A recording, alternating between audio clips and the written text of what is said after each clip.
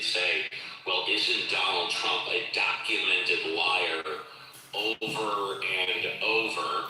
There are other things that I tried to talk about earlier, but that's okay because I realize there are certain people in the room who shall remain nameless who want to silence me, who talk about me, who lie about me, but that's okay. But I'll just stand on the past 2 minutes of the room.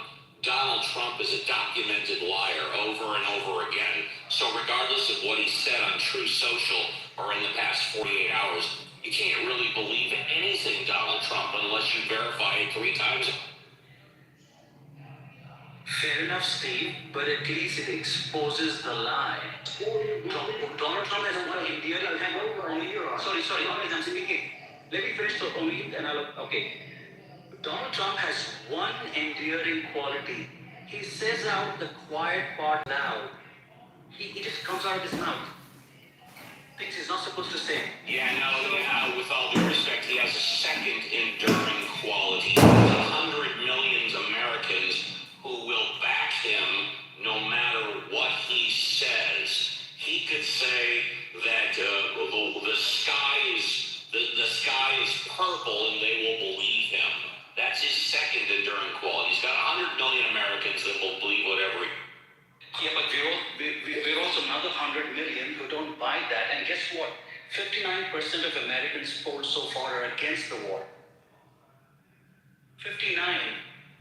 Some confusion. I think it is correct, or at least it's reasonable to assume Trump says something today, he may change his mind the next day. So what he said yesterday regarding what you were saying, yeah, there is, he said it. But whether he really meant what he said or not, is he going to change his mind tomorrow? And we've seen him doing this quite often. So I would not give too much credence to what you heard yesterday. But also, one should not be too surprised if the America says, look, we don't really care what leadership is going to be in Iran, or what is going to be the price of the Iranian people, as long as our objectives, about 4 or 5 of them, are met and promised by the new government, we're perfectly okay with that. And Venezuela is a good example of that.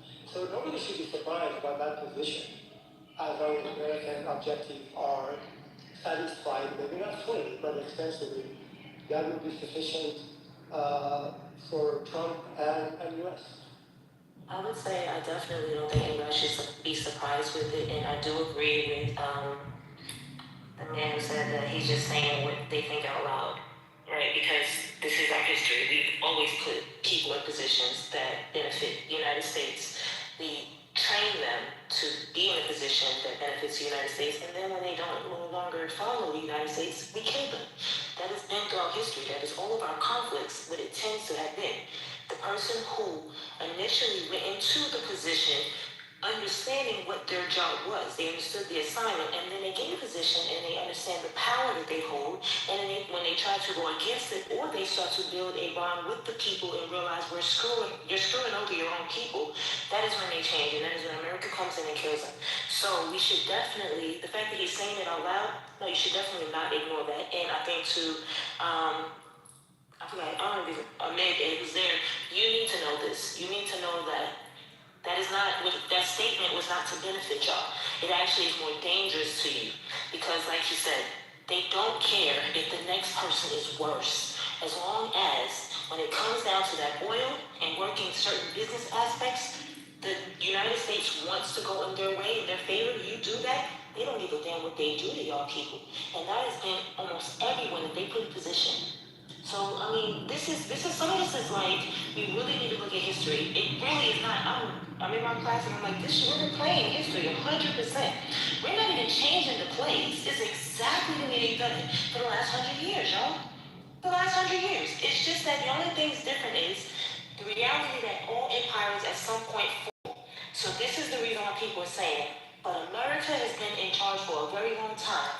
Is this going to be the time that they fall because of the time frame that they've been a massive entity in the world? You know what I mean? Like, we do have an opportunity to fall. We have an opportunity for all the people who've been fucked by us to get together and be like, no more. I wanted to try. Let me just finish this thing. No, Ali, no, we got a lot of people on stage. So that's Wait a minute, Omni, I'm tired of hearing from you too. It's, Danny. Thanks a lot. Yeah, Danny, go ahead. Yeah, so I'm Gary. I just want to chime in the whole thing. So I have a bunch of Yeah, for sure, man. And like some of them are anti the regime. And I think like one thing I do not like is the gaslighting, right? I don't think Khamenei was a good person. I don't support the regime. But I don't think it's fair to be like if you're against neo-imperialism, right? That you support the regime, right? Regime change has happened in many other countries, Libya, Iraq, Afghanistan, and look what's happened to these countries. You know what I mean? And it's really weird, man. And there's a really good book. Called The Construction of what was it called? Yeah, The Construction of Terrorism. Really good book. And the author talks about how terrorism is used as a political tool, right, to further exploit indigenous populations. And so the thing is, like, some of my Iranian friends, some of whom have told me that we support Israel bombing our country. Like, I can never wrap my head around that, right? Some of them, unfortunately, I would say they are traitors to their country. Like straight up, you're a traitor to your country. Like, it's one thing to be, like, to not support, like, the Iranian regime, and it's completely different to be, like, to support the indiscriminate bombings of your people. You know what I mean? And so, yeah, I just wanted to say that. Yeah, can I also get 1 minute? I just wanted to add that, like, we're focusing a lot on the Iranian people right now, but the real thing that we should be talking about is the cost to American people. Because it's American people that are right now that are going to be the ones dying in a war with Iran. It's the American people that are paying for these missiles that are meant to shoot down these Iranian drones. These Iranian drones that cost $50,000 to make, and the missiles that are shooting them down are $1 million to make. That $1 million comes from a place, it comes from American taxpayers. So, like, at what cost are we going to just let American taxpayers suffer for a regime change that has nothing to do with them, that doesn't affect them at all? Like, all these Iranian people, they should be, I understand that they feel passionate about this. Why don't they go back to their country and actually do something instead of being in America?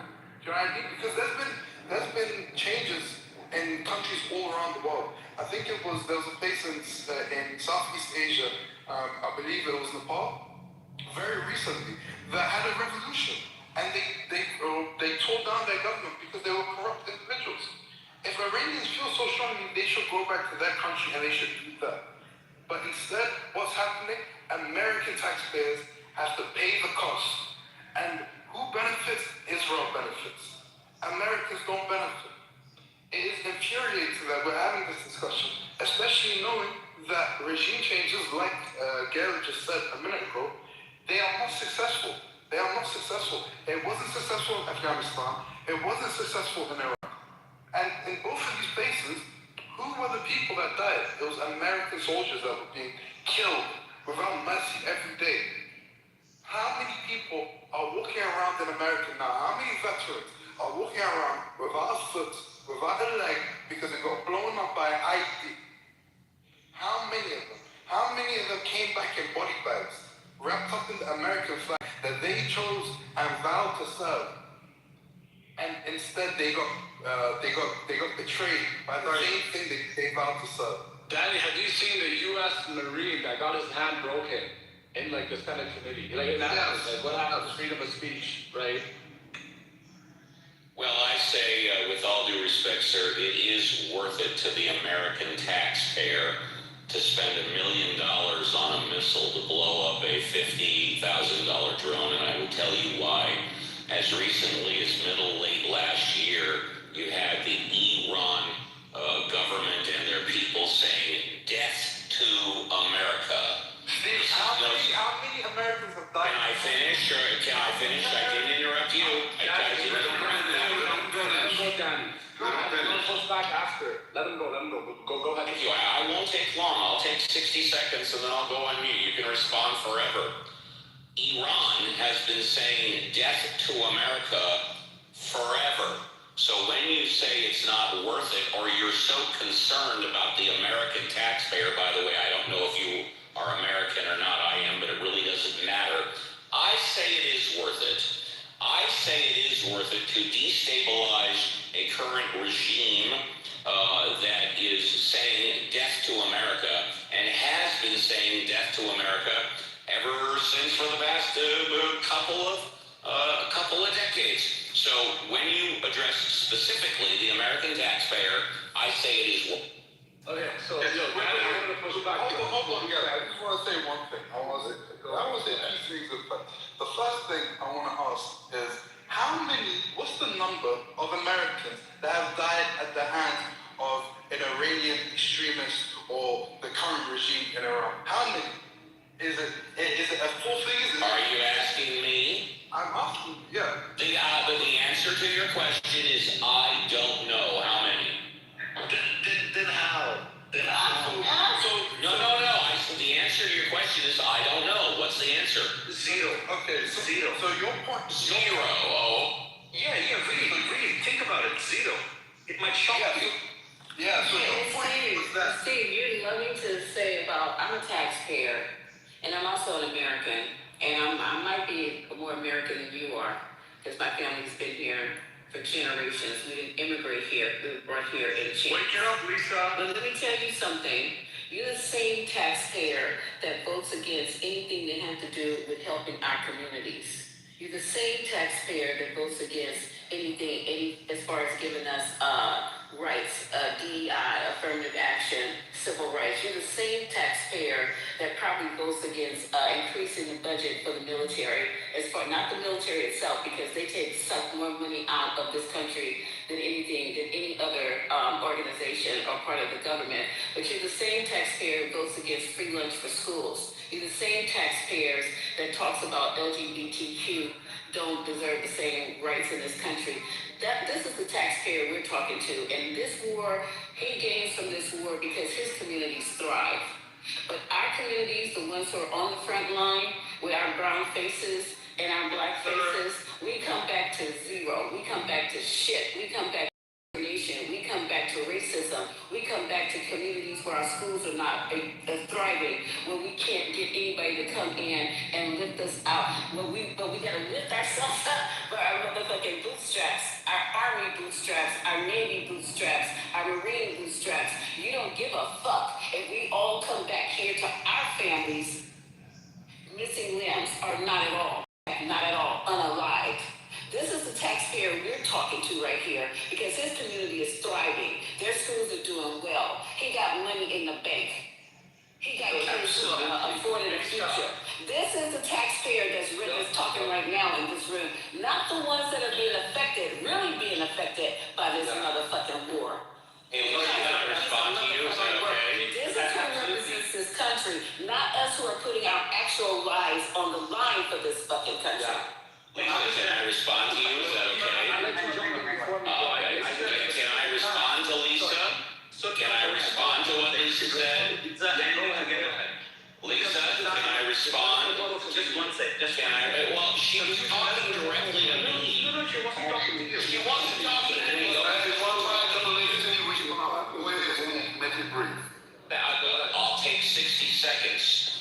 Lisa, I'm sorry that you don't know what type of taxpayer I am.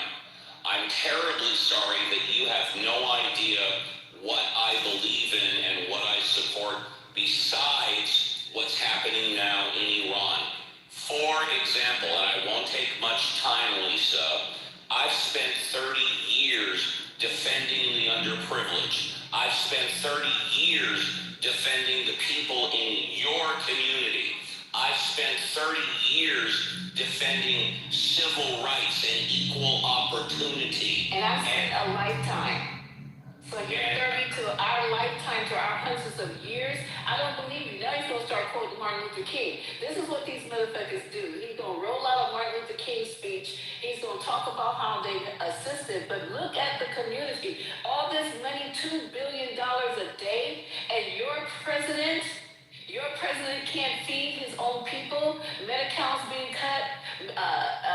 Healthcare is being cut. Everything that could help us, and including maybe not you, you're supporting. What did you say? How much that bomb? That bomb? Well, I didn't say he said it, but go ahead. I didn't say he said it. That same money needs to look, sir. That same money that you're just lauding over here and applauding could be used to help in this country people who are homeless, people who are hungry, people who don't have the kind of capabilities that you have in your community. Thank you for your service of coming to us poor blacks in our community and help us grow out of our circumstances. But we're good. We can do that on our own because look where we come from. I don't want to keep repeating this shit, but the money that's being spent over there is a fucking crime. And you guys don't blink when you got people going to sleep at night on the streets, going to sleep at night hungry, but you can go and take that money and blow up a motherfucking drone. No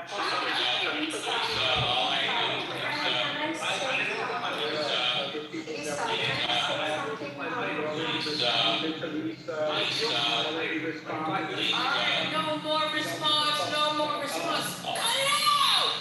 What's wrong with y'all? This is not second grade. Calm down. Yep. Jeez, Monet. Sorry, first, I yielded my mic to Steve like 3 minutes ago, you know? I know you did. 1 second, sir. Yeah. 1 second. Lisa, can I say something? I'm Persian. I can't talk about my country. Wait a minute, Miss Rose. Miss Rose, you get to come on stage and get up there, can I get there? No! There's other people waiting. There's been people waiting. All right, Miss Persian. Okay, just chill. Hey, Corey. Let me go to sleep. Let me go back to sleep. Cause y'all done irritated my day. you taking that. I understand. No, go first. Go first. Corey, go ahead, Corey. I missed you, First Lady. I miss you. Is that Sue? Hey, Sue. Yes. Yeah. First lady, I wanted to push back on. Hi, your name is Corey. Honestly, But Corey, go ahead. oh, thank you for permission after she already called my name. Who's giving you permission? Why are you being so happy, bro? Go ahead. Because that's the fuck who I am. Thanks. Excuse me for talking while you interrupt. Now, we sat here and we listened to this justification that they've been chanting death to America for 50 years, for decades after decade. And I'm reminded of a prophet from Chicago by the name of Jeremiah Wright, who was castigated by patriots in his country in 2008 after a sermon that he gave years before surfaced when one of his congregants was running for president. And it's so interesting that Steve would say the justification is that they've been chanting death to America for decades. Why is that? It didn't come from nowhere. It didn't just emerge out of social media in the streets of Iran. It came as a result of American imperialist action and people's response to it. The same shit in Afghanistan. The same shit in Iraq. The same shit in Libya. Over and over and over again. You fuck with people, and then when you find out, you attempt to gaslight like your actions didn't lead to the shit in the first place. Now, I am not sorry that I could give a fuck who the leader of Iran is. I am not sorry that I could give a fuck about the plight of people in Iran. when those same people had nothing to say when black bodies were laying in the streets here in America.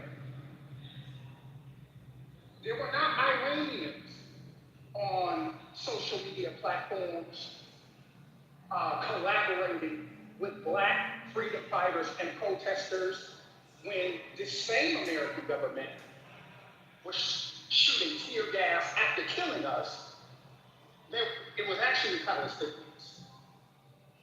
It was actually people who had to deal with the actions of an imperialist American regime over and over again, collaborating with me and my compatriots when we took to the streets. Now, as Lisa said, it's millions of you motherfuckers over there in the sand dunes of Iran doing whatever the fuck you doing. You get out in the streets and you put your life on the line just like every motherfucking freedom fighter here in America has. Right now in Chicago, they are ending the funeral for one of the single black civil rights leaders in this motherfucking country who was not murdered by this same government. So excuse me or not, if I don't give a fuck.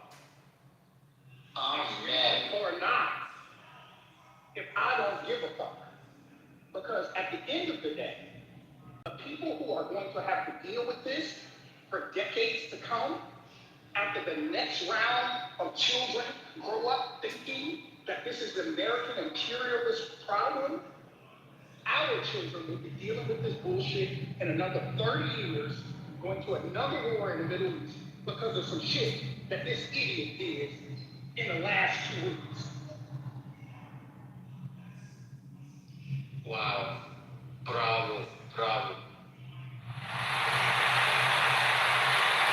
Thank you, Court. The sad reality is for everybody who's also for the war and wants about how many years they've been for black people. I want to know how many times did you go to the recruitment station and sign your name up so that a black body didn't have to go, or a poor,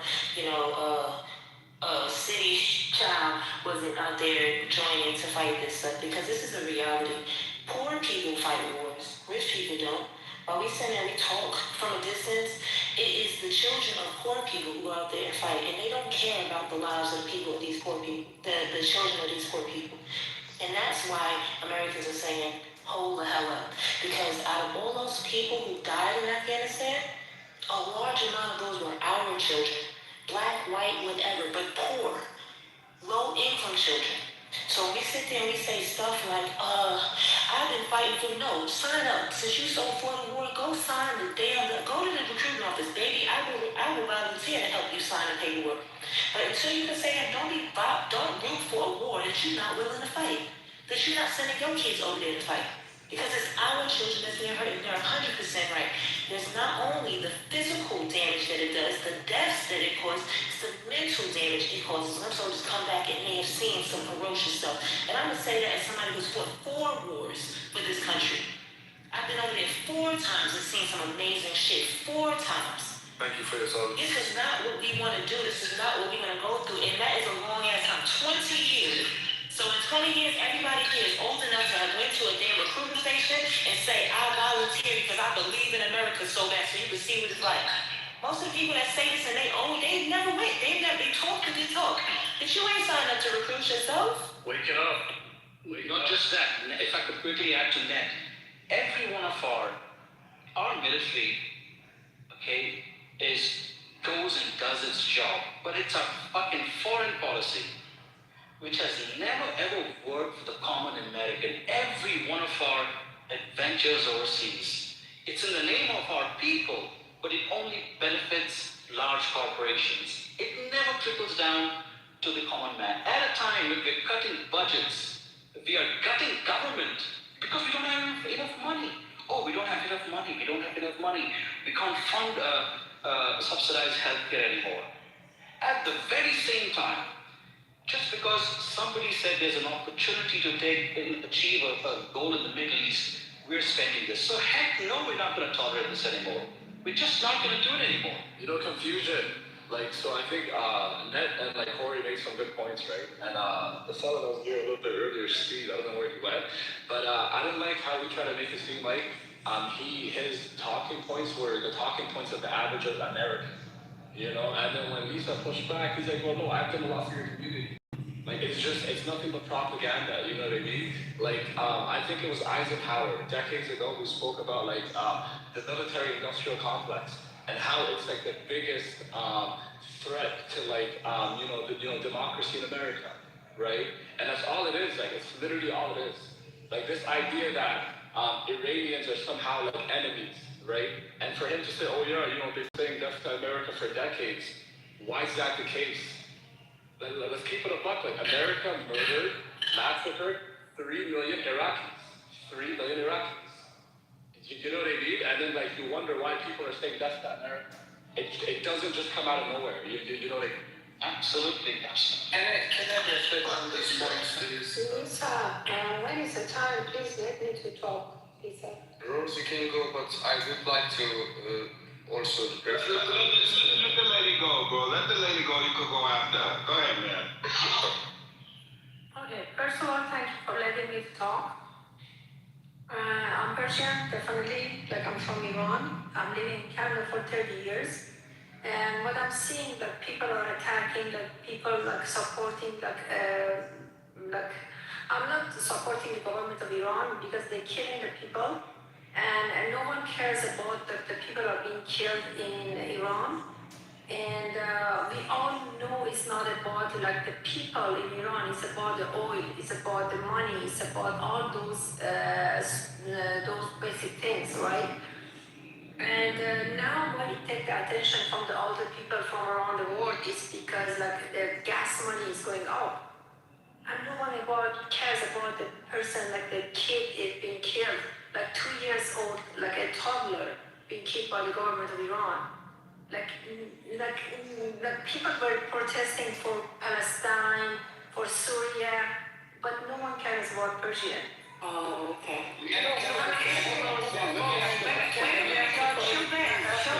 Show back. She's not finished. But I'm saying that people. One second, Rose. So you're saying that this government does care about the kids, right? No. Iran doesn't care about the people. No. I'm saying the United States. You're saying that Donald Trump cares about the kids. Donald Trump doesn't care about the people in Iran. He cares about the money. He cares about the oil price. Okay. But what is the benefit for Persian is at least someone actually doing something to the government of Iran, because people by itself, they can actually stand up in front of the government of Iran. But when Israel and US is standing, we know they're doing for their own benefit, but there is something that we can get a benefit of it. Can I ask the question? So, are you finished? Can I, please, I was quiet for a while, please, Mods, I appreciate. I will. So, first of all. Miss Rosie, I just have questions. I know I'm triggered, and I'm going to admit that I'm triggered. No worries, dear. But I just want to talk to you, human to human, right? Mm-hmm. There are, from my limited research, and I'm going to be honest with you, Miss Rosie, I don't really care about what's going on in that region. And I'm not embarrassed to say it, right, Miss Rosie? Because just because you're concerned about your people dying or whatever, guess what? I gotta be concerned about my community over here, because nobody is here to protect us, Miss Rosie. Nobody cares, Miss Rosie, seriously, nobody cares about the bodies that are still dropping over in this country, the racism that's still going on in this country, the children that are being hung from trees in this country. I don't see nobody rushing over here to give us genuine concern. But my question again, I posted a long time ago to another person who came in the room and started, sounded just like you. And know that, because I have to support you're a gangster. I have to support the fact that you're standing up for your people. And that's what I'm doing, Rosie. All right, nothing against y'all, nothing at all. I completely understand. You guys have 90 million people in your country, what I read, right? And yes, you're right. And your military, I believe, had 600,000 active, and I think another 3 and some change reserve, or what we call reserve in this country. So my thing is, I know that it's a like a, you feel that because we come over there, you know, you're quite aware that Donald Trump doesn't give a fuck about you guys, and you say you're quite aware that he probably just wants the oil and what have you. And I support that gangster too, that he's over here, so we might as well get some kind of a result from coming over here and fucking up our country. But the thing that we're pushing back is not the end result of what could possibly happen with you guys. We wish you well. I hope you guys make it through. What we're pushing back in the black community, the people of African descent, the people who are brown people from whatever country or descent they come from, is the fact that they're putting us to do it. So, but guess what, Miss Rosie? A lot of our young kids in our communities, because they don't invest in our communities, and because my 40 to 30% tax dollars don't go back to my community with programs or anything like that, they want to join the military so they can get an education, they can get health care, they can get benefits, they can get the things that they cannot get on an equal playing field in this country. We're still not on an equal playing field. Don't believe the hype, Miss Rosie. Don't believe the commercials. Just because you see us on TV, buck dancing and bouncing basketballs down the court and getting out of Range Rovers and shit like that, Miss Rosie, we still in this country are oppressed. You know what I mean? A lot of us have moved out, moved on. We got, like I said before, doctors, lawyers, astronauts, scientists. We got all of that. And we got it ourselves without any help from any motherfucking body. No fucking country, no nothing. From chains to, to where we are now. But a lot of us, a bulk of us, are still struggling. So some of our kids have to go to the military for that reason, right? So 46% plus are us. And they're using us, our 1%. We're mad at our country over here, too. The 1%ers, the 2%ers, the people in government like Trump and his cronies, they're taking our kids and they send them over there to your country to fight for something that's not going to benefit us in our communities, not one motherfucking bit. And when they get back, they're going to still have the racism. They're going to still have problems being put on a field where they can compete a level playing field. Our schools are still going to be considered marginalized. Our communities are still going to be rough with violence and food deserts. And then our soldiers, they can give a fuck. They'll treat them like dirt. Our police officers will shoot our soldiers in uniform, baby, in uniform. So what we're trying to say to you is, I feel for you. I appreciate your plight, but y'all need to get out in the streets, babe. You're all 90 million minus the ones currently facing harm. I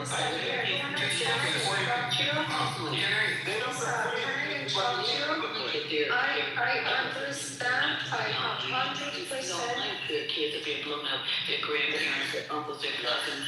They don't mind. So you got point. We don't want to know the point. Do what you gotta do. Don't like don't really like, that you don't really respect. Because I've heard people from your country talk about us like dogs. No. Don't say Lisa, because it's a fact. Let me talk. No, I'm saying I understand. Let's just be real with each other and we can get better. You know? Yes, exactly. Like I understand you. I completely understand. Like I told you, I am really glad.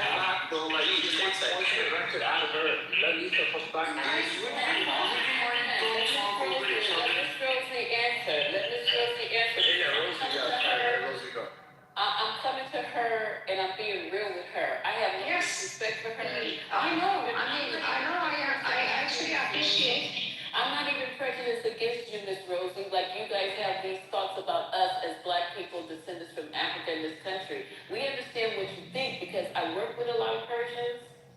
My favorite Persian I work with daily, Hamik Abrahamian. Let me tell you, he tells me the truth. He tells me the truth because you know what? We develop a friendship as human beings to each other. Exactly, right? Lisa. Like I'm gonna give you. Go ahead, Miss Rosie. I appreciate you, okay? No problem. I'm gonna give you the answer. Like I'm living in Canada for 30 years.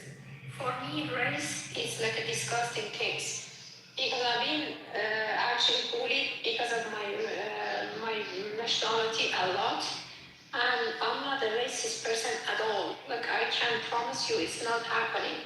I understand, and I'm saying that people in the U.S. they don't like this war because they pay taxes and the money is going toward the war between Iran and in Iran with the government and with the people. Like I completely understand. But I'm saying my question is like when there was a Ukraine war and it was the like Palestine war and the people everybody was standing with them. But this time when it's the Persian problem, I'm not saying it's the country's problem, it's nobody else's problem. But now everybody are coming and making a comment like, oh, it shouldn't be like that. Why the people doing this? Why do they have a war? I can't really understand. We have to take care of our own problem. But the problem is the beginning. It was the U.S. actually put Iran 47 years ago in this situation. English, like British, was the one who actually bringing Mullah back to Iran. Can I go I really want one sec. Rose, how can you guys find it exactly? Share the mic. Let me just apologize. Hang on. Rose, what Rose just said is exactly the opposite. 47 years ago, the exact opposite. How can you get it so wrong? Sam, can I ask you a question? What is your nationality? I would like to talk. One mic at a time. Okay, so what Rose just said is exactly the opposite of what happened in No. Finish, it doesn't matter. Let me finish. So you're saying that we installed the Islamic regime in 1979. What are you talking about? It's exactly the opposite. Exactly. We installed it in 1954. We did not install the Islamic regime. How could you even say that? And in fact, Rosie, I could urge you, right? Many of us are going to go to vote in the midterms, okay? The flag that you're flying pisses us off. I'll tell you why. Because it represents the oppressive Shah that we put in place, who had a police called the Sabak, who was as brutal or even more than the Islamic regime. So please don't fly the flag. It pisses us off. Because you're basically asking us to install the same, the Shah monarchist regime that none of us care about. So, can I go next? Can I go next, please? Go ahead. Yeah, okay, thank you very much. So, Rose, I'm also Persian. And I don't know how you left country, but I have fought against the Islamic regime. I have been more than 2 years in Islamic regime's prison, and I have been in solitary confinement for more than 150 days without seeing a beam of light. And what you are prescribing for our country is destruction. What you are prescribing for our country, what you are prescribing for our country is destruction. As a political prisoner, as someone who believes in democracy and democratic values, I strongly believe that foreign injection of democracy haven't worked ever. For your information and to your point, back in 1979, Ayatollahs are installed by Brits. That was a foreign intervention. Back in 1954, Mossadegh, a democratically elected prime minister, was toppled in a CIA coup and didn't work. The Sabak was born and the previous regime brutality became more and more.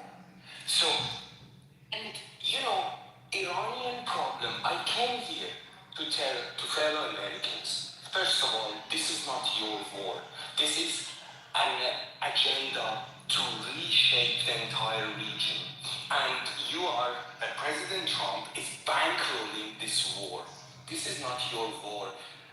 People of America, don't send your kids there. This is not your war, this is not your region. We've been living there for the last 5,000 years and we continue to live there. This is a plan to reshape the entire Middle East. And one thing... No, I said absolutely, I agree, brother. Go on. And last thing, I would like to share a Wikipedia page when it comes to Death to America. Please see this link. In this link, back in, I think it's November 2015, the previous Ayatollah, the Ayatollah that Americans took down, says Death to America doesn't mean death to people of America.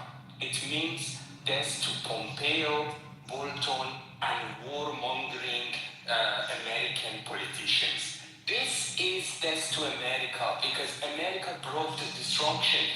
Not American people, not a 17 years old person who just enlists to get a higher chance to go to a university and change his future. Those who design these policies.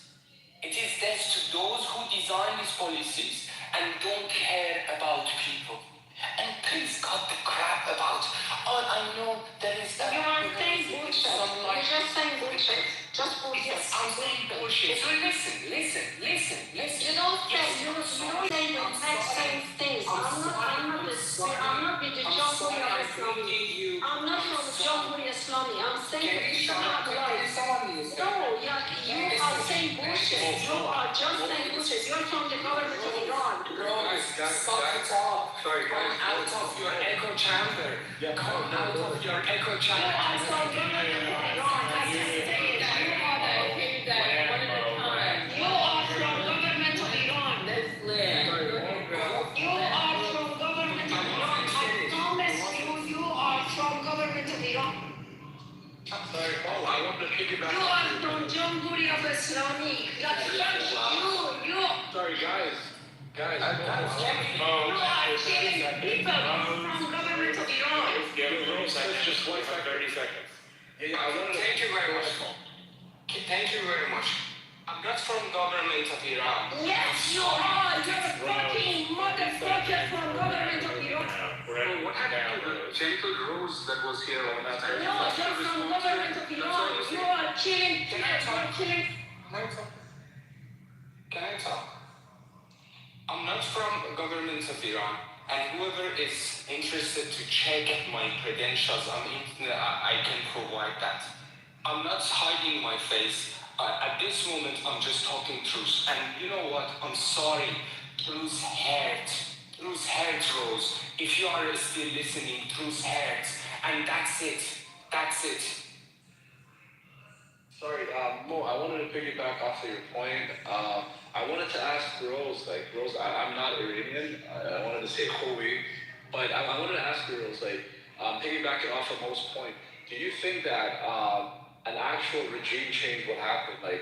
When you look at the regime changes that happened in Libya and many other countries, do you think that because earlier you suggested that it's mutually beneficial, right? And that's the thing for me at best, that's very naive. Do you actually think that any good is going to come out of this? Right? You know what I mean? Yeah, people from Iran, we are not stupid. We know what we talk about. We know that in this war is the benefit for Israel and the benefit is for US. We know it for 100% sure. Because when government is done, they're gonna be money was actually blocked with the US. They're gonna take that. They're gonna take all the money for all those muscle and those gun or whatever they call it. I know we have to pay for it. But Can I ask you to...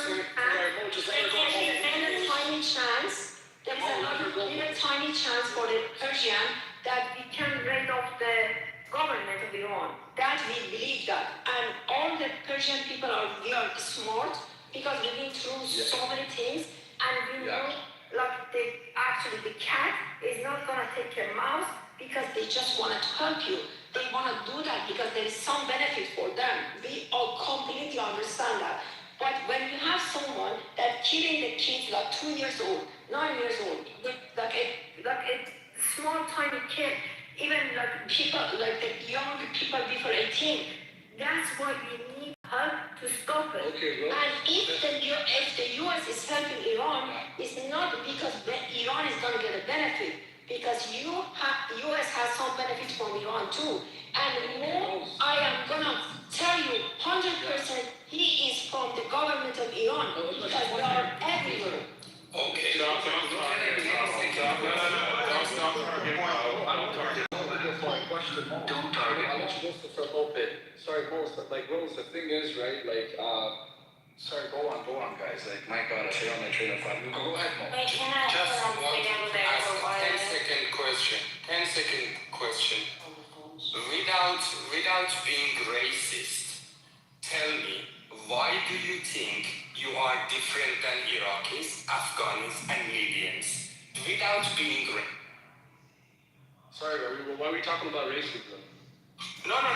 Because Rose says that this time is different. American intervention works this time. Oh, yeah. I absolutely. So I'm asking, without being racist, why does she think that Iran would be different than Iraq, Afghanistan, Libya, and any other neighboring countries? Thank you very much for your.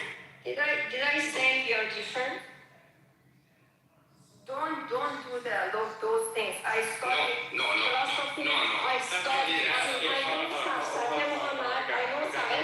Don't play that game with me. Going to be different. He's going to ask you why is the intervention going to be different. I'm not saying there's any difference between us, between people. I don't say there's any difference between the people. Why? But I'm saying the people are.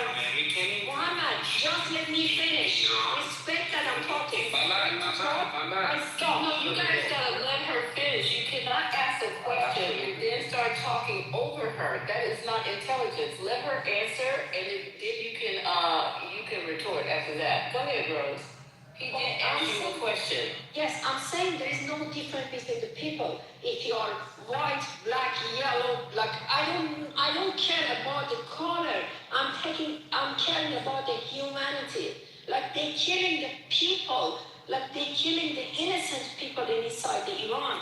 I don't care when they were killing the Palestinian people. I was crying over for them.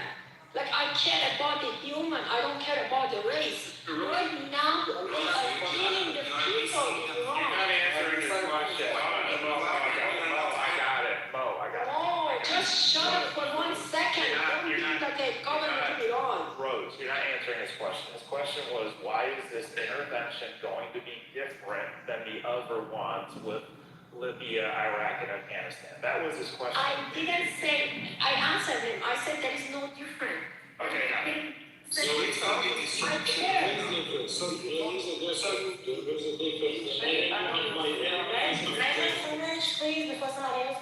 you guys missing the point. That's why you're arguing. If you know the point, we can have a better talk. I get the whole thing. Rose,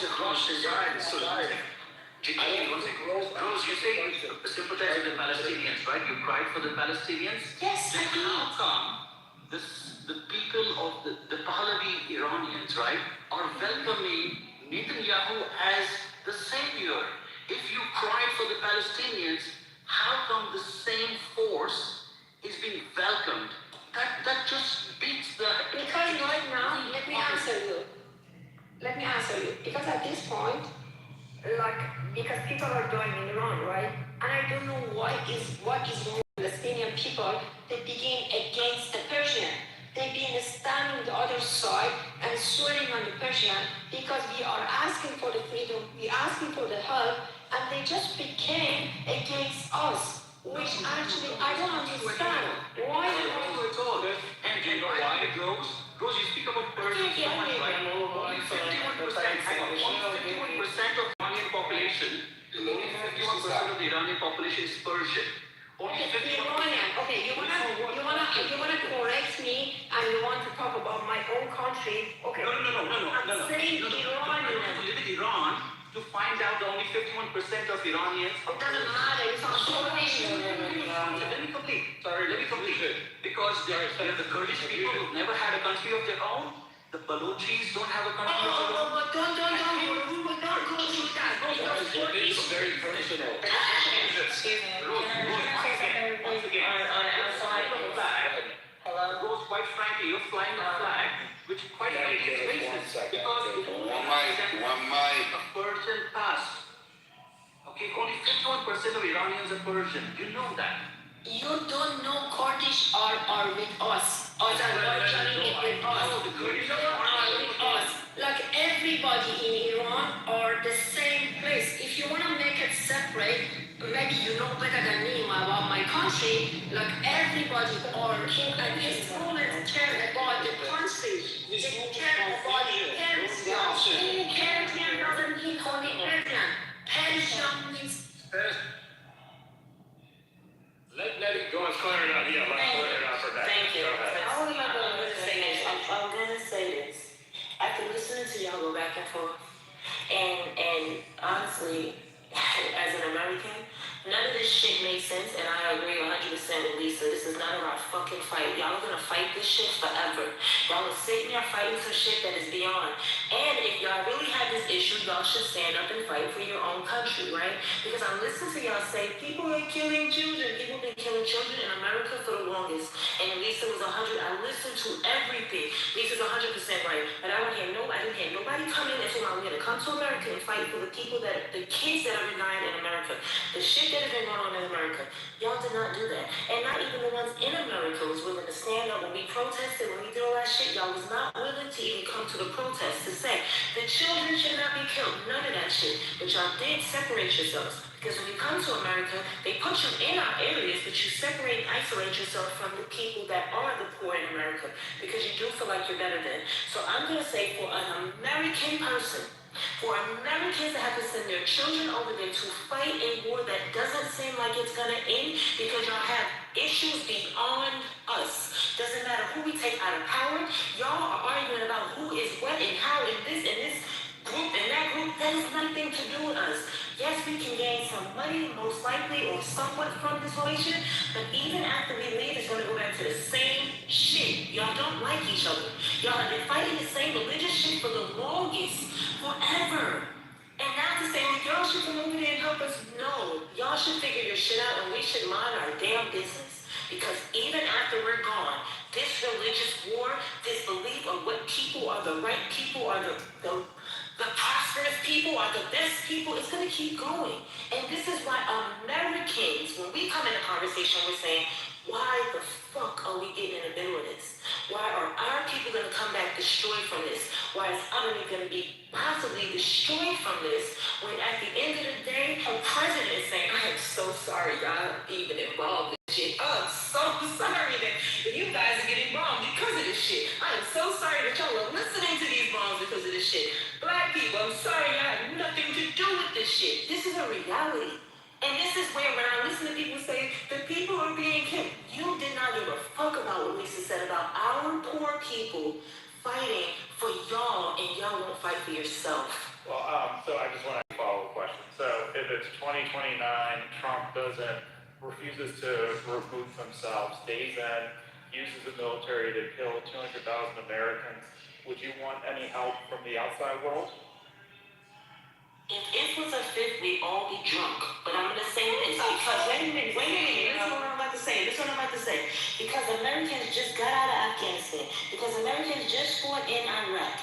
That is the reason why Americans can say, we don't want to go back over there. We literally just stopped this shit. So to say that if this was to happen, and then even to ask, so if that was to happen, would y'all be willing to come across the water to come over here and fight because Trump is acting a fucking fool? Or would y'all do what y'all been doing for the last, would y'all be doing what y'all been doing the first 4 years and the second 4 years, just laughing at us underneath the table like, these motherfuckers is going through crisis because of this dumbass.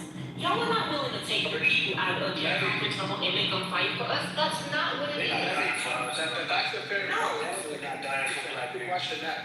Sorry, I want to ask you a question. Like, do you by any chance absolve America of any responsibility of what's currently happening in the Middle East? Because you said it's a religious war, it's beyond us and whatnot. Do you absolve America of having a big hand? Definitely not. In fact,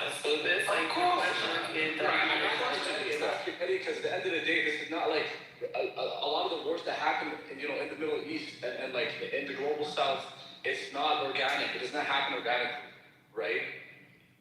These wars have been happening before America put their hands in the middle of this, just so you know. Wait a minute, because you asked me a question, let me answer it. These wars have happened before America even got involved. They've been fighting over there before America even, that's something that they have been doing in our region for a very long time. America being involved now because of oil or whatever, yes. But at the end of the day, you cannot blame Americans for saying we have lost how many people. We just came to some form of slight peace. Wait a minute. It kind of some form of slight peace. Can we get a little bit of time without having to send our soldiers back over there? And that's all America. Wait.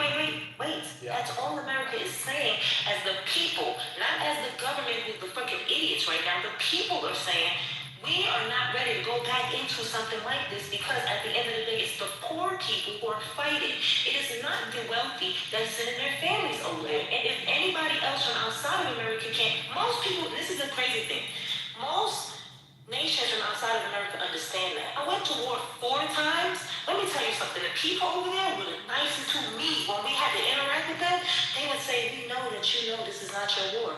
It sucks that you're getting pulled in this for some shit that has nothing to do with you. When they treat you like shit in America. This is what the people would say. And you know, it's a sad reality. But at the end of the day, that don't stop that bomb from falling, from blowing our shit up too, and we up in it. So at the end of the day, we get that. But we're not wrong for saying we don't want to be a part of it. You're not. That's a fair point. Yeah, I agree. The thing is, what Lisa is saying, what Ned is saying, right, bringing the discussion back to what matters at home. And this is what really pisses me off of this particular strain of Pahlavi Persians, right? They believe they're superior. The literal, the Iran was renamed, Persia was renamed Iran in 1935 to mean the land of the Aryans. So here, they talk about usually who are the Pahlavi Persians? Do they predate the Islamic regime? Yeah, well, Pahlavi is the guy who's trying to get back in Iran now, right? He's the son of the last Shah. And they absolutely, this guy literally went to Israel and asked for help. Right? So it's as if like they're painting themselves in the same fight as the Palestinians, but they're not.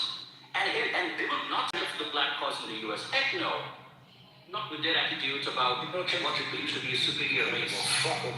Did you know confusion? Like in real life, I have so many Iranian friends, and a lot of them are anti the regime, and a lot of them happen to be Zionists. Like, I'm keeping it so real. Like, they have very crazy views on Palestinians, you know what I mean? So it's just, it's I don't know, man. I feel like the whole they're superior to the Arabs, right? It's very convoluted, yeah. No, I hear you, man. Can I give a perspective, an Iranian perspective? I am Iranian and you don't know jack shit about Iran. I will just give, if it's okay, I can give an account of an Iranian who's lived in Iran for the first 15 years of my life. I've been to school in Iran, primary school, plus of my secondary school. The regime, I think you guys, this is the thing, a lot of people outside of Iran will never really truly understand what the Iranian people live with within the country. The regime would put us in lights in the morning in school and make us chant death to America, death to Israel. They are doing this. They've been doing this for decades. I've experienced this myself. They would take us to religious rallies without even asking, are you a Muslim? Or do you believe the Shia ideology? They would take us there anyway, and they would brainwash kids chanting.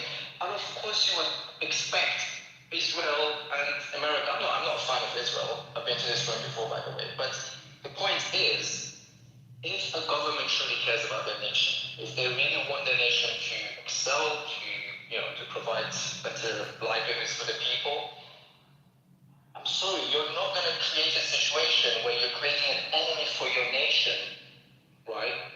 And you're inviting them in to attack your people. And that's what the Iranian regime has been doing for 47 years. So this is, again, I will tell you this, but I'm not a Pahlavi supporter. I think there's actually a lot of confusion going on as well. The Iranian people are way more united in terms of being in favor of these attacks than you think. It's not just Pahlavi supporters. Yes, the hard, blind Pahlavi supporters are a little bit confused, I think. But the Iranian people want this regime gone from every side, every corner of the country. Hold on, Jeff.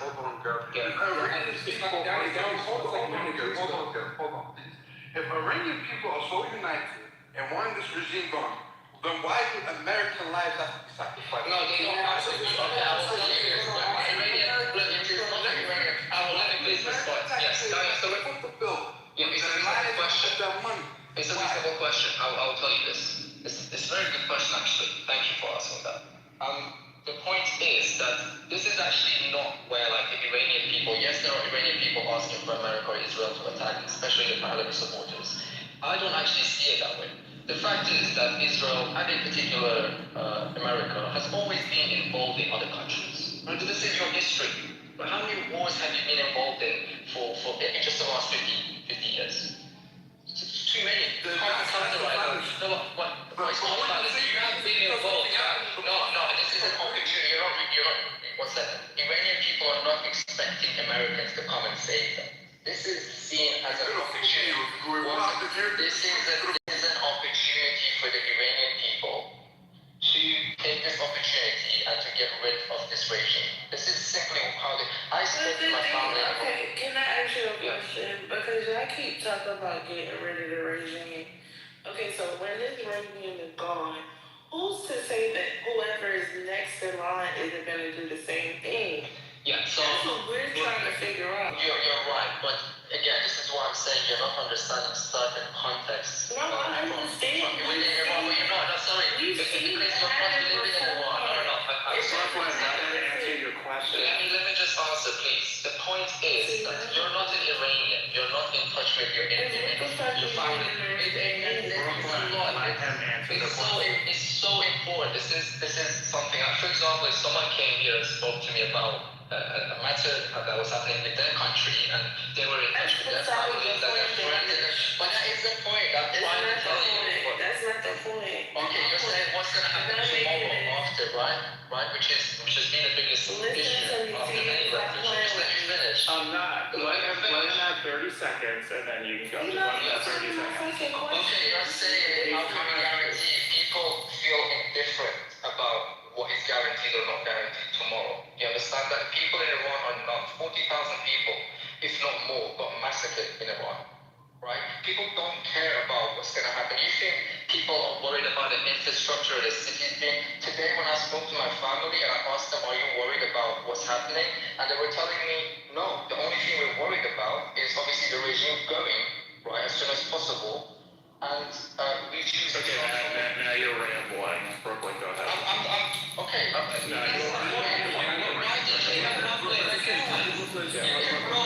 go and speak to Iranians. This is just... You guys need to speak to... My point is, it's not about when Darius, you wait the fuck a minute.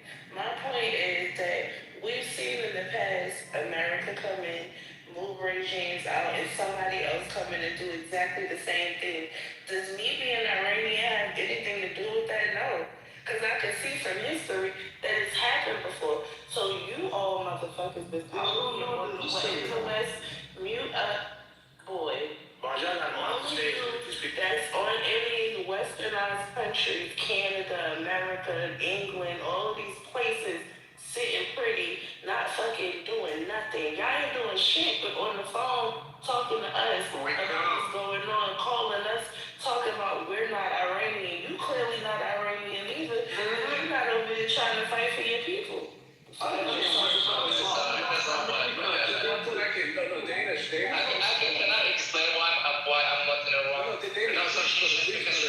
I feel like you're gaslighting her. You are gaslighting her, okay? You said, oh, I'm Iranian. Yeah. Do you know why you're gaslighting her? Just 1 second. She never pushed back on anything that has to do with being Iranian. She just said, what's next? And then you said to her, oh, you failed to understand what it means. Yeah, exactly. Well, no, I'm not. Again, I'm sorry. You're putting words in my mouth. I never said you failed to understand. I'm saying, okay, sorry, maybe I wasn't wrong. Let me correct it. Come on, man. I let you go, right? just let me land my plane, okay? So you are gaslighting her, and honestly, like, I feel like you're pushing propaganda, talking about, oh, the average Iranian is not worried about what's happening and they support it. I'm sorry, what are you talking about? Right? Israel and America bombed an all-girls school a couple of days ago. Again, you're not addressing that 40,000 people got killed in Iran. This is the context that you're not understanding. Let me finish. Whoever is not Sorry, one second, Darius. Darius, hold on. It's Jill, and then I'm gonna tee things up for Danish to respond. Let me land my plane. Jill landed in 20 seconds. Oh, okay, so my point is, right, Danish, I'm sorry, you do not have a monopoly on, the Iranian voice, right? You remind me of Steve, who was in the room earlier talking about, oh, I'm an American taxpayer, and we Americans should be concerned. I have many Iranian friends that don't share your opinion. So, like, Can I respond? Well, I want to have you respond to the right thing. Okay. Hold on. You need to give a direct response to Brooke One's original question, which was, how do you know that this happens and then you just don't get someone who's the same or worse after? Can you start by answering that directly and not going all around? Okay, so I think this is, maybe I worded it wrong the first time I said it to Brooklyn, which is, I'm not saying that because you're not Iranian, you don't get what it means to be Iranian. I'm saying there is context. You're already off. No, but there's certain perceptions of context that I'm going to give you one more chance. Answer this question directly. The question was, no. You can make that point after, but start out by answering the question, which was, how do you know you won't end up with someone the same or worse if the regime change? So start with that, and then you can go into something else. But start with. Okay, yeah, we don't know that actually. We don't know that. We don't know that actually. I mean, if we are to be honest, we don't know that. But the point is that the Iranian regime left the Iranian people with literally no option but to leech on to the very last and absolutely worst option that they have. And I actually, the 12-day war, I actually used to come to Europe and I used to listen to you guys cover that. And I actually wrote this. If you remember me speaking, I don't know if anyone remembers, I actually stood against any international intervention, including especially Israeli-American intervention in Iran. I was against the attack of Israel and America. But after the last protests in Iran, what the Iranian regime proved is that they are no different from any foreign invasion or foreign threats. They are willing to kill. They have infiltrated the army to such an extent that when a regime comes and kills, and you guys might be thinking that these numbers are over-exaggerated, the 40,000. I will give you a simple calculation, right? I come from the west of Iran, a city called Sanandaj. It's a very small city, and a lot of people didn't protest, right? But still, around 50 people at least got killed in that city, even with a small protest. There were at least 200 cities in Iran involved in the protests. Let's do 50 or 100 times 200, right? That's 20,000, and that's even a conservative number. I have people's accounts. I mean, this is a problem. You guys, when I'm saying you don't understand the context, certain context of things within Iran, it's because, one second, it's because you're not Iranian, you don't have Iranian families, you don't have Iranian connections. You're gaslighting. This is not gaslighting, this is... You're trying to speak, bro, you're appealing to authority. I have Iranian friends that are against what's happening, right? And you keep saying, oh, I'm not Iranian. I don't have to be Iranian. I do not have to be Iranian. Sorry, not every Iranian. Majority disagree with you, Jill. Sorry. This is my point. No. Hold on. Just one second. I can concede. Hold on. Please, bro. I can concede that the average Iranian is anti the regime. That's all good, you know what I mean? But like for you to say that, well, yeah, the average Iranian also supports what's happening in Iran, I'm sorry. Like I would just not. Can I respond to that? This is not the topic for this room. That is the topic. That's not pushing, bro. He's saying not Iranian. He's appealing to authority. But wait a second. I was in the room earlier and they told me that this room created for just the news and talk about energy and talk about the effect of this. Well, we're here now. Let's address it. Wait a second. Okay, on topic about the rules. She was on this room and she was talking, and there was a Tommy whatever. The guy said that what makes it different this time? I tell you, the enemy of my friend is my enemy. Okay, we are lucky that Israel and America's enemy is our enemy, which is regime, which is funded October 7th, which is funded all the tunnels, all the muscles to create these massive tunnels. Go to Gaza. Why they brought all this money to Gaza? The problem with our Palestinian Union, I have lots of Palestinian friends. I have lots of Palestinian friends here. I have lots of Arab friends. My classmates was Arab too. But we don't have any problem with each other as a human. But once you go to the policy, what the Islamic Republic was supporting is against Iranian people. That's why the Palestinians, they don't see that side. Our money, like the other lady in the room, was saying that they don't care about what is going on in the world. But same as us. Our tax.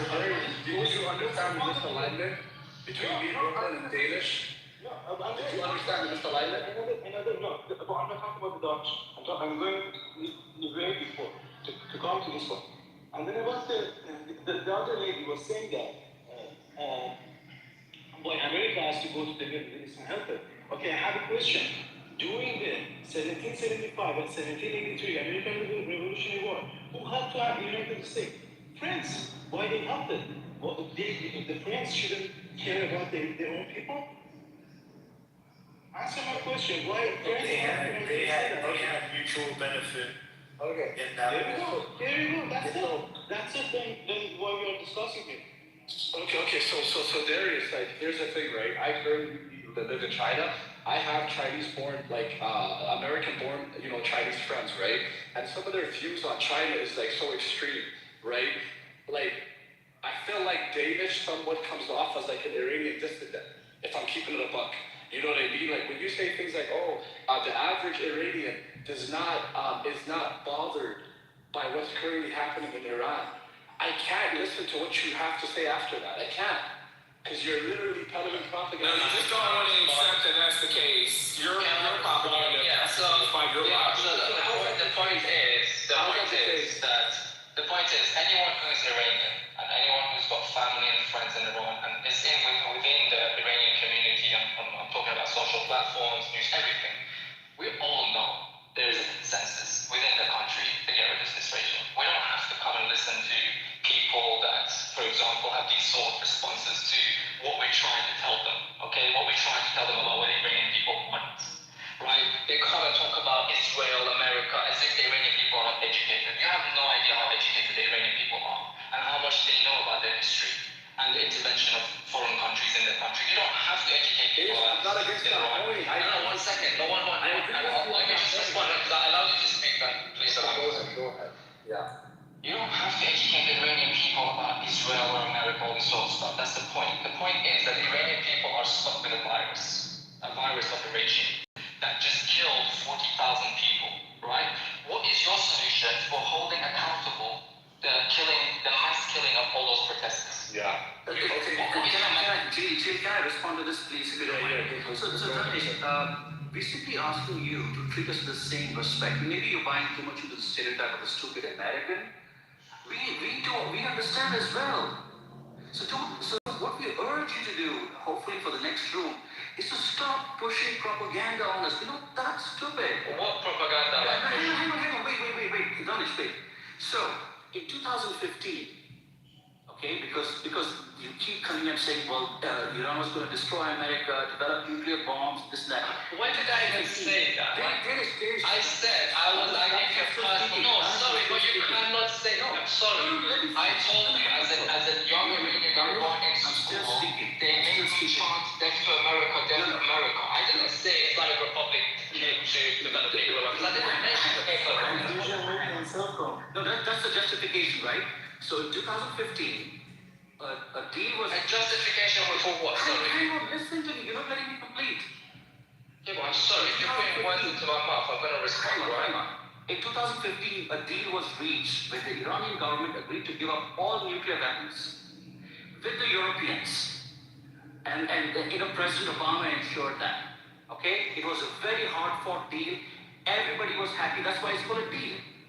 Trump got elected in 2016, and on the behest of Netanyahu, he tore up the deal for no bloody reason. And then for the next 10 years, the idea was to make the Iranian people so desperate with sanctions that there would be social unrest and all the things that followed from that. And that's why they changed the sanctions. No, I don't understand because again, you're just so what you're saying is now propaganda, right? You didn't address the fact that this was all about, protecting America from some nuclear weapons, some Iranian regime killing America. That's just bullshit, man. Again, I haven't even spoke about America's agenda. I haven't even spoke about what America is trying to do. Yeah. All I've said is this: America and Israel have happened to attack Iran, right? For whatever policy or whatever interest they have. Now, the way I'm saying, the Iranian people don't really care about that interest, what they have in mind, because they're not to their own regime. Their own regime has pushed them to such an extreme limit that you have to see videos of Iranians coming out in the streets dancing and shouting in celebration. We see. When Iranians is killed, that is the sort of society you're talking about. That is the sort of regime you're talking about. The opposite as well. Like, okay, Danish, I want to have a very cordial conversation. Don't we also see the opposite? Like, I feel like when you say things like, oh, death to, they have me in school, right, chanting death to America. Like, I don't know, man. I feel like you're really trying to polarize this conversation, but it is what it is, okay? Are you saying that I'm lying about the fact that I was made to chant death to America, death to Israel? And that's fine. If you're making that accusation, that's fine. But I will say it again. I was made to do that. Please, brother. I swear to God, I have many Iranian friends that did not have to do that, right? Holy shit, man. No. Okay, so I would like to bring your Iranian friends here. I would actually like to. Please, bro. Please. No, that's your perspective. Too hard to do this. Just one second. No, Darius, hold on, man. Like, I yield to the mic. Bro, I yield to the mic. We are saying that, Like, come on. that goes on the roots. Darius. Absolutely the roots. And also, Can you guys just talk one at a time? Jail, Cut me off. Like, 30 seconds, jail, 30 seconds. Okay, cool. All I'm saying is, right, like, I'm not gonna deny your perspective, cool, right? But the initial question was, right, what does this have to do with Americans, right? Don't you think that if regime change has to happen, shouldn't it happen organically? Shouldn't it happen, like, by Iranians? Why do Americans have to invade Iran? I responded. My friends helped to unite the state at that time to get the freedom. During the American Revolutionary War. That's not a fair comparison. From the equation, why this is not a comparison? You were comparing Iran and this movement to the Libya and whatever countries that we want, other than France, Spain, they had the monarchy as well. They had a bad king. Why you guys don't compare with those countries? And you guys want to... I don't think we want to compare the friends. That's What the fuck is that that's the problem. You guys keep saying that you don't know history, but you guys... Yeah, but France didn't invade America. France didn't invade the continent. The Americans put up the fight. Confusion. I'm not going to answer you because your name is confusion and you confuse yourself. No. Well, you want to say something about my accent as well? Alright, that's it. Alright, cool. Thank you, man. Thank you. That's it. You guys got it out. It's been 40 minutes of that. Y'all got it out. Confusion, Darius, whoever else, y'all got it out. Good? You talking about accents, and neither of you know anything about the American Revolutionary War. So y'all got it out? What accent? Hello? I don't want to waste the time that much. Oh, Dinesh, did you get yours out too? I just want to respond to what Did you get it out? I have to say. If that's So you get it out? So you didn't get it out. Go ahead, respond. Yeah. What does it have to do with Americans? Okay, cool. It's actually got a lot to do with Americans, I think.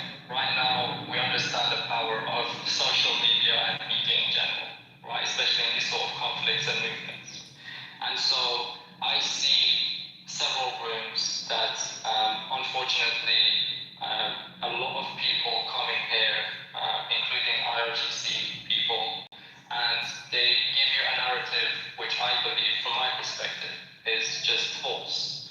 I actually invite you all to do a bit more research and reading into Iranian Telegram channels, into more independent stream. I think actually there's a YouTuber called, I think he's American, Ryan Chapman, I think if I'm saying his name correctly.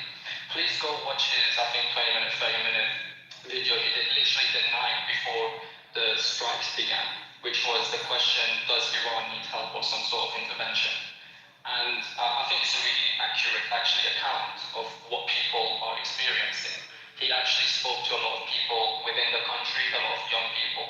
And yeah, so I'm just saying, look a bit more into it. And I think American people's awareness of the situation does matter at the end of the day, because this strike, you might not be supporting it, but it could save a nation at the end of the day. It could make it worse than it is. Kill the nation too, like y'all ain't even. All right, go ahead. Yeah, Danish, why don't you sum it up for us? Go ahead, Gio. Yeah, I was just gonna say, like you said, we should do a little bit more research, this, that, and the third.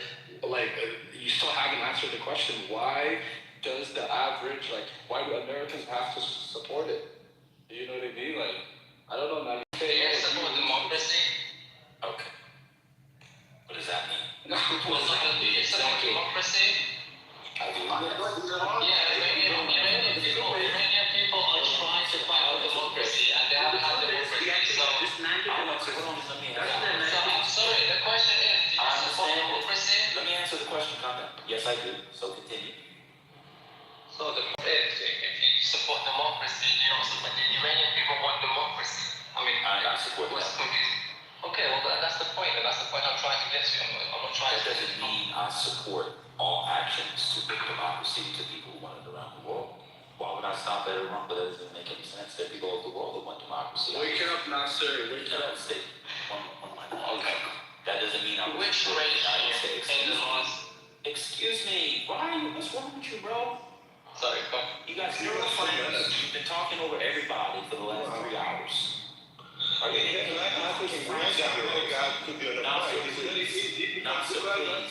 Nasser, please. Well, you don't let us talk. Nasser, You're please. talking and I'm in the phone.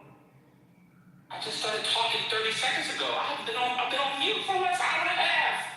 He has actually been on mute. I ain't gonna lie. I haven't said anything. What do you mean I've been talking? Take your ass back to Cairo. Anyway, Dinesh, are you there? I'm listening. Okay, cool. So, I support democracy, but that doesn't mean I support the American nation state bombing countries that might want democracy. Do you support them doing that to all countries that want democracy? No, but I don't think there's a lot of countries like Iran that have just massacred thousands of people just simply for peacefully protesting. Oh, come on. In the last 10 years, name me one nation that has massacred... One second, sir. I can name the history of the post-World War II. No, we're not. I'm talking about current history. I'm talking about recent, very recent history. Because that's what matters. So for me, it's just going to be confusion. You'll be confused in the hallway. Cool. So now it's only recent history. So the whole 49-year history that our defense secretary, our president talks about, that doesn't matter. He's one. So what counts as recent? The last 10 years? Give me the time. I would say one thing that you need to take into context. Sorry, I'm not going away from what you're asking. Is the Iranian regime is a much more effective. 1 second. The Iranian regime. No, I'll ask you one more time. Then you're done. What's the time period? The time period of what? When counts as recent? How many years? Let's say the 21st century. Okay. Sudan. Cameroon. Eritrea. Those are 3. You support the United States bombing them to smithereens? No, but I would support. Stop. Would you say? I would support. Yes, I would support. What's your answer? I'm not an American. What's your answer? I said yes. No, and now you want to do it. That's a lie. I'm saying yes. He said no. He said no. I heard you say no. Take whatever they're paying you in, Franks, leave her,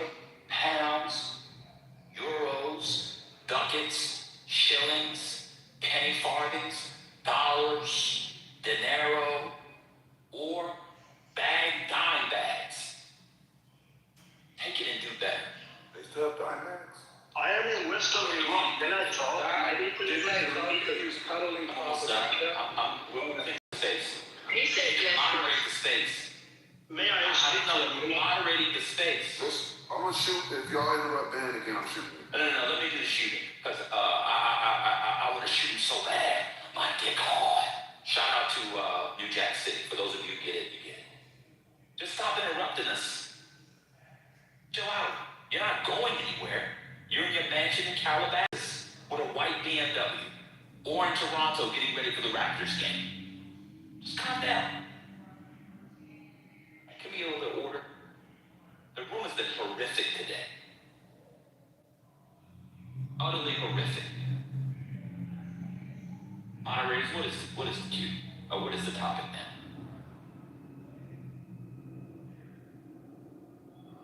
We just wish so much. Absolutely terrible. It has been. I just been listening, but that we should have probably moderated a little bit more. Why don't you guys do this? Open your own rooms. I'm sure in your CIA training, they have taught you how to go into a hallway on an app, press the plus button, open public space, a public space for you to speak and yell at each other. You do not need to come in here and do it. The room today has been utter Nasatal booty cheeks.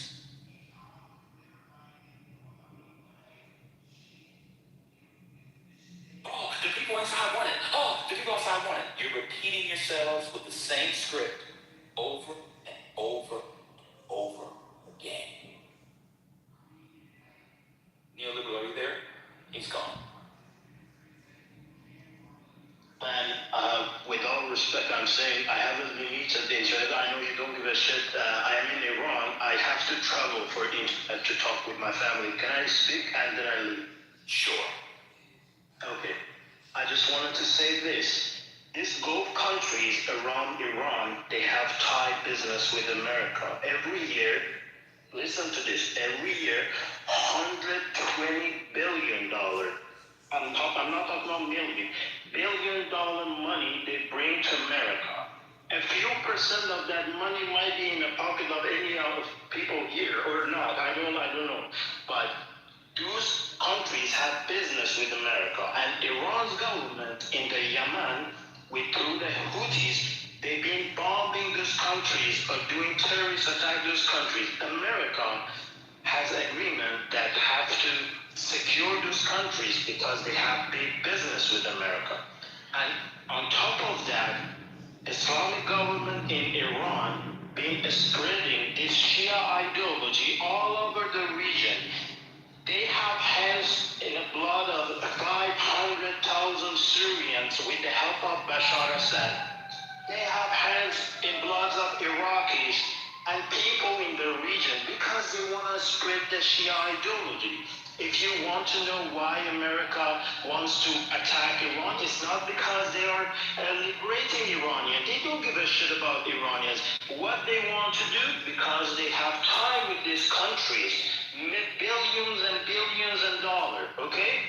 So it's not about just America playing as a hero here. So that's for your answer why America doing this, because America have to do that. Okay, yeah. And on Go ahead. Sorry, go ahead. Finish your microphone. All right.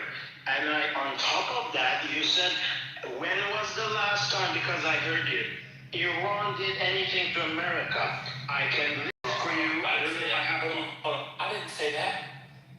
Okay. I didn't say that. Hold on. Like you were saying, Hold on. One mic on me.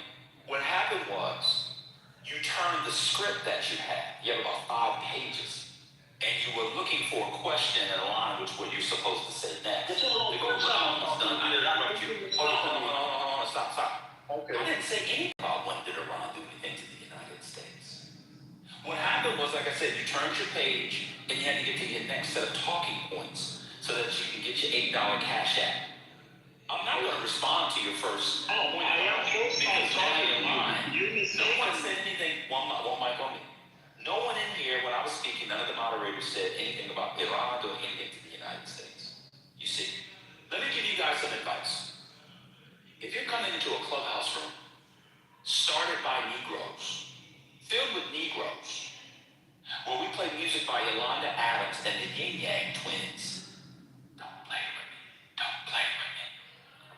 David Banner, you're wasting your time. If people are being paid, a bunch of people here got 0 followers, 1 follower, see Iran in the title, you might think, oh, they're Americans, and there's a guy there, sounds like he's smart, this is an Asian guy and a black guy with a white accent, and he bet your ass nigga, and they ask, we have no power. We have nothing. Yesterday, they were talking about potty training. Y'all are wasting your time. We're here for news, a little bit of banter, and to see if for the 7th day in a row, Gemini has a different woman at the house. That's all we're doing here. There's no power here. You're wasting your time here. Okay, Ben, I just wanted to talk and then I leave. Okay, if you don't want, I leave now. I just want to talk. You don't have to leave. Let me respond. You don't have to leave, but you don't have to do your script. Oh, you said something about Iran. You didn't say anything about Iran doing something to you. No, we're questioning the same things that all of you are saying. Let me tell you how I know this. Let me tell you how I know. I've seen the scripts online. I've seen how the lobbying has been funding. I'm almost done. I'm almost done. I know how discourse works. I've seen the millions of dollars invested in propping up a lobby on social media. I've seen it. At this point, it's no longer interesting because you guys are ruining the room. When we're actually exchanging information, oh, this pipeline got hit. This price is going up. People was talking about fertilizer earlier. CEO was running. CEO likes a racial jungle. So he let y'all go for 45 minutes. It was horrific. It was awful. It was nothing good. It was booty cheeks. We're done. If you have something substantive to say, just say it. Otherwise, get off the script. Okay, I mean, I wasn't on a script. I was just answering a question being asked. Why America attacking? I was answering. But I think you just want to just do your own math. It's up to you. Question, bro. Yeah, I wanted to ask you a question, okay? So, I agree with everything you said. Yes, sis, I just wanted to ask you a question. So, I agree with everything you said regarding the regime slaughtering innocent people in, like, Syria and, like, the Levant, okay? But, like, the thing is, right, do you honestly believe that this will lead to, like, stability? Okay, let me answer. Okay, then I'll leave because I'm not sitting here to back and forth because you guys don't like that, okay? Okay, cool. I just want to say, yeah. All right.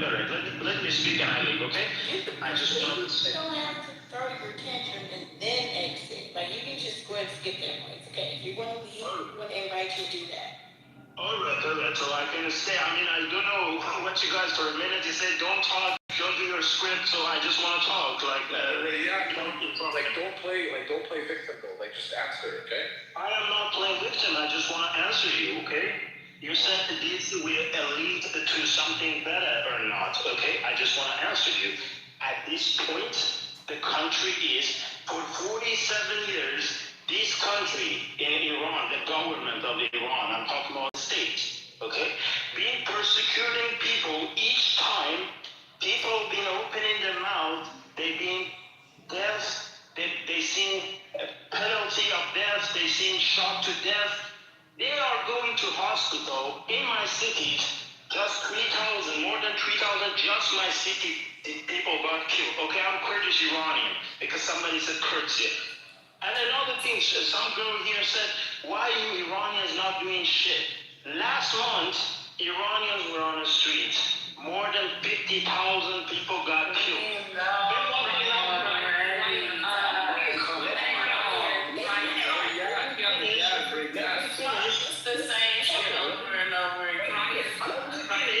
Let me finish.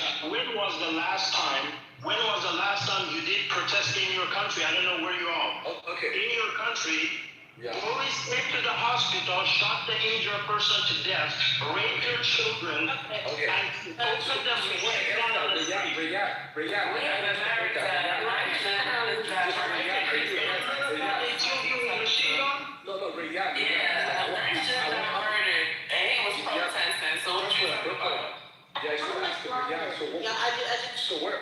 I just didn't know. And I got to lean in on your master moderator opinion with the shoot. Like, I'm just trying to It's getting out of control. He went right there.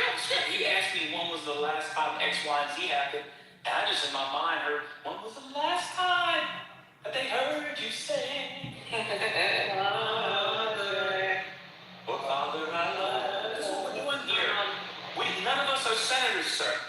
us are senators. Please. You just told us you didn't have internet. This is why you started. I live in Iran. I have to leave Iran. I'm almost done. See how you don't want me to say it? Oh, she's doing right about it. I live in Iran. I don't have internet. So I had to leave out of the country to talk. And so you decided to come into a clubhouse room with a man with a Teletubby PTR singing Stevie Wonder. Not the Teletubby. I did bring up Manfinity real quick. Manfinity, are you there? How you doing, brother? Cool. Manfinity, are you there? Hey, what's going on? Do you know what the White House yesterday advising Trump? Yeah. Do you know what the White House yesterday advising Trump? Do I know who is advising Trump? Yeah, who went to the White House yesterday to give advice on the war? Congressman. Oh my God. Oh my God. I saw it up that she went to the White House. See, she went to the White House. It's a joke. It's a fucking joke. No, It's not a joke. It's not, and he's not gonna work. It's not a joke. The teacher, because I see what's going on. The GT kids are in here with the tier 3 learners. If the teacher didn't call on you, let's go there. So Manfinity, you said that your point yesterday, I just want to be clear, it's so funny how the world works. Or 2 days ago, we were talking. You said, well, we don't see people around like Condi Rice, who's a neocon. Now what do you think about them getting advice and consultation from Condi Rice? I did not know that she went there yesterday, but even if she did, which I take your word for it, she's, as I tried to say that she was coming from the, remember I said to you on this stage that she was coming from the neocon world, you said no, she's not. Remember she's coming from the neocon world. Remember I said in the room that Condoleezza Rice comes from the neocon world or something like that, said something to that effect, and you stepped in and said, no, she's not. No, I didn't. Condoleezza Rice is Queen Neocon. I never said Condi Rice was a neocon. You took issue with some framing that I said. But anyway, so, again, the difference between a neocon and someone who disguises their motives versus who's real and upfront about their motives. So I'm a liberal and I disguise my motives, even though I'm doing anything. So just disguising your motives is what makes No, disguising your motives in the context of, military action. So for instance, Donald Trump is saying, his administration said they went into Iran to get rid of the threat, among other things, including... That's what Bush said. That's what Condi said. Right, but they were disguising their true motive, which is to prop up a puppet government. The true motive is that Donald Trump's... Who was the puppet government? In Iraq? What was the puppet government in Iraq? I can't remember the names. Right, but what I'm saying is, what they were doing in Iraq was part of a grand scheme to put puppets all throughout the Middle East, to take over the Middle East, to put the neocon movement, the Dick Cheney's... So what is that? Donald Trump is saying that the people who becomes Iran, he has to approve of. How's that not a puppet government? No, who said he wants to have a say in who the next person is? He didn't say He didn't say what you just said. You added some sauce to that. So he wants to have a say. So that's not so him having a say, the man that bombs him, that's not a puppet government. I don't think that's the primary motive. The primary motive was to remove the threat. According to Bill O'Reilly, who's a journalist that you probably give very little credence to, he said he spoke to Donald Trump. Okay. He was a journalist for many years, and then he became a commentator. Yes, he was. He was on local. He did local journalism before. Oh, okay. Okay, I'm sorry. He started out as a journalist. Okay. What I was trying to explain was that now he's a commentator. But what I'm saying is, he said, and you probably don't take his word for it, but he said that he spoke to Donald Trump the night or two before this happened, and he said he did not want to do this. The reason he did this, what did he say? He just said the other day. He said that he did this because they basically were flailing in every diplomatic effort. They gave them basically almost everything they wanted on the silver platter, and they continued to deflect and say, no, we're not going to play games. So he said he really didn't want to do this. So from what I can see, look, I got you. Here's the quote. You want the quote? We're going to have to choose that person. This is the leader. This is Donald Trump. Quote. We're going to have to choose that person along with Iran. We're going to have to choose that person. So he has to approve of it. That's what he said. Quote. I know, but that exact. So, Anthony,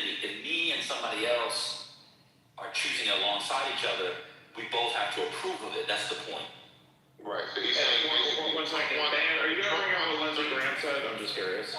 If Trump wants a certain leader that Iran doesn't approve of, it's not going to happen, and vice versa. I think it needs to be a mutual understanding between both sides, and I think that's pretty fair. Okay. Being that we put And you think it was mutual based off of the fact that one had just been bombed to smithereens, and they have power? You think the United States is going to get equal say to Iran? I think in reality, America is going to have more sway in reality, but what I'm saying is there has to be some of the Iranian people before this happens. It can't just be. I agree with that.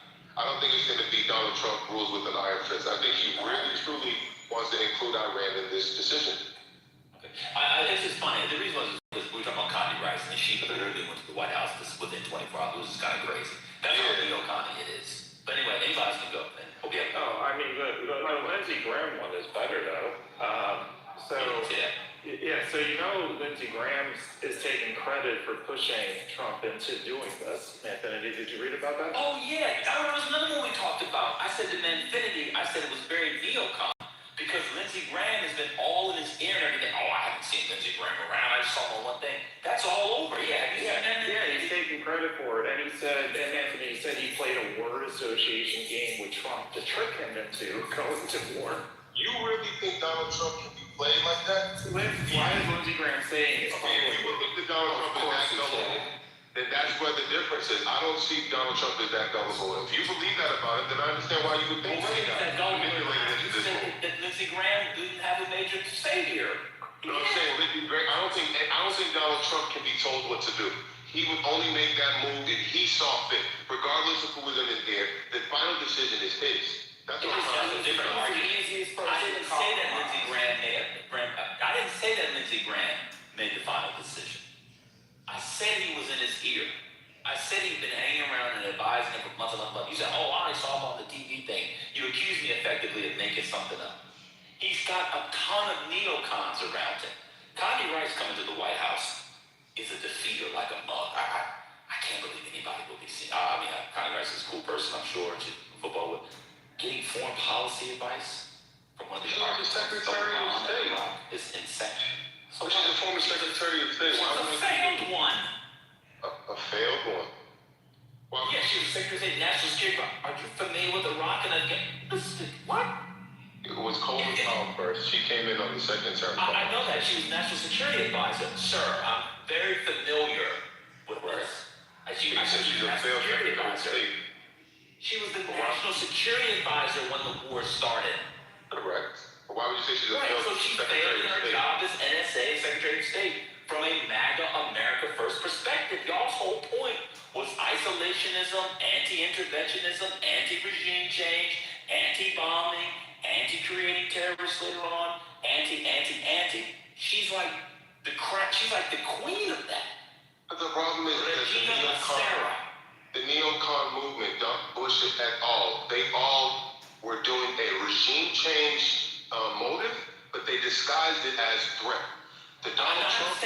You're missing the point. That was not the MAGA. You're missing my point. MAGA did not say, this is your definition, by the way. You're the only person in the world that describes neocons as someone that's not good. The point was anti-intervention, relative isolationism. We're not going to start more foreign wars, and on and on and on and on and on. I give you clips of Trump saying of his DNI. Speaking of which, where the fuck is the DNI in this moment?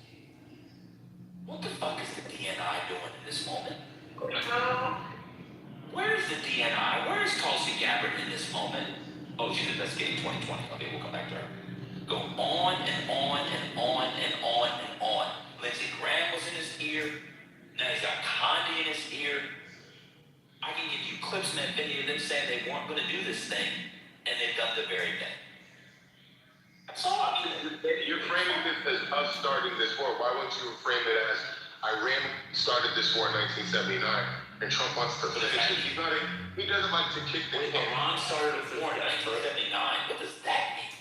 This war began in 1979 with the hostage situation. I don't know all the details, but everyone seems to tie back to the 1979, the hostage situation when Reagan took over with the final failed thing that, what's his name, Carter did.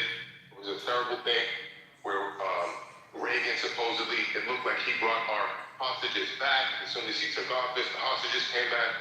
I don't know all the details, but it seems like whatever happened in 1979 with Iran and when Khomeini took over, that was the war. That's when the war began. And I heard an Iranian on Abby Phillips's show the other night. He said that the war began in 1979. You're the first What does that mean? saying it started back in 1979. Even the other side that supports like this war has never came with like that. No, you should watch Abby Phillips's Newsnight. There was an Iranian citizen who got on that stage, on that microphone and said, "You guys are framing this as Trump starting this war, but in actuality, Iran started this war in 1979." By no definition has the United States been at war with Iran since 1979. Come on, man. Let's move around. I just want to talk to you about, you can talk about where we want infinity, but I'm done. I just want to talk about Kanye. Real quick, I just want the room to hear this. There was a gentleman on Newsnight with Abby Phillips the other night. He said in 1979, he was in Iran, he was in the foreign ministry building, and one of the people that represent the government of Iran at the time looked him in the face and said, "No matter, I'm telling you right now, Iran has declared war on America. And it's a cold war, it's going to happen over time." And what this man said was, that's what he said. This is what this man said. I can play the clip because it's just rhetoric. No, we don't need the clip. What I'm saying is that he basically is saying that Trump is not a kick the can type of president. Every president after Reagan kicked this can down. Donald Trump is a problem solver, not a can kicker. So he picked up the can and he's trying to resolve this issue as opposed to kicking this for the next president. I got you. So a couple things. So if we were at war with them, as Big Sister puts, did Donald Trump commit treason in his first term when he was negotiating with them? No, because he was, I believe he was earnestly trying to resolve this diplomatically. Okay, I got you. Secondly, why would you say it started in 79 and not 41 when Pahlavi's granddaddy effectively aligned with the Nazis? Again, I'm not saying I know all the details. What about the 53 coup? I'm not saying I know all the details. I'm telling you this is what. But you just know what somebody else said. Yeah, I'm only repeating what someone said. In order to have a conversation with us on here, rather than having your own thoughts, you're going to repeat what someone said in their rhetoric. I don't pretend to be an international affairs. It's right out of It's crazy, but I don't either. But just use your own word. Just use your own thought. So, do you have your own thoughts? Do you think we've been at war since 1979? I don't know enough about it to have an informed opinion. All right, cool. All right, y'all. So you're going to waive a one person's opinion over. I want that to be discussed at least because it didn't come out of it. You can't even respect it because you don't even know. What do you know about it? I don't know anything. That's why I'm not discussing it. Okay, but all I'm doing is throwing out there what I heard. And y'all can do what you want. Well, let's go back to Condi Rice. So, why do you think they had Condi Rice in there if they're not neocons? Because as a former Secretary of State who aligns with their regime change portion of their mission, remember that's not their primary motive. But I think the regime change. What is the primary motive? The primary motive was to remove a threat, which is a legal basis. What was the threat? The threat was that they were the world's #1 sponsor of terrorism. Not only that, they had. Can I join the conversation, sir? You can't join the conversation while I'm mid-sentence, though. All I'm trying to say is that. Oh, paradigm or something. Paradigm. You got just hold on, Paradigm. Let me finish this. Damn. So all I'm saying is that she, I think, is a neocon-ish type person. She's part of the regime change wing. Ish. Oh, she got downgraded to ish. That's cool. Got downgraded to neocon-ish. Because I think Wolfowitz and those people were the initiators, or they kind of framed the whole neocon movement. The Wolfowitzes of the world. I think there was a statement that they all signed on to way back in the 90s. Are you serious? This is my understanding. Between Have you read her scholarship before? Have you read her scholarship before? Any parts of her scholarship? I believe the right stuff. But I don't know if she's a massive. Yeah, she's a massive. Just listen. She's a massive neocon. Like, independent of Wolfowitz. It has nothing to do with Wolfowitz. She's not afraid. Literally downgraded her because now you feel silly because you were saying that she was neocon yesterday. day, and then 2 days ago, and then the day after, she was in the Trump White House giving advice. Now she's neocon-ish. I don't think she framed it. She didn't frame the neocon movement. She's a part of it, but she didn't frame it. Of course she helped frame the neocon movement. Wait a minute, that's a different argument. Whether she framed it, I didn't frame liberalism, but y'all call me a liberal all the time. I wasn't alive in 1830. I think there's a difference between a founding father of the neocon. She was a national security advisor and Secretary of State during the Bush administration. Did she outrank Wolfowitz? No, so you don't know what title Wolfowitz had, but you think the Bush is more of the neocon. He's more of the neocon than she is. But you don't know what title. Understanding, Wolfowitz is like a founding father of the neocon. That's my understanding. What do you think she is? I think she's a follower. She joined in on it, but she wasn't the friend. She wasn't the founder. I got you. So is she a neocon? So are followers only ish or neocons? I guess you could call her a neocon. Call her a neocon. So you called her a neocon 2 days ago. Now you realize she was at the Trump White House. Now you want her to be a neocon. Well, I don't think they brought her there because they're now moving to a neocon motivation. They're bringing her in probably to have her speak on the regime change aspect of their motivation. What's the difference? That's the instantiation of neoconservatism. That only the regime change. Neoconservatism is just a category, sir. What's going on? But neocon, if the primary motive is regime change, then we have a problem because that's not our role. If there's a threat, if the threat is what brings us in, that's a legitimate move in. The motivation is legit because we're going in on the removal of the threat basis. Now, the regime change, as I mentioned the other day, is happy about it. And what kind of threat are you talking about? You were negotiating. How do you disarticulate the two? How do you unlink the two? How can you remove the threat without removing the regime? That's exactly what they said with that combination. No, removing the regime. I'm sorry. That's exactly how we went into Iraq. It was the same thing. Right, but they used the weapons of mass destruction as a veil over the true motive, which is to have a regime change. Whereas with Iran, well, it's the same effective, but the motive is different. And if the motive is different, that's what determines whether it's neocon. The motive is the neocon. It has the same effect, yes, but if the motive is different, then that's what makes it neocon. The motive is the same, to remove the threat. The threat is the regime, so you have to change it. It's quite literally the same thing. But the removal of the Iran threat wasn't the regime, it was the fact that they were sponsoring terrorism throughout the world.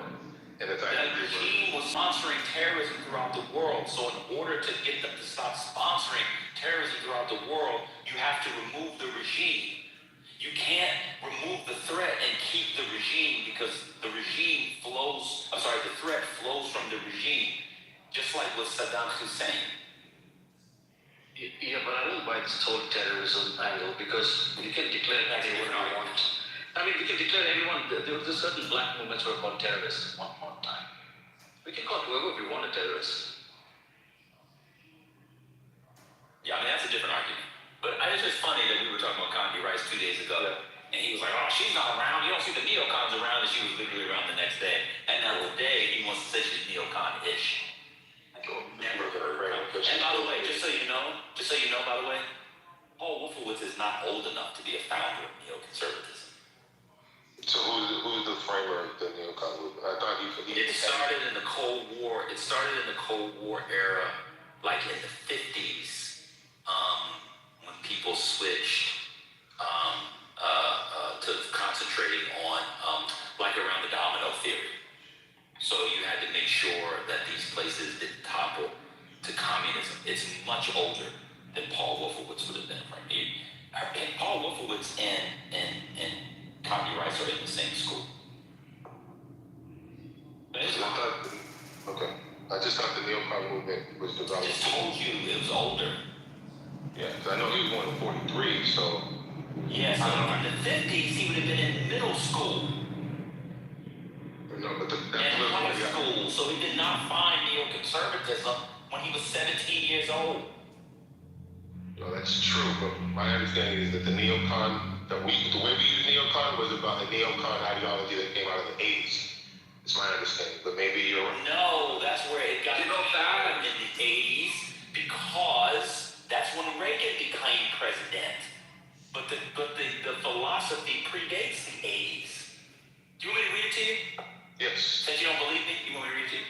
Mm-hmm. Okay, cool. I'll read it. You know, Dan, I feel like you're arguing with a bot. Like he's just parroting like low IQ talking points. Even the video that he posted in the chat. Yeah, sorry, it's just. What video did I post in the chat? The one video you spoke about how this one guy went on to like I think it was the BBC or whatever, and he said that No, it wasn't the BBC. It wasn't the BBC. Okay, in 1979, as if that guy is an authority. You know what I mean? Well, like I don't know. Well, he was working with the foreign ministry in 1979, and he was speaking from a testimonial perspective. You can take it with a grain of salt. I didn't lie about it. Nice. I didn't say it came from BBC. I told you where it came from. He's an Iranian person who says what he says, and you can take it or leave it. All right. I didn't say it was true. I didn't say it was untrue. I said this was what should be dealt with because he said it. I don't know why. I'm a thinking individual. But like Manfinity, when you came up, you didn't say, hey guys, let's look at it from a different angle. You pushed it like it was the cause of what's happening today. Yeah, exactly. Your energy was different. You did not know. I specifically told you where it came from, and I told you to take it with the grain of salt. No, you think I pushed did not. No, brother. You were like the way you rebuttal was like, no, this is the cause of what's happening today. Your energy was a lot different. Like, come on, man. Like, don't gaslight. I'm offering it in a room that's very much against that perspective. So if it came out that way, I don't know what to tell you. I was placing it on the table as a point of discussion. That's it. I didn't say it's gospel. I never said it was gospel. I never said it was gospel. Exactly, sis. That's what he was pushing. He wasn't pushing like those. Go ahead. Man, what did you say I did? You said Trump attacked Iran because the war started in 1979. Yeah. And when exactly what the man said. Brother, when Bad pushed back, then you're like, yo, I don't have much knowledge on the topic. You know what I mean? Like, so how can you push it? As if it's like... Because this is what was said by a man who knows a lot more about it than me. And he said it, and Abby Phillips and nobody at the table pushed back on it. But you guys are pushing back. No, not even Abby Phillips, who's very much... That's just an opinion. Pushed back. That's just an opinion, bro. Come on. I know, but the opinions are usually pushed back on if they're wrong. When he made that opinion, it was not pushed back on. How do you...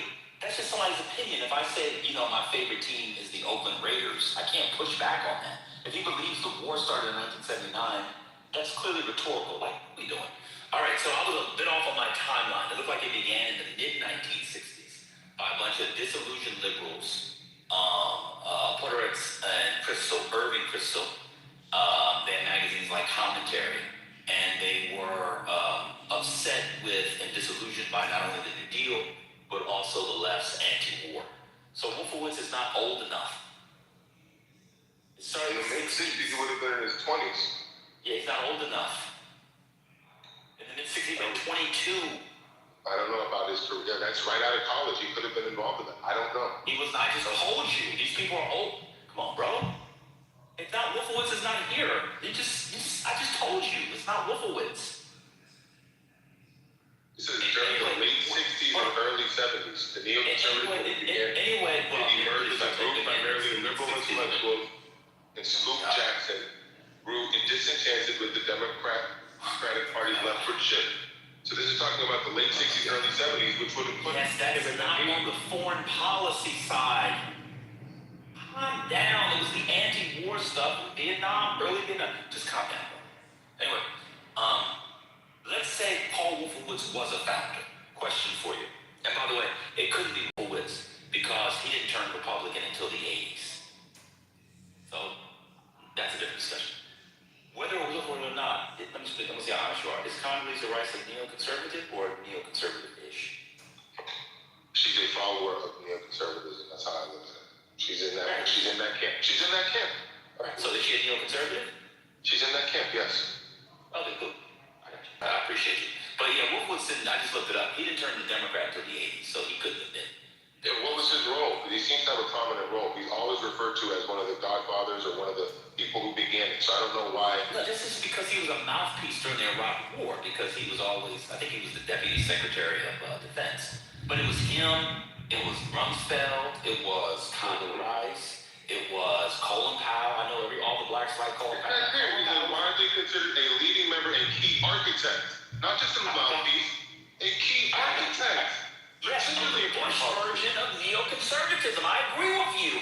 I agree. But he was not there at the beginning of it in the mid-1960s. Okay. That's all I'm saying. I agree with you. He's important. Condoleezza Rice is important. I'm not saying Paul Wolfowitz isn't a major neocon. So is So you Condoleezza wouldn't draw a Rice. distinction. So you wouldn't draw a distinction between a key architect and a mouthpiece, which Condoleezza She's Rice not a was. mouthpiece. She was also a key architect. I don't know. He was the national security advisor for George Bush. Do you know what the NSA does? He was deputy SecDef. She was it, how do they pronounce it, SecDef? And she was this also. They're both key architects of Bushian neoconservatism. What are we doing? Yeah, Amanda, you know the difference between saying like the architect of neoconservatism versus the architect of the Bush administration. You understand the difference, right? Yes. But he's described as the key architect of neoconservatism, and she was, like he said, an NSA. She was the National Security Advisor and later became the Secretary of State. So I understand that she was a part of the neocon movement under Bush, but I draw He was an architect under Bush. Like, she was one of the What are big you doing, bro? It's okay. She did like one of the big Just because she went to the White House yesterday doesn't mean you have to like make her less of a neocon. Just move the I'm just saying, I'm drawing a distinction between her and Wolfowitz. That's all I'm doing. There is no distinction. So I just want to clarify. You think Wolfowitz had more influence in the Bush administration than Rice did? Are you making that point? I hope not. Is that what you're saying, man? That's exactly what Is Boyce counted as more? I think that the ideology that Dick Cheney, who was pushing, I think that Bush, unlike Trump, was pushed into these moves because of people like Cheney who were stronger, and they pushed him into these. That's not true. I don't think they pushed him like Trump. Most people would consider the big three of this Cheney, Rumsfeld, and Rice. They would typically be considered the big three in the Trump administration of the architecture here. The Bush administration. Do you agree or disagree with that?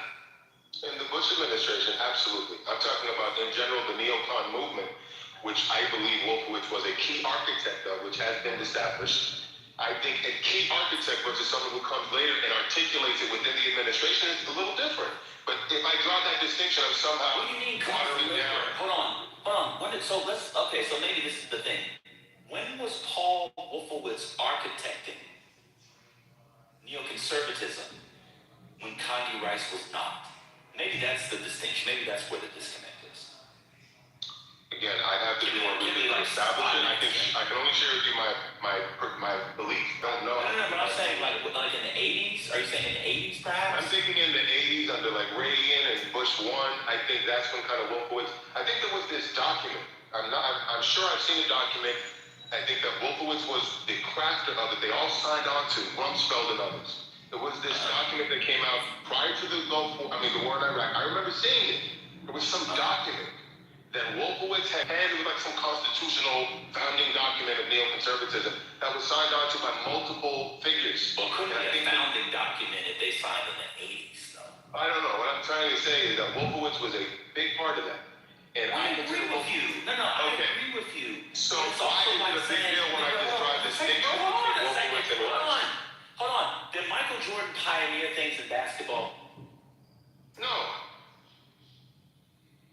He pioneered, and he didn't, the basketball was pioneered by James Naismith. No, I said did he pioneer things in basketball, like various aspects of basketball? Oh, of course, yes, like merchandising. So you can come later and pioneer things within a larger thing. Let's move on. This is a silly combo. I was going to joke with you and say, what's up? And Condoleezza Rice up the White House. Yeah, and Condoleezza Rice up the White House. And Jason Tatum made a comeback last night. I know, I watched it. Double-double. Yeah, double-double. I know, I watched it. Yeah. And Condi Rice told Trump to finish the job. You hear that, man? It is insane that Condoleezza What's wrong with that? But why do you think I can't believe. What do you mean there's nothing wrong with it? Why, if you're MAGA, why would you want F5 Condi Rice? Because she's probably an expert on how to do regime change. How's she an expert? She failed. I know, but don't you learn the most from failures? Don't you learn from failures in life? She probably Not that kind of but hold on a second, 1 second. So, Manfinity, are you suggesting that I could learn more from Jamarcus Russell being a quarterback than Peyton Manning? Depends on She's the Jamarcus Russell of foreign policy. Yeah, but if you're trying to achieve something, that's real nasty. I hear what you're saying, but you understand one point? What's wrong with hearing her out, listening to what she has to say? You said Rice was a Marcus Russell of foreign policy. I apologize for that to her because I like Professor Rice, but that was real nasty. But I agree with you. One can learn, but there are many people who you disagree with. So I feel this is now to be a little more substantive. The MAGA movement was supposed to be anti-Condi Rice in terms of foreign policy. The idea that you bring her in because she's an expert is just baffling. I'd like to understand why they brought her in. Did they ever say why? What was she actually doing? No, they haven't. What else did they bring her in for? I don't know. Bombs, wives. I don't like to speculate too much. I don't know why they brought her. Hey man, we were supposed to be the anti-war party. That's what I'm supposed to be. She came to make sure the curtains were done. I mean, what you were trying to do earlier is trying to reduce her to some spokesperson. You used the term a mouthpiece several times. Condi was far from this. Yeah, well, the thing is, she was no mouthpiece. As a matter of fact, Bush was relying on her a lot, way more than a lot of people in his administration. She was the brains behind a lot of things. That's just what it looks. Ask any serious foreign policy person. That's a fact. You know, Bush himself in his memoir, he talks about how much he had to kind of like rely on her and all of that. So, you know, Trump's first term, someone like Condi Rice will come through the front door. And you know what? As a matter of fact, we need to stop doing this game because somehow, even in his first term, he managed to make John Bolton, of all people, his national security advisor. He has always been a neocon. Trump lied to you all. That's all. And you bought it as his witness. He's trashed himself. Oh yeah, why? And then replaced him with who? Well, okay. So I'll speak on that. So he hated Bolton, and he hated Bolton, right? Like, okay. And then someone, I forgot who it was. Who was the guy who was the former chief of staff that headed up to RNC for him? Priebus. I think. So don't quote me directly, but I think that was his idea. But someone talked Trump into that. Yeah. So someone really talked him into that. Okay. Well, who did he replace him with? I don't recall who he replaced. I can't remember. H.R. McMaster. So come on, bro. Like, Trump has always been captured by the neocon movement, and one way or another, they always found a place in his administration. He came back and basically said, we're not going to go back to war. Who are the people in his administration right now? Marco Rubio was supposed to be the one guy that should have never been anywhere around Trump. And yet, Trump is giving him glowing reviews, saying he's the best thing to happen to his administration. Not only is he his Secretary of State, Marco is his national security advisor. He has how many jobs that we've been counting and all of that, and is relying on this guy. And if that's not enough, he's spending time with him. Have you, we talked about this. Exactly. So I'm gonna get Trump. Let me. You know what I'm gonna do? Watch this, man, Benedict, my lord. I'm gonna give Trump the benefit of the doubt. I'm gonna say that even though she was there earlier, she was simply there for an event, and she did not give any advice to Donald Trump. That's what I'm going to say. I'm going to give the administration the benefit of the doubt until we realize that she was only there for an event. How's that, Infinity? Is that fair? See how fair I am and how unfair the Baptists ever are? I'm very fair guy. So I'm going to say she didn't give any advice, and they're still rejecting her. There you go. He would like to hear from different perspectives. perspective. So even if he listens to her, he might take her with a grain of salt and still incorporate whatever he thinks is valuable into his strategic thinking. But I don't think it hurts at all to hear what she has to say if they brought her in at all. I don't know. I don't think it hurts either, but it is true, you have to admit, that MAGA foreign policy was built even less of a rejection of Democrat foreign policy. It was built as a wholesale rejection of Riceian, Bushian, Wolfowitzian, Rumsfeldian, Cheneyanism. That's just what's so strange about it. It's just very odd that we are now over a week and gas prices. Man, did you try to get gas where you live today? No, I actually pulled up a few days ago, but Trump spoke. He said that there's going to be a temporary increase, but the prices are going to go lower than they've ever been before. It doesn't matter what he said. Let's just say what the... Come on, bro. You don't want to do that. Just stay on the topic. That doesn't matter what he said. He also said we were getting Doge dividend refund checks. We were getting tariff refund checks. He said that we'd have 7-8% growth. He said the unemployment was really 4%. He said a lot of things. Let's stay where we are. He said that Doge was going to cut $1 trillion or $2 trillion from the thing. I'll put that in the chat if you can get the other day. Infinity, the current average is $3.41. A month ago, it was $2.89. We're definitely going up right now, but that's not to say things won't get better. So I agree.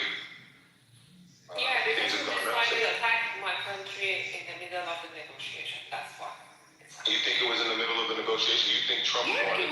It was. Even they set another appointment for the next week to talk about technical stuff, right?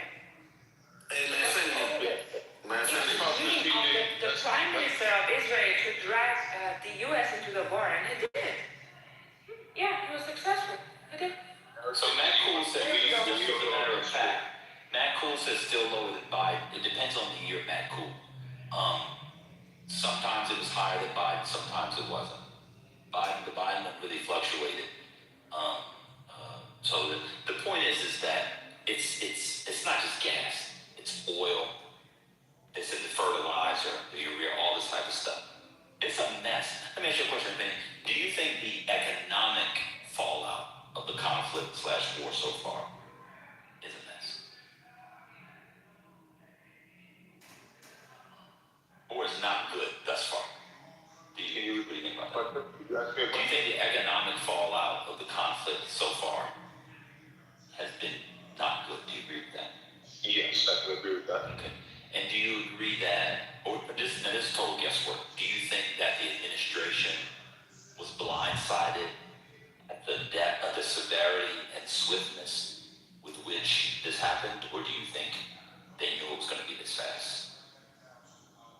You asking me if the administration knew that the economic downturn? What do you think? Like, what do you think they thought about the economic effect of all this?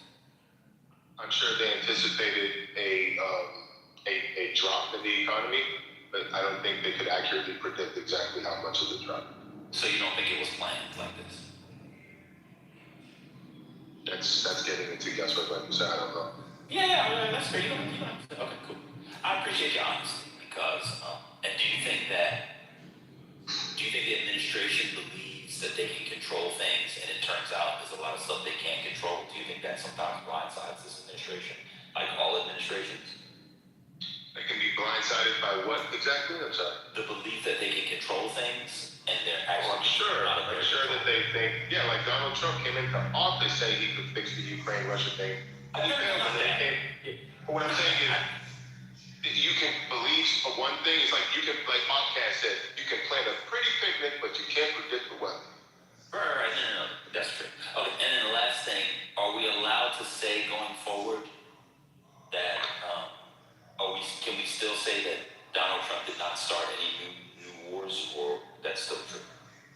Yeah, so if you have a longer perspective on this, if you have an understanding of what happened prior to Reagan, like just before Reagan and that whole controversy, I don't know all the details, if we did understand that situation, I think we can accurately draw this current conflict back to what happened at that time and realize that every president, Reagan and onward, kicked the can, but Donald Trump is not a Stop what I'm candidate. asking. He's a problem. So Donald Trump did not start, at this point, you still say Donald Trump did not start any wars? Right, I can't say either way right now because I don't know all the details. But at this point, I got you, bro. I got you. It's okay. I don't know a lot, and if you're honest, you don't know a lot either. I'm with you. We're building. Don't defend yourself to them. Don't look at the chat with. And so by that logic, the 1979 logic, is it true then that Bush did not start any wars? So let's go one at a time.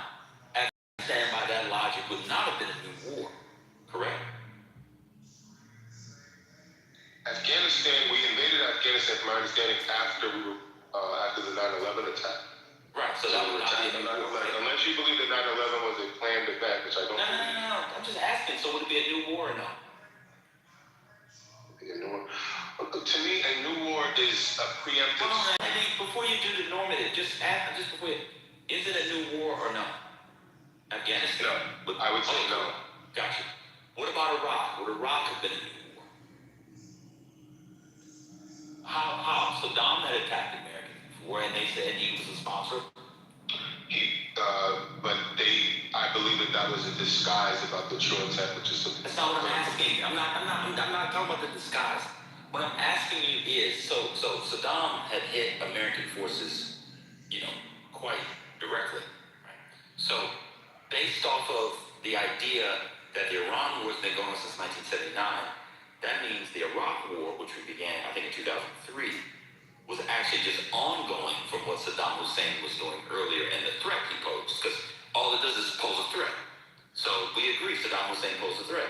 So by that logic of 1979, that means George Bush didn't start any wars either, right? Bush didn't articulate going into Iraq because they were attacked. I'm not talking about the articulation, I'm talking about just analysis of what counts as starting a war. Doesn't matter what was said. So it's the 1979 was a threat, and we've been in war since. I don't know what happened in 1979. Do you know what happened in 1979? Yeah, they took over the country, the hostage crisis, they kind of faked so that Reagan would win. I know pretty well, yeah. Okay. Why don't you movies about it too? Why don't you regard that as the place where this conflict began? Because the United States since World War II has been in conflict with lots and lots of places, but I would not say they were at war with them. But let me just continue. I just want to go to the logic. So I'm granting that, right? That we were in conflict since 1979. Cool. We were in conflict with Iraq before 2003. So by your logic, what Bush did would not be starting a war. By that logic, not your logic, by the logic of men on CNN, right? Well, no, because you don't want me to tell you what he articulated. You don't want to deal with what he articulated. It doesn't matter what he said. You're not listening. So what I'm saying is, if the U.S. had been in conflict with Iran since 79, we agree.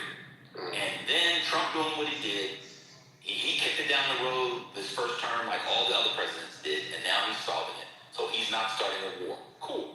By that logic, that would also pertain to Saddam Hussein. So that in 2003, when Bush invaded and the United States invaded, they weren't starting a war. That's all I want. That's all I'm asking. Right. They were trying to rid the threat. Correct. All right, cool. Got you. So then by that logic, so this is what fascinating me. Who would be the last U.S. president to have started a war? By the logic of 1979 as being this war, by that logic, Biden didn't start a war, Obama didn't start a war, Trump 1 didn't start a war, Bush didn't start a war, Clinton didn't. Who would be the first president to have started a war by that logic? Lyndon Baines Johnson in Vietnam. What war did he start? The Vietnam War. How did he start the Vietnam War?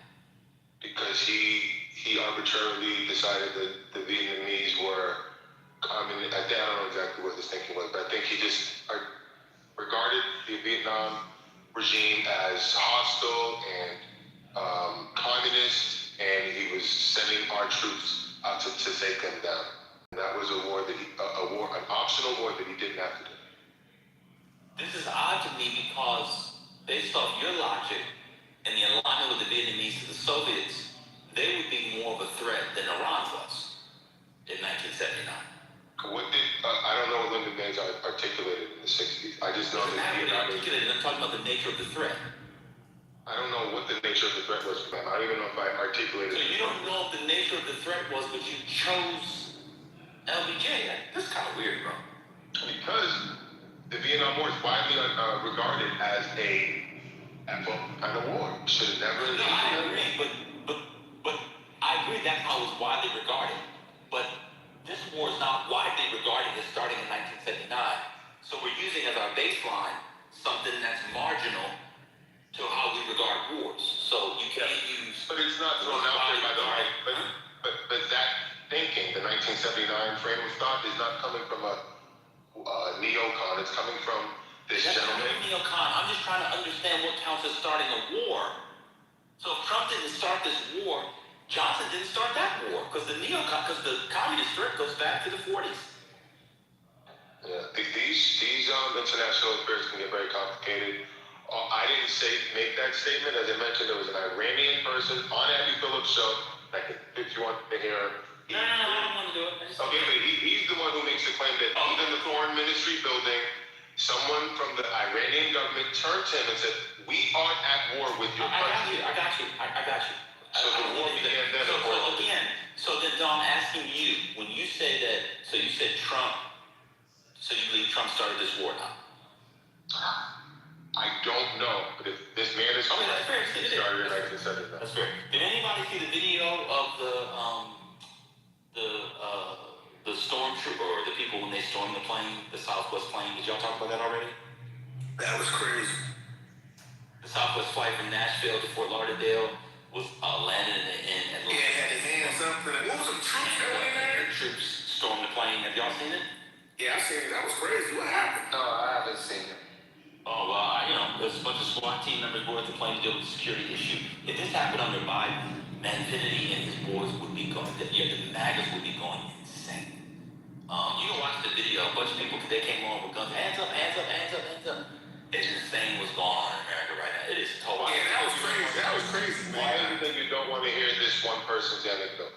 Why is it not constructive to the conversation? I mean, we can. I thought you misread. Go ahead. Well, what was the purpose of the people coming to the plane with? I'm missing this whole story. Oh, okay. I don't understand. Yeah, passengers on a flight that made emergency landing in Atlanta recorded the startling moment. Officers and local cops ran onto the plane to handle what officials called a possible security man.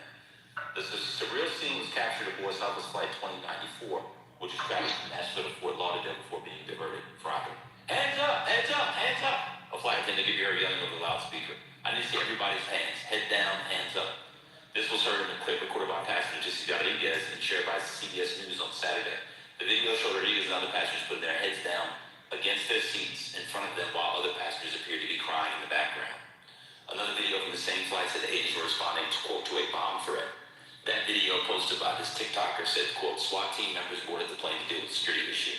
Those agents are seen wearing uniforms and helmets as they pull one man out of his seat after he was told to stand up multiple times. And then there's a bunch of videos you can see on it. Yeah, it's crazy. I don't know if this is breaking news. Dignified transfer for 6 U.S. soldiers killed in Kuwait. I'm looking at Trump on the tarmac. I don't know if you guys have seen if this is breaking news but yeah, I think J.D. Vance is there. He has a white hat on, so I'm watching CNN. So this is moments ago. Dover Air Force Base in Delaware. Dignified transfer for 6 United States soldiers killed in Kuwait. So if you guys want to put that together. That's almost 3 days ago. So Manfinity, you want to play the video? How long is it?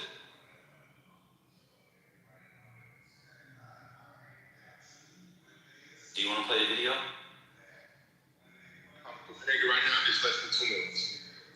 All right. Yeah, go ahead and play it.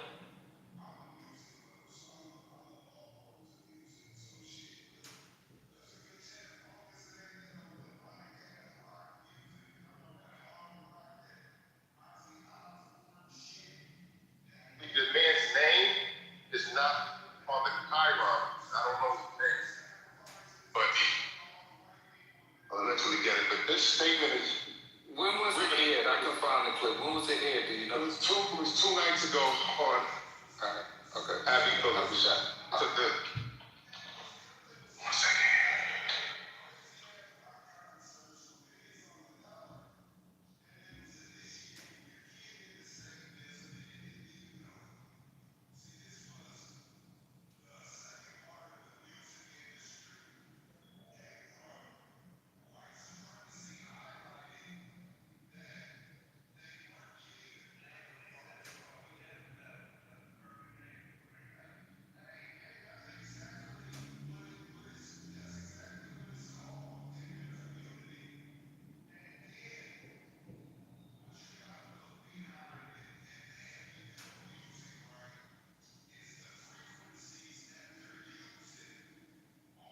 my laptop. It's in my car. Just pull it up.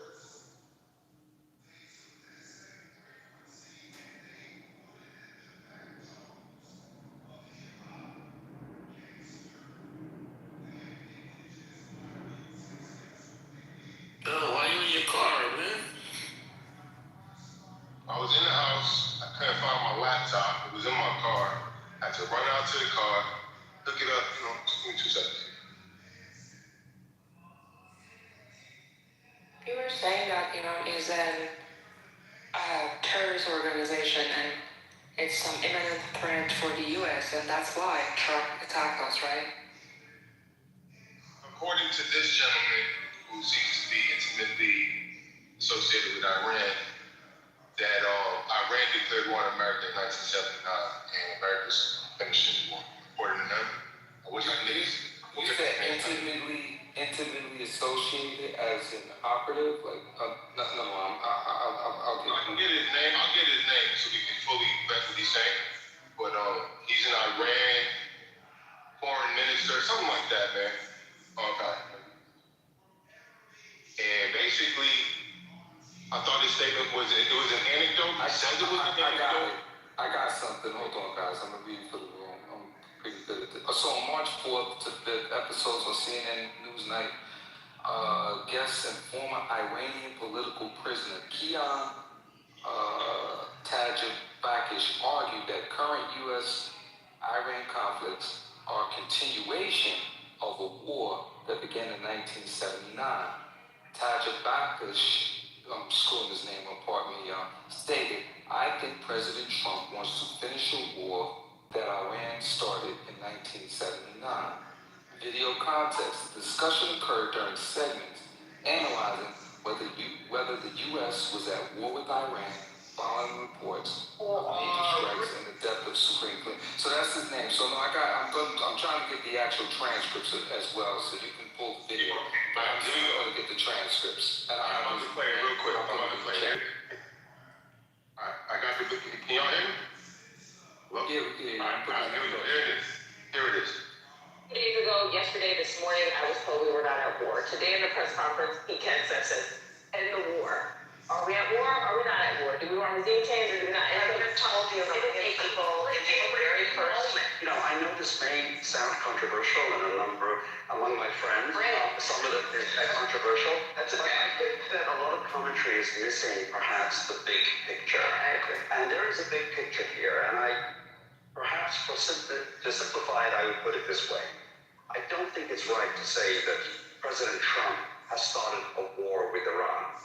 I think President Trump wants to finish a war that Iran started in 1979, 47 years ago. And these aren't just words. Let me just tell you an anecdote. In the 2003-2004, when I was there in Iran, working on projects at a very high level, I was talking with deputy ministers, I was talking with, going back and forth, and I was in the foreign ministry in Tehran, where I met someone who was very senior, and he was semi-sympathetic with the projects we were doing. But as I was leaving, he looked me in the eye, and he said, you as an Iranian American, I want you to know something, and listen very carefully. He said, we in this building, and what he meant is the foreign ministry, which meant representing the government, which means representing the regime. He said, we believe we are at war with the United States. He said at that time, it's a Cold War, but it's a war nonetheless. I know it.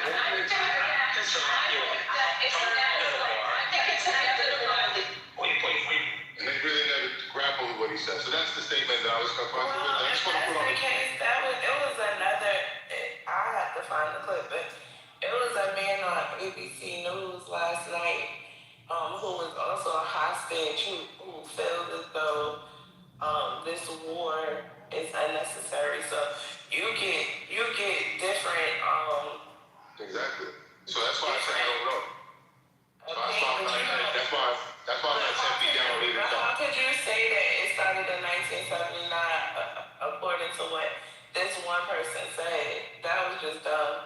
I said according to what he said. So because, like you said, There are people who believe what that man said that you talked about, people that believe what he said. So me, I don't know. I'm not living in Iran. I don't know who to believe. So me, my answer is I don't know. Why do you have to pick a side? Just because you don't like Trump? How about you just say I don't know? I'll let you pick a side because you love Trump.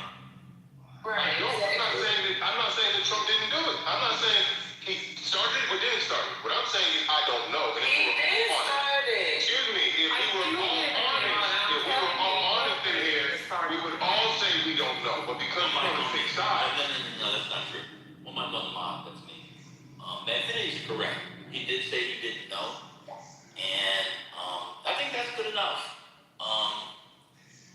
I think the talking point that Donald Trump hasn't created new wars is either completely wrong now, or not wrong, you can't say it anymore, or the best you can say is I don't know. Because I think we should actually give him credit for what he said. Because I think it's actually I think it's pretty honest. He said he doesn't know. And to be fair to Manfinity, and it's not an insult, he doesn't know much about these issues. He doesn't have an idea of what counts as a war starting. So I think that's fair. How do you regard what that gentleman just said, then? I find it to be rhetorical and unconvincing. Yeah, for sure. I do live in Iran. I'm telling you, people just talk. A lot of people like this. But what I'm saying is, if you just consider what he's saying as rhetorical with America, and if the government comes and kills a bunch of black people, I'm not going to say, oh, wow, they were allowed to kill black people because they've been a war in America. Christopher Donner killed some cops. Like, that's not how that works. What I'm saying is, if you can say what he's saying is rhetoric and marginalize it, when you hear someone to the opposite say, oh, Donald Trump started a war, why can't you do the same thing? Because I saw them kill the head of state. They're bombing, and Donald Trump says he won't stop until there's total unconditional surrender. I mean, if they're pursuing nuclear weapons, Actually, Trump 8 months ago said that I completely destroyed all of the nuclear facilities. Continue to build after that, according to the Trump administration. He didn't do anything. He was wrong, That's not a way-in, man. I mean, they're actively trying to take I don't think she knows that about him. I mean, Donald Trump was being proactive to protect America. Like the last speaker said, right? They had some type of little treaty where Iran was not supposed to have nuclear weapons, but they didn't believe Iran because they were still doing whatever they were doing with that uranium and stuff like that. And come to find out, they still got all of these weapons and stuff they're not supposed to be having. Trump is being proactive. The Iranian regime killed the most. They've been killed. They've been. That's the one country regime that killed. Most Americans, and they're labeled basically the #1 terrorist society or organization. How would you define the word terrorist? Can you tell me? Oh my God, it's all over. Well, I would define it by the way. No. I define it by the way the United States government defines it. No. Iran is a terrorist regime. Keep it moving. No, we're not doing that. That's Someone who kills civilians, right? Keep going. Terrorist is someone who kills civilians. For example, Hamas. Israel, like Israel. One second. Let me land my plane. I'm gonna pass it right to you. So, what I'm saying is, right? Iran, they support hundreds of organizations that are terroristic, not just to the United States, but to other countries. They fund other proxies to directly attack America, as well as funding a lot of super cells inside of America. America knows this. This is the main reason why America is doing what they're doing. So it's not like America's starting nothing. America is defending America. They have a right to... Hold on, man. 1 second. America has the right to defend its citizens and the interest of America. I mean, that's just what it boils down to. We can sit here and argue about who's right, who's wrong. But at the end of the day, the Iranian government hates the United States. The United States hates the Iranian government. So being with that said, I mean, what do you expect to happen? It's not about who's right or who's wrong. It's about America. Hold on, this is my last thing. No, you're repeating yourself.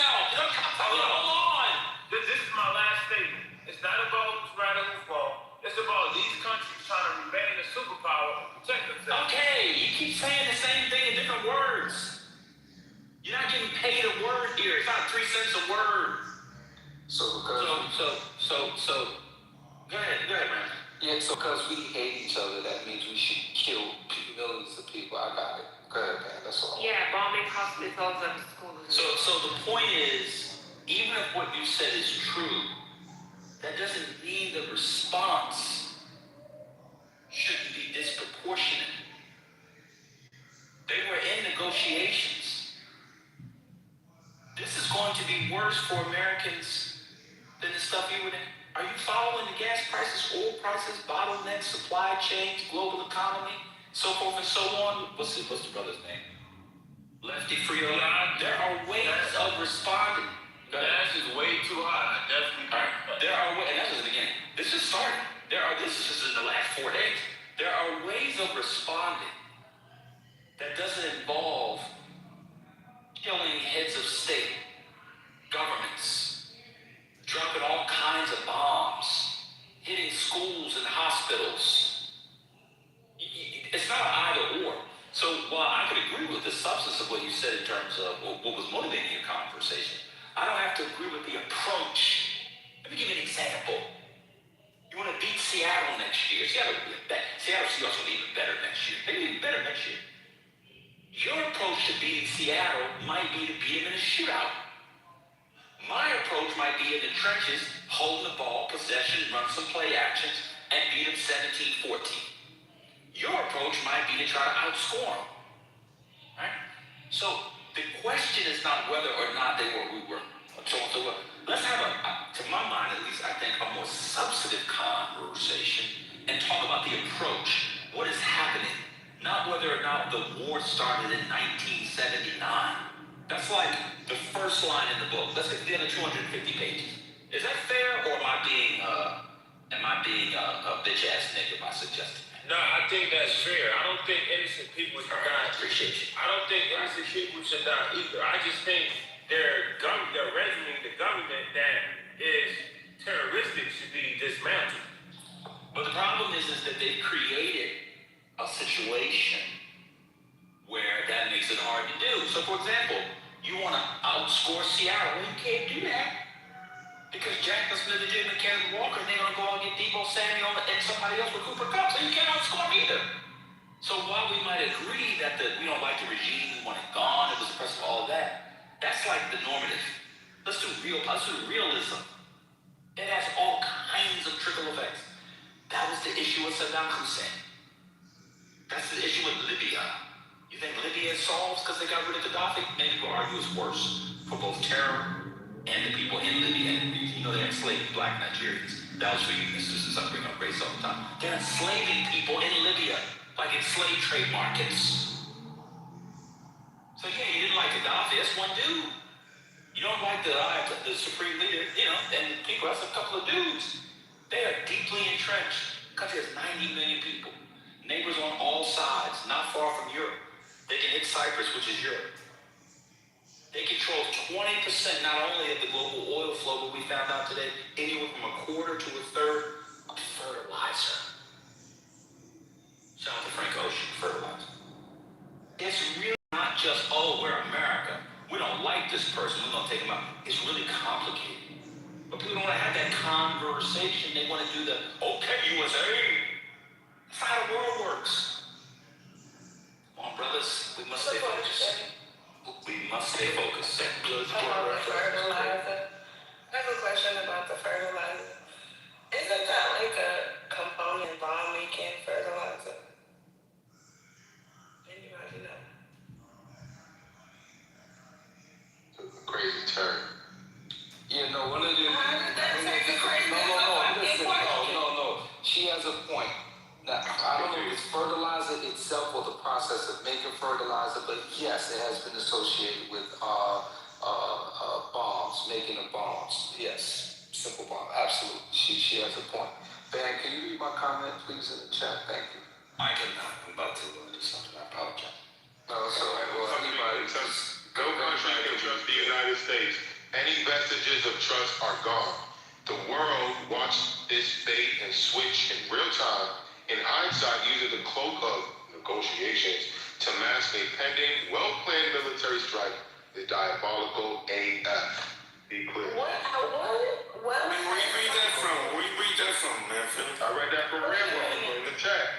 Oh, in the chat. Yeah, I just wrote it. That's all. This was a bait and switch, guys. And, I think we spoke about it. You guys had mentioned it. The world saw it. It was really... But you have an inability to assume positive intent on behalf of this administration. You got to take what you say with a grain of salt. It's not about my inability, right? About me. It's what happened. I'm talking about what happened. So When have you ever assumed positive intent on this administration? The last time... Okay, the Iranian president... You didn't answer my question. Excuse me, I'm not, because he echoed the sentiment himself.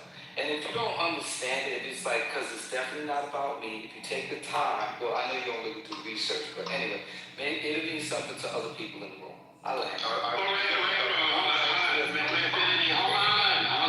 on a minute. So Rambo, what is your? No, I'm just going to ask you. From what timeline do you? What timeline do you think that's true? When do you think that started? I recall on Thursday. I mean, I've been following the negotiations and the lowered severity of the talks. From the inauguration, the statement we want to be a peace. For the past 2 weeks, I think we've all been given indication that somehow progress was being made. Right? Not a resolution, but that they were on talking grounds, and that's what we were given, right? And all of a sudden, just like freaking bomb them, So what I wrote is just what happened. It's not my opinion. It's what happened. That's like me and you talking right now. Meanwhile, I'm plotting to hurt somebody in your family. As soon as you walk out the door, go in the elevator, and you're en route, going home thinking that everything's all good, and then you get home and everything's bombed out. It's equivalent to that. Well, Rambo, I was only asking that, Kennedy. I just wanted you to follow. So, no, I wasn't asking a debate. I just wanted your personal. No, that's what you think. Do you think it's been weeks, months, or since the beginning of the administration? How long do you? Okay. The timeline, in this particular short timeline, I would say most of us would agree if we were paying attention in the past, let's do 2 weeks, right? 2 weeks. You would notice that there was a change in the temperament of rhetoric towards Iran. It had gotten lighter. So it was like, it seems as if it was like, let's lull them to sleep, make them think that, we're with it and we're going to negotiate in good faith. Meanwhile, a strike like this doesn't get planned in an instant. This has been underway for a while. The surveillance has been taking place by Israel for quite some time. They've been providing intelligence, so on and so forth. This shit didn't just happen. Like, come on, man. This was well planned. I don't know about well planned, but the strike was definitely well planned. Like, they knew what they were doing. Like, So CEO, Rambo, I know y'all don't think it. Rambo, you seem to be articulating that the Trump administration should have signaled to the world, including Iran, that we're done with negotiating with them because they're not acquiescing in any way. So they should have said that out loud, so they could have been more prepared for us to attack them. It's called dealing with people on the world stage. Why would you expect them to say on the world stage? That's your point. Let me answer. So here it is. Here's the thing. I understand military tactics in a conflict that's going on, right? But when you're negotiating, you're supposed to be doing so in good faith. You don't do snake shit like that it's just not the way things are done. And I don't know, but I'm willing to bet historically, seldom have we seen such a thing.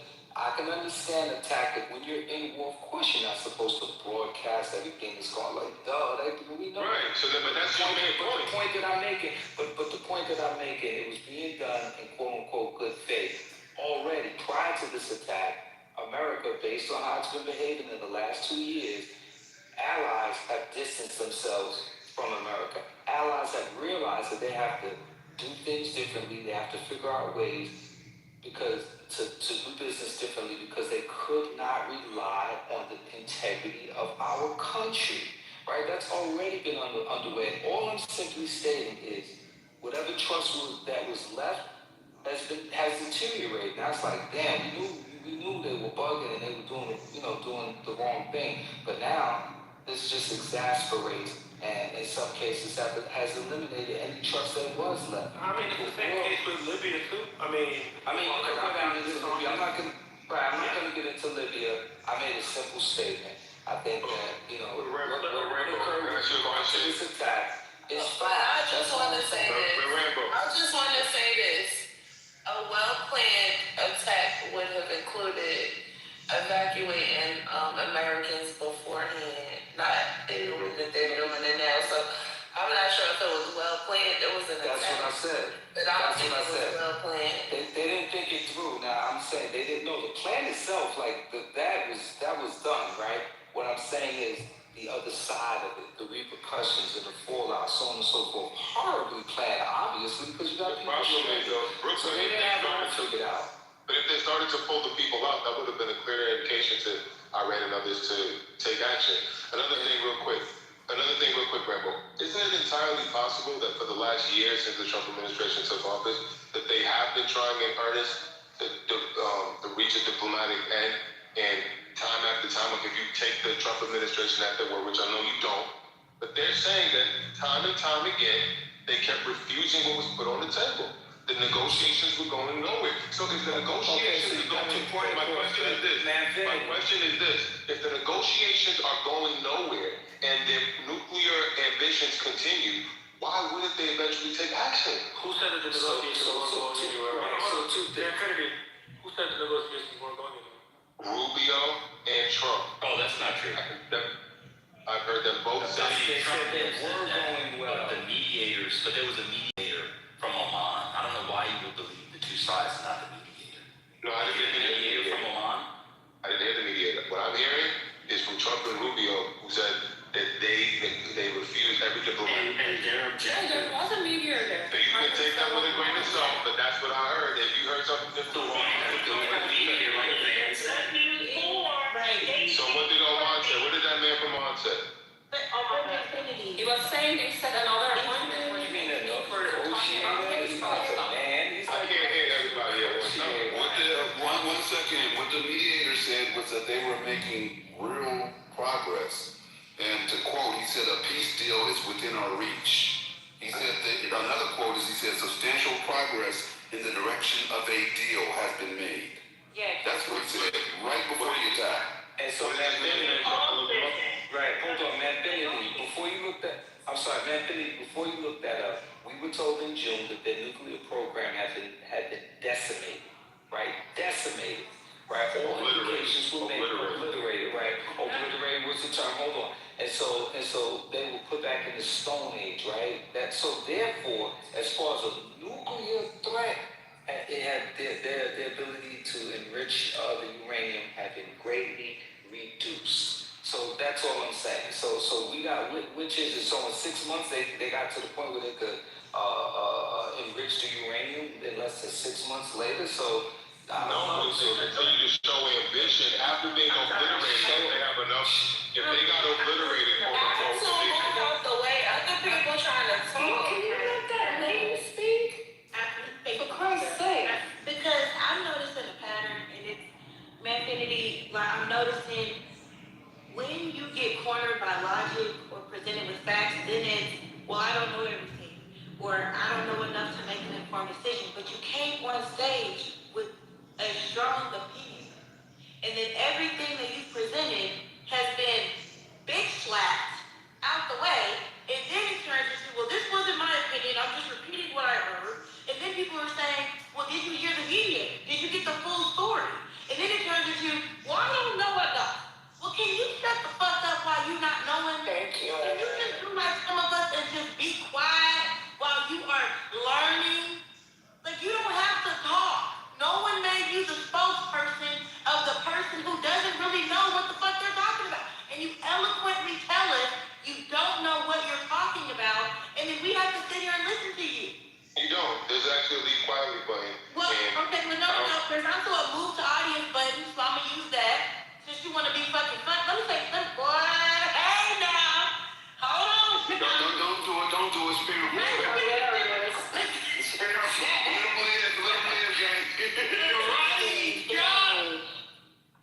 Thank you so much, my dear. They know God been working on me. They think they changed the name, and I don't know why he thought it was safe.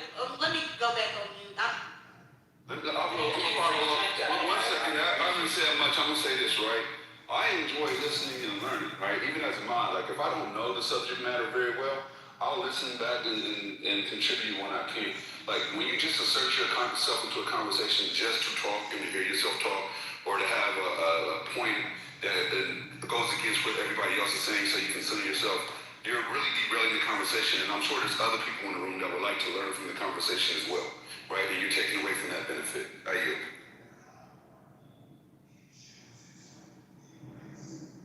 Ooh, child.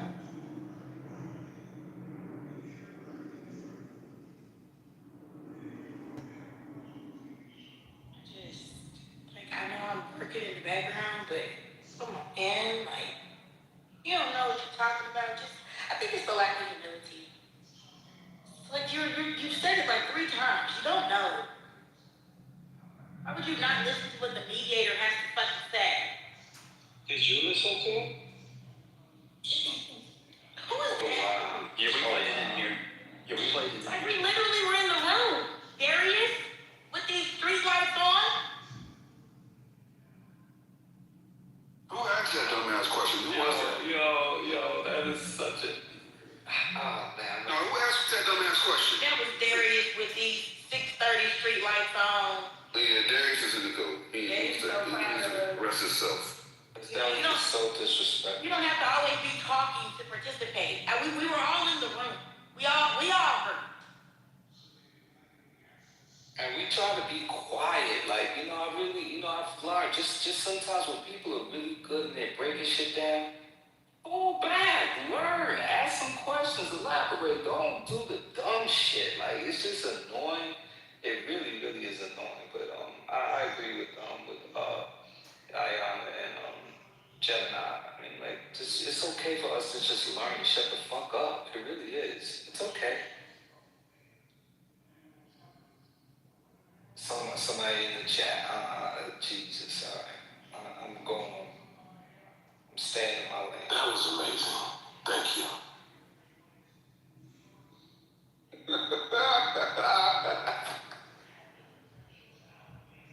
Who was that? So I'm not interested. I don't know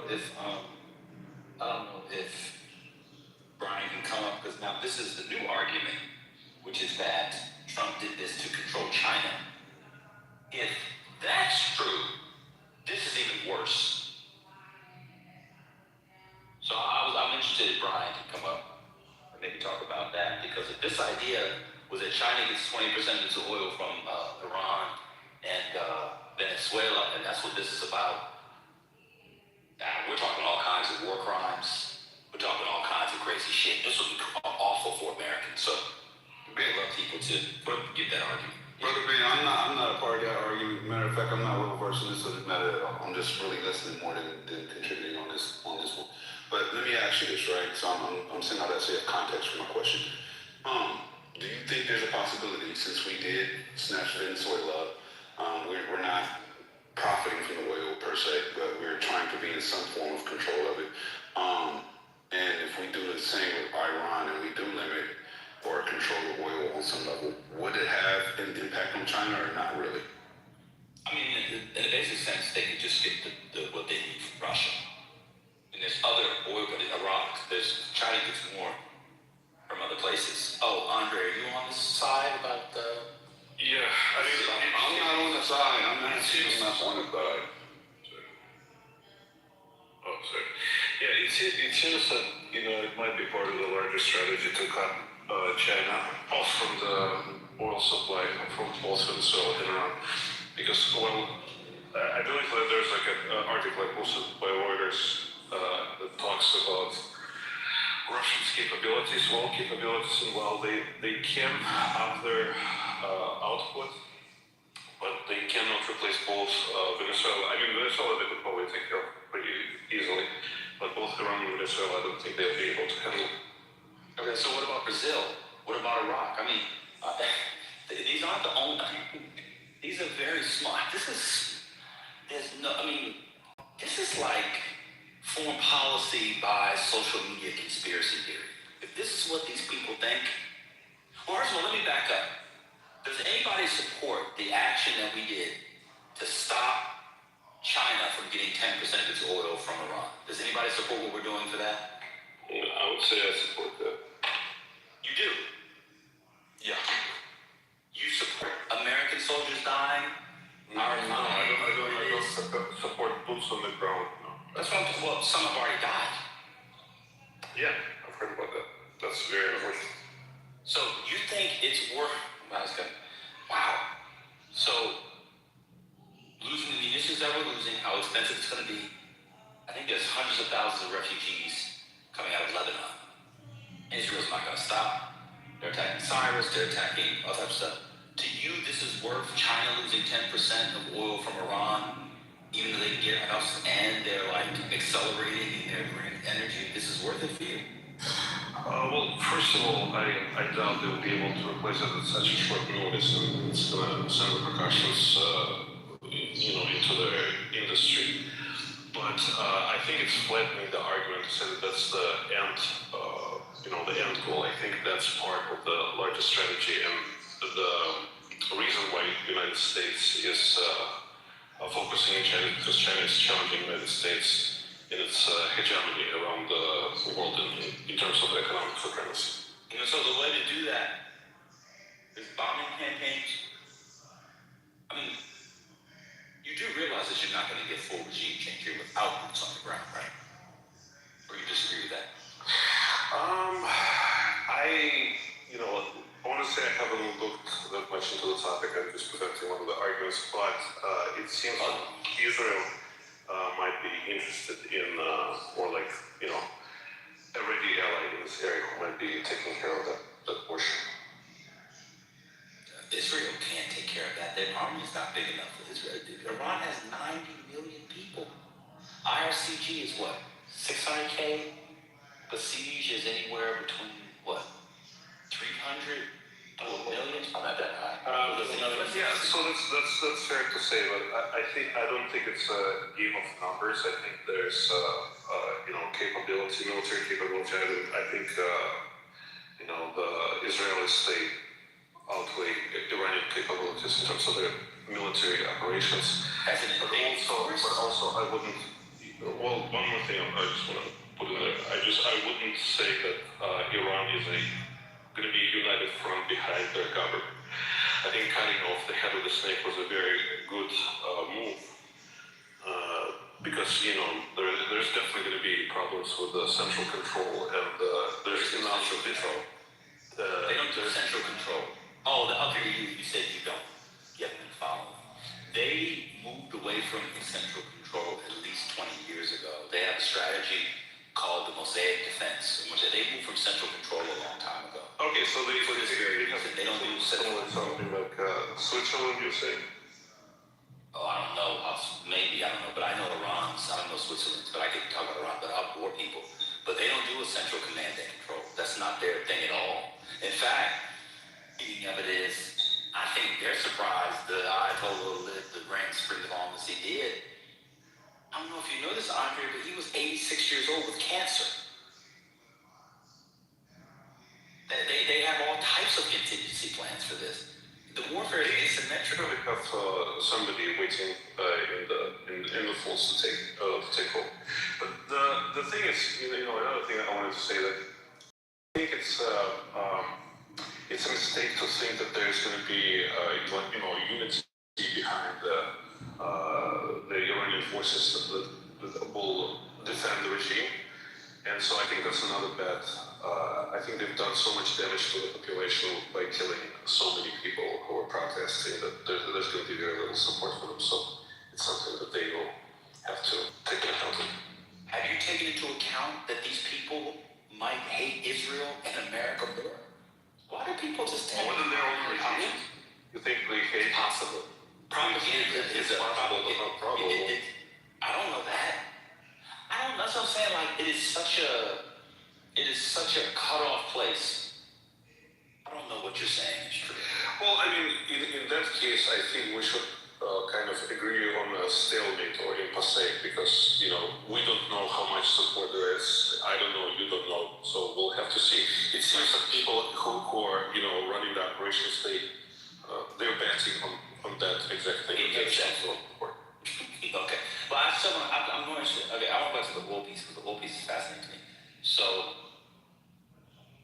in order to get, China can, let me see, because I forgot to get the exact percent. Do you know the exact percentage China percentage? It says as of late 2025, early 26, these two sanctioned nations together accounted for approximately 17 to 18%. Okay, 17 to 18%. Okay. How much was from? Okay. You're telling me that you don't think China can make up? Not such short growth.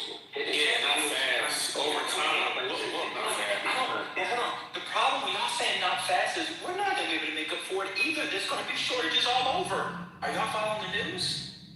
You know that when you shut down an oil field in Bahrain, Kuwait, etc., it's not like an on-off switch in my garage. When I turn the light on, it turns back on, right? You know these takes time. There's going to be shortage for everybody. Yeah, I think. I'm going to be honest with y'all. I want to finish this point. The Chinese are built to deal with shortages and austerity. The way we're talking about the Chinese here. Are y'all okay? I don't know, man. I don't know about that one. I'm fucking agree on that. What is that? China getting hit pretty hard, man. I know we don't follow China like that, like we do America, but they if you stop giving them oil, man, you know what I mean? They may collapse in the next years. They're self-sufficient. So getting oil, Omar. What are you saying? Very correct. So I think you're right in assuming that they are much more, adjusted for austerity and stuff like this. But I don't think there is as much dependency locally on oil. That's true.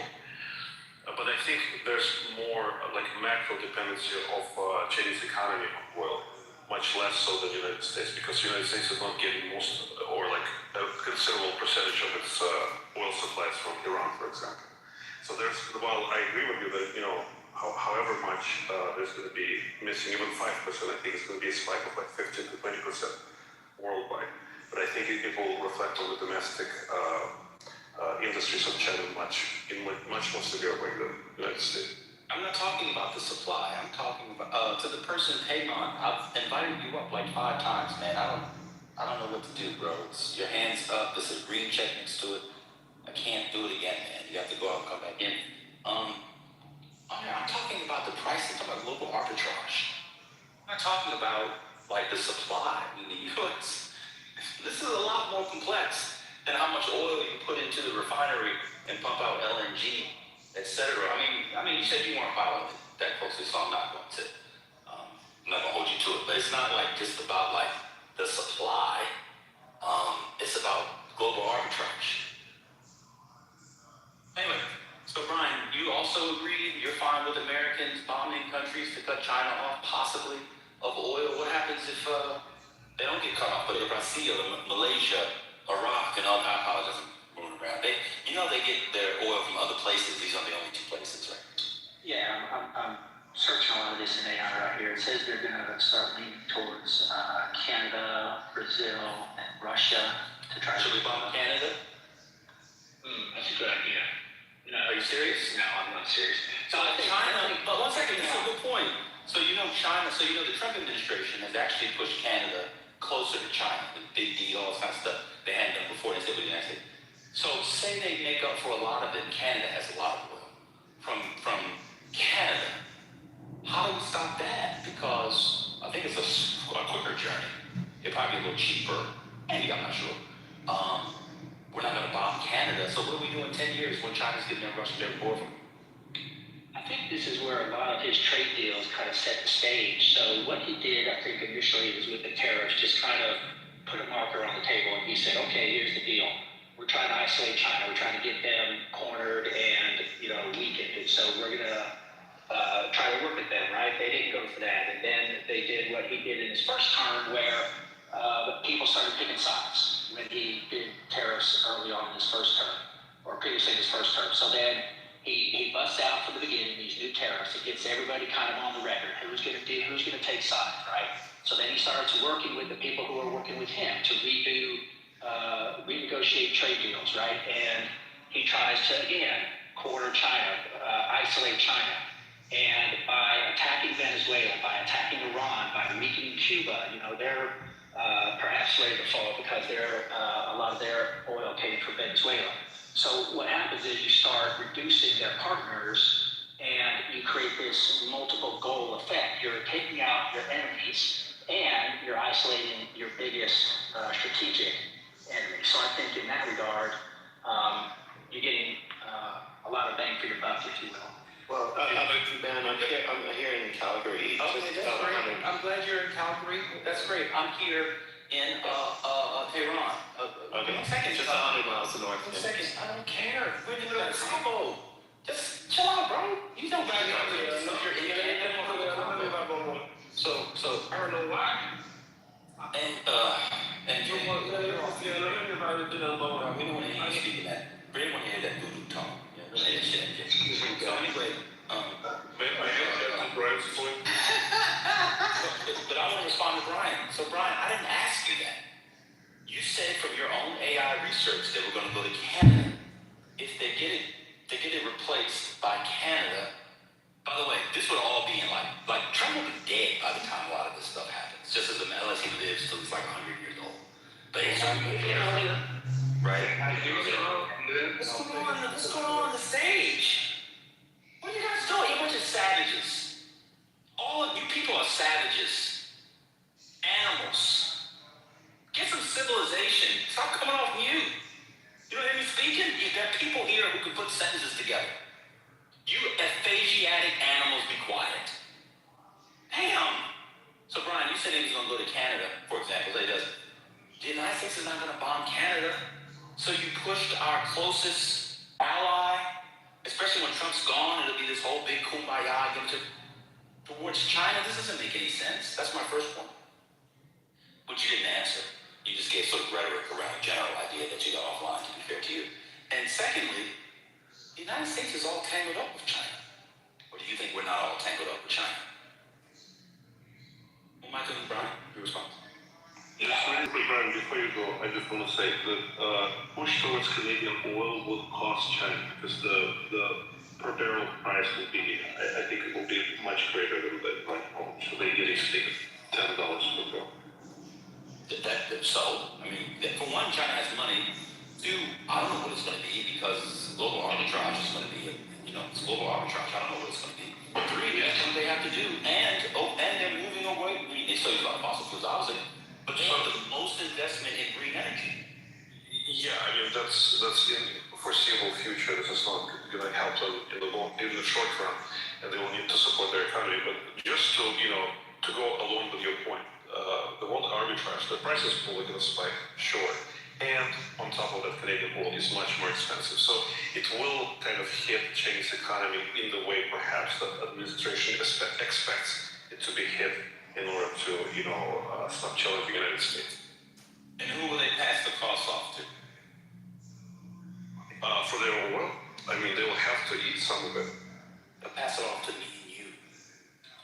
Well, not quite, because there's been changes in supply chain, but most of the supply chains are starting to shy away from China as a factory and moving to Vietnam and India.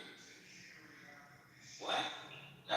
They'll pass it off to me, Andre. You know that. Well, me and you might be dead. I don't know, but they'll pass it off. Americans are going to pay for it because we take Chinese products. You know that. One, we get cheaper products because we get cheaper labor from there. They're going to raise the cost for the labor. They're going to pass it on. We know this. But that's the Canada piece. Why can't it be Malaysia or Iraq or Russia? You know China gets a lot of oil from Iraq. China and the Brits got the big contracts from Iraq after the war in Iraq in 2003. 2003. China is the big player there. Most of the oil from Iraq goes east. It goes to China and India, if I'm recalling correctly. Donald Trump does not have a handle on this, guys. I don't know if you heard about this. He just gave India a waiver to buy Russian oil again. That was the centerpiece of the trade deal with India. and the Secretary of Treasury, who for some reason needs to prove he's a tough guy. It's such a weird, I've never seen a Secretary of Treasury act like this. It's so bizarre. That's a different thing. He's now saying he might unsanction Russia in order to get cheaper oil in the market. Well, it makes sense then, because what he would be doing is putting pressure on the Russian oil production by, putting a new player on the market, India, taking away some of that oil that China might have been taking. I mean, it all makes sense in terms of what. Well, so they have Wait, break that down. So okay, I'll break it down. So no, let me say it. So if they give oil to India, then it won't go to China. Yeah. So I mean, if you want to break it down, I can break it down. Right? No, I got that. Do not break it down like that. I was trying to work my mind through it. I apologize. Okay. So then, what was the point of the prohibition in the first place? So that's economic pressure. I mean, what Trump is doing, I mean, maybe in a very awkward way, he's just trying to renegotiate all the deals in order to put himself and the United States in a more preferable position, and it's a larger strategy against China. Man, y'all, I gotta be honest with y'all. Y'all are some pretty smart guys. Y'all gotta stop trying to make sense of what Donald Trump is doing. It's seat in the pants, bro. So you wanna send the Russian oil to India as a way to freeze out China, but you just insisted that India couldn't buy Russian oil before you attack. Doesn't make any sense. No, I didn't say any of that stuff. No, that's what happened. No, that's what happened. That's what I'm saying. Well, let me get back up. Do you know about the India-Russia oil deals? So here's, I'm going to try to make sense. Go ahead. So if Russia has an X number of oil that it can produce, right, and China is cut off from their supply, they will go to Russia, you're absolutely right, to offset whatever they lose with Venezuela and Iran. But if there is already somebody who's taking that extra oil or whatever, like Russia is able to produce in, like India, for example, China is going to have much less luck or much less amount of oil that they will be able to receive from Russia. Puts even more economic pressure on. Now, in the larger scheme, just one more point. I have to do some work stuff. But on the larger scheme of things, China and the United States are locked in right now in a conflict, an economic conflict. It is either we're going to wait it out until China is going to get even stronger, even more integrated into all the economies around the world, and then it's going to be much more difficult, if not impossible, to have anything, to do anything about it. Or we can deal with it now. It's going to be very painful. There's going to be a lot of things that are going to be unknown, like our relationships with our allies in the future. That's how it's all going to play out. But at least we have a fighting chance. Hello, Ben. Hello, everyone. Can I say something, please? Yeah, hold on 1 second. We had a cue. Brian, did you say anything? And then Perfumer, and then Turk. I think he said it. I condensed it even further. You're saying it's all an effort to isolate and weaken China. All these things are pieces, dominoes that were ready to fall, could have fallen, have been, leading that way for many, many years, decades perhaps, with Cuba, Iran, Venezuela, etc. And Trump is just trying to coalesce all of these dominoes to fall towards weakening China. Okay, so if you're trying to, I don't understand how the WTI price going above 90, the Brent price going above 90, our gas exploding. Like, I don't understand how we can. So just explain how we can China. No, I understand that. Sure, just like the tariffs. Sure, I understand that. But the problem is there are other oil producers in the world, right? So we mentioned, you guys have this used for Canada, okay? It's used for India, even Malaysia, Iraq, and Brazil. Like, China can find oil from other places as it's getting its green resources long term. It's getting its green energy. I came here exactly for this issue. You are keep on. All right, so I came here to solve your problem. One second, I'm speaking to Brian. I'm speaking to Brian. I got you. You interrupt everybody, everything. Go ahead, Brian. So explain. I just don't understand. Donald Trump's not going to be here, right? So another president, Republican, or Democrat could disrupt all of this. And we're just speculating if this is the plan. I think that's why it appears, like you said, he's flying by the seat of his pants. I think he's trying to get as much done before the midterms because it's a coin flip right now if he's going to lose the House and or Senate. So he's trying to accelerate all of these plans to get things done while he has control if he needs the House and the Senate to back him with legislation. So I think he's trying to get as much done as possible before the midterms. If he holds on to the House and Senate, then I think we'll continue to see this laundry list, this checklist that he has built in his mind, whether it's right or wrong, whether it's, worth the gamble and whether it'll pay off or not, who the fuck knows? I mean, nobody can get No, but I'm confused. So what legislation? Now I'm even more confused. Well, like trade deals, tariffs, treaties. It can also be repealed. And I'm just trying to understand how this weakens China. Like, I haven't understood. So they can get oil. Of course, they are still getting more from Venezuela. They'll get more from Venezuela. And soon they'll be getting what they were getting before. You guys know that, but you don't want to admit it, which is fine. It's only been 2 months and they've already gotten 30% back. They'll get more. But the point is, we're more in control of that, right? So we can shut down spigot if we decide. That's the key. Well, it's the key for now, but here's the bigger key. Venezuela wants to sell it. But the problem is Venezuela wants to sell it to China. So if you cut that off, then what's going to happen to Venezuela? China will have to stop. So you guys just believe that America can do anything it wants. I think that's different than you guys. I understand. All right, perfumer, go ahead, do your thing. Hey man, just a quick thing about the oil coming from Canada. The problem with our oil, somebody wrote it in the chat, it's very, very expensive to refine because you can just Google oil, Alberta oil sands. So our oil is mixed with sand and it's very expensive to refine. That's why everybody goes to the Middle East, because it's quick and juicy and easy to suck out of the ground. So that's a problem. The second problem is what's the problem? Well, how's that a problem for China? They'll just pay more if they have to. What's the problem? Yeah, they will. I'm just saying, I'm saying that it's not an easy quick for anyone, and it has disastrous effects for the global economy. Or they'll create a deal with China, whereby there's some things that need to be made in China cheaper, and you send it over there. You get your own Mark Carney visits China, Nixon in China home. Yeah, for sure. They'll work it out. It's China. They're huge. Yeah,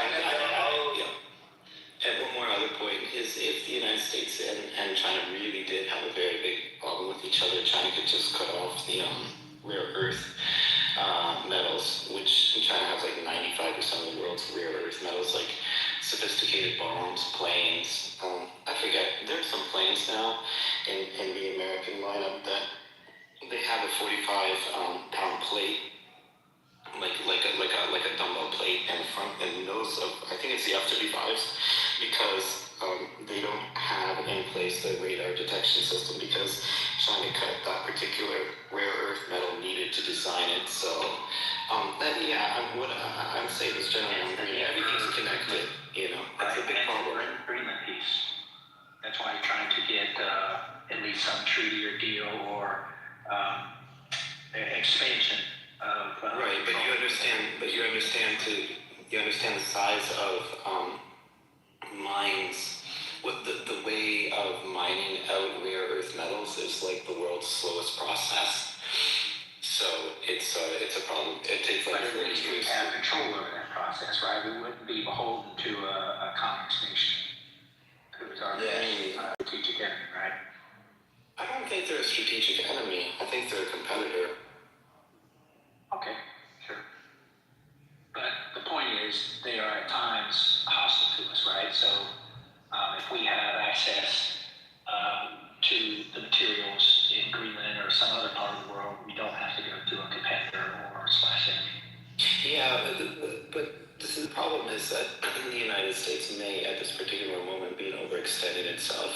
Like, if you think that Iran is a little bit of a problem, if you think Iran is a bit of a problem, and I honestly think we'll end up, Canadians too, will probably end up there, somewhere in the Middle East, probably for the next 15, 20 years, that might completely bankrupt all of North at that time China does. Like China's just sitting back and watching the United States overextend itself. How they gonna bankrupt? Bankrupt ourselves. How'd you say that's gonna happen? Energy prices, like every other empire that's ever existed in the history of the world, it's a common cycle. But America is a little different than other empires in the past. Sure. Especially when China has about 50% of supplies routes, and they have to pay America for a lot of protection for the shipping lanes, which also Japan owns the most debt. So a lot of things that China owes about 3.2% of America's debt, have no way to enforce it. So they have this problem with America and China having this supplies, and especially through the Indian Ocean, which many shipyards are also helped with America in the 70s invested in China. So it's a lot, China has a lot of they have a lot of growth, but they also are dependent on America's, especially in the 1939, 1940, when America had two bases to save China from Japan. So a lot of those supplies and trades have to be put into effect, because especially China is very powerful, but it's always had problems aggressively expanding in its history. That's why it's very usually a defensive nation, and it's worked, but it also has had a lot of issues expanding. That's brilliant. I'll go back to that now. I put in the chat an article that shows 5 different charts where China gets their oil and everything that's affected since the start of the war over Iran.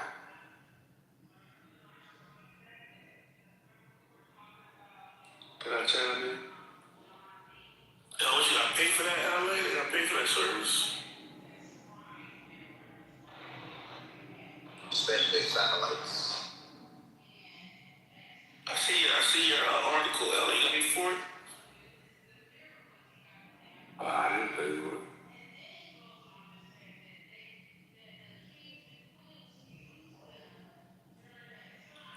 Can I add something to the conversation?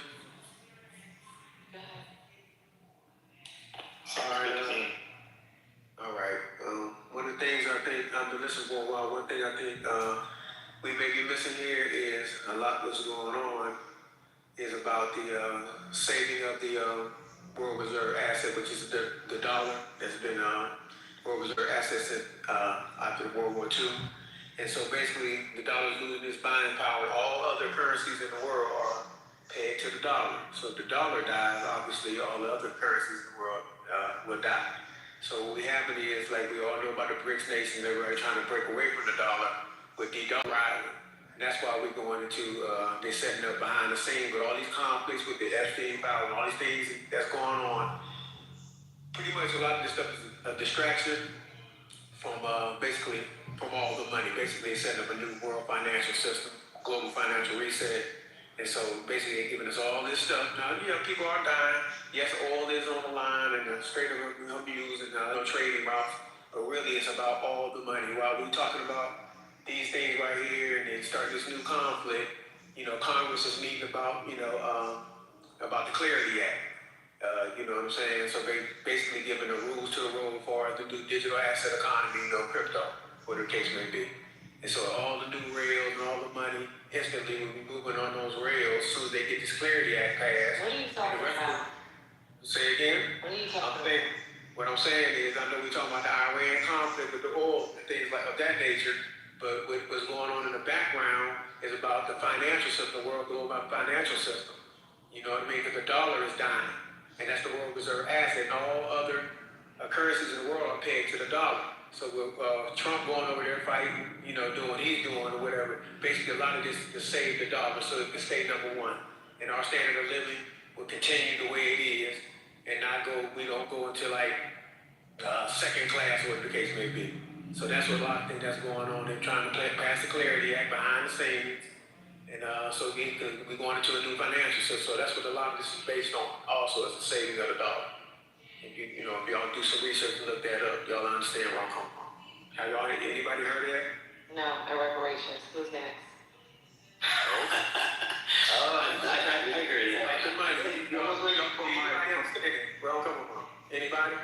Yeah, I want the dollar to stay strong too. I mean, I want to stay strong. Okay. So that's what a lot of this is about. You know, when you look up the Clarity Act, what's going, the Genius Act passed in November 2024. The Genius Act. Now, what we need is the last piece is the Clarity Act. All right? And then they're going to move the whole world into a new financial system. And so basically, and I'm not on here, I'm going to say this and I'm going to get off, and I'm going to let you all have it. Because I'm just trying to help everybody understand where this thing is going and put yourself in position to protect your family, yourself and your family. All right? So these are the ones, the digital assets that you might want to look into and get. All right? Because these going to be the rails that's going to move the world's money. All right? Because another thing you can look up is ISO 20022. That's the new messaging system that all the banks are online using right now. That's just went in effect last November. And the digital assets you want to accumulate, which are very inexpensive right now, are obviously XRP, XLM, XDC, Algorand, IOTA, HBAR, and Quant. All those are ISO 20022 compliant digital assets. I'm not only here just bluffing, talking shit, excuse my language. I'm sitting on. Look, when Trump was coming in office, I was at 1.5 million. It is what the hell it is. And I also own precious metals to protect the family, gold and silver, physical gold and silver bullion, to protect myself and my family. So these are some of the things I'm just trying to help. You know what I mean? If you get these items, if you get those digital assets now while the rest of the world is asleep, then not only will you be protected, but you're probably going to be RICH, probably rich more than likely. So that's all I have for you all. If anybody got any questions, I can answer any questions you have on that topic or whatever. But I'll turn it back over to you all. I mean, do you foresee the price of gold going up? Yes, I said to APMEX, I bought mine from APMEX out of Oklahoma City. That's one of the ones that the government used. They mint United States gold, silver, and coins, and platinum, and all that kind of stuff. And when it was at $1,700, I bought 25,000. No, sorry, my fault. Nope, that's not correct. I spent 50,000. All right, but years earlier, hanging out with my man here in Atlanta, good friends with the guys that's in Outcast, $150,000 all them. I was telling them about buying physical silver way back in 2005, but I didn't start buying until actually 2011. So I accumulated it. Wait a second, can you explain again how's the dollar going to be replaced? Oh, because, okay, so basically after World War II, what happened is all the countries got together up here in Bretton Woods, I think that's up in Connecticut somewhere, and they had that agreement, right? That's 42 nations that the Bretton Woods Agreement. After World War II, they all met, 42 nations came to the United States and they met up in Bretton Woods, and that the United States dollar would be the world's reserve currency, okay? So now we got to think, 42 up to 2026, that's well over 100 years, right? I'm sorry. Since 1913, when they had the Fed and all that, 1913 with the Federal Reserve, with the dollar, that's been over 100 years. And of course, by the dollar being the world's reserve currency, there's no currency that ever lasted well over 100 years in the number one spot. That is true. That is very true. Okay. It usually lasts about 75 years, about 70, 75 years. So we're well overdue. So it has run its course, and everybody on here, I'm quite sure, understands that the United States government has been using the dollar as a weapon over the last, 10, 15 years, 20 years. Remember they cut Russia's money off? Because since the United States has the world's reserve asset, just understand, so we all know that the World Bank, where's their headquarters? All right, brother, 30 seconds, come on, bro. Okay, New York City was the World Bank headquarters, and the United Nations headquarters in New York City, and the International Monetary Fund. So the United States runs the world financial system. But now we're going to move into a new system, which will be digital. And again, just get those ones I asked you all. I'm talking to you all about getting. You protect yourself and your family. Get yourself some precious metals. I think the big issue with my understanding, and you can tell me if I'm wrong in this, the big debate is whether or not the government should be the issuer of the cyber coin or the cyber currency. So what are you guys talking about? Is this the war? We're doing the war. What are you guys talking about? Okay, yeah. What's going on? You already went this. Have you heard about the Illuminati painting to the Denver airport? Just that this definitely has something to do with the war also. It's about finance. Everything goes back to the dollar. Hello, everyone. Yeah, when all else fails, they give you I more. have something to say. Go ahead. Go ahead. Yeah, I know, like, I've been listening to the conversation, a couple of, minutes, like 10 or 15 minutes ago. And the whole conversation about China and all this, petrol, hey, we're gonna cripple China by invading Iran, as far as I understood the guys talking here. It's far away from that. Look, the invasion of Iran, of the war in Iran, and it's part beyond petrol. It's all got nothing to do with that, according to, for instance, an article published on Politico by Jerome Sunny and Catherine Allen. Titled "Five Chart Shows China's oil dilemma after a year's strikes."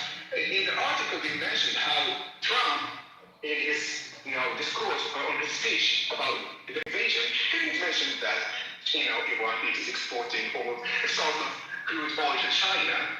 Never. In fact, China is importing, a lot of its oil from countries that are considered to be friendly to the U.S. and allies to the U.S. Namely Saudi Arabia, Russia, but Iraq, Brazil, Oman, the UAE, Kuwait, all of these export oil to China. And to be honest, I don't see how, if the fact that you would stop the exportation of the Iranian crude oil to China would cripple China. Just in 2005, according to the same article, Iran exported 520 million barrels to China compared to 1.4 billion barrels from other countries. It's almost nothing, and Iran would never be, a significant source of oil because China, as Dan explained earlier, can get oil from other countries. There's a lot of countries that would be more than happy to export oil to China, and frankly, the US cannot stop, oil trade across the world, including China. So, who are we kidding? This war was just in favor of one and only one country, Israel. Come on. The US We can't stop. Come on, Tyrese. Just showing your bias, man. Come on. Wait, that's his bias, but not other people. So you're allowed to. Everybody's biased, man. I know everybody's biased. One mic on me. You had people saying they were fine with American soldiers dying for the possibility of cutting off China getting 10% of oil, and they're allowed to say that. But he's not allowed to say this when it's very clear Israel's a central player. Like, well, come on. Go ahead. Ben, I love or not, this is my opinion. I don't care what others think about it. It's my opinion. I'm expressing my opinion now, okay? So, if you don't accept it, Omar or anyone else, you are free to not accept it, and maybe then you can answer me. But for now, please don't interrupt me. I won't talk for much. So, and I can correctly Ben, but the guys gave me the impression that this war is over, and the US won the war and is going to want to win the war. Now, come on, people. Do you think that really Russia would accept, the US to oppose a political leader, okay, that would be friendly to the US and Israel in their backyard? Do you know that it's 500 kilometers from Iran to Russia? Russia would never accept that any ally of the US would have any foot, close to the Caspian Sea. The Caspian Sea is literally the backyard of Russia in Asia. Come on, people, wake up. Russia now, according to Hexet, and he underplayed this info that Russia is providing Iran with intelligence and satellite data to strike, American targets in the Middle East. And they did, and they are doing that because it's in their own interest to protect Iran. Just yesterday or 2 days before, Iran struck a fast radar station in Jordan that cost the U.S. $300 million of U.S. taxpayers' money. It was destroyed by way of drone, a drone that would cost nearly $30,000. What are you talking about here? And China would need to do to keep Iran in their camp, in the camp of Russia and China. You are way. You got fire hoses, bro. You done drowned me. You done waterboarded me 8 times, bro. You gotta let somebody else get in for a second. Okay, sorry. So, I just made the essential point that I want to talk about. Thank you for listening.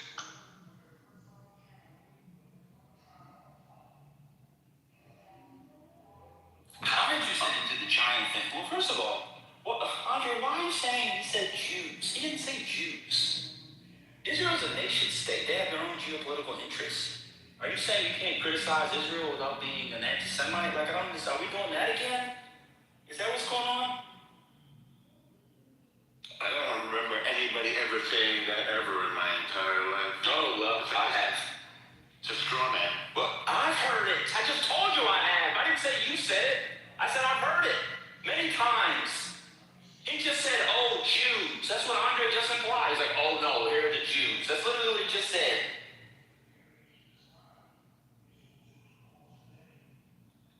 I just saw an interview with Prince Reza Pahlavi dropped a few hours ago, and he thinks he's going to take control of Iran. Takeaway line is Iran could have been South Korea, instead we're North Korea. It couldn't have been South Korea. That's a silly claim. Why is that? They got a lot of oil. South Korea is highly.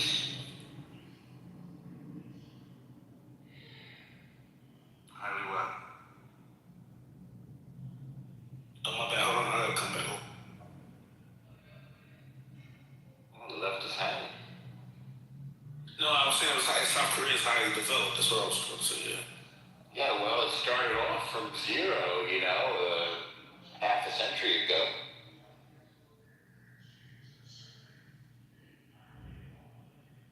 A lot of countries could have been South Korea, but they was on the wrong side of history. But this was a Western-facing country with its future ahead of it, before the 1979 so-called revolution.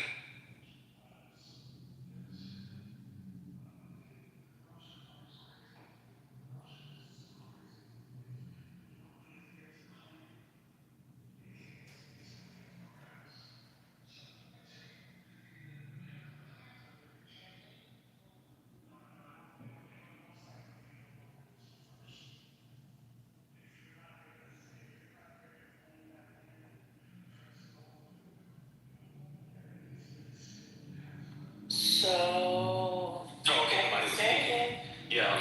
So I'm gonna go back to it. So if you online, Andre, Brian, and others who believe this, can see the players against China, obviously the Chinese can see it. I mean, you're just a dude online. So what do you think? I mean, you guys are then forecasting World War III. Yes? China's obviously going to get involved. If this is going to choke them out, they're going to have their oil. Then it's going to sit back and take it. So what do you think China's response will be? Because if you can see it, Andre, if you can see it, Brian, whoever else, then obviously they can see it. They would have seen it before you. And they have a diversified oil portfolio, so they obviously have contingency plans. But let's say that they didn't. Then what? What are they going to do? Just sit back and allow it, Brian? I would be surprised if they stepped in. And these loss of, something like 15 to 20% or oil. But did you make the claim that Yeah, of course he did.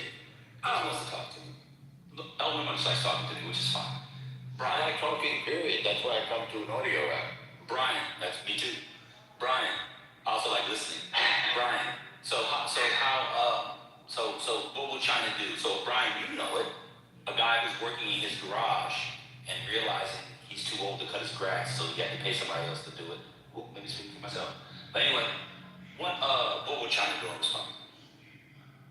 I think they're going to try to cut their losses, minimize their losses, I should say, not cut their losses, minimize their losses. They're going to try to increase trade with the most economical partner they can to replace the energy that they've lost with oil from these different sources. The longer term effect, though, is that if Iran... now, I mean in the war, I'm sorry, I should have been specific. I mean in the war. You think China is going to come to Iran aid? They could. They could supply them with drones. They could supply them with more platforms. You know how quickly they can make drones? I mean, apparently Russia's supplying them with drones. There were Russian scientists in Iran. That's plausible. So that's what I'm saying. So then what's Trump? Since you guys, and I didn't know Andre turned into such a Trump supporter. It's fascinating. I have no idea why. Maybe it was the trans kids and sports thing. You have to tell me about that. I don't know. You were just like a normie Democrat when the app started. Now you're a right-wing MAGA, which is crazy. Oh, were you not a right wing? I mean, were you not a normie Democrat? You're breaking up. What? I'm not MAGA. It was fun. Oh, okay. But you did vote for Trump last time, right? No. Okay. Now we're all lying. All right. So, Brian, you don't think they'll do anything? They won't supply? I'm not saying they'll send records, so they won't send supplies. They won't help with intelligence and that type of stuff. They just sit back and hope to work in the economic market. Well, I mean, if you're, and I didn't say they weren't going to get involved. What I said was they will work to minimize their losses, and that applies, I think, to, the Iranian regime seems unsalvageable at this point. They've lost. According to all that, that's not what the intelligence agencies say. Brian, are you following the news, bro? I know, but hold on, but the intelligence agency just said the opposite of that. So what I'm saying is, if there are people in the country, it's like Al-Qaeda, right? So there's an endless number of people who are willing to step up. It's not like Al-Qaeda. Listen to what I'm saying. But it's, okay, good, I apologize. So if there are people on, let's say, the third or fourth string, because Trump took out the first string, he took out the second string, and if they're now down to third and fourth string, then their capacity to wage war is diminished because they don't have the connections, the relationships, the trust, the intelligence. You think they do? You think Khomeini is just replaceable? They don't do central command there. They don't do centralized control and command. It's all over the newspapers today. Intelligence agencies, the U.S. spy agencies, doubt Iran's opposition seizing power, doubt the seizing of power of the opposition. The spy agencies are saying, whoa, let me tell you that. So did you see the news? Can I tell you the news? You're going to talk over me while I read the news, bro. Yeah, I think you're mischaracterizing what I'm saying. Oh my God, I know what you're saying. You said regime change seems likely. Is that what you said? No, that's not what I said, but go ahead. That is what you said. That's not what I said. You started off by saying, at this point, regime change seems likely. No, that's not what I said. What I said is... What did you say? Okay, so what I said was... I mean, you have to think of lie. No, you're getting heated, man. It's funny. Well, I don't like when you lie, because I'm cool. What did I lie about? What did I lie? Name something that you said regime change at this point seems likely that it was going to happen, and then you likened it to Al-Qaeda. This is why it's so hard to take you seriously, man. You get so frustrated. To Al-Qaeda. Did you not? Can I finish my sentence? Did you liken it to Al-Qaeda? Can I finish my sentence? Did you liken it after you answer my question? Did you liken it to Al-Qaeda? I did say that. All right, cool. Now you can finish your sentence. Thank you. So what I'm saying is that similar to Al-Qaeda and other regimes, there are people who are willing to step up into those positions, but they don't have the trust, the network of connections, the intelligence. They don't have the experience. Otherwise, they wouldn't be in the third or fourth string.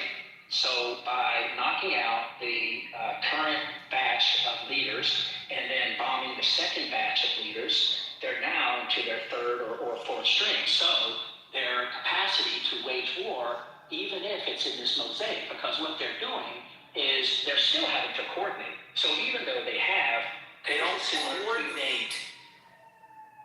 You're saying that all 37 or all whatever dozen number of war-fighting capabilities just operate completely independently. They don't do war-fighting capabilities. It's asymmetrical. Do you know what asymmetric means? Of course you do. What does that mean? So, like, for example, they have the people that are there. They know to mess up the strip. They don't get to coordinate with somebody else. If some guy gets killed, somebody else comes in, mess up the strip. That's the whole point. Okay, so then we just take out all the assets in that region. You can't take out all the assets. Hold on, central command, you said it just broke. Hold on, there is no central command. Correct. They're floundering. There was never a central command. Yes, there was. It was not. The Ayatollah did not give war plans. That's not how it worked. Well, this is not going to get you the way ours does. No, that's wrong. I disagree. Okay, well, you should read about it. Anyway, Definitely will. You're saying in today's times? No. The thing today I'm talking about was the assessment about how it was unlikely to oust the regime. Regime was ousted in the first 60 seconds of this war. Well, not according to the intelligence agencies. No, it wasn't, bro. You guys still got to It definitely was not. What's going on? It was the Khomeini regime. There's no certainty that there's anybody else like Go that. ahead, Brian. Be quiet. Go ahead, Brian. So what I'm saying is, All right, yeah, you know more than the CIA. Go ahead, Brian. so what I'm saying is, I know more than the CIA. Go ahead, Brian. as I Iran, know more than the people. Okay, well then, since you know more than us, we'll block you out for life. Fine, that's fine. Goodbye. Go ahead, Brian. He's gone. Since he knows more than us. as Iran and Venezuela and whatever, maybe Cuba, whatever number of trading partners, suppliers of oil and other products, purchasers of their exports, etc., whatever relationship they have is diminished. It is impacted to a negative degree, some degree, right? So then what happens is they have to weigh, is that worth going to war? Is that worth sending troops in? Is that worth sending, munitions or weapons or, combat vessels, whatever, into the region to try to salvage? Who is they? I lost your train of thought. China. Okay, good. So if China, because we're debating whether or not China's going to get involved, right? Are they going to take military action, or are they just going to work either diplomatically or through trade deals or some other negotiating paths? Well, that's what I'm saying. That's my point. No. But I said supply. I didn't say to send vessels. I didn't say like they don't. Well, that's what I'm saying. That's their choice. So they can either get involved in the hot war, or they can try to resolve things through negotiated But trade there's deals. multiple ways to get involved in the hot war is what I'm saying. Sure. Yeah, I agree. It's not I'm just saying sending vessels or troops. Completely agree. Okay. Yeah, completely agree. Okay, cool. So my question is, when they get involved, what will the United States response be? I would suspect we would heighten the attacks on Iran to negate or mitigate or reduce that threat. So I don't think Iran is some military superpower. And given that they've lost, X%, 90+% of their Navy vessels, whatever other number of... The Navy? Did you bring up their naval vessels? Are you being serious, bro? Didn't we just sink their flagship? I'm sorry, Patty. I can't do it. What's wrong with that? They never really invested in the Navy. And when you brought up the asymmetric warfare, you're talking about like a regional war. Not only a regional war, how they build their missiles. Do you know they build like 100 missiles per month, and the United States only builds 60? You think they're just fighting like that? You gotta take into consideration when Yemen decides to jump in. It's gonna be on different fronts. Like you're talking like a fucking kindergartner, and you claim that you were teaching at a school. He said at the war. He said at the What's kindergarten about that? He said at the Shit, if answer my question. What part is But kindergarten? this is That you brought up the Navy was you as kindergarten. an officer. I'm talking about Iran's warfighting capability. It's not. It's asymmetrical, bro. What's going on? It's not about their warfighting capability. It's about closing the war. It's about closing the strait. Capability a factor? So we're in the war with Iran. Is their warfighting capability not an issue? We're talking about What do you call their war fighting capability? Are you talking about tank on Their tank? soldiers, their weapons, their munitions, their No, navy, their their air munitions. Their force. munitions. It's going to be their munitions and their geographical, how they're. So what's kindergarten about that? What's Because kindergarten about you including their keep talking navy about in their warfighting capability? about the Navy. You keep talking. You don't Is the understand. Navy not included? You It's as a an basic officer, a former Is the officer. Navy not part You of their as a warfighting former capability? officer has not learned that Iran is one of the enemies we do not want to fight with because it will be a forever war. Is the You Navy don't know that. capability part of their warfighting? It is, but it's Why not don't you keep dodging my meaningful. question? It's not meaningful as We're her not point. ignoring my point. No, it wasn't meaningful before. That's not the type of war they wage. They don't do a tank on tank. You taught at the Air Force Academy. You never read about it. I still don't understand. You still haven't answered my question, Patty. What is kindergarten? You got it, bro. Yeah, that's what it was. You called it kindergarten. He's mad that you outrank him too. That's the other issue. It's just silly. You guys just jump to, inflammatory ad hominems. It wasn't inflammatory. It's what there's a Navy. Their Navy is part of their warfighting capability. No, it's not. Their naval assets are not part of their warfighting capability. They had like 7 ships, bro. Yeah, like 6 or 7 ships. That's it. What are you talking about? It was a boop. It wasn't anything. So what you're saying is it's not part of their warfighting capability.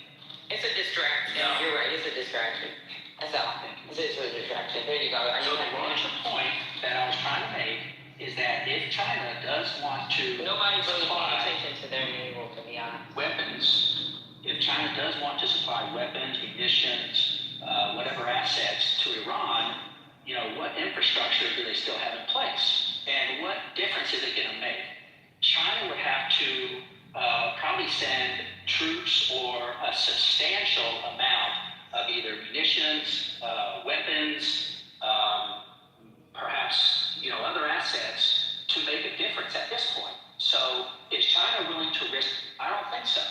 I think they're going to cut their losses and they're going to try to make trade deals and negotiate with other countries for the oil that they've lost, and the partners in the region are just down by 1 or 2. Well, I'm confused. Go ahead. There was an interview the other day.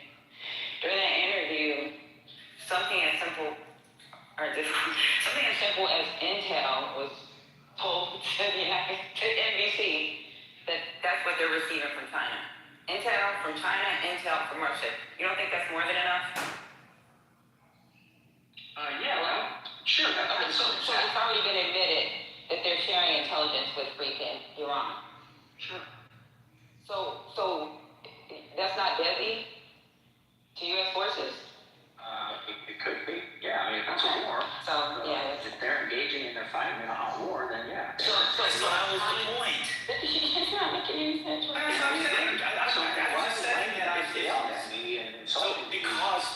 look, calm down, Brian. You were in the military. I think you're really Are you smart. feeling You hurt? should know better. Are you feeling hurt? I'm just curious why, Because you thought what you said was kindergarten level analysis by bringing up, of all things, 9 votes. It was not part of their strategy. We see the strategy. I'm about to get the strategy. Pause. When I go fill my tank up at $3.80. That's part of the strategy. It's going to be $5 next week at this rate. That's the strategy. Fertilizers, 30% through there. That's the strategy. What is it they call it? The potash and urea and all that stuff. I don't know much about that. That's the strategy. LNG shortages, that's the strategy. Having people tap into the strategic reserves, that's the strategy. Having Bahrain cutting off force majeure, that's the strategy. Having the refugee crisis on the border of Israel, we're at 450,000 according to reports. Israel shares the border with Lebanon to the north. That's the strategy. Syria to the east. That's the strategy.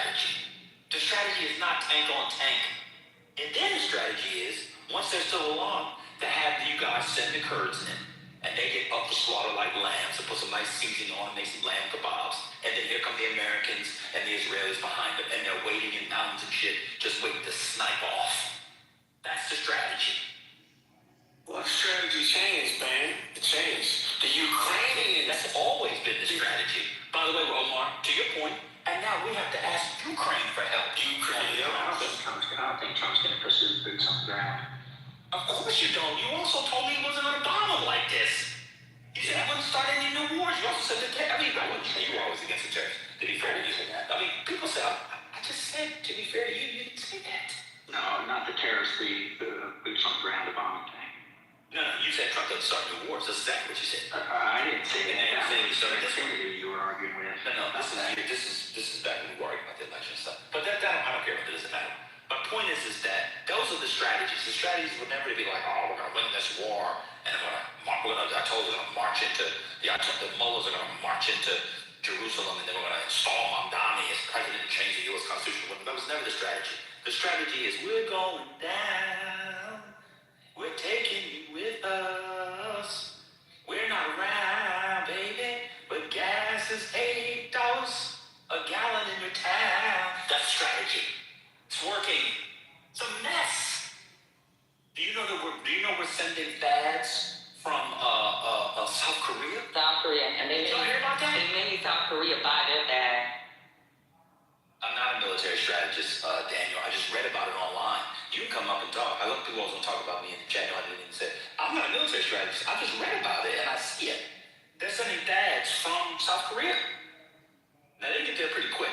We found they could just ship them on C-17s. So y'all come up and tell me where I'm wrong. It's clearly what's happening. I'm about to go fill my tank up. It's a mess. So just come on up and tell me where I'm wrong. Tell me wrong. They're sending the dads on C-17s, brother Ed. I don't know. I think it's a C-17. That's a beautiful plane, by the way. I'm not a military strategist, but I can see. But if you trust anything you read online, I trust my fucking gas tank I'm about to pay. What's going on? I'm the only one whose gas prices have shot up in the last couple of days. What's happening? I think just going back to the main point that they're trying to just weaken and isolate China. And this is one way to do it while also accomplishing goals that we've had for many, many years and into decades. So if it's going to pay off, who knows? How China has other partners taking out Iran, taking out Venezuela. That doesn't do anything. Those are small players for China. Well, it just takes one more piece off the chessboard. So you let them get closer to our allies, so they're going to get closer to the EU, they're going to get closer to Canada, they're going to get closer to Mexico, they're going to get, you know where they get most of their oil from, right? You know? Well, I think Russia, Brazil, and Canada, right? Nope. China? Nope. Yeah, where's China most of their oil from? Well, the country that sends the most? I thought it was Russia. Saudi. Oh, okay. Iranian. Can I say something about the security that you were talking about? Sorry, I'm Iranian from Iran. I'm just gonna ask you a question, guys. Yeah, go ahead, Reza. Okay. I just want to ask you, what the hell are you doing in my region? What do you want? What do you want? Honestly, what do you want from us? What the hell we did to you guys? What do you want from us? Have you heard the phrase, largest state sponsor of terror in the world? Has that phrase ever crossed your ears? I thought the United States of America was. I thought the United States was. Okay. That's exactly right. That's exactly right. We never did anything to you Americans. Really? So this is I'm getting out of How many Americans? Sir, listen to me. The people in this room have done nothing to your people. It's our government. Most of the people in this room do not agree with what's going on, sir. All right? Get it through your head. Y'all keep coming in here and talking to us like we the ones that did this shit. We ain't do nothing to y'all. You got shit fucked up. That's your government. Like, you know, It's your government. yeah, but That government. One second, Reza, you back? Can you hear me? Reza? come in here today saying that America should. And they're glad that America came in. Now, you're coming in and you're saying stay out. We're saying we don't want to send our troops over there.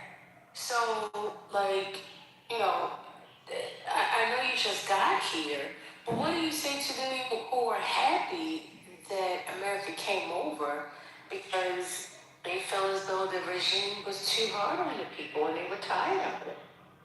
What do you say to them? It's not a regime. Don't call it regime. It's not a regime. That's the Iranian government. Okay, Iranian government. Okay. Yes. Okay.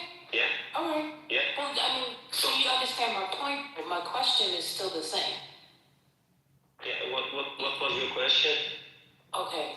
I'm saying that in here today, there have been several people arguing with others saying, hey, we're glad that America came in and they're taking out the government, the Iranian government.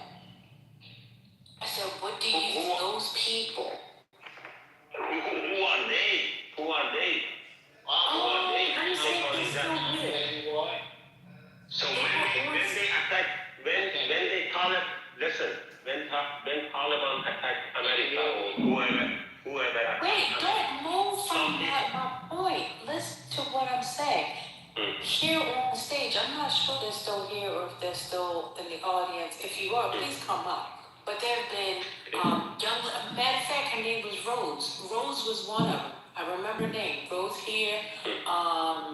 Let's see, and she said she's Persian, if I'm not mistaken. There were a couple other people who were saying that. So I'm just confused because I understand, you're like, what are you doing here kind of thing. But then Rose is saying that they wanted it to happen. I'm just trying to figure out which one of the two. No, they are not. No, they are not. You have to go and listen to people who inside the Iran, they live inside the Iran, not the people they leave Iran, whatever, any reason which I respect if they don't like to live in Iran. But you have to listen to people inside the Iran, which they don't want any of this war. They never attack any of the countries in region. They never had any problem with Iran. Never ever had any problem with America, which now they are directly in the middle of the war. You have to listen to them, not the people living Texas or Los Angeles or I don't know, wherever. Told you she was Persian. What are you talking about, brother? Yes, of course. The people Was she from Iran or was she from the United States? Yeah, she said she was from Iran. No, she said she was from Iran. No, she said she said she lives in Canada now. She's been in Canada for about 15 years. So she's not from Iran then. She's from different countries because they're saying they're making a plan for people that they're not even there. There was a guy that actually came in the room the other day, and he talked about his family from Iran. And if he got 17% of his family that's extremists, that will fucking lose it if we come into that country, that's the 17% that we need to worry about. You know how many children will die today? You know how many houses been bombed today? Iran and Hi, I'm so sorry. I wanted to ask permission if I could talk. I'm from Iran and I wanted to answer Reza. Wait a minute. Mazda, you wanted to speak? No, I'm Nika and I wanted to speak if possible. I know Nika, but somebody else before you and he wanted to speak as well, babe. I'm in my too. Yeah, I can hear you now. My mic is on, but you hear me? I can hear you. Yeah. Hello, you can't hear me? Nika from Iran is crazy. I'm Nika from Iran. Am I allowed to talk or no? Yeah, from one Nika to another. Guys, this is a room full of Nikas. It's a room full of Nikas. You can speak. Oh, yeah. My aunt named Anika. So First of all, I want to say hi to everyone. I don't know if it's a day or a night, so good day, good night to everyone. I wanted to talk about what Reza was actually saying. First of all, it's not a government, Mr. Reza. It's actually, the name is regime. Because, you know, when you say government, it means a government is a body, is an organization that the whole nation, that the whole people believe in that. Then they are elected, and then you call it as a government. But in Iran, it's not happening. For the last, I think, like 10 or 20 decades, all the elections were all fraud. It was all cheating. They didn't allow the people to come elect. They didn't allow the people to come to vote. The good people were always put away from the I don't know how to say, to come and participate in the elections.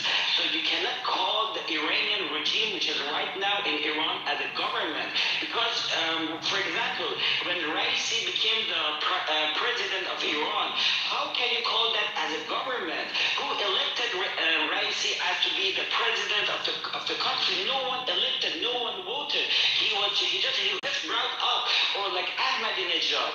No one elected them. They just came by cheating, by fraud. They came and became the president of Iran. So you cannot say that this is the government of Iran. It's a regime for the last 47 years.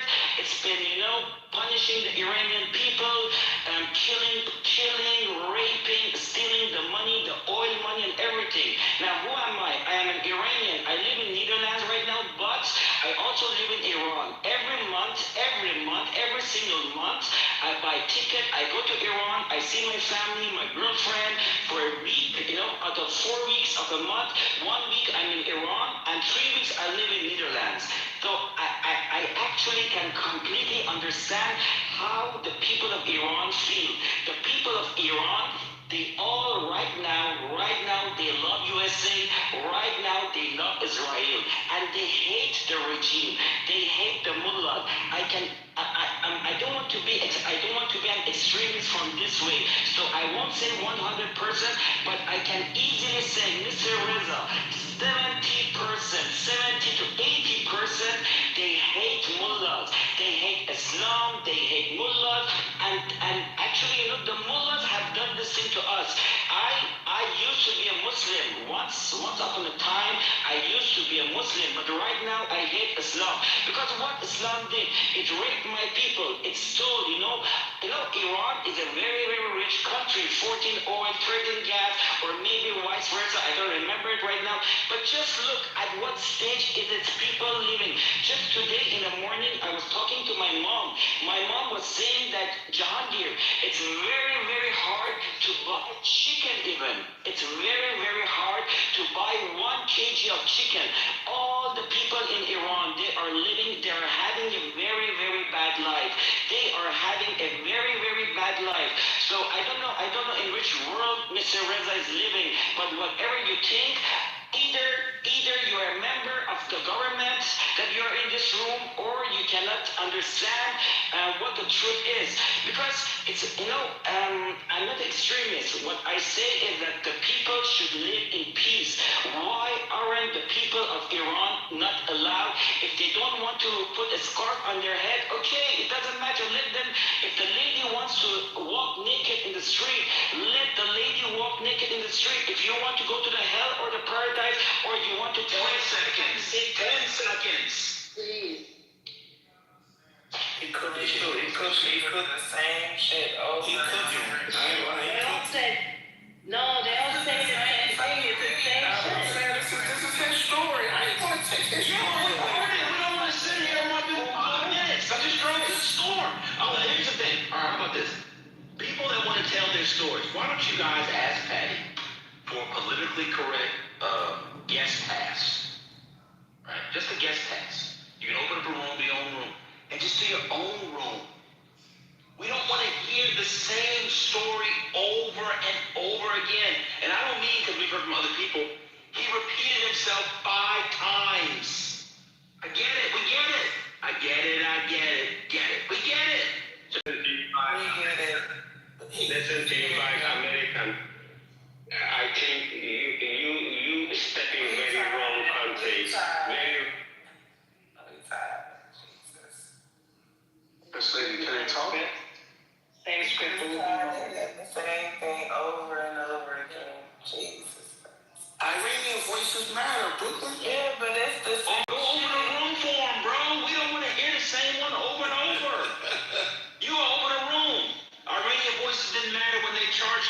added 20% to your rent and your apartment. Didn't matter then when your landlord said you had to pay more in rent. Okay, just can I ask you then why you give a stage to the person who comes and say lots of lies? Who lied? Never mind. Why you give I a ain't said one to the results then? Listen, why you get this? Even You're gonna go to another. We don't know who's lying. You gotta go to another. Reza is lying. I did this stage three days ago. I exactly say what Nika said, and many Iranian came and say the same sentence which Nika and me said, and just one guy, his name is Reza, he came and he said lots of lies, and you give a stage to them, and when I come to explain, or Reza explain, you just mute us. It's not fair. Otherwise, you can change the name of your group. I'm sorry, life is not fair. Did we forget Bitch, that? we ain't gotta change nothing. What you talking about? Who was that? Who was that? That was Hold on, they told me in that room. Tyler, you can sit the fuck down. Sit the fuck down. How about that, Tyler? Ask her, but No, thank you. We say it all day. We want news. We discuss news, breaking news, facts, updates, right? We're concerned. We're worried about our military for sure. There's a lot going on, and we want to know what's going on. We hear the stories. We understand. This is not the stage for that. we're not the soapbox for other people. These people are trying to recruit us to MAGA. That's what is happening. Y'all know that. It's trying to recruit us. They ain't trying to get us to the MAGA side by any means necessary. That shit ain't working. I'm so sorry. I need to go. I need to say to my fellow American friends, listen. No, As an Iranian, we don't have any problem with you guys, but you step in very wrong. Why put here to say that down with yourself? It's better you tell your government. You fuck up with that. Then why you for 4 years already saying down with yourself? Shut the fuck down. I got a point. Can I raise it now? It's not about the repeating the story. Not people of Iran and Iraq want this war. They don't want any country like you use your taxes and money and bombing the country. The point is, if your government don't feel threatened from the regime of Iran, they will never get involved. There is some reason behind it. That's not true. Wait. After you finish, I'm going to go next. Ridiculous. Okay. It's like we done heard this shit over and over already. No, see, you. Y'all gotta let the man in. Go ahead. Why your government, they know with all of those finances out, the problem in the health system, in everything, why they get involved, why they use those $1 million or $1 billion of the bomb and army and stuff, ship all of those very expensive army bases to the Middle East to bomb the country. It's not because of democracy, it's not because of favor of people of Iran. They have some benefit there. They have all of those Arab countries, oil, gas, everything, and they are seeing all of this as a global economy that they are getting a lot of benefit. They want Middle East in peace, in stable situation to make money, and their financial stuff, economy, companies, factories running. They need the Middle East in peace.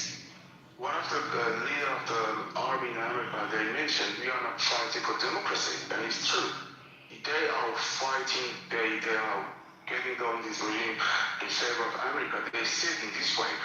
If it's not, oh yes, it's up to them, it's under them. But I'm 100% sure, if there was not any benefit from American government, they would never get involved. There was some other places, Sudan or way away from here. There's no gas, no oil, no resources. They don't care. We are not begging for America to come. Even if we want to stop them, they would never listen to us to just say, no, because the people around doesn't want them, we don't go. No. They are coming, and just let George W. Bush when they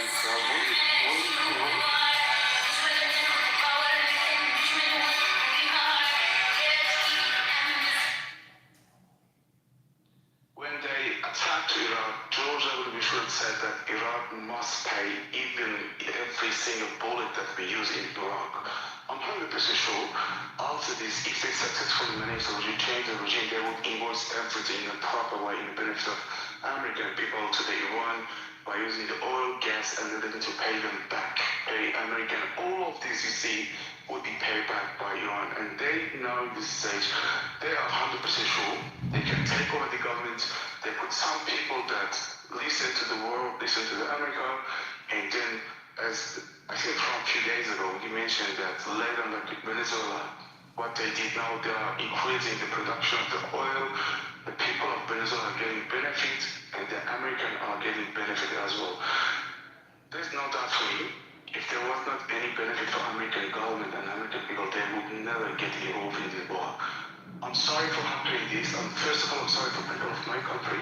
Second, I'm sorry for these taxpayers in America that we need to pay these all of expenses. We, by our life of our people, by getting our people killed, and you by investing this money at the moment. But in long term, is in favor of American people and American government.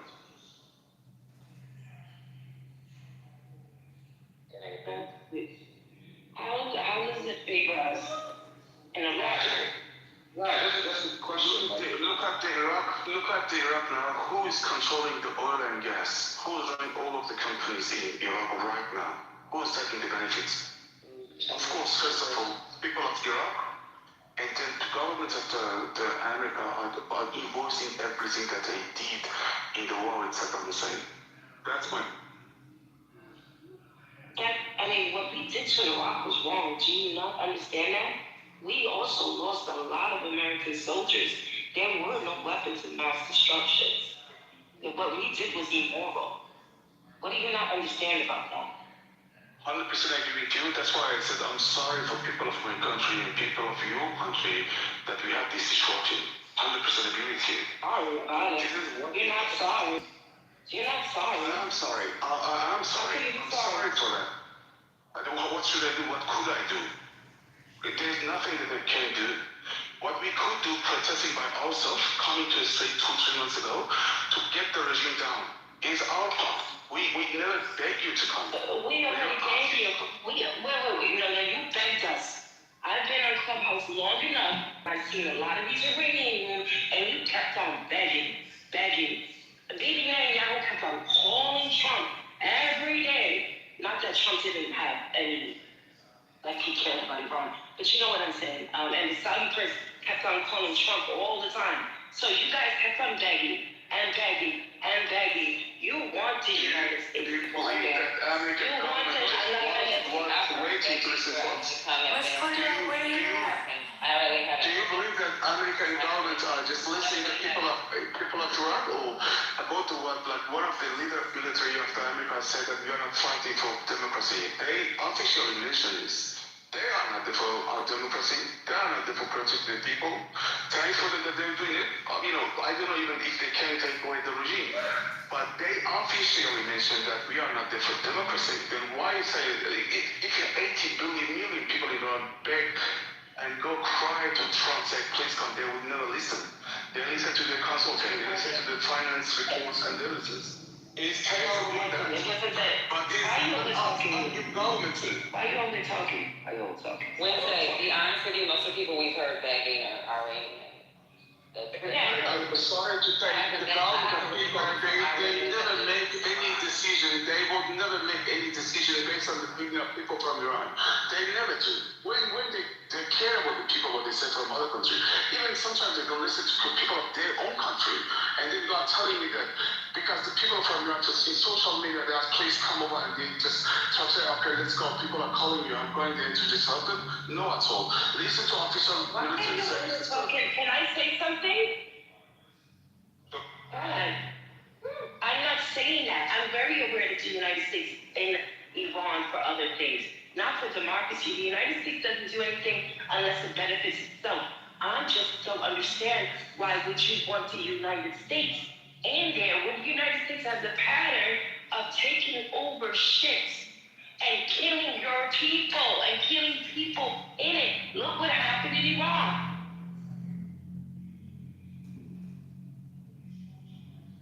All right, Patty, are you there? Hearing that the breaking news on the oil depot I see it everywhere now being reported. Miriam, I don't know if you wanted to break that down. That's pretty major news for those of you who are following along. Miriam, are you there? Wait, what happened? What happened? Miriam had a news story. Hold on, I'm gonna invite this guy up. Otherwise, I'm just kicking myself. I'm tired of him talking about me and to me in the chat. It's just stupid. I'm not against the people of Iran. I'm trying to run a room, and people are simply repeating themselves over and over again. It's a bad listening experience, Cedric. That's all. I support the people of Iran. I believe in democracy. Stop. You're a fucking bigot. You just don't like Muslims. All right, go ahead, break it down. Yeah, so there's reports that Israel attacked an Iranian refinery storage depot and they are burning. And apparently Iran has also attacked back at Israel and hit an oil refinery at Haifa. So we've reached to a Wait. Did it get shot down in Haifa? Did it get shot down or did it hit in Haifa? It hit a refinery. Shit. They believe they have broken that iron dome structure. Oh, fuck. And so both countries' oil refineries are burning. Oh, no. Yeah, I seen that. That's crazy. Oh, God damn it. Famous iron dome. The iron dome that nobody can break down. Well, nobody said that. Oh, my God, yo. This is insane. Did they launch where's Haifa in Israel? Is it in the north? Anybody know? Like, did the attack come from, the point I'm trying to make is, did the attack come from Lebanon, or did it fly across several countries? It's from Iran. Oh, it wasn't from Iran. Full ballistic missile. No, it wasn't Hezbollah from Lebanon? It was from Iran? Yes. It got through all those interceptors, because it's got to get through all those interceptors. Yes. Several countries. Oh, shit. Oh, no, somebody put a thumbs down. Wait a second. Yeah, Jack saying it was Hezbollah. Yeah, they said it came from the north. Said it came from the north. Yeah, that's what. Yeah, that makes sense. That doesn't change it either way, Miriam. They're saying that the Iron Dome isn't broken. They're saying It was launched from Iran. Israel even said it. They reported that the missile was launched from Iran. It's not a missile. They said there was a barrage of missiles. There was multiple missiles, and that's most were intercepted. However, a few were able to get through. So it's not broken. They just overloaded it by throwing a barrage of missiles at that target. They need to keep doing that.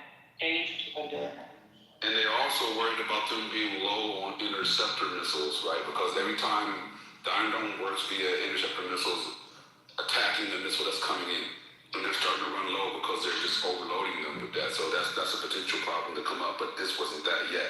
This was just some of them making it through because they threw so many at the same time.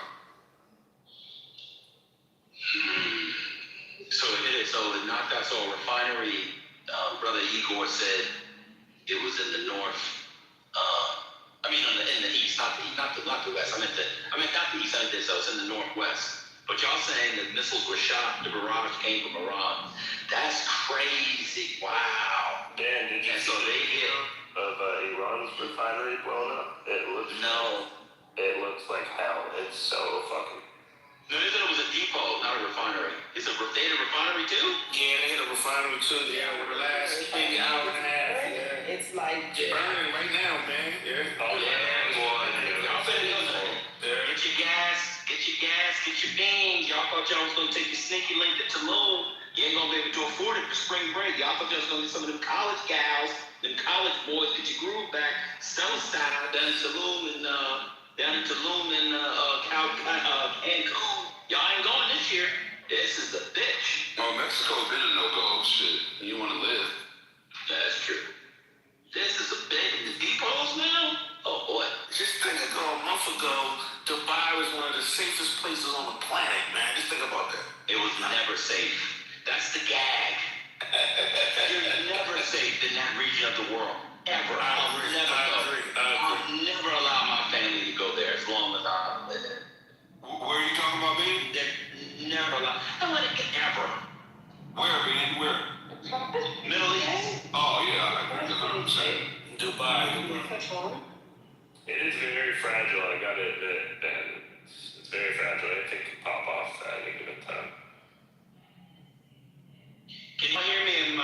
Matrix? Matrix. Matrix. Matrix. Oh, I guess I'm the weirdo because I lived over there. So. Where'd you live, Miss Cleo? In Qatar. That's beautiful. It's sick there. It's beautiful. Yeah. I hear people and what they're saying, but like before any civilians were in any, you still Matrix. Before any civilians were. Am I in the Matrix? No. Oh, what's up, T? Hold up. Oh, shit, hold up. But like when I checked on all my friends, like people have left. Like I don't think that for the average person living in hey TT, I didn't even see you. You're actually likely. My bad, T. I was trying to mind you. My bad. Everybody good? Hey, everybody. Can you hear me? Am I out? Can you hear me? You're out. Let me tell you, this gonna sound weird, and y'all gonna think I'm a weirdo even more than I am. Let me tell you when I knew it was gonna be real bad. Y'all, and I'm sure y'all saw the video. Who's the head of NBC? Is the head of which one? UAE. UAE. Yeah. Did you see when he was at the mall? Yeah, that's what I knew it was gonna be bad. Yeah. When he took everything is just fine. I need to go to Pandora and get a charm for my wife. I need to go to the mall and get myself an Auntie Anne's pretzel and a Cinnabon. I need to get a little Chick-fil-A and an icy. When I saw NBC in the mall taking pictures, I said, "Oh, it's about to be real bad." I know that sounds weird, but in my mind, it just clicked. I said, "Oh, it's gonna be real bad, y'all. It's gonna be real bad." Guess what? He ain't gonna be at the mall this week. I can tell you that.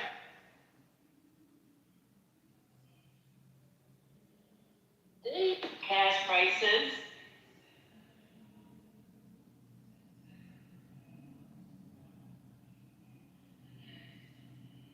Kuwait's getting attacked again.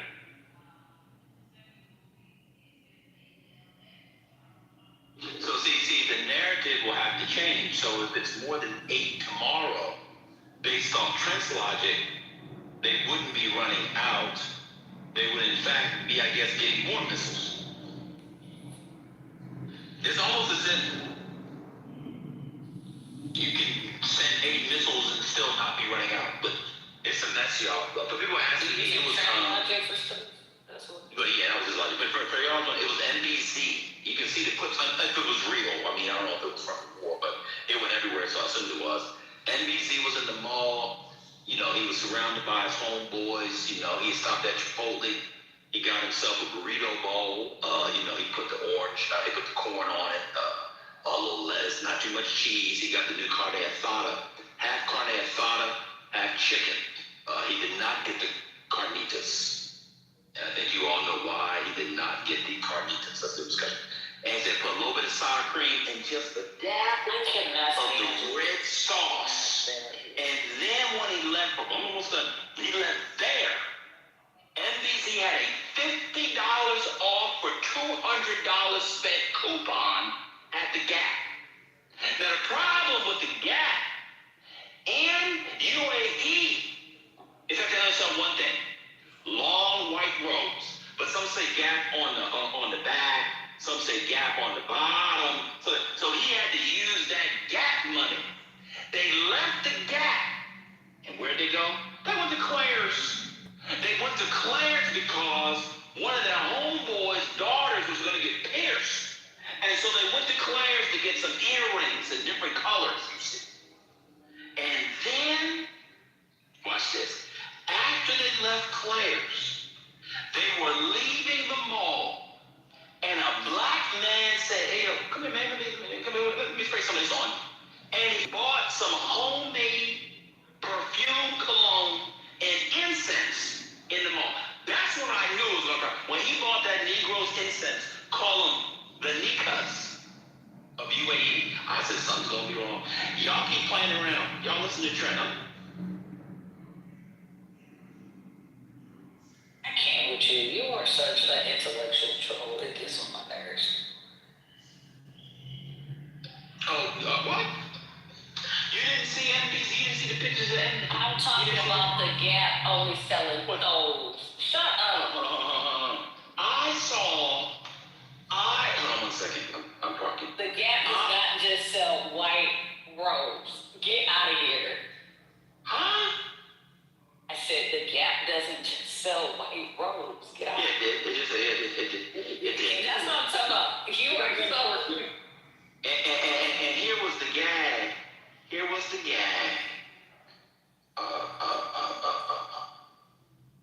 He left. They went out of the mall, came back into the mall because they forgot to stop at Lids. They went to Lids and chose between white turbans and red keffiyehs. Yeah, exactly right. And then on the way out, they said, let's go into the Foot Locker. They got some sandals. You see, these are the malls they were under.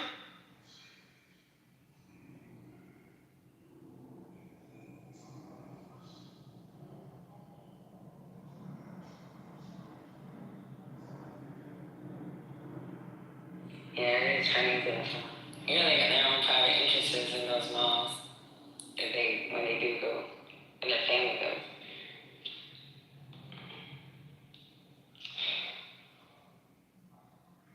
I heard they risked it all and had a baby later. That's They probably had beef bacon.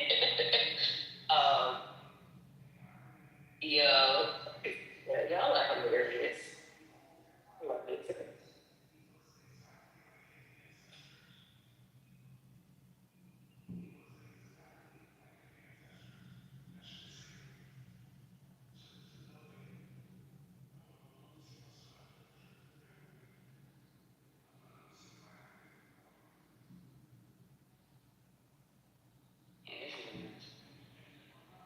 But you know, most of the people that come up here talking like that, they're Persians that live in Western countries.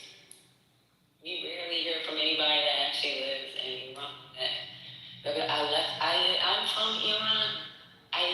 We heard from one Kurd, one guy that visited Iran to see his family because he goes to visit. And they actually don't agree with this one. And they said it's split in their country. And these are the people that actually visit. They ain't talking about y'all that live in Canada. Y'all Western Persians ain't. Most of y'all here because your ass ran. Because your grandpa ran. Or your mom, some one of them. I mean, even in an unpopular regime, there's going to be a rally around the flag if you're just indiscriminately bombing. And that's what,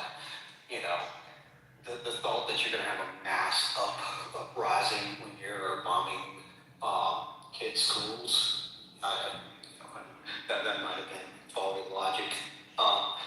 The other thing I'd say, the reduction in ballistic missiles, there's two ways to look at it. Sure, we are having an effect on degrading them.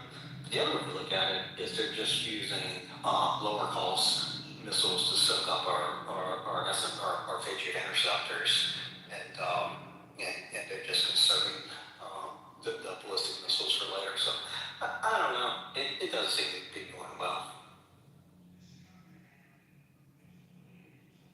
Wait, Brent, what was your comment? The last? Well, so you see a lot of commentary from military analysts saying, the reduction in ballistic missiles are U.S. forces degrading their launchers and their ballistic missile sites. And I'm sure that's true from a certain level. Like I'm sure we're having a degrading effect. But the other way to kind of look at this is they could be somewhat conserving their ballistic missiles and just using Shahads and lower cost drones to kind of soak up our interceptors, and then you have some ballistic missiles when you don't have any air defense. Like they took out an AN-TP2. In Jordan. Was that in Jordan? Yeah, and that's a big deal. I mean, AN-TP2s are your BMP capable radars for the THAAD. Big deal. It was for Jordan.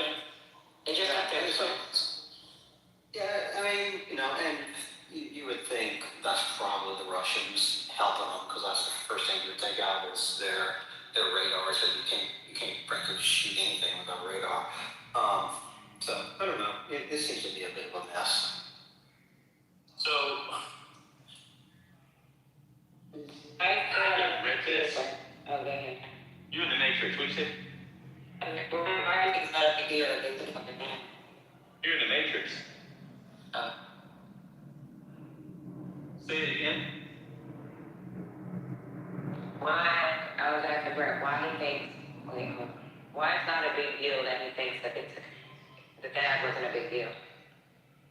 I think she's saying I didn't think the fad was big. That is a big deal. Like taking out. It was no big deal. They just took out the team. But no, thank you. Are you crazy?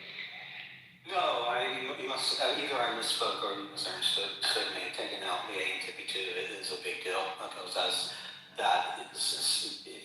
essentially your ability to total ballistic missiles.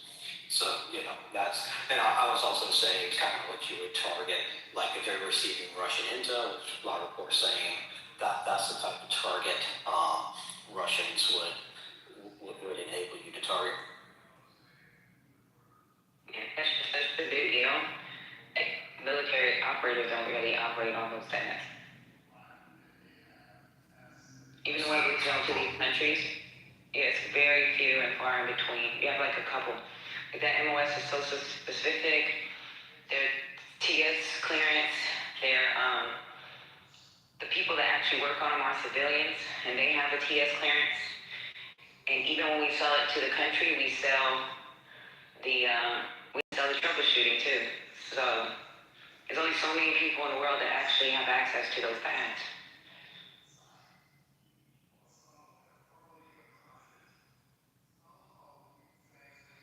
Is Iran only shooting like to Bahrain and other places? Are they only shooting ballistics missiles, or are they shooting cruise missiles and other types? Like, what is it? Only ballistics? No, it's primarily shahads and lower costs, and that's what I was saying. The strategy here might be to use essentially shahad, which is like $20,000 a pop, so nothing. So those are the drones. Yeah, those are the drones. Yeah. So you use your cheap stuff to go after radars, to suck up interceptors, and then you can serve your ballistic missiles. I mean, that's one way to look at why so few ballistic missiles have been fired in the last few days. Is that the other way to look at it is we're degrading their ability to shoot. It's probably somewhere in the middle.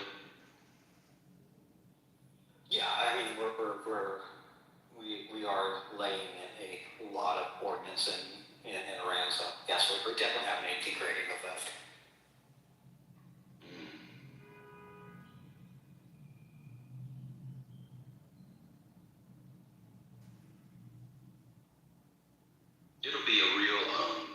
It'll be interesting to see.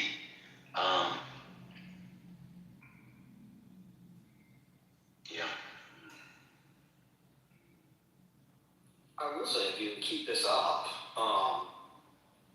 which I think is going to be politically infeasible and will just stop in a week or two. But if you keep this up and you go into the summer with what this is going to do to the gas prices and the economy,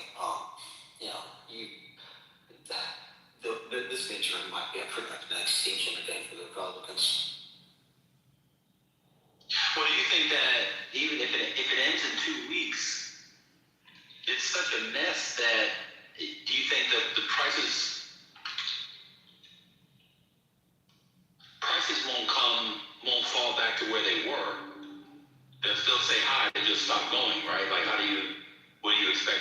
What do you think will happen to prices if it does sort of end in or at least calm down in 2 weeks? Well, I think that, and then I think it's not going to calm down. It's still a global economic But then on the other side, this is Afghanistan on steroids. This is a war of choice that you literally just lost and you retreat.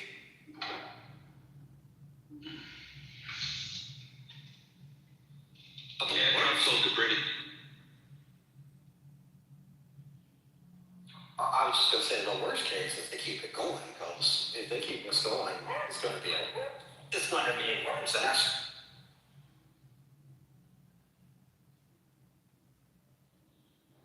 I think many people are deluding themselves, thinking that the Americans and their allies won't send in a quote limited special force, and they'll do all types of rhetoric to suggest it's not boots on the ground. I think it very much will be.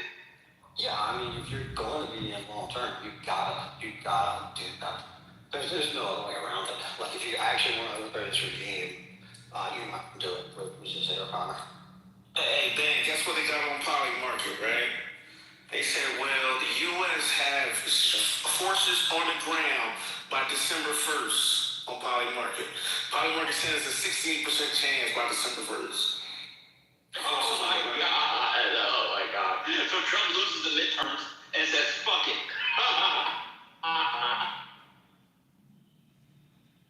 Yeah, that's according to the markets.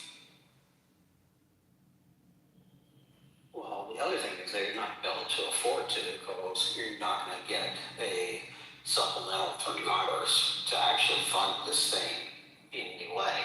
So that's the other bind that they're in. I didn't look at that. Can you tell me I'm driving in the car while I'm in the Matrix? Can you hear me? Yeah, I can. Can you, because it's a spending bill, could the Republicans do a spending bill to fund the war via, I think they can, via reconciliation? Yes, you absolutely could do that.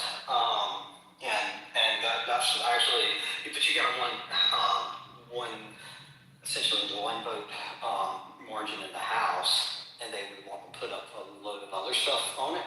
But that was one of the comments for people that were pro trying to do reconciliation again, is that that's the only way you're going to fund this conflict is if you do it via reconciliation. Wow. If they put other stuff in it, though, you might lose Don Bacon, or you might lose some of those squishier, you might lose Thomas Massey.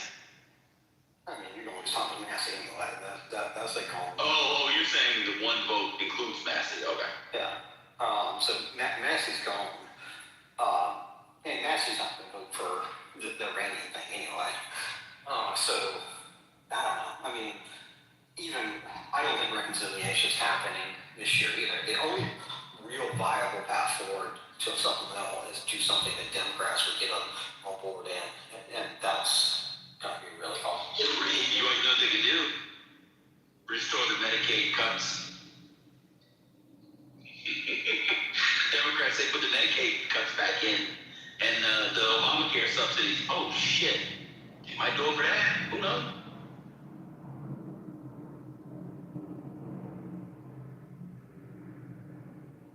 Yeah. So, Brandon, I don't know if you were in here, but Israel hit some. They're calling them IRGC oil depots, and Iran hit a refinery in Haifa. I don't know if you saw that report about 10 minutes ago, 15 minutes. I saw the Iranian oil refinery going up to I mean that's a logical play. I mean, two things. You want to kill political oil, so you go after oil infrastructure, and to enable that, you kind of take out air defense. So soak up a bunch of interceptors with shahads, and then free the ballistic missile. This is a conflict that the Iranian regime just needs to survive to win, and I would put money on them surviving. They've shown a robust ability to survive in the past. Did you hear that that the U.S. is bringing in? I think it was confirmed. Pat, correct me if I'm wrong. Bringing in THAAD interceptors from South Korea. Did you read about that? They're gonna have to. I'm sure North Korea is like, excellent. It's amazing who's getting stronger as all this is happening. It's insane. I think in the American imagination, because we spend so much on the military, people think that when I said military, oof, the accent came out. Because we spend so much on the military, the munitions are endless, and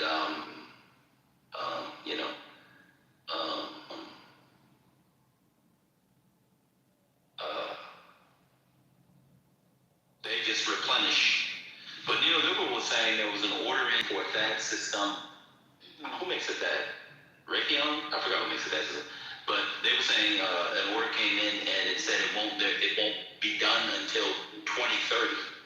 Yeah, and that's the problem with a lot of our systems is we have a lot of quality. We don't have a lot of industrial capacity. So the SM-3 interceptor, which is for the Patriot, you're looking at similar delays for foreign partners getting them. We just do not produce a lot of these things per month. Definitely not. You add in, we've given a lot to Ukraine. You add in that we've shot a lot in various other places that we're probably not in the best situation for our stockpiles. Oh, and that's why Trump is changing his tune on immigration.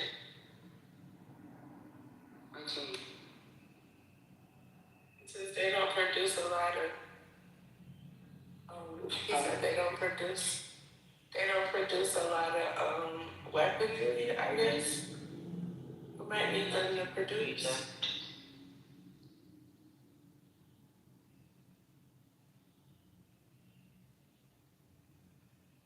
I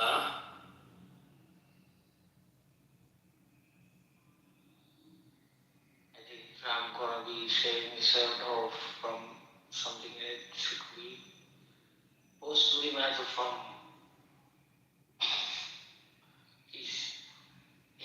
he's hiding something. Trump is hiding something from all of you. We will shave the hair from your Trump bro. India will do. India, I won't get into the conversation. Did you hear what he did? So Miriam, are you there? Can you talk?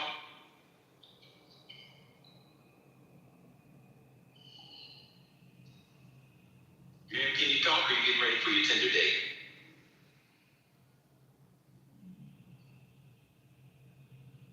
Alright. Well, Miriam was saying that oil,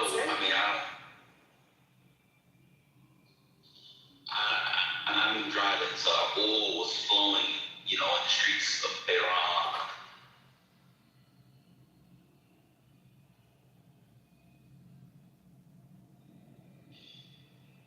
I don't know if these people are the Americans want the people to rise up and do all this kind of stuff.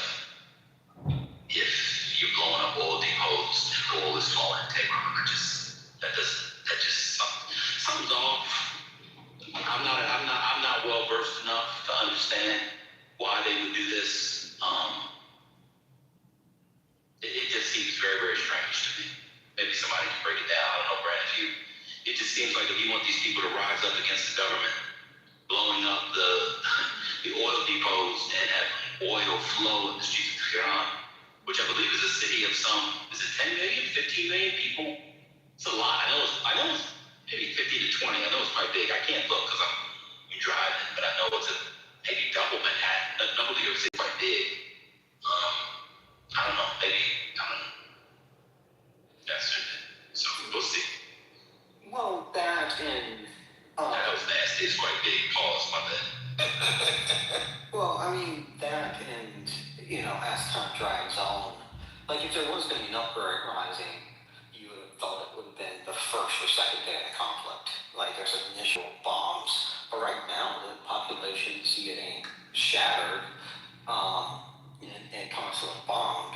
There tends to be whoever's in charge, at least historically, there tends to be with large-scale air campaigns, the population doesn't break. What occurs is the population rallies behind whatever regime's in power. And you saw this in World War II, you saw this. It's like you see this over and over again. Like the idea that you could just bomb a population and have positive effects from the perspective of the people that are doing the bombing of the population. That's never bore out in history. So I had, Brent, to your point, if I had to put a number on it, anywhere from 15 to 29% at my most optimistic, hopeful, sanguine, woke, cheerful, optimistic. I would have thought, to Trent's point, on that Sunday, there would have been these crazy forces that would have come out on the streets. There was a secret thing with Mossad or CIA or, MI, would that be, whatever the British one is, MI, whatever, the British and the French, whatever, that had been training these, every day that goes by, it's less likely that the uprising is going to come in these initial wave of bombings. That's my own read. I could be wrong. I'm just going by what I've read from historians. I could be wrong, but I'm a little stunned. So your next best solution then would be an external proxy to come in and take down the regime. You have some decent choices. The Kurds are probably the best, but there's reportedly problems with that. The Azeri population has always been kind of close to the Persian population, so that's doubtful. You got the small Arab population, and you've got a Baluch population in the eastern part of the country that's just too sparsely populated. So that's probably your second best chance, unless you can use U.S. forces. But also, you're kind of fucking turning the Iranian state into an ethnic bloodbath if and when that occurs. Well, the Kurds seem like lambs to slaughter. Aren't many? Wasn't the Ayatollah Azeri? Wasn't the not the Ayatollah, the Grand Supreme? Wasn't Khamenei Azeri? Was that his ethnic group? I think his mother was, but those populations in Iran are pretty mixed. If that makes sense. Yeah. So I don't know. And I think a lot of the people high up, if they come in, I don't know, man. Whatever.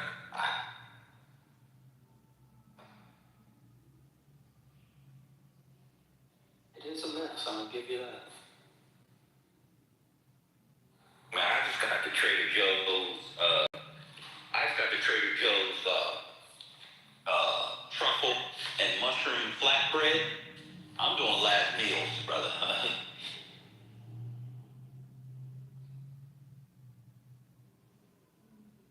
Yes.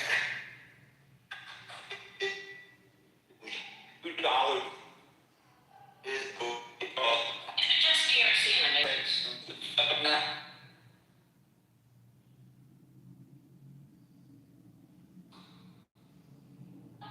He's in the Matrix just a little. Oh, just a little. You sound maybe in the Matrix for me. That's crazy.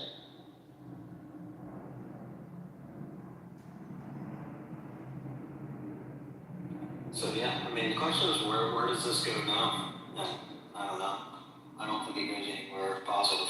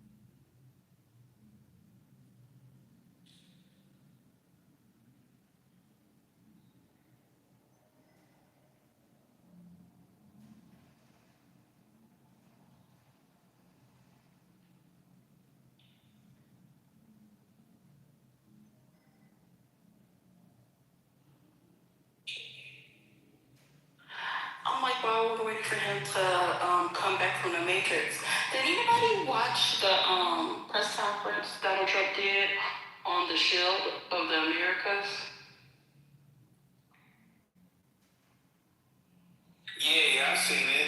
one of the things I noticed, TT, is that there were no black leaders at that event. But, I'm pro-black, so they don't mind me. You got all the Caribbean countries, they didn't have nothing there. Only the Latinos in there. So my question is, is that Christy Dawn's new job? Because that should become like the show of America and which I thought was made up until I guess now. So we're interested in her with that job now?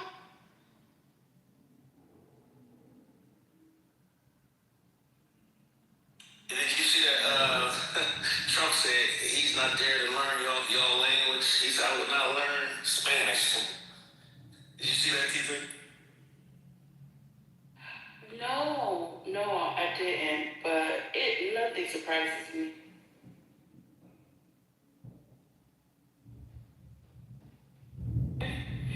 He said, I ain't here to learn your language. Yeah, he said, I ain't here to learn your language. That was crazy.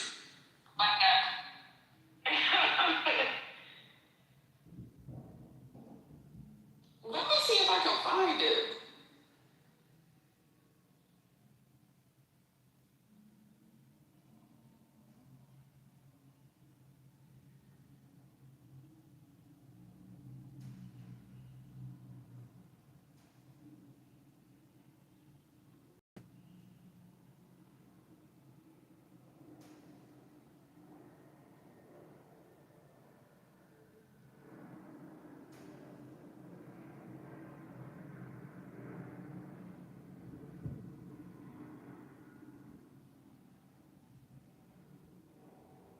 They predicting gas prices will hit $4 by the end of the week. I wonder what the cap is. Like I've seen some people say 150 a barrel, Brent crude. I don't know what that equates to in gas prices. That's probably not good, but I next week is one thing, but just conflict goes for a month. Where will gas prices be?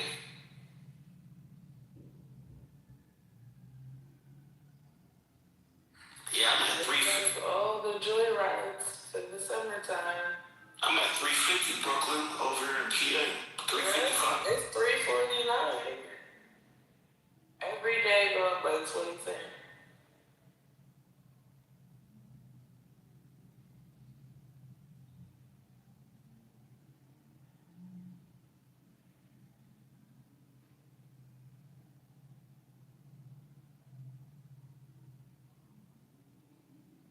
Right, staycation it is. I didn't know how to get to come home yet. You come home, Clea? In the summer, I normally come home. But I didn't buy my fucking airplane prices gonna be high as hell. They gonna be. Yeah, you better buy your ticket now. Yeah, that's what I was just thinking. And y'all were talking about it. I was like, oh, I need to get on that. Because I don't think about gas because I ride my bicycle everywhere and walk. Sometimes I'll take the train, but the train is super cheap, and then I gotta change that price quickly. So now I'm listening. I'm like, oh shoot, I gotta get home. Hey guys, I just heard the job numbers were revised. I put it in the chat. Job growth for 2025 was drastically revised down by over 1 million. Y'all know that's not even a revision. That's just some badass data that was put out. The U.S. job growth for 2025 was drastically revised down by over 1 million, making it the weakest year for hiring since 2020. So that coupled with this crisis that's going on, the markets are going to go ballistic probably on Monday when they open. I don't know when this revision was announced, but it just came across my news feed. That's substantial. That's substantial.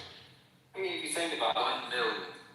If you think about it, we're still pretty well over our inflation mark of 2%. The labor market seems like it's weakening, and we've just caused a global economic crisis. So it's each other. Absolutely, I'm looking at a chart here, annual job revisions, like that's a substantial quote. I'm gonna just say revision. And again, we can't rely on the consistency of these indicators like we used to be able to, because all the damn departments and checks and balances have been eliminated. But that is substantial. I think it's been revised down by 900. That is very substantial. That's a significant number. $1 million. We're gonna see how the market reacts to this. What are Trumpers saying about all of this? $1 million is crazy. I don't know. I don't think they even processed this yet. They're busy. I saw them getting on Air Force One talking about how they want to annihilate Iran, so on and so forth. It was Hessick, Trump, and got the other little guy. But yeah, it's bomb, destroy, kill, and annihilate. Like, I don't know about you guys, right? I mean, war is war. And I know we want to, nations want to take a strong stand, but like the way these guys speak about it, it's as if they will use this rhetoric until like nuclear proliferation with this macho chest beating and all that shit. That to me is very dangerous. Yeah. So they haven't commented on these numbers that we just reported. They're probably going to come out on Monday with some clever statement to soften the fact that 1 million times, that's a lot, 1 million guys, not a couple of thousand, it's not 20, that's 1 million. 1 million is extremely substantial.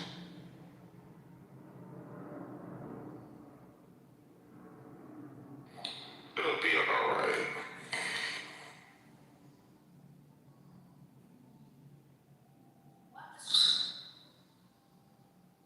Should be all right. Oh, I found the clip.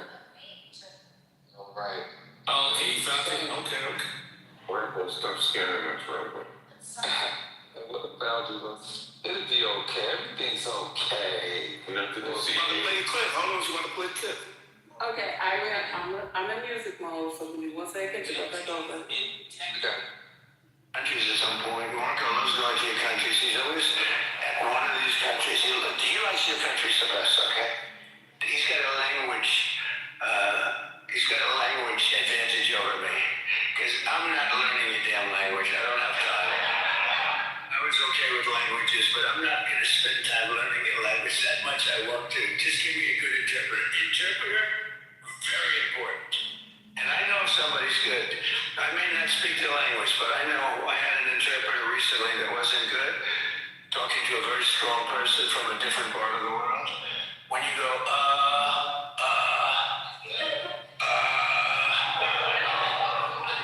when I give a long, flowing, beautiful sentence, and in this case it was a woman and she gave it in about 1/4 the time, I said, well, their language may be efficient, but it's not that efficient. I'd love to get... Okay, that is the clip.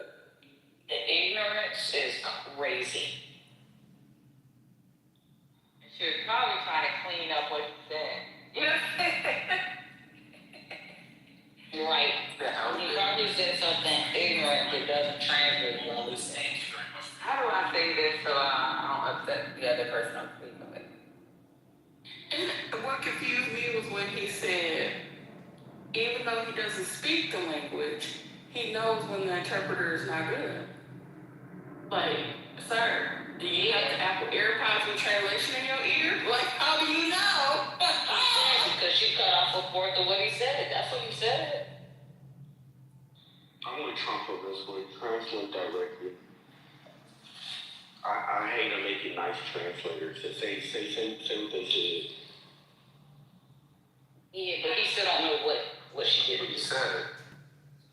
But I'm not gonna lie. Like, if somebody's, what they say is not matching in any way, shape, or form the length, right? Because I had somebody interpret a parent-teacher conference for me once, and then whatever the mom said and what he said in English did not match the length But what the mom said is not because she actually. Please stop.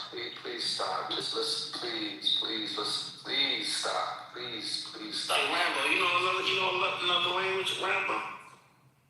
I know poquito. Oh, come on, muchacho. Come on, dime, muchacho. Come on, muchacho.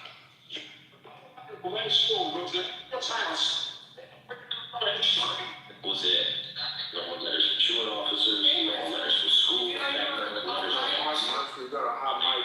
but we turned out to have to go to the post office and complain. Ain't that man? I think go back to school after that. That's what people see the flag and say we're good to go and vote. Yeah, I'm with Trump on this one. Translate directly, don't clean up nothing.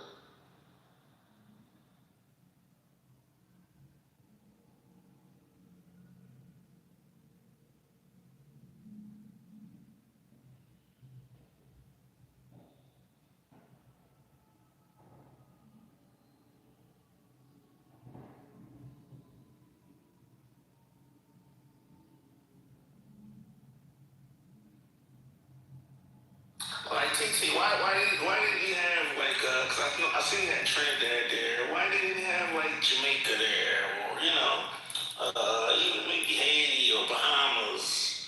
Maybe some of the small islands, Antigua. What you think about that alliance he had there, TT? You know what? I'm not quite sure, but I did see an article that stated he was planning to use military forces to go after the cartels, and he was requiring the people who were joining his alliance of the Americas to provide information related to the cartels. So he has a lot of pans in the fire.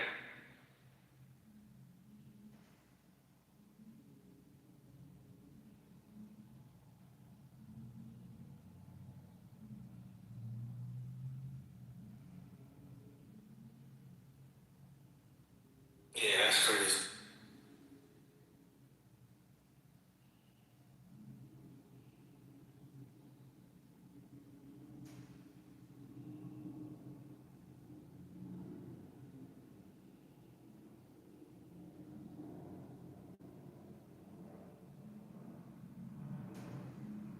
And he actually, so maybe the other places were too small.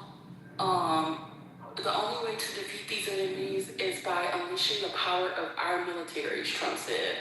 We have to use our military. You have to use your military, citing the U.S.-led coalition that confronted, okay,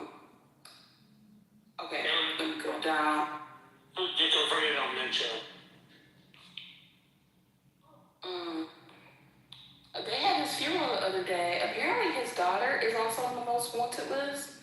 And she attended the funeral and nobody apprehended her. That was interesting.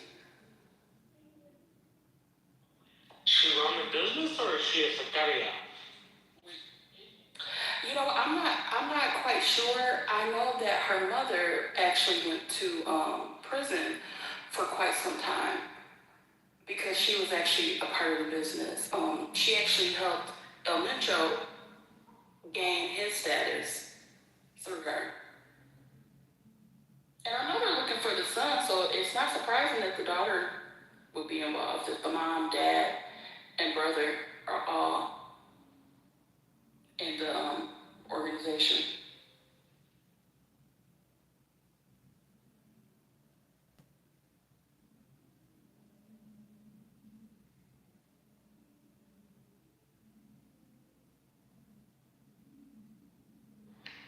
Y'all think they will come back from Iran telling us they fought for our freedom like they did with Iraq?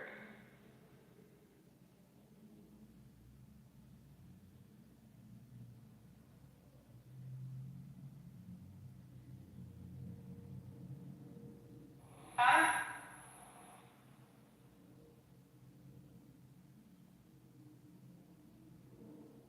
Yeah. No, repeat what you just said. I said, do y'all think they're gonna come back from Iran telling us they fought for our freedom like they did in Iraq?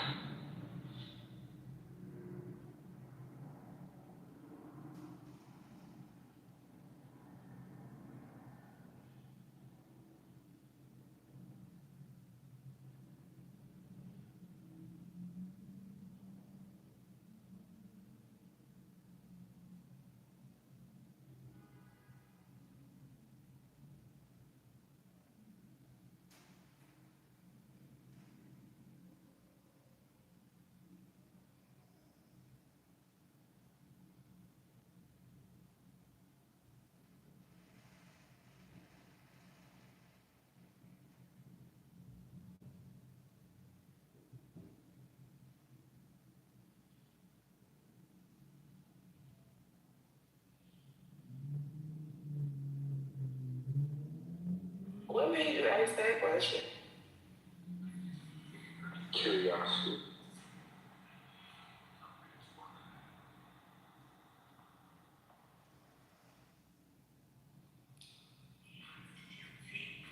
I mean, I'm not sure. You might need to ask somebody that's in the military.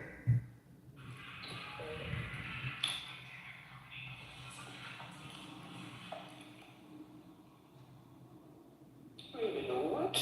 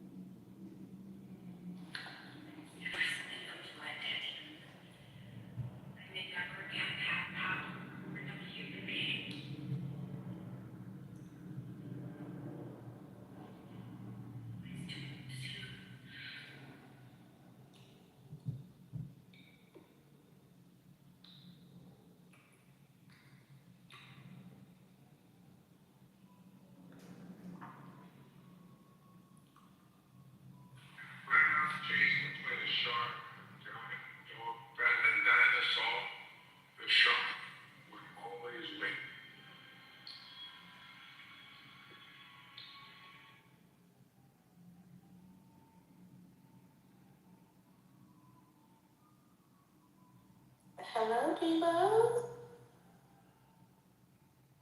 Hello.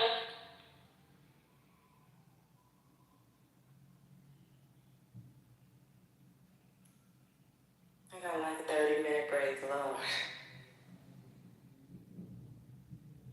What was that question he was asking?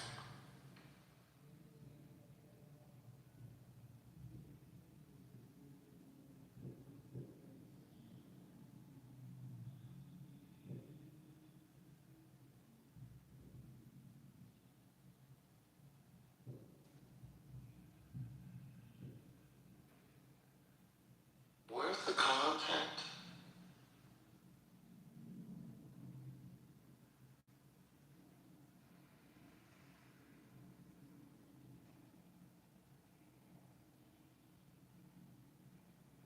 Oh, the mode's all gone. No, we're here. You're the content, Hurricane. You're the content. Hurricane be killing me. You're the content, Hurricane. I'm not the content, sorry. You're the way yes is, but Hi, MJ. You decided to leave the miserable millennials or whatever they are to come hang out with us. yeah, I'm chilling with Gen X today. Hey, Rambo. You hear that one what they said about you, Rambo? Why you starting shit, Omar? Why you starting shit, Omar? Hey, Rambo, come off me, Rambo. Yo, them niggas in high school come up to you with that shit. Nah, I'm dumb. Was it fifth period? Yeah, when they said about you in fifth period. They said about you.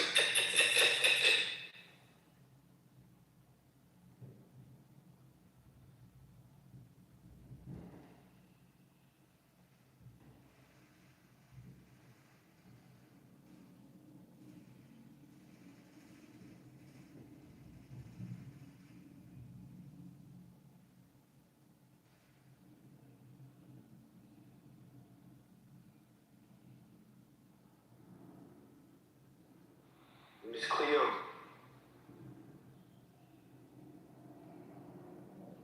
What's up? Why haven't you done a travel room in a while? Last week I did. The timing is harder. It doesn't work for the people in the U.S. It works for me. So trying to find a time that works for the U.S. and me has been difficult. Fuck the U.S. people. They're not traveling. Yeah, but they're the ones who like coming to the room to ask questions. That's true.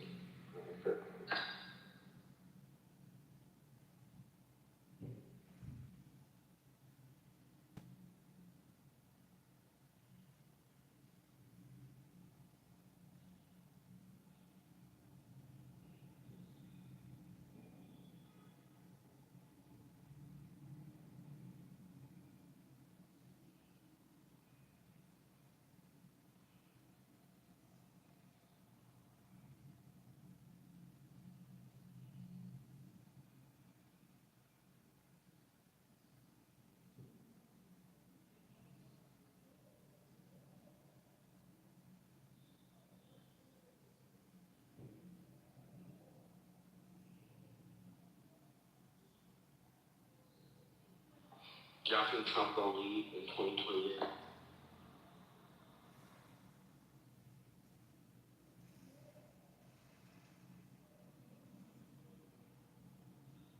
He's a person that's drunk from power, and he's not ready to,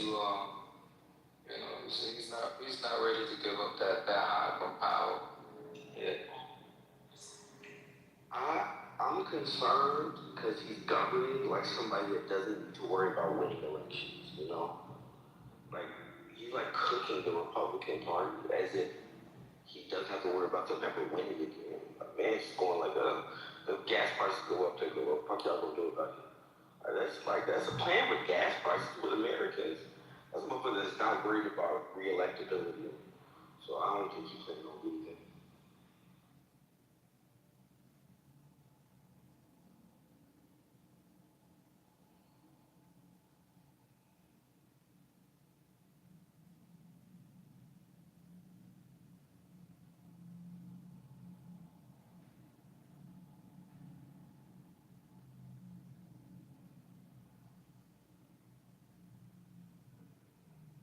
Why are you guys so quiet? Y'all always do this silent shit. Y'all supposed to be entertaining me and shit. And Rambo won't come off mute. What's up, Rambo? Yeah, it's time to ramble, I guess. Why am I It seems like Trump is going to war with everybody. He's talking about using military force on the cartels throughout Latin America. I don't know if y'all talked about that already. They just wilding out here. They going around the globe wilding out, man. Yeah, power. This is crazy. Hey, Rambo, is that true what they said, Rambo? I'm not entertaining what you Oh, talking okay, about. all right, cool. No disrespect. Yeah. Another day we could ban. All right, you want to go on another day? I put it in the article. I put the article in the chat. Omar's in that mood, I guess. Rambo called me out in the other room. Yeah, called me out in the chat. What I did, I ain't do nothing to you. I was in the room. You definitely said that shit on my house. No, I'm fucking with you. You definitely did say shit to his name. I'm fucking with you, Rambo. I'm fucking with you. I know. I love art, by the way. I love art. Hey, Rambo, I see you on that. Listen, you popped up in my algorithm, right? In context, y'all want to talk about that in the fucking room. Tell us. Oh, no, Brooke, I did see Rambo in my algorithm, right? You look, hey, Ram, I ain't gonna hold you. documentary, man, showing old Brooklyn. That was dope. Thanks, man. I said, hold on, I know this guy right here, right? And I heard your voice. And I looked, I said, yo, that's Rambo from Clubhouse. That's funny. Yeah, I was shocked, man. Yeah, I was like, wow. We're just waiting for that book and that documentary and all that to drop. That was the tease, that was the sizzler for what we're working on. We've been working on that shit for a minute. So. Yeah, you articulated yourself well, man. Clubhouse really, I can tell, I was like, yeah, he's using this. I can see where you got that little style from. I like that. Yeah. I've always been that way. Clubhouse ain't really, like, Clubhouse for me is different. Like, like I said, some dudes are really good at this Clubhouse. That ain't my steez, but, come on here and do what I do. This, I stay in my lane on Clubhouse. So this ain't I'm more like a Substack guy or in real life guy. Yeah. What does Clubhouse look like? Like, what does that mean? It means certain personalities really can thrive on Clubhouse. They have a way, they're animated, they articulate in a way that they can, get traction for what they're saying. That's all. You're in the top 0.5%. Like, thank you. Who's that talking? That's Becky. No, that's Miss Cleo. That's Miss Cleo. Oh, what up, Miss Cleo? Nah, I mean, I'm a 1030, so. I just stay in my lane. Believe me, like I think a lot of what I say in my life, it makes sense to people like years later. It's like after the facts, like, oh shit, like that's what happens. Like a lot of things that are said, they may not be understood now, but as things unfold, it's like, oh, now I get it. That's pretty much so, I guess I get confused because you said on Clubhouse, in Clubhouse you're in the top 0.5%, and in real life you said the same thing happened. So I'm a little confused. Oh, don't be confused, but I just think on Clubhouse is for certain people that have certain personalities. I do think they stand out. Some people are very talented at what they do. They got a nice little lane, and I just enjoy those people. But yeah, that's what I'm saying. Some people good at Clubhouse. That's all. Does Clubhouse translate to real life success ever? Like, has it? Yeah, I don't think so. Yes. Yeah.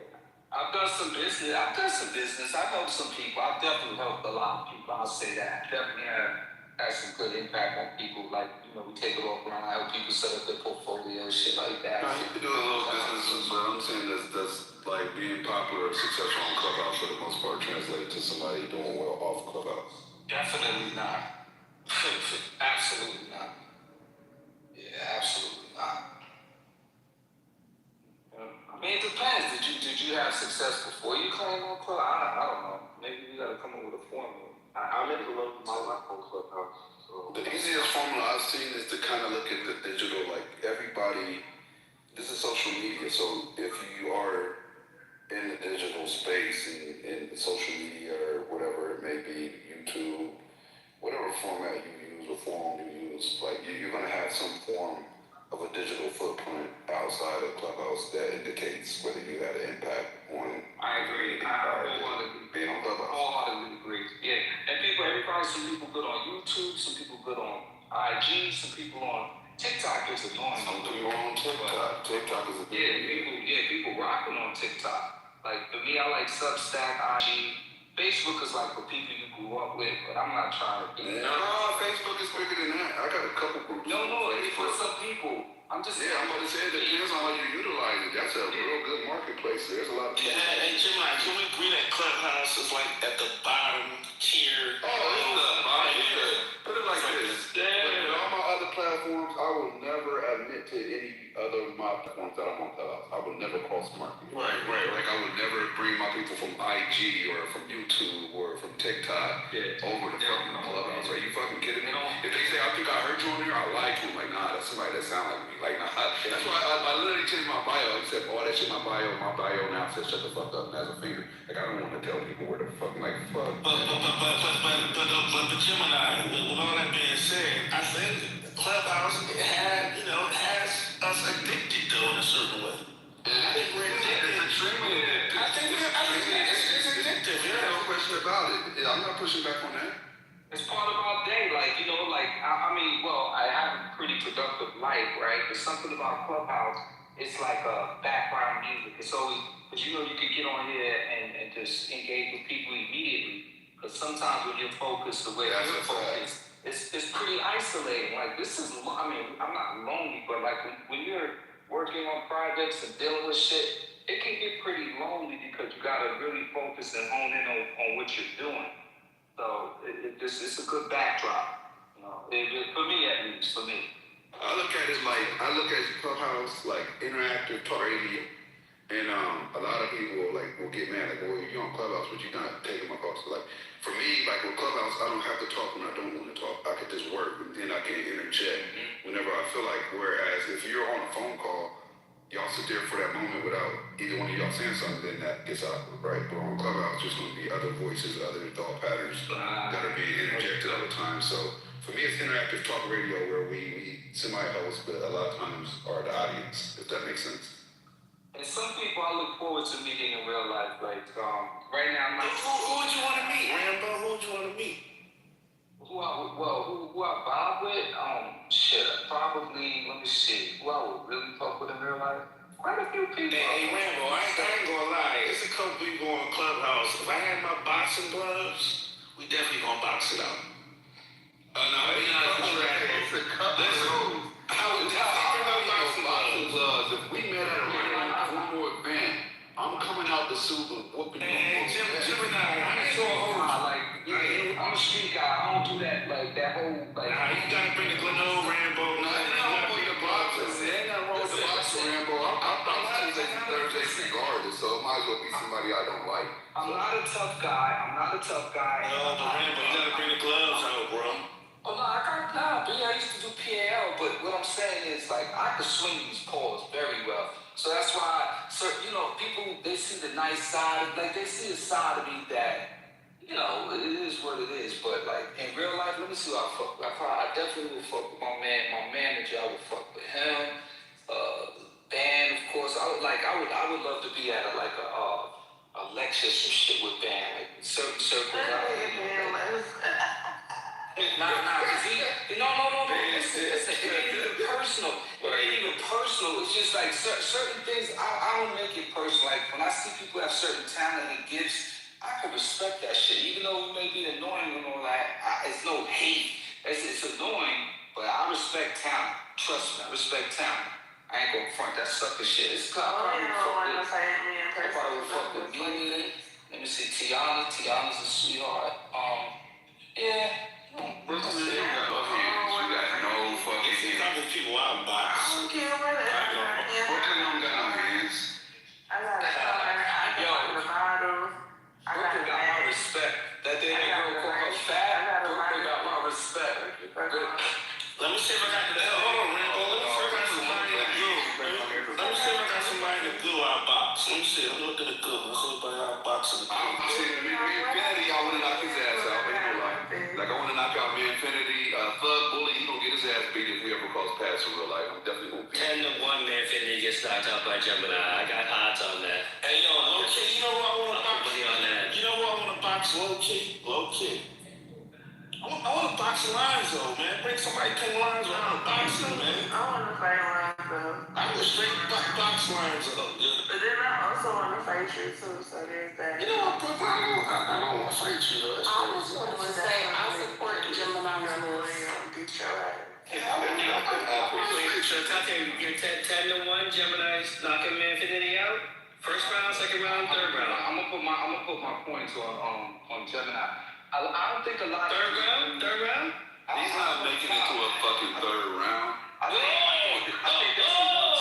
think that's a two-piece. Hey, Rambo, you know who else I box, Rambo? Rambo, you know who else I box? I just looked in the clue. That nigga Quinn. I will box. Yeah, Quinn's one of the people. I'm gonna knock her ass out. I personally like. I will knock that Jerry Curl wearing motherfucker. Nah, I put my money on Quinn on that. I'm gonna put my money on. No, I will knock Quinn out, man. Set it up, Gemini. Set it up. You're getting commission fee. Set it. I'm gonna put my money on Quinn. Nothing on Quinn. Some people never really been in no brawl. Like some people really never ever really been about a thing. Like so. Because I could tell. That's all I'm saying. Hey, Rambo, I'm going to tell you like this, Rambo. So, I I grew up as a PK, right? And because of that, I grew up in the hood, bro. And my dad's church, they didn't believe in shorts, jewelry. They didn't believe in like even tank tops. So I was that oddball kid that had on pants in the summertime. So people would talk shit. And because they would talk shit, I would whoop their ass, and I would get in trouble for whooping their ass, right? So I got very used to fighting. And then my dad had the brilliant idea, because I was awkward in my own body, I was like clumsy. So he decided to put me into judo. But the only place to take judo was at the JDC, at the Juvenile Detention Center. So I'm literally fighting inmates. I'm learning, I don't know where the fuck he got this bright idea. I was learning fighting inmates. Like I would go there just to work out and then leave. Like I wasn't in trouble. I was going there for judo classes. So I studied. so by the time I got to, real quick, so by the time I got to my 9th, man, I was whooping motherfucking ass. My dad had to leave work more than a couple times for me beating people's ass because they would pick on me, then I would whoop their ass. Then I get in trouble. You know what? You work out those anger issues. I want to find you too because you be giving us information about yourself that we didn't ask for. And then you be talking about, yeah, because I'm like this person. You be giving us information we didn't ask for in the first place. And then you be being violent when you talk to us. So I think I will fight you too, even if I think you I'm not gonna fight a woman, so you got it. I'm not fighting a woman. I'm not fighting a woman. I'm not doing that. Who's fighting a woman? That's a lose-lose. Even if you win, I'm not doing that. Some of these dudes will fight women. I'm out. I'm not doing that. I'm not fighting a woman. Yeah, like get my stuff. I don't even argue with Yeah, you might have mop me up. I'm just going to wrap you up so you can't swing. I'm not fighting a woman. I like snatch you up and hold you and all that, but I don't even argue with women, man. Like, if you're not my woman and I don't know you, bro, I'm not arguing with you. Brooklyn, please send me a king. I'm trying to see what's in the gulash box. I'm trying to see You're this. not cutting people off the street. Nobody. Somebody say, man, You're not boxing nobody. It's the one who's always talking about what they're going to do. They're doing shit. Hey, Lisa, I'm telling you, man. I don't fight. I have to see that. I grew up with brothers, and y'all be talking more shit. So the ones who talk the loudest and the most not doing shit. It's the quiet ones that I watch out for. Yeah, that was back in the day, though. That was back in the day, Lisa. That was that generation. I was with that. Day. It's the same. Oh, it ain't the same no more. It's like you niggas changed. What's changed? Evolved. Yeah, right. That's what I'm talking about. What's changed? Yeah, we raised by OGs and you're a shorty, and OGs, they tell you to always, stay ready so you don't have to get ready. So you're working out, practicing your hand skills, and that's it. But you don't want to go around fighting. I don't want to fight nobody, man. But, man, I broke my knuckle twice fighting. I don't want no injuries and all that shit. I'm just saying, Rambo, if it was somebody on these apps, if you had a meetup or something, we definitely boxing. That's all I'm saying. Some people I was knocking the fuck out. Like, because some people, For sure. I would violate them. I promise you, I would literally take their fucking heart and rip it out. I really would. What is that? You always have violence. Ripping out their heart. What's going on? You always for real. But real Rip their heart. I don't even know who bring that kind of violence out of you. It's just seem so docile. Yeah, that's what I'm saying. If I see lines, we boxing, Lisa. I'm telling you. If I see lines, you gonna box. That's why I'm so docile. You know what? I think that's what we missing today, though. Good, clean fisticuffs. There's nothing wrong with good, clean fisticuffs. Because people talk differently in real life. I promise you that. No, that, y'all, if anybody denies that, like, one thing I know everybody on this app knows, they're not going to say half the shit they say on this app to nobody. They're not going to say that. That's not going to happen. I've seen people in real life, right? I've seen people in real life. That's all I could say. And they've been around me, and, we good after that. So that's all I could say. Shout out to the kings out there, because real dudes, like, we never beat, like, certain kings never beat, because, chances are, for me, if I got a conflict with a dude, like, we'll look at each other and we'll be like, you know what, chances are, we know the same people, like, it's like, we family, ain't it?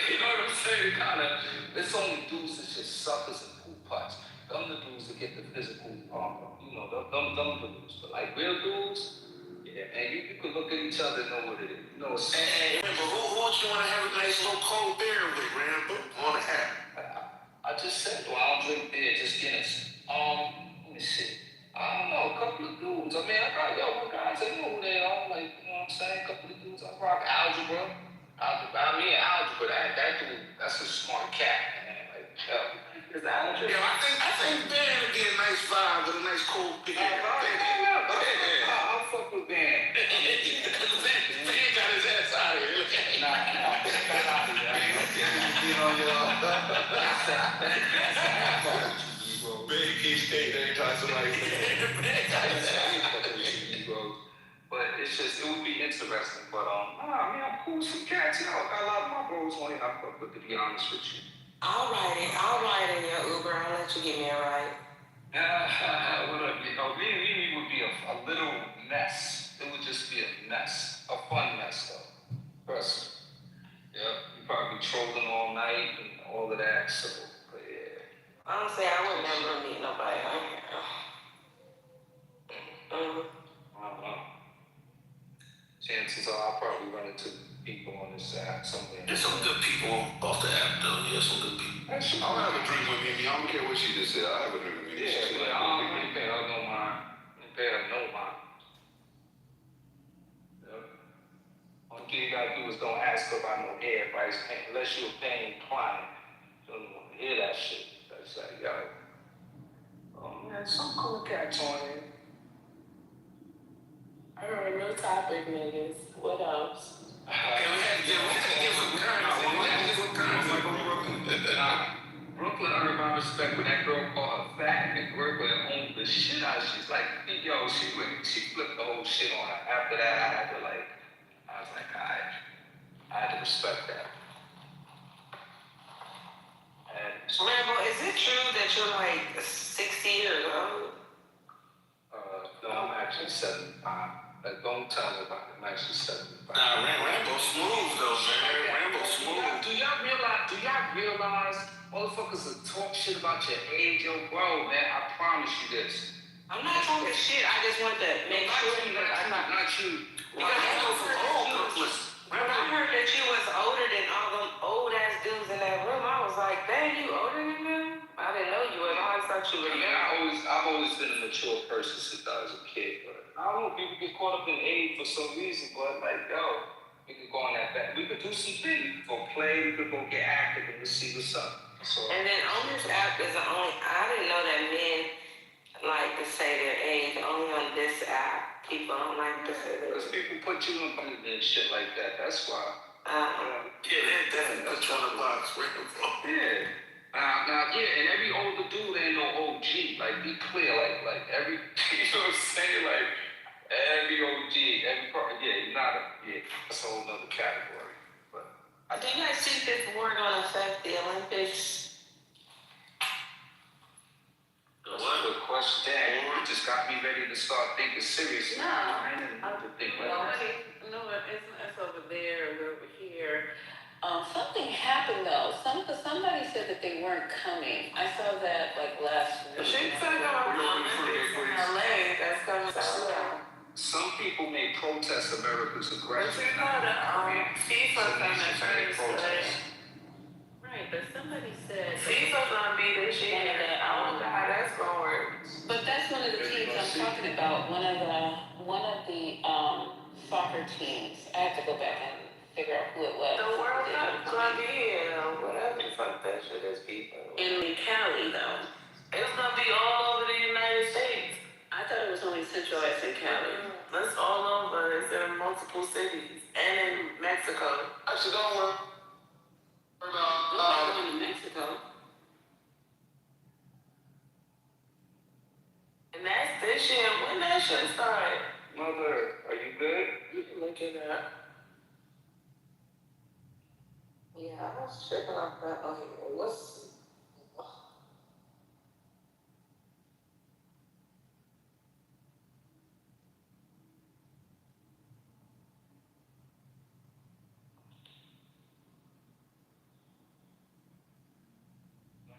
What are you gonna do with with all them people That shit sounds for the Olympics for Cali. It's gonna be lit. Party? You gonna party? Bro. No, actually, you come check all the people on Skid Row, because that's just right across the street. They moving in my house. Have y'all been there? I mean, y'all ain't seen no shit till you go see Skid Row. I was like, what the fuck? I have seen homeless encampments. I thought the worst of the worst. But, California? God damn. Well, Skid Row, I mean, going to the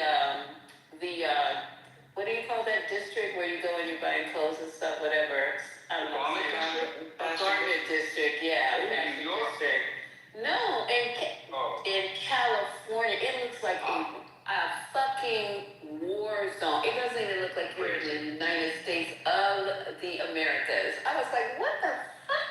They got the lean. It's like every other person is doing the lean, that drug lean, and it just piles and mountains of garbage and clothes and I was like, fuck, how is this going on here?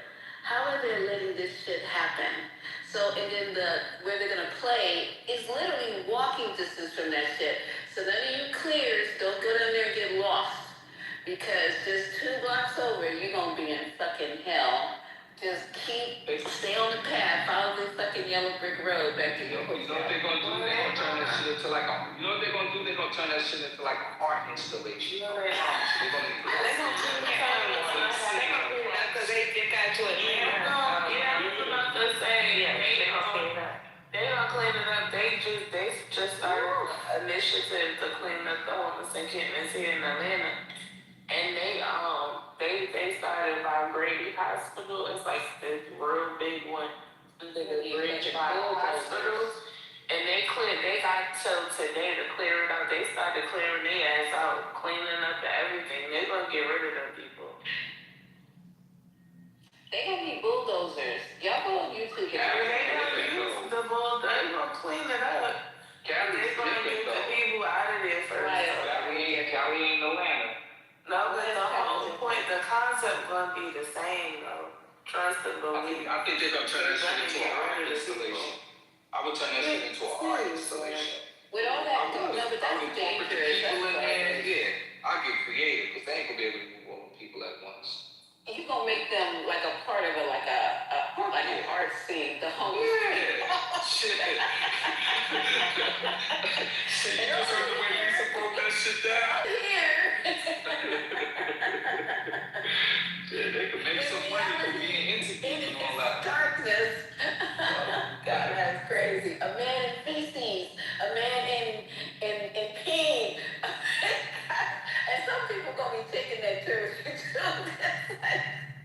With their camera phones and shit. This is so fucked up. That's so fucked up. Hey, Lisa, I tell you my good news I had yesterday.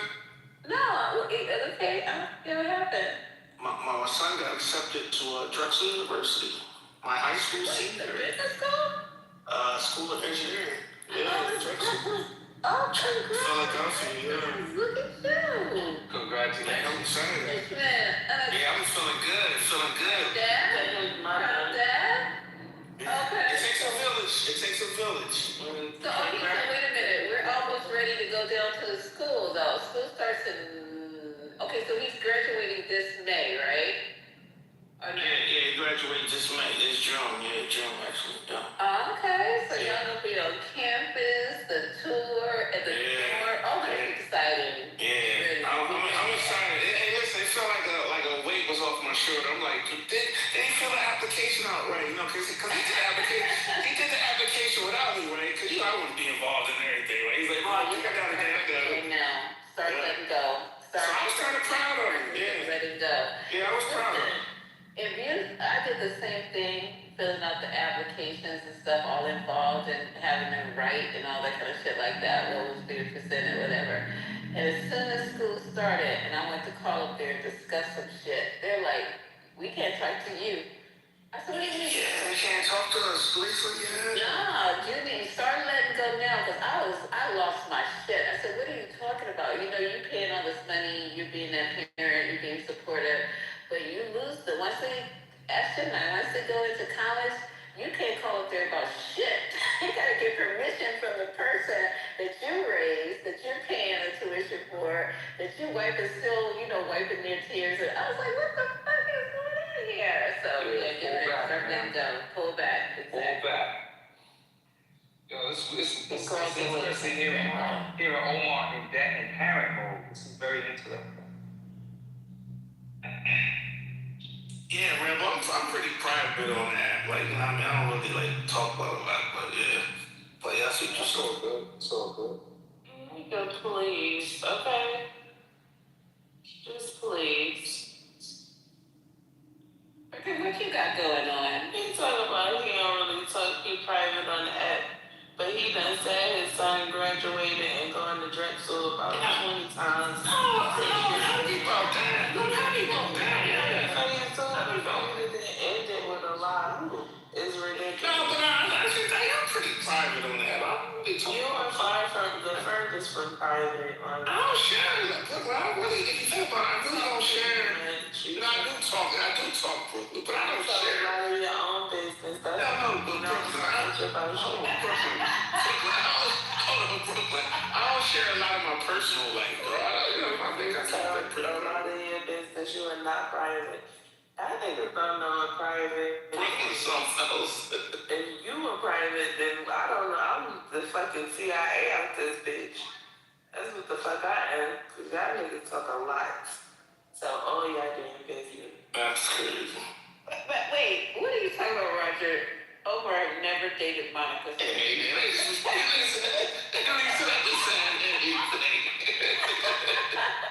he said anything.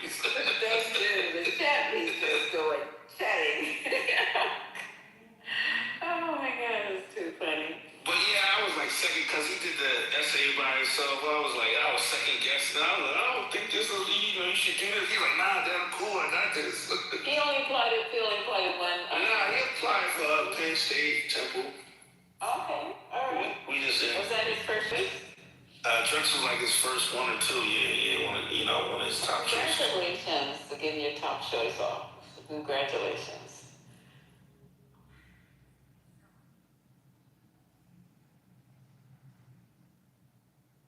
And guess what made his decision, Lisa? These kids are something else, right?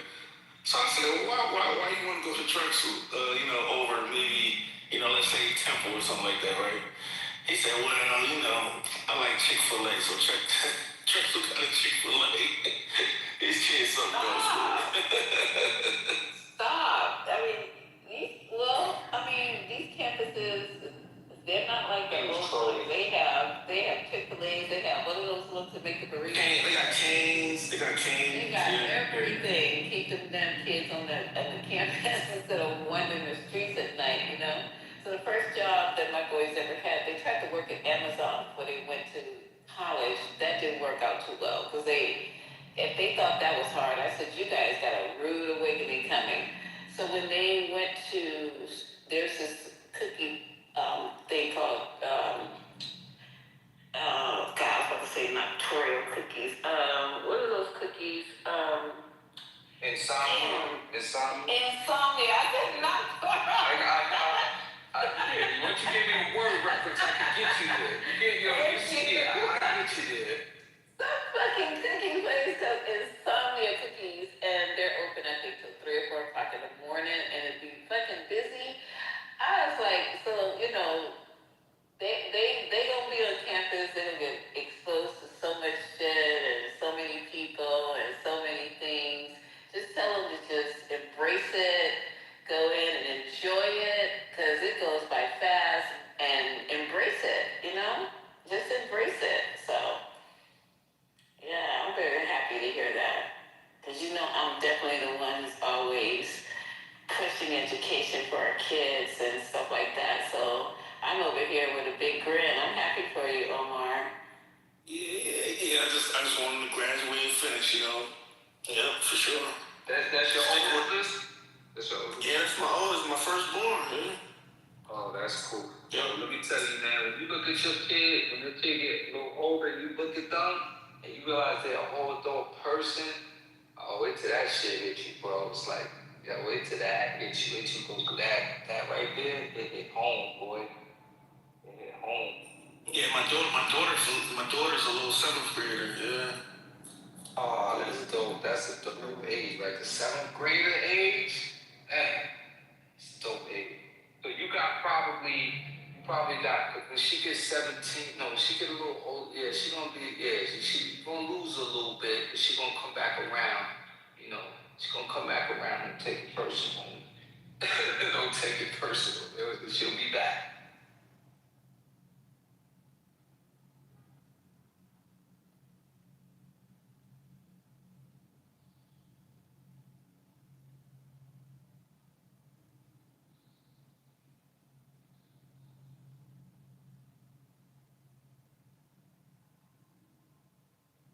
Yeah, them girls, man. Them girls, something else. She loves her daddy, though. Yeah, them girls, something.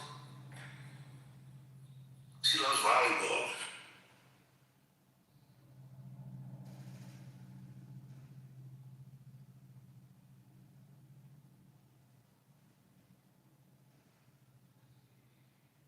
I remember I used to take my daughter to dance, right? She was so freaking skinny, man. Like she was like, yo, man.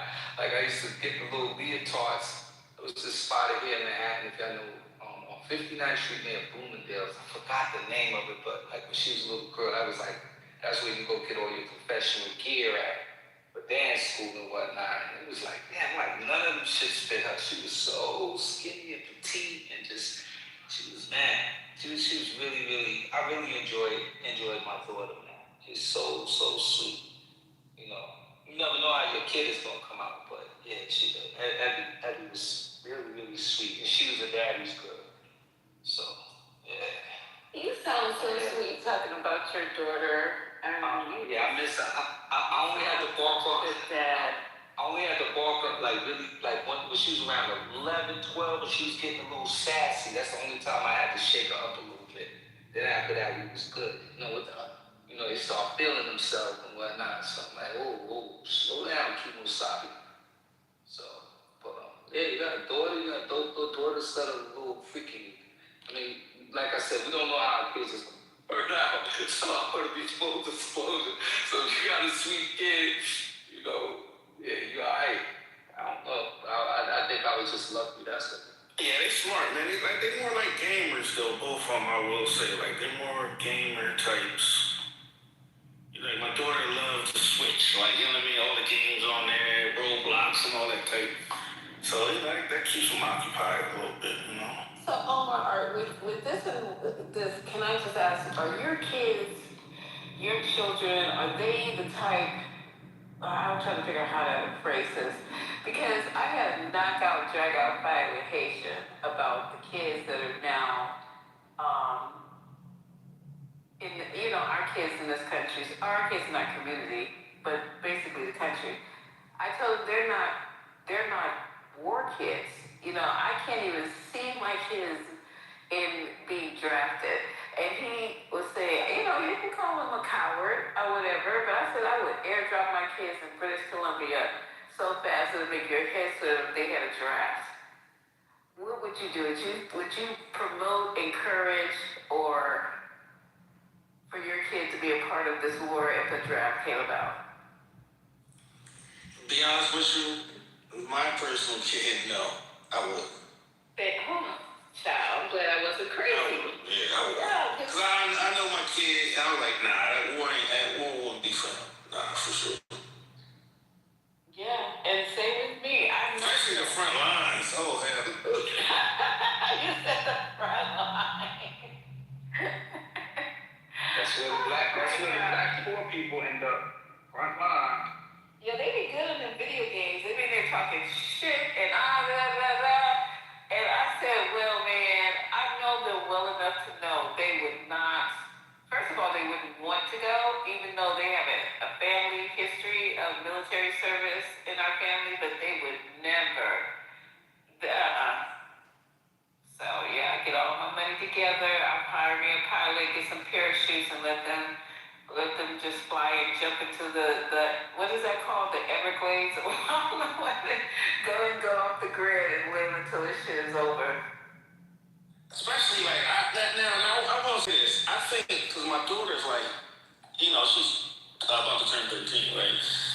think that generation will be more equipped, because my son's more like a Gen Zer. And to me, it seems like Gen Zers, a good portion of them, their awareness isn't there like previous generations. You know, like their willingness to like maybe get new information and stuff like that. It's just different. And I don't know. I don't see like Gen Zers war type people. Like, you know, that's just my opinion though. But the generation after them may be a little bit more equipped though, Lisa. I just don't want to rock with I just don't want to rock with no unjust wars. Like that's what pissed me off. Like now we gotta go for our country and it's whatever. But like for this dumb shit, fuck no. No. Oh yeah, I mean I agree with that, man. Nobody wants war. Yeah, like for our country, if somebody came out our borders, I'm gonna be out there. Yeah, right. If But there's some dumb shit. If they're just protecting the community or whatever, I could see that. I could see them, wanting to get involved or whatever. But you're right, for unjust wars, I really know them well enough because if you listen to them talking now, they don't want nothing to do with it. They don't want nothing to do with, the philosophies that are going around, the separation. Their friends are from Latin America, Jewish, Asian. It's just the rainbow, and it's so natural for them that they move through that. Move through the cultures, and same for their friends. The third generation Asians that they know. I can't tell who's who. Not on the phone, not nowhere. Even in person, it's just really weird to see how they just all mesh together with the same ideas, the same vernacular. It's just really, to me, I think it's a beautiful thing, though. But these older ones, like the ones who were in here earlier, fuck them niggas. I cannot deal with that shit, all that talking, all that shit about, the separation and war and all this other. Pretty soon that stuff is going to be a really bad thought on this planet that we were that dysfunctional and unevolved that we still are doing barbaric shit like we're doing right now, bombing each other, killing each other. You know what I'm saying? It's to me, I'm surprised we're not there in 2025. I'm just really surprised. And maybe I'm naive or maybe I'm not, but just the constant talk of war and hate that's still prevalent in this world, it's a sad thing.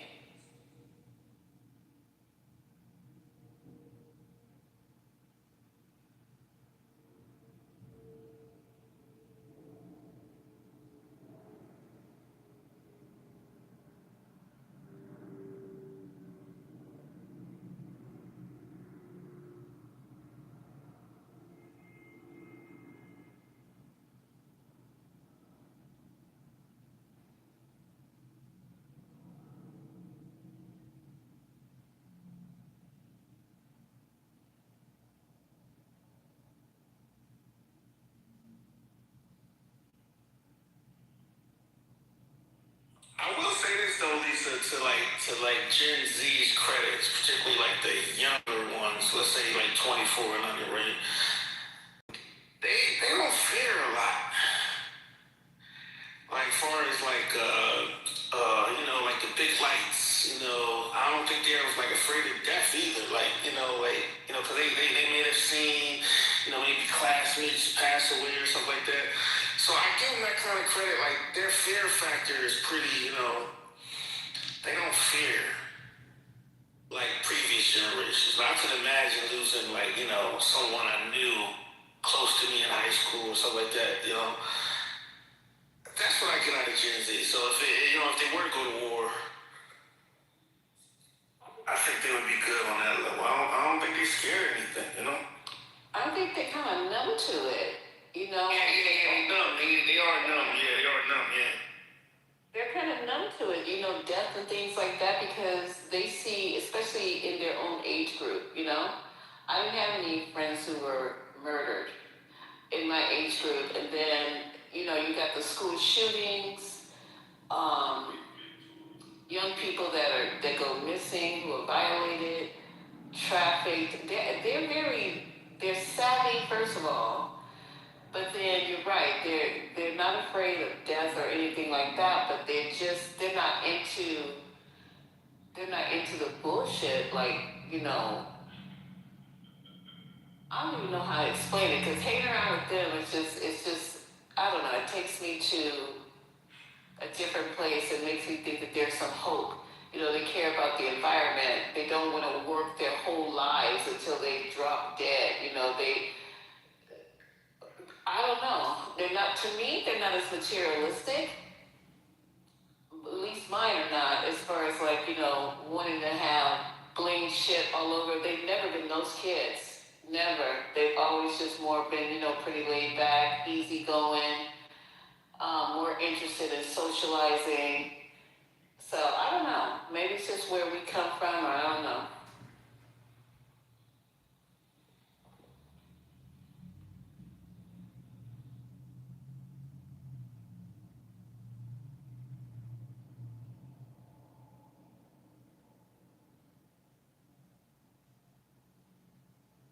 I'm telling you, that Generation Alpha, they gonna be the ones, please.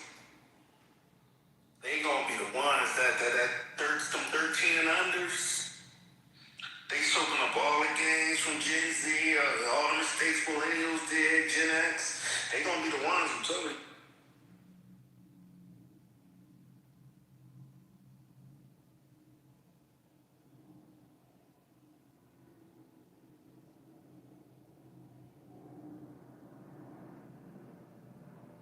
I don't know if we have any left, because these kids, I know they're not talking about stuff like marriage, having kids, none of that shit.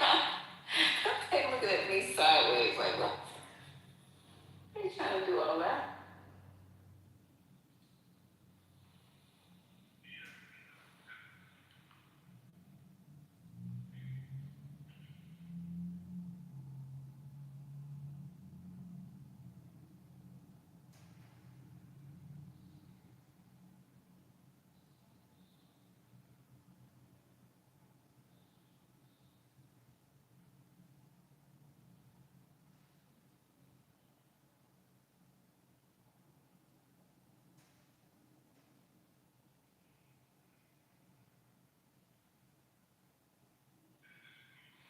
Where's everybody? This room is awful quiet.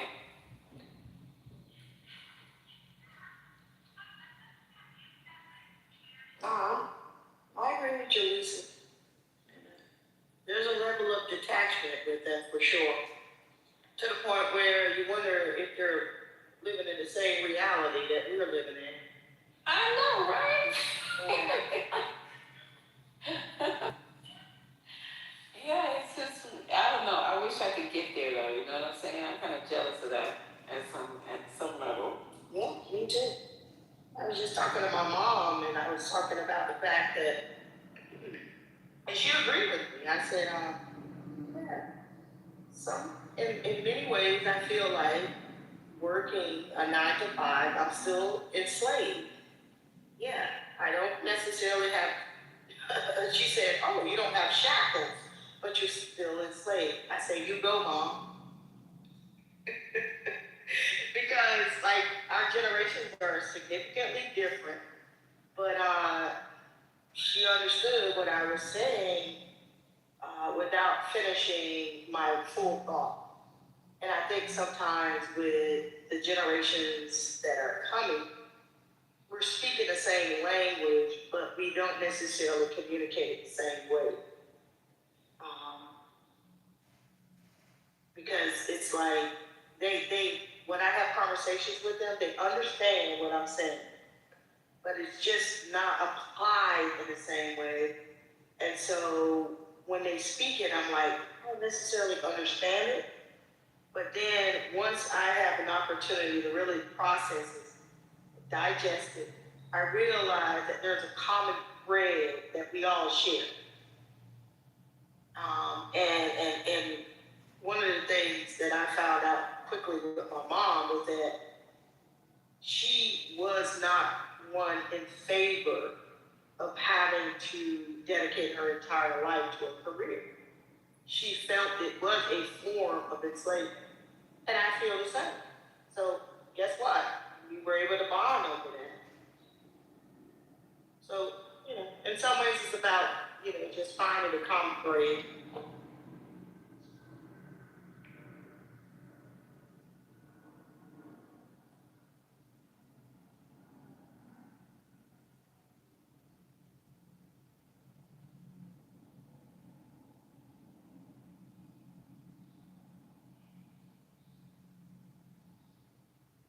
Yeah, when they're coming out of college and whatever. I mean, their goals are definitely much different.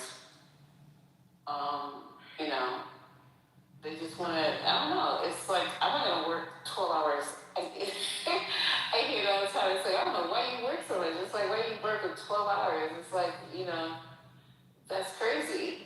So I'm like, is it really crazy? Because I think I'm an achiever, maybe an overachiever, and I'm proud of the fact that, I have that type of work ethic. They look at it as like, that's crazy. You need to be spending more time, doing things that make you happy. And I was like, well, But it's because those 12 hours, the net benefit is not benefiting the labor class anymore. Because we're in this late stage of capitalism where the wealth is so concentrated that it's not benefiting the average person anymore to work 12 hours a day. It's just not. Lisa, is the reason you work 12 hours because there's less chance for the patient's condition to be lost? Is there less chance for the patient's condition to be lost? Yeah, like when you basically, because you're working longer hours with patients, that you'll have fewer gaps in information handing out. If anything, I think it's a little bit more dangerous. Exactly. Yeah, it's a little bit more dangerous. You have to be, after the 8th hour, I really have to focus more. I know that I'm reaching a level to where my body and my mind is not as fresh and sharp as it was when I got there at 6 or 7 o'clock in the morning. So, but I was just thinking, I was speaking in the terms, is that a left of saying that, I wanted to show, you want to show your kids a level of work ethic, a level of stick-to-itiveness, of success, and they don't look at it like that. I'm just like, what? You know what I'm saying? But in patient care, though, yeah, the 12-hour, they did that not for patient safety. They did that because there was a shortage. And if you have less nurses, you work more. So that's how that came about. But I think that's going to change as time goes on because the new healthcare professionals are not interested in long-ass hours and then being on call and not getting any sleep or having any quality of life or family time. They're not interested in that. I see. Yeah, what I think I would have passed on to my kids, but it's hard to do that because they don't listen to me. But the difference between capital wealth and labor wealth, because I always knew that even if it was like a contract I had or, like I had ownership and stuff, I would just put so many hours into it. And I would also get contracts to earn more money, which is now we're understanding. Now it's like you want to lock in, the shares so you can really get money, so. Yeah, you regret not spending that amount of time with your family. Right. So you just need balance, work, life, leisure, whatever it is that makes you, full. But that's what I was talking about in that, what are you sacrificing for? Like, we've been programmed to believe that all of our waking hour, our most productive time, is to be dedicated to someone else building wealth. Like, if you're working a 9 to 5, the majority of what you produce is going going to a hierarchical system to become wealthy. It's not necessarily for you to become wealthy. Very few people who work a 9 to 5 become rich. It's not. Now, I can't say in other countries, but in America, it's not the way it's designed. It's just not. All you have to do is, you can see the evidence of it.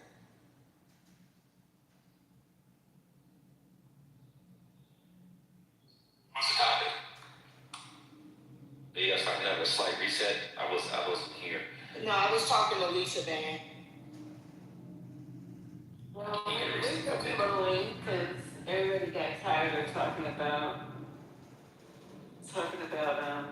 I don't forget what we're talking about before the low. Yeah. The Grammys. We were talking about the Grammys. We were? Yeah, that's what we're talking about.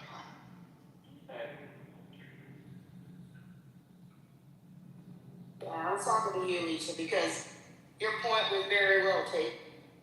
I mean, we have to figure out a way to resonate with the youth in a different perspective, because they're evolving. They're seeing that working 12 hours is not necessarily going to generate for them what it maybe have generated for their ancestors. What are we going to do? Yeah, that's true. So we shall see. I see it already in people who are already past that, past the age of, my kids. I've already seen what they're doing, and they come in and they're just not interested in doing that grind the way we started out. It's like, you know what I mean? They're just not interested in it whatsoever. They're the first ones out the door. It's like, maybe we should hang around and do this. Well, y'all have fun, and they gone.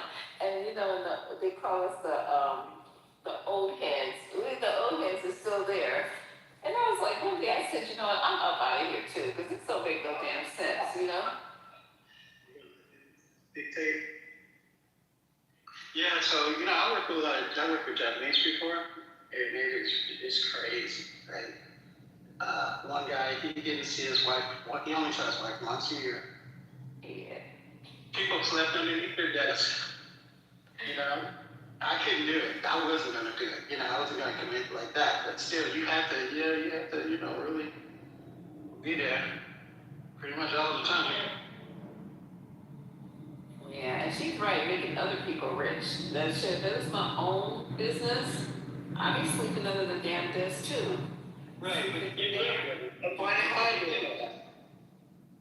know that. You just live with it, right? So you can hardly tell the difference whether you're working or you're sleeping. Yeah. At least if you're working and it's yours, you're building generational wealth.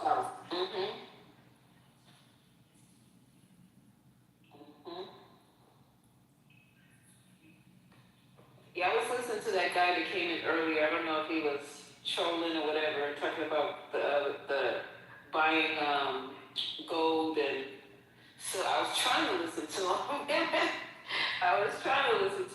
And the digital currency that's coming, because I do believe in that, and I was like, trying to hear what he was talking about, because that's the future. And that's where I think we're going. So I do want to be involved in that. I just don't know enough about it. And I don't really have the time to invest the actual time, because I need to be doing something right now instead of being on Clubhouse. Because I can't multitask with, on Clubhouse like most people can, because I'm doing a science stuff that I need to log off to be able to concentrate. But that was really interesting. I heard was that you, Ulef, who spoke up and said something when he was talking? No, but I do have something for you in that department. Yeah, and I'm very interested in that, because there was, she doesn't come on the app anymore. Remember C and, yeah, let's see, you would see her, yeah. C, but it was C and, believe it or not, Sweet Do you remember that conversation they were having? Yeah, I know. Yeah, I haven't forgotten that conversation. Believe it or not, as Sweet was up on the information, I was just like stunned. I have not forgot that conversation, and I've been thinking about how to get involved in that ever since. So We was basically. Oh, sorry. Go ahead. I was just gonna tell you, we can connect in the back channel and offline to talk about it, because I don't want to bore people with it. And No, it's not going to be more. I need to tell people about this before I leave, right? So you can flush your toilets for crypto. What? You can flush your toilets for crypto. You know, they have a system called BV systems, and they got some other ones. And Bill Gates got one too in Africa, right? South Africa, where the toilet flushing creates a form of biogas, right? Methane that's used for heating and cooking and stuff like that. So, and basically, even to make fertilizer. So you convert it and rewarding the users from cryptocurrency, the G gold. So there you go. Well, what company is it? So for different companies, one is called BV, or BV, is BV. Yeah, BV. Yeah, that one's in South Korea, but Bill Gates got one in South Africa. And then there's some other ones, home biogas. Hey, you know what? Probably this is a system that you could white label. You know, you can make your own business on top of it, but on a structure, and sell these things. You know, flush in your toilet for crypto. You need to talk offline. Yeah, because I'm like, can you explain how that operates? Yeah, I would say probably the best thing would be just to type in BEEBI, you know, type that in, and you might want to say toilet crypto, and you'll find out all about it. Yeah, I'm familiar with the science behind it. Anaerobic digestion produces natural gas. That natural gas is stripped and used to produce energy through a turbine or generator. So I understand the science behind it, but what I'm trying to understand is how the financial gain is created out of every time I flush my toilet.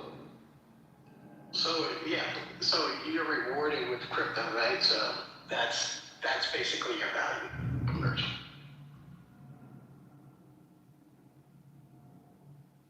This is on a different subject, but did you guys see that they diverted a plane from Fort Lauderdale to Atlanta that was traveling to Nashville because they thought there was a bomb on board?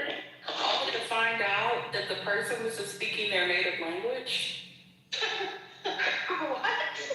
Yeah. So native language equals bomb on board? That's wild. Maybe it said something that sounded like it? I don't know. Yeah, like literally they have pictures of the passengers on the plane. They were instructed to keep their head down and hands up. So like you just see rows and rows of people. Like I don't respect because I see it on Reddit and I'm like, but I should have knew better. And then I Googled it and I'm like, oh wait, this is real. Well, what could have happened is different languages, have words that sound like something, but it doesn't. Do you get what I mean? The meaning's completely different. I don't know if that could be, even then, that's a stretch. That is a stretch. Oh, so they did remove a person from the plane. TMZ is also reporting it. I'm gonna put the link in the chat. So apparently, the cops rushed onto the plane with their guns drawn. So let me see if I can play this video if there's sound to it. It doesn't appear that there's any sound to the video, but if you go on the link that I just posted in the chat, you can see it in real time with everybody with their heads down and hands up. So do you know why they arrested that person? Or so I'm trying to really let me just try to read a little bit more into the article, but I just see this and I'm like, what? So I do have the information. It says the sources claim Albany's Houston man, the 76-year-old, his name is Robert Albanese. He made the threat of becoming frustrated with not being able to find space in the overhead bins for his carry-on luggage. Details of the threat he made have not, however, been made public. Wait, so what? So it wasn't him to let. I'm sorry, this is real. Oh, we both said the same thing. Wow. And what would the plane take off if he was worried about the overhead luggage and not finding space? But then, and the attendants, the flight attendants, are well aware because they close the bins and secure them. That if there was an issue with carry-on luggage and somebody being upset and not being able to find it a bin, then they ask you to check it to check. First of all, let me explain this to you, okay? Okay. The toilet was not involved. The toilet was not involved. This time I just don't understand why they took off if it was a problem with Did an they say it was passenger. a threat he made because of that? The overhead issue? That's what I heard. Did he make some sort of threat? But I'm just saying, if there's an irate passenger, we fly enough to know. Yeah, especially with the threat. Right, and you, especially if it's about not finding a spot for your carry-on luggage, that's when the flight attendants get involved. Because they tell me all the time, take your puffer jacket out of the overhead so we can put more bags up there. And I'm like, okay, they go and they check them and they close them. They make the last close. So if you got somebody who's upset at that point before you take off, irate about not having any place to put his luggage, was he mad because they had to check it and put it under the plane? But they still took off with an irate passenger. I don't see that in the article that I'm looking at from Yahoo News, but they said that the passengers, some were crying on the plane. They were yelling on the overhead to, of course, put their head down, hands up. But it remains unclear exactly what the passenger in question did or said to trigger the security response. Officials have not confirmed if any dangerous items were actually found on the aircraft. And additionally, the current status of the detained passenger and whether they face charges has not been released by the Atlanta Police Department. But All this happened in a year? so to me, it would make more sense that it happened mid-air. Yeah, if they diverted the plane, that would only make sense. That would, yeah. So it looked like the plane was on the ground, maybe, because they're saying if the aircraft door was closed, the plane would be considered in flight, right? But if, however, the cabin door was still open, you would more likely be charged with 18 USC 35 bomb loads. So it's false threats aboard aircraft if the aircraft door is closed, and if the cabin door is still open, it's the bomb loads charge. Well, the plane was supposed to be going from Fort Lauderdale to Nashville. They diverted to Atlanta. So they had to be in the air or when this happened. Why would they be futzing with freaking carry-ons in midair though? That's what I just said. That's a situation that's solved before you even taxi. Yeah. You push back. So I'm reading. Ace is missing here. I'm reading that it was meant to depart Fort Lauderdale to Hollywood Airport from gate F5 at 9:18, but was delayed by over 3 hours, eventually taking off. Eventually taking off at 1:16. Once the all clear had been given. So that's when they actually took off from Fort Lauderdale, Hollywood Airport. So it looked like it was on ground. Yeah, but the ambiguity is that it's talking about it stemming from a dude tripping over a carry-on situation, but you get that shit locked down before you take off. And they've been delayed 3 hours. That shit should have been locked down, right? So why would that be futzed with in the middle of the flight? That's where the confusion is. Yeah, I don't think it took off, right? So he was still trying to find a place to put his luggage on. Then he started, how did he call? Did he just use a cell phone? He just called? Well, I left though, also, if that was the case and they were having an issue, why the fuck would they take off? I don't think they did. Unless they took off because They diverted the flight. the plane started in Fort Lauderdale, Florida, and got diverted to Atlanta. they were in the air. So they had to land, they landed, and everybody had to have their head down, hands up. And then from that point, the police stormed the plane. All the while, people are climbing on the plane. Then they extract the gentleman, and then they get the other people to where they needed to go. You know, it was definitely mid-flight. I looked at this more up to something that came up earlier. It was definitely mid-flight. Because it was in this room. Hold on for a second, and they're also saying it's possibly security matter. So yeah, it wasn't while they were grounded. So you're right, it was definitely mid-air panic as Southwest flight diverted to allow due to security threat. You're looking at the People article? No, I'm looking at, well, I saw one that's on Daily Mail. Look at this, well, there's a few of them. Mid-air panic as Southwest flight diverted to Atlanta due to security threat amid Iran terror fears. What a title. Clickbait. Possible security matter, we're saying. But it was definitely mid-air. May I speak as an Iranian? Well, if we were talking about no, then you would be able to talk or not. So, chill. I have a radiant headache. We've been talking about it like since 7 o'clock in the morning, I think. Right. So these are different cases now. Right.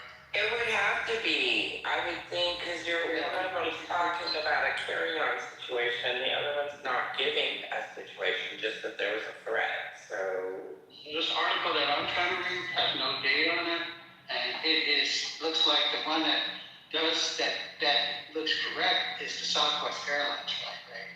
And that's the one that I'm talking about, is the Southwest Airlines flight. Yep. Yeah. Different flights. Yep. This one happened in the air. Is it the next case common room or I face room as an Iranian? Hold on for a second, hold on. Okay, hold on. Tiandra, so do I say your name right? Am I saying it wrong? I feel like I'm mispronouncing your name. Tiandria, but you can call me TT too. Tiandria. Okay, so I should read your name. Hold on for a second. Yeah, what you're saying, it's the Southwest mid-air. They're not so. Look at this. So what's happening is there's so much mixed news. One side of it is saying that there's a video from the same flight said that agents are responding to a bomb threat, and other end they're saying some sort of security. Yeah, we don't know. I think it's a lot of. Right here, 4 hours ago, no credible threat was found, no charges will be filed, and the person will not be identified? Yeah. Yeah, Jason, remember originally I said he was speaking his native tongue? Yeah. And yeah, this. What was his native tongue? That I do not know. Farsi? Yeah, because if it was Iranian, it would be Persian or Farsi. It's Farsi. It's Farsi language. That's what I said. Yeah, no, Persian is not the same. It could be anything. I don't really know what it sounds like. It could be Persian, it could be Farsi, it could be Arabic. No, that's what my point was, is over 60% of the population speaks Farsi or Persian. Reports indicating the man was speaking his native language, which was misinterpreted as a threat. Other reports suggest he may have been setting a phone alarm for prayer. Jesus. Wow. Persian isn't a language. It is. No. When you say Persian, there's three dialects. There's Farsi, Dari, and Tajik. Farsi. No, I know Farsi is how we describe it, but historically, Persian and Farsi. It was called Persian. Hold on. Ancient times, it was called Persian. Okay. Good. That's all I'm saying. I'm not debating with you. Oh. All right. So we off with that. Next. Okay, moderator, who's saying you make big push the toilet. There you go. If you make a big corn for But I mean, just imagine the terror of the people on board at the time that the plane is being diverted. You have to put your head down, hands up, so you're not being able to see what's going on in front of you. Yeah. And then police literally storm the plane. Well, This is crazy. Excessive? Like, Definitely profiling. oh, what's the name? No, the daycare, no, you said a name, Rockford something, or no? Is your name charged? No, they did not identify anybody. Oh, okay, yeah. No, but it is messed up that these people got traumatized for nothing. Now there's like videos all online. Dan, did you guys talk about this earlier? The Southwest plane that was diverted? Yeah, pretty soon.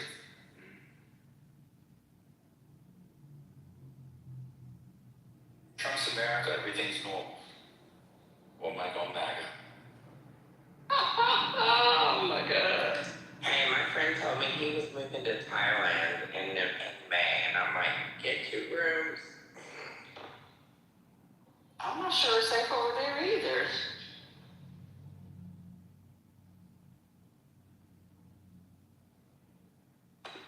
Yeah, there's probably not too many places that are dear. And it's just the hottest targets might be the ones to avoid at the moment. It feels like we're getting ready to do a 3-step program over here. You know what that is, right? You bend over and grab your ankles and kiss your ass goodbye. But I hope not.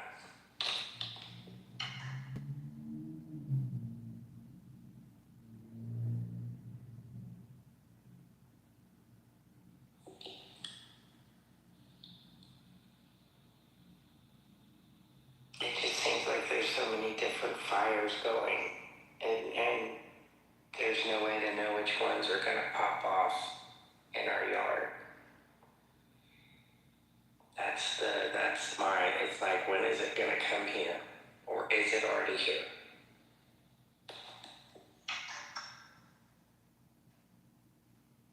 Well, the other day, somebody was on name for years, we don't been talking about, he made a claim that Poverty's son, who was supposed to be taking his position, was killed. That's not true. He is alive. He survived an assassination attempt, just like correct facts.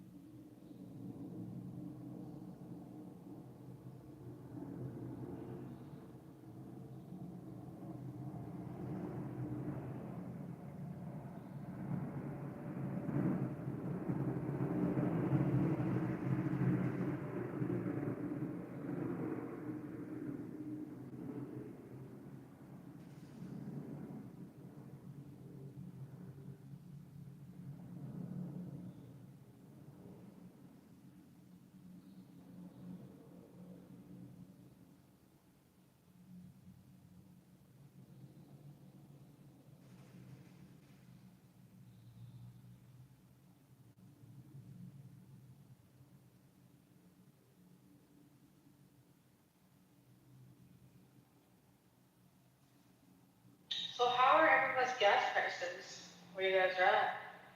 Because I've seen an increase already. How's it get a lot worse?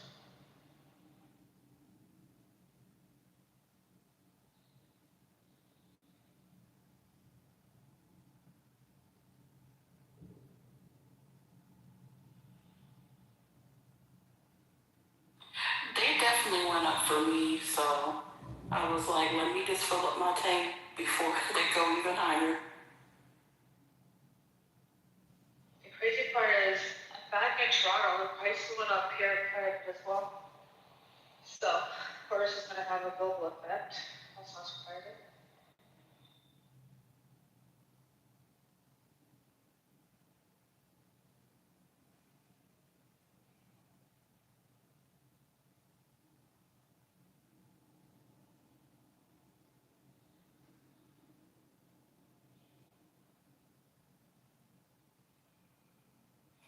I'm like, they jumped up a little bit more. Right now in my area, it is $3.69 a gallon for regular unleaded.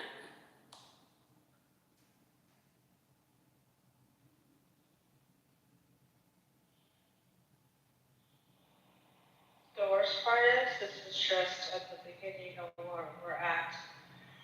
25% of the world's crude oil goes to the Strait of Hormuz. I think 20 billion barrels pass through every day, and the only ships going through are Chinese and Russian. So this is just the beginning. And also, oil refineries have been hit as well in the Middle East. So there's hey, Bago voted for, he promised no wars, cost of Get an electric car. Get an EV. Yeah, I'm having problems. I don't like EVs. Being in Toronto, New York. Nice about Listen, I have a few friends who've had, a Tesla, whatever the SUV is. This winter it got so freaking so cold. Even being into the garage, even having the charger on, the battery depleted. It was just insanity. Maybe about Tesla. I mean, BMW has one. Lexus has one. I guess there's others now. Yeah, they're changed there. I want to look at. Sorry, what is it? No, that wasn't me. Whoever wanted to jump in.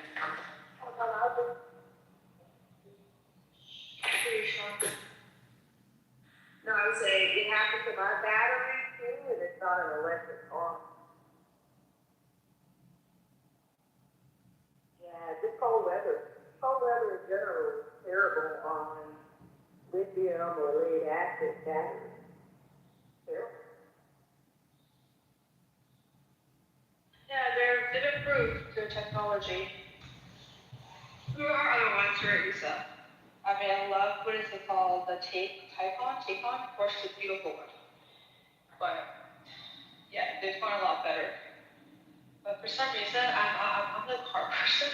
I still have this thing about buying the roar of an engine. I know, so I should probably stop with mine. Just, go electric as everyone else is, but. Can't you get one with an engine sound? It's fake. Come on now. It's fake. I can't ever. I know, we talked about that. It was the worst. I think when they started electric with the Corvette, or was it a Mustang? I'm like, what the heck? That defeats the whole purpose. Yeah, that defeats the whole purpose of a Corvette or muscle car. I'm sorry. It's just a shell and a battery. It's horrible. I'm definitely gonna get an EV. I'm just tired of Teslas just, first of all, they take off so fucking fast. I'm not getting a Tesla though. But they take off so fucking fast. But then when they get on these long hauls, like, when they have to go long distances, then them bitches slow down. Yeah. Coming past them on the highway, your battery's getting ready to run dead. Bye. And honestly, if you're doing a type of drive, so like out of the city, there's not chargers all over the place, right? Depending on where you're going. Where you live, yeah. Yeah, even if you're just going for I like going for hikes and stuff, right? I'll go to get out of the city and go if I'm back in Toronto, up north. I love it. So there isn't infrastructure. There's no chargers, right? So it's kind of like you're kind of limited. That's kind of the issue with it. Yeah. We're not very. But Lisa, I'm gonna I'm pro TV. But the things I would say to balance out. Can't hear you, Sean. What did it think? No, I think everybody else needs. But yeah, to balance out the conversation is that electricity prices are increasing astronomically in many states. And so if you're buying an EV to save money, I don't know how much longer that's going to be viable, because there are places where people are paying $1,000 a month for electricity bills now without EV charging. 1,000 where? In the DC metro region, people are paying $1,000 a month on their electricity bill. What are they? Freaking cooking drugs or shit? No. It's because the grid is so screwed up. The energy markets are so screwed up. And PJM is the largest organization that manages the distribution of electricity over about 8 to 10 different states. And they've screwed up the wholesale market so much that Yeah, people are paying $1,000 a month to heat their homes now. So that would be my only caution about purchasing an EV. Because one of the main reasons people were purchasing EVs is because they were going to save money on fuel costs. But if the electric bills keep going up as high as they are, I don't know what the real, of course, reducing the amount of emissions coming out of cars, of course, too. But if you're trying to save money, I don't know yet if that's the way to go based on the trend. In a regular environment, I have an electric car. You save anywhere from a half. This is on the low end. Is a half of what you would charge in gas. Be charging gas if you drove a lot. The higher gas prices get, despite the increase in electric, you save even more. The savings from electric car, to Lisa's point, are massive compared to EV cars. EV electricity, even when it goes up, is more stable. As you can see here, gas is not stable. It's going up 10 cents a day, 7 cents a day, 12 cents a day. The savings are massive. Once you get over $3 a gallon, you're saving well over 50% in having an electric car. The other thing is, too, is you don't have to charge it at home, especially depending on where you are. There are places to charge it, and some of them are free. And depending on where you live, there's a little hack. And the kind of hookup you have, you can use somebody else's electricity. You don't have to pay anything at all. House of maintenance is So bad. instructing on EV. What's your kilowatt per hour charge? Right. What's your kilowatt per hour charge? Yeah, let me check. Because I know what I'm talking Let me about. check. Yeah. Oh, I'm not debating with you. Because I was saying thinking you about. didn't know what you were talking about. I'm just telling you, someone with an electric car No. and a gas car, the savings on the electric car are considerable. That wasn't and that's my what point. everything says. I don't know what my kilowatt per is. I don't know. You should know. Once gas gets over $3, the savings If you're expand. saying that it's much cheaper, you should know how much it costs per kilowatt hour. No, I don't. I don't need to know that. I can look. You I can compare between my two cars. No, you cannot tell me that it's cheaper per gallon if you don't understand how many kilowatt hours your car is drawing. Hold on. Wait, No, that makes no sense. I'm sorry. I'm reading it. I'm telling you what the people say. It's well known. Electricity prices are more stable. Gas prices are. No. I said anywhere That's it's 50%. not the I'm point. looking at it. But what he's saying is true. It's the rate. I'm looking at it. Electricity prices are cheaper because most electrical power plants run on coal. So it's more insulated. His original point was electrical prices are more stable, but they're more stable because the power. It is true. It is true. I've done a multitude of projects recently. This is power sources. All power sources. Oh my God, you just want to argue? No, we're not going to go back and forth. We're not going to go back and forth. One mic on the mod. One mic on the mod. One mic on the mod. One mic on the mod. We're not going to go back and forth. We're not going to go back and forth. No. You always gotta be One mic right. on the mod. We're not going to go You back and always forth. gotta be right. Well, I just read it. No, you haven't. What is your kilowatt hour? What is your cents per kilowatt hour rate? The average is 17 cents. 17 cents. There you go. It's simple math. If you're spending $400 on gas a month, and then you realize that you're not, you don't need to know the exact kilowatts. It's just basic. Yeah. Two cars. I have multiple cars. Some are electric, some are not. Yeah, the car. I know how much the tank costs here. I know how much I pay to charge it. And I also said, you don't have to charge it at your house. A lot of times, it's not true for everybody, but depending on the time, there's a place I like to get ice cream in my town. They have a free charger up there. I take mine as a book. I wasn't Go arguing. get a cone. Literally, what's going on? What are you doing, Sean? I don't know what's telling the story. No, you gotta keep them because you I didn't interrupt. You weren't talking. I was responding to Ace. No, I was trying to. Well, I didn't hear you. We couldn't hear you coming through. Yeah, it's You weren't coming through. But Ben, I'm sure you've been a car person. You could tell if you have a V6, a V10, a V4. Even that, you could tell which car is going to take more gas. So obviously, when it's electric versus gas, that's easy now. Well, I'm just it says here. I just. Paying 17 cents. I'm paying I'm looking at it right here. On average, this is on average. Driving an EV, I'll just read what it says. It saves on average, depending on where you live, $7 to $116 per month in fuel costs to a gas-powered car. With high mileage, this is what I said, with high mileage drivers saving $200 plus monthly. EVs are roughly 60% cheaper than fuel, with average monthly costs around $73 to $140 versus $145 to $241. Then it goes on to say, using home charging, that is a level 2, provides the best savings, typically 4 to 6 cents per mile, compared to 9 to 15 cents per mile for relying on if you do public, charging. Then it said, hold on, drivers with long commutes, this is a lot of miles, but 3,000 miles a month, save over $250 from not having gas. I think that's substantial, but I'm not rich. Ben, also maintenance fees, right? So hold on. So let me just continue reading the thing. If you can respond, I'm reading it.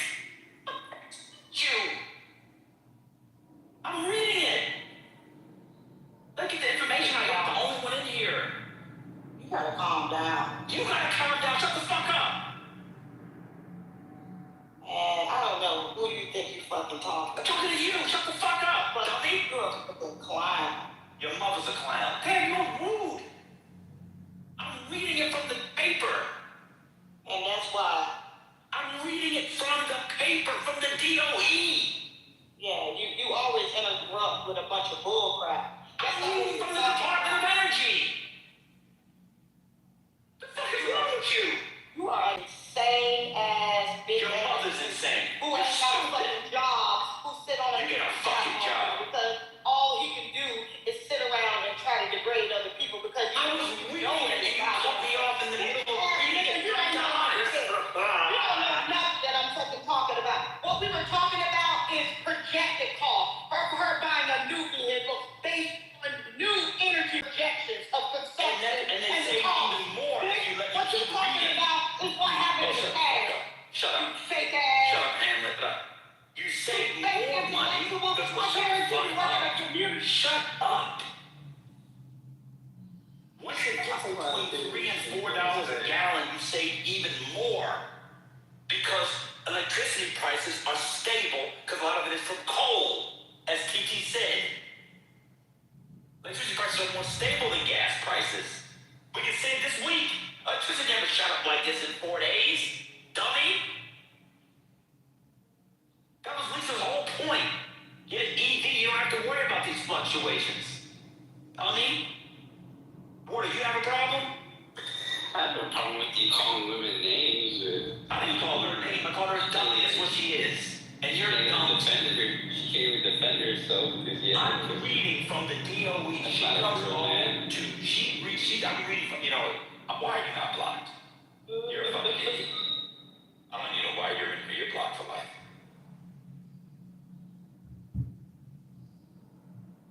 I'm reading from the department, reading from the thing. She cuts me off 4 times. The thing says once it gets above $3 a gallon, the savings is even more. Fuck Sean.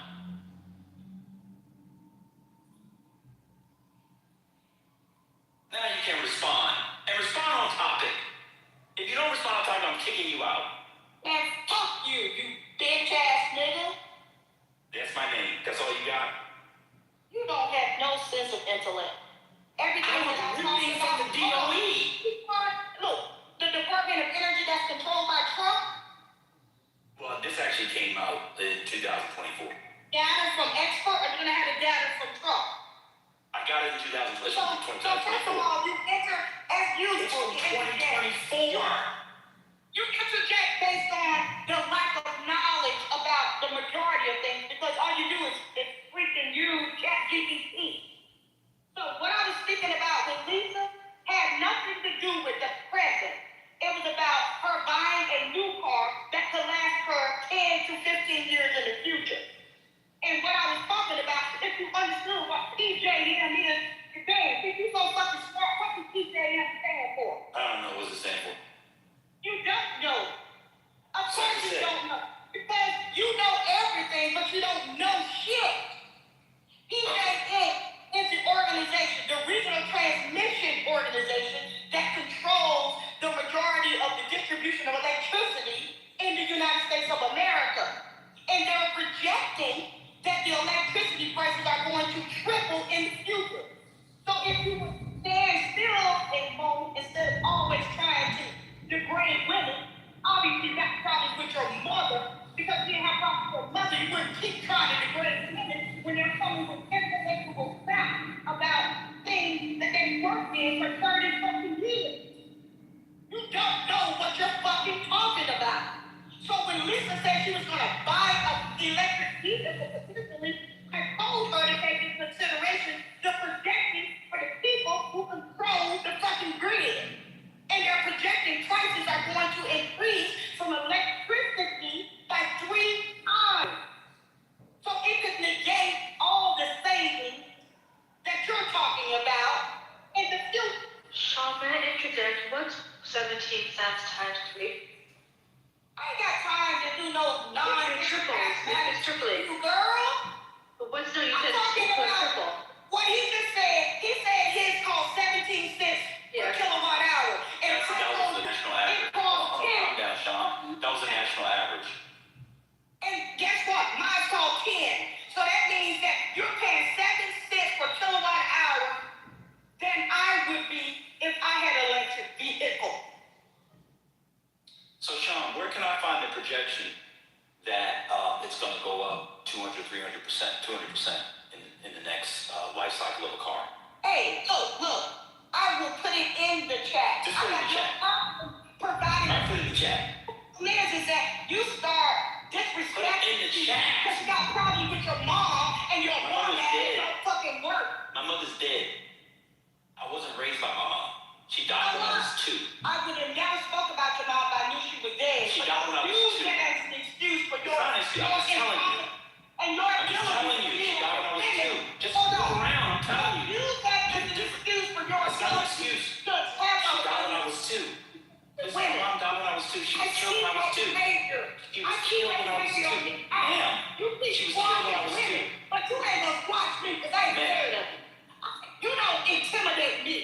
So whatever issues you got with women, you need to deal with them. Because I see you over and over again. Reform. I saw what you did to reform on this stage. Reform is a super intellectual woman. You kept degrading her on this stage over and over again. Any woman that comes on this stage besides Patty and Lisa, you got a problem with. And then you come at Patty on. That doesn't make sense. I call it Patty. I don't think he has a problem with me. You have a problem with me? You got problems with women. Period.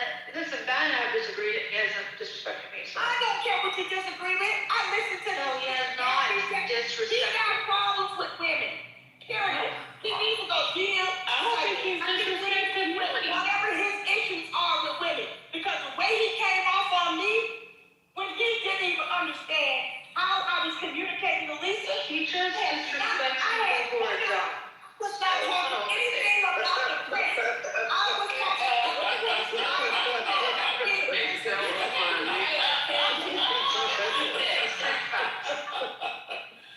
Why are you trying to take up for a man? But you look silly right now. Stay out of it. Thank you, Lisa. Thank you. No, I'm just Are you done, Sean? Sean, Are you done? Yes. Go get some help. All right, Sean. With a psychotherapist because you got issues with women. And then secondly, go get a full-time job. Because the men I know in my life, they sitting on the app all day trying to debate women. Yeah, they're in prison. Trying to degrade women. That's all they those sorry ass do. Go You get don't a have job. it. You can tell Be you. a man. Go work. Go Don't get be one. sitting on your damn app talking and discussing and debating with women all day. I don't. Money. Oh, Divine, did you hear that? She talked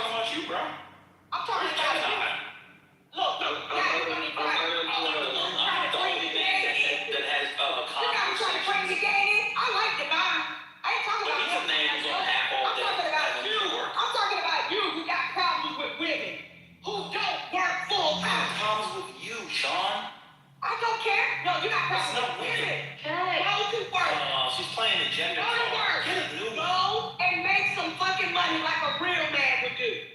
Okay. What if I already made my money? What if Bring I it made to the my money? stage. Because you act insecure. Hell, you don't act like a man with wealth. What does that mean? You act like Does Graham Cardone act like a man Matter with of wealth? fact, you act like one that Wait, works does for Donald a Trump? Uber. Wait a minute. You Donald act Trump like has a man that ain't got spoken nothing. yelling. Because a man that got something don't sit up here and debate with women all day. Yes, we do. They don't do it. We do. Well, I don't debate with women all You day. ain't Women got in the news. nothing. You are literally somebody imitating an intellectual person, and you bully people so much today. So they come to you. I ain't the one. Because me and Lisa and I was having some real conversations, and you interrupted because you don't like to I didn't interrupt. equal. You know, It was a lie. I did not interrupt. I wasn't talking about anything that you brought up specifically. I was literally addressing Lisa said, why not? purchase of an EV. We were talking about the cost of EV versus gas. No, we were talking about it, and I gave her insight about the future. If she buys one now, it could be her ownership for the next 5 to 10 years, and that her savings It'll still be will cheaper. not be the same It'll be cheaper. shortage.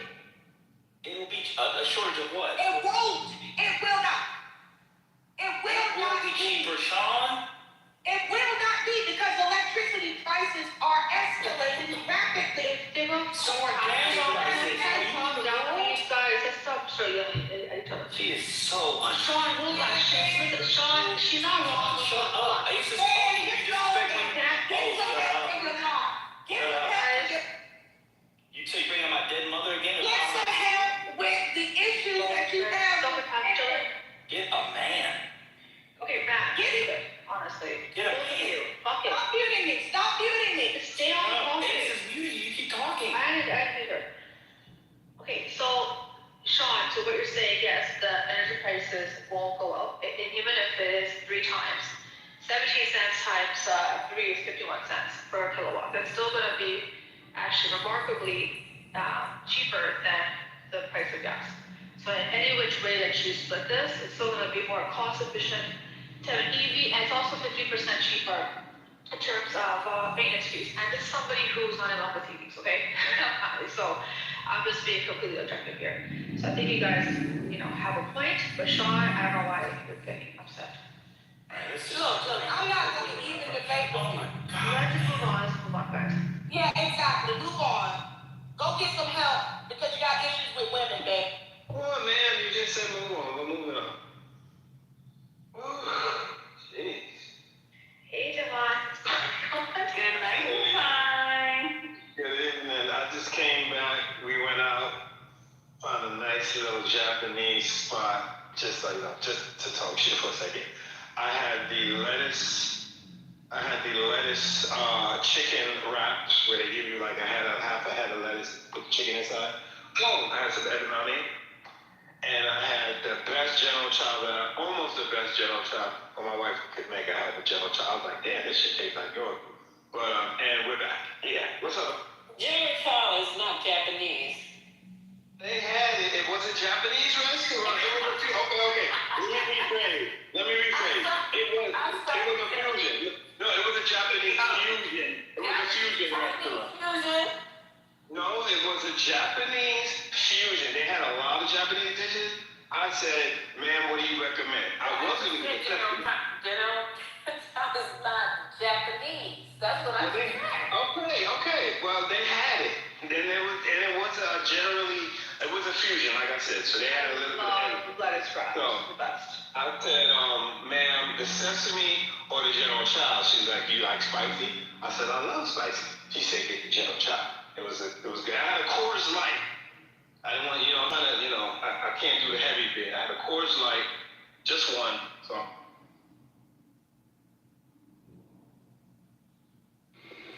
I am so glad you enjoyed your dinner.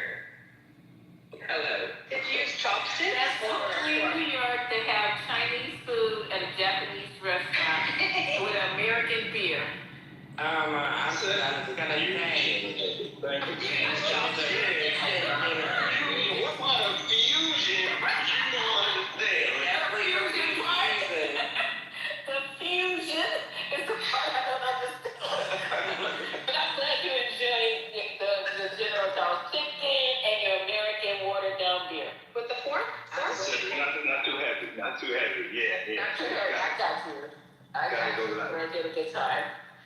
And not to just, nothing, but you guys, I really appreciate the spirited debate. I just want to be quiet right now and talk about chill shit. I appreciate everybody because I'm learning how to love people.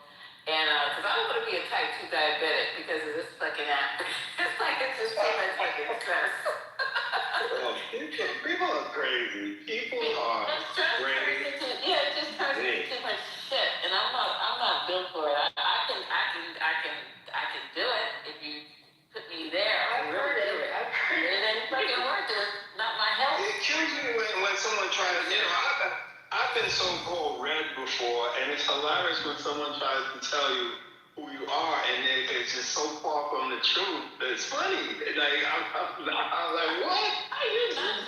Many times when people have to read me and tell me who I am and what I do and how old I am and where I live and how many kids, like, come on, Dwayne, you only got the tip of the fucking Clubhouse iceberg.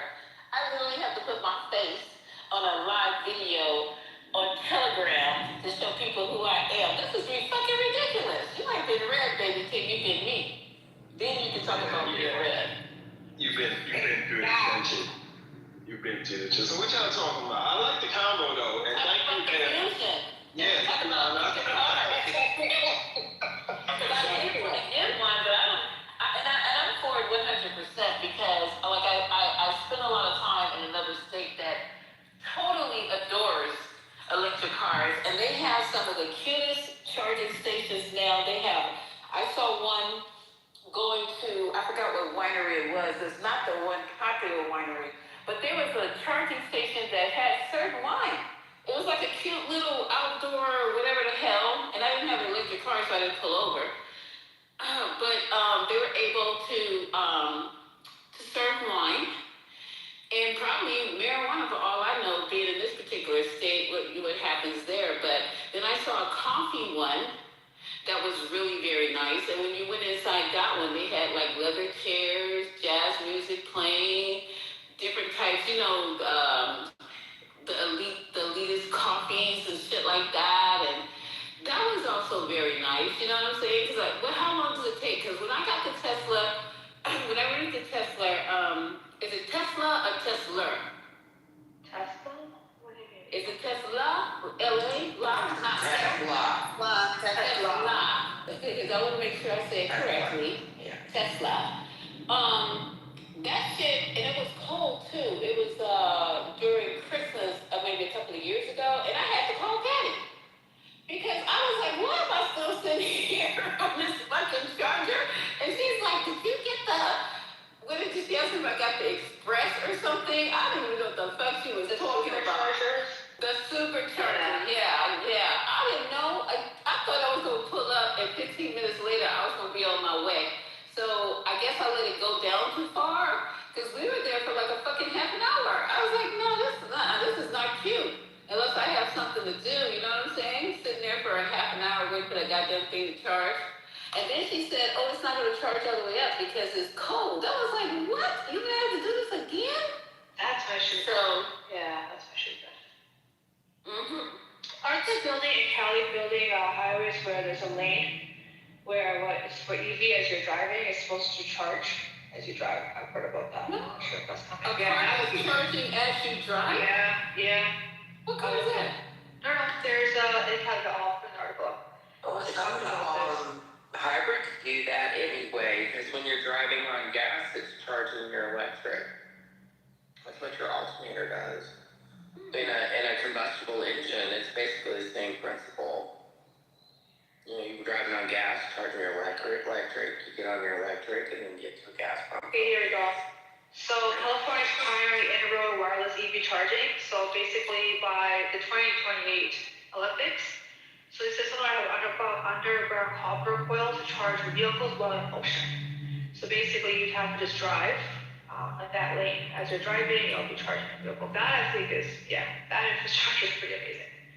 So somebody A car that charges while you're driving. So what's Any EV. Yeah. check, somebody check.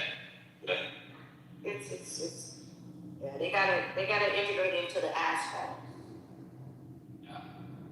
someone in the chat put, I guess they have a cyber truck that if electricity tripled, it would go to 51 cents. They said this is brother 3 sport athlete, handsome brother, says it would cost 51 cents. It would cost $68.85. Your typical truck on average has a 30-gallon tank. On average, we'll just take an average of $3. $3, fill up 30 gallons. That's $90. Yeah, it's a little bit more. So, well, I mean, let's just do it on the low end. So it's $90. So even if it triples, you save $20+ every fill up. And we know how few miles those trucks normally get. So even if it triples, it's $20-some, because it's 51 cents per kW. You go 430 or whatever he worked it out to be. I'm just going by the brother since he had the truck. So you save money even if it's cheaper even if it triples. Right? The other thing, it kind of sucks if you didn't get one because the Trump administration took it away, so it's kind of late now. Maybe the Democrats will put it back in a couple of years. Is you get crazy.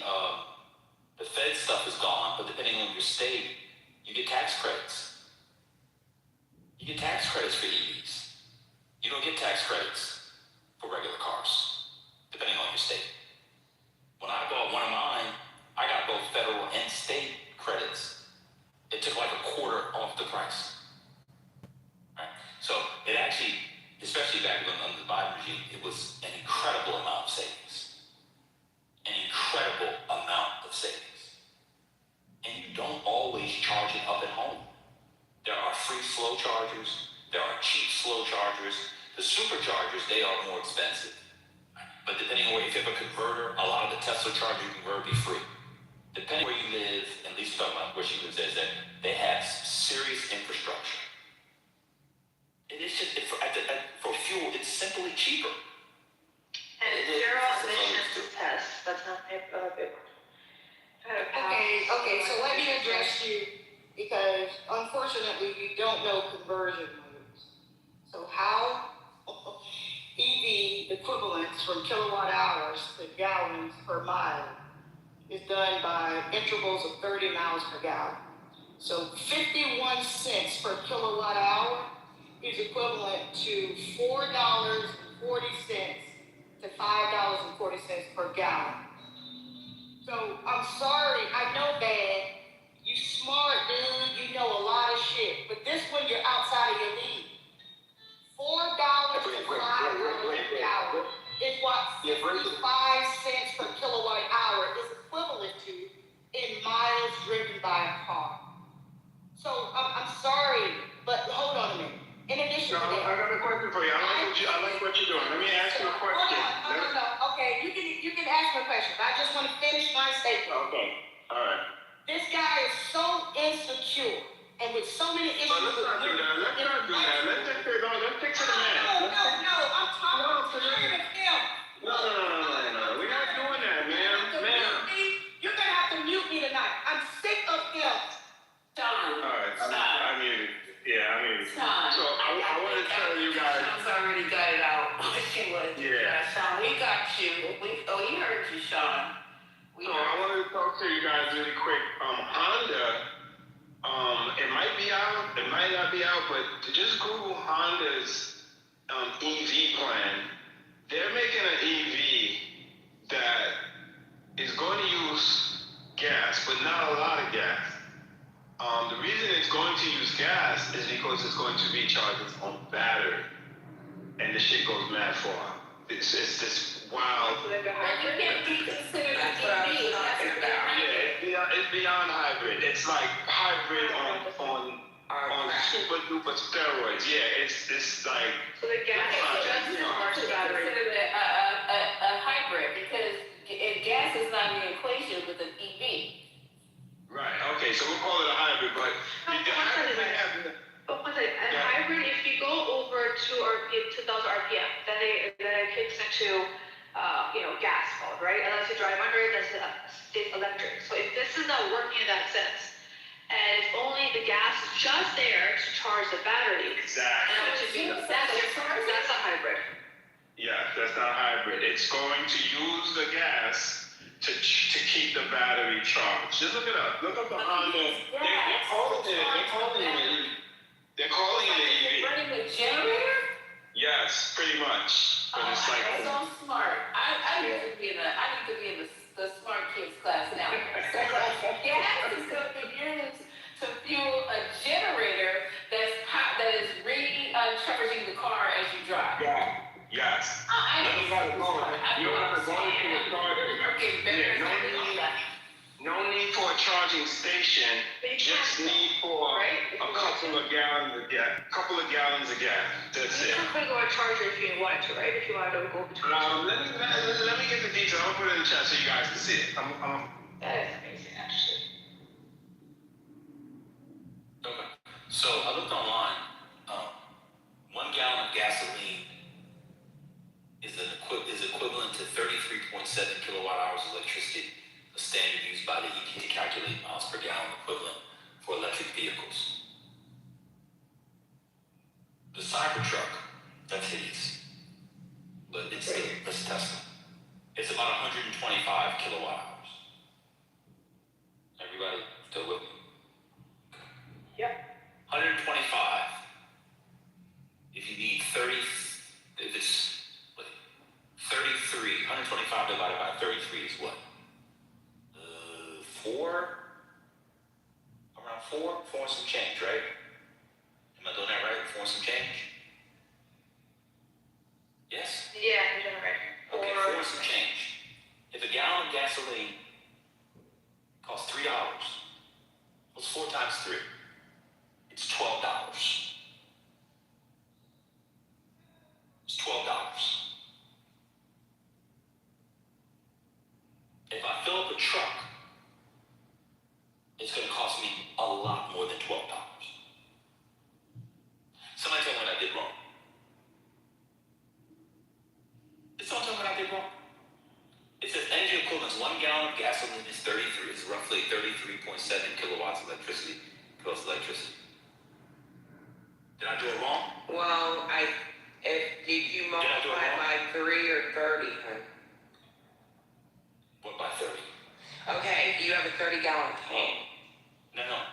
The Cybertruck is roughly 125 kilowatt hours. Right.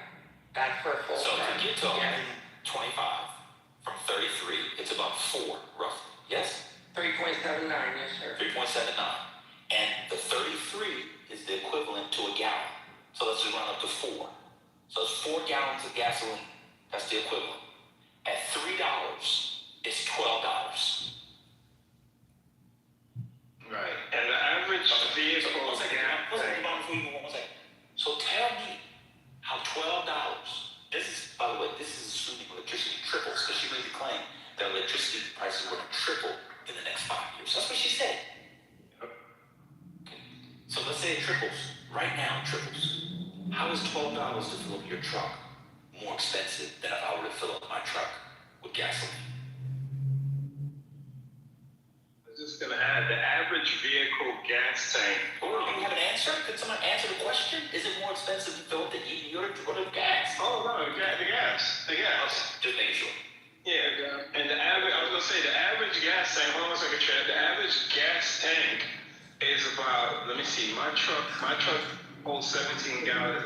My wife's truck holds 15 gallons. So you're definitely saving on the EV. And it's probably V6 or V8 if it's a bigger vehicle. Yeah. That also goes into it. Yeah, she's V6 on V. And then the other thing is, how much driving are you doing with your EV?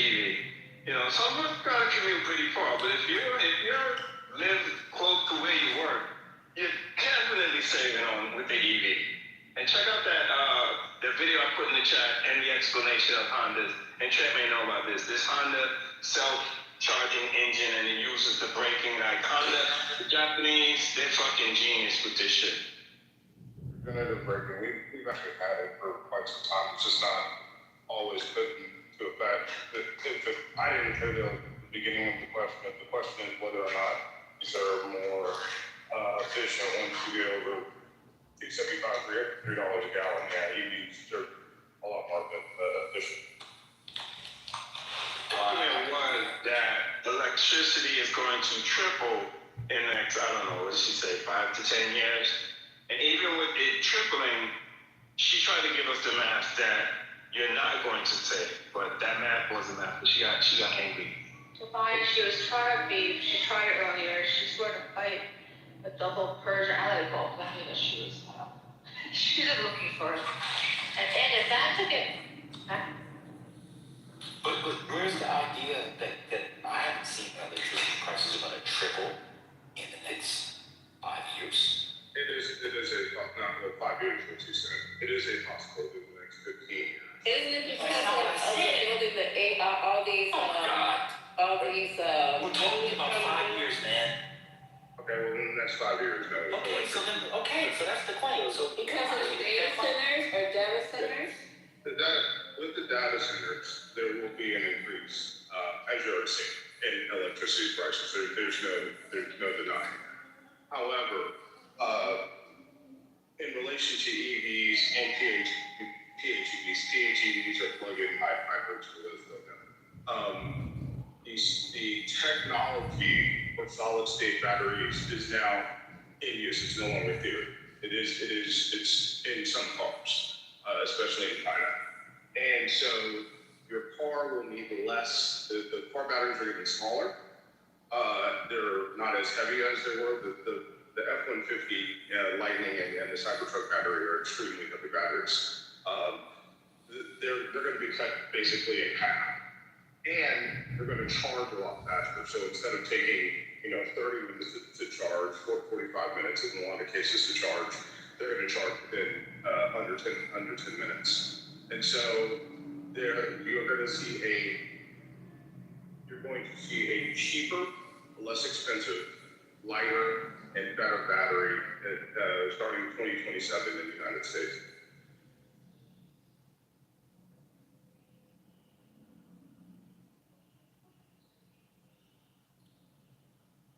That sounds good. I think for some of those prices that are expected to rise are due to the necessary need to upgrade our current grid. So it's completely separate from anything that was her actual argument. but even then, it's still cheaper. Predicting prices could triple, or I'm sorry, that is, I don't know where is it coming from. She said, I didn't know the name of the organization. She said 5 years. I'll even give her 10. Say 5 to 10 years. PG&M. Give me something like that. I never heard of this organization. PG&M. I'm like, wait, PG&E is the electric company in Cali. Yeah, I don't know who this is. She didn't say PG&E, Ramona. No, it was PJM. She said PJM. PJM. My apologies. Yeah, I don't know. PJM. I just Googled it though. Oh, the Federal Energy Regulatory Commission. Let's see. PJM. But even if Wait, it's a government website. She told me we couldn't use Trump. Anyway, she said that they were projecting, say, 5 to 10 years, electricity is going to triple and therefore make gas cars cheaper to fuel than electric cars. That's what she said. yeah. That was She gave a crazy amount. She didn't say that in the beginning, by the way. She said that after I had explained what I explained. She changed it after. She did not originally say that. But even that's still especially with Trent just said that it costs $1,000 per month at DC. She did. For the cost of electricity, yeah, I doubt.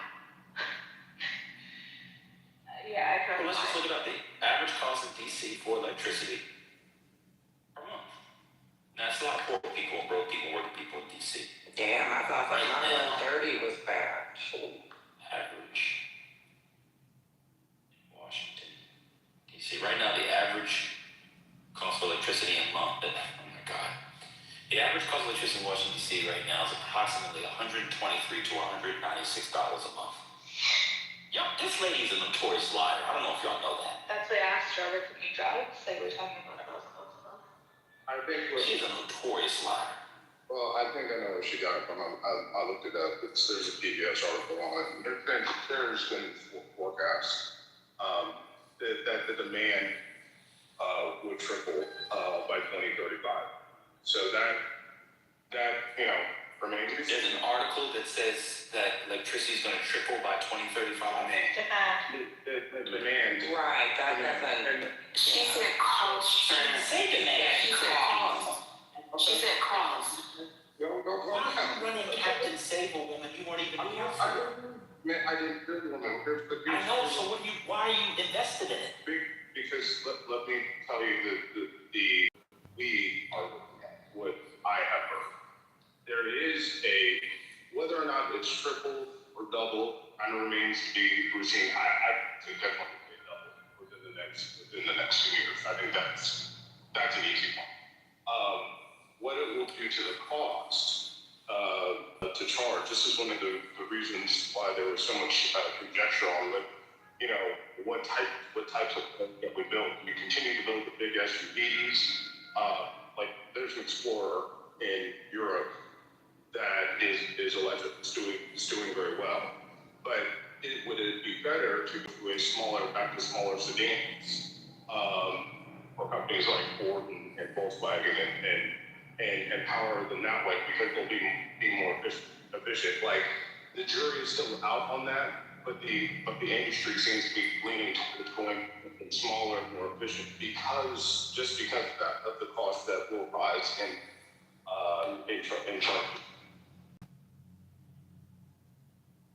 But that wasn't even the original argument. The original argument was Lisa said that she wanted to invest in an electric vehicle to save on gas prices. Then Van said she would save a lot. And then it got twisted to this. To be smart, what you can lease an EV for right now, with some of the leases that are out there, I would tell Lisa 100%, you would be very intelligent to get an EV, especially in a place like California, because we are subject to these types of price fluctuations with gas. And also maintenance fees and all that, 50% cheaper EV. Anyways, I think she was arguing. Cheaper to maintain. There's the gas is, there's no oil changes, there's no transmission. There are still problems with them because they're electric. But yeah, the cost of ownership on EVs is dramatically different. It's one of the big problems for dealers. It was trying to figure out, well, if you don't have any parts to replace on these cars, how are you going to keep dealerships profitable? Because they run on fixed operations. It's a separate story. But they are a lot cheaper over time, and they last a lot longer. That's the other thing. I mean, some of these EVs in their test cycle will last 5,000 charges, so that's like the miles. So there's a lot of conjecture about how do you keep people who, not keeping them like Honda Accord to 95, keeping them forever. So there's a lot of talk about that. I do think there was a significant hike in energy prices in January because last year, granted I live in a shoebox, it's 630 square feet. I paid $69 for January. This year I paid $130. So, I know that's probably not show-stopping for most of you, but for me, it hurt. So, we did have a bit of a gouge there, but it has gone back. This month it back down to 167 was my bill. But yeah, it is very erratic sometimes. But for the most part, it's a lot more stable than our gas prices, which went up, 40 cents a gallon the other day. So, yeah. We also think about alternate sources of energy too. I like, that's one thing that I bang my head on the wall about, is that in the state of Nevada, which is where I live, we get like 85% sunshine rate throughout the year, whether it's cold or hot, we got sun. And I do not understand why more attention is not being paid to infrastructure for solar. I really don't. I mean, they always talk about the grid, but you have to invest in that infrastructure. You have to invest in making those changes. And we can do that. I mean, we have so many different industries in Nevada that we could pull from. But you have to also consider each state and the climates that they have and what options they have. So that's going to make a difference in energy options. But it also, it increases the leaning towards those alternatives rather than gasoline fossil fuels.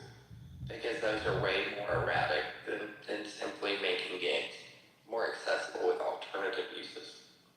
So that's all I have to say about that. We have in here in New York, Con Edison is going up 2.8% every year for the next 3 years. I gotta get out of here.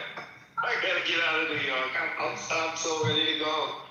Forget it. Everything's going up, man. I love New York, but this shit is fucking brutal, dog.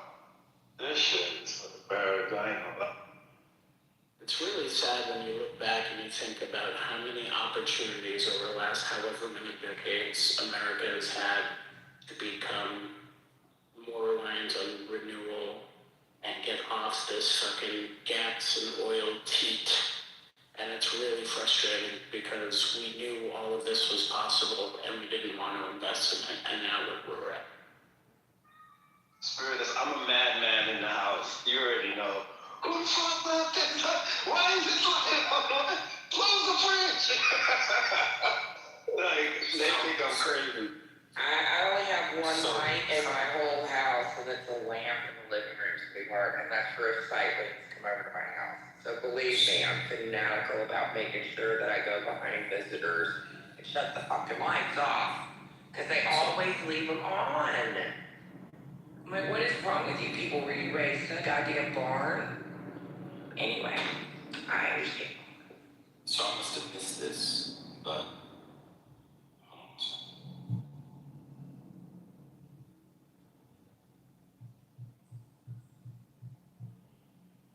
looks like it's another time. Earlier tonight, a few hours ago, Trump said he does not want the curbs going in. Yesterday, he said he did. We talked about this for hours.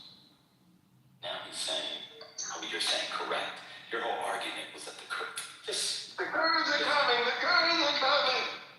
I'm saying, he said on the plane that went to that. I'm saying, but can I say one quick thing before you just jump up on us, get something to on the solar, there is massive solar, I won't say massive, there is a solar build out happening in Nevada. I don't know all about it, but I do know we also have one in Texas. So there is investment.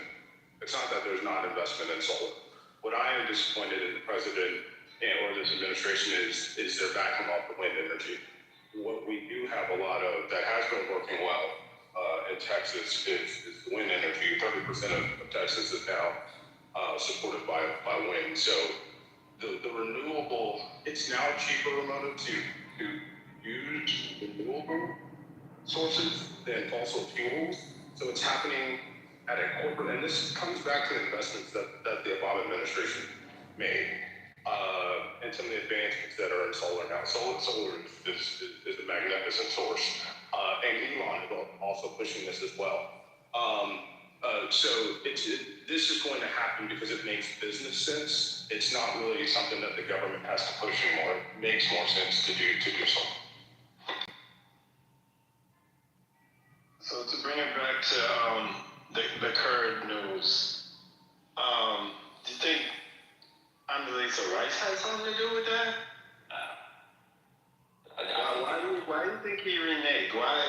changed? Because they're making it all up as they go along.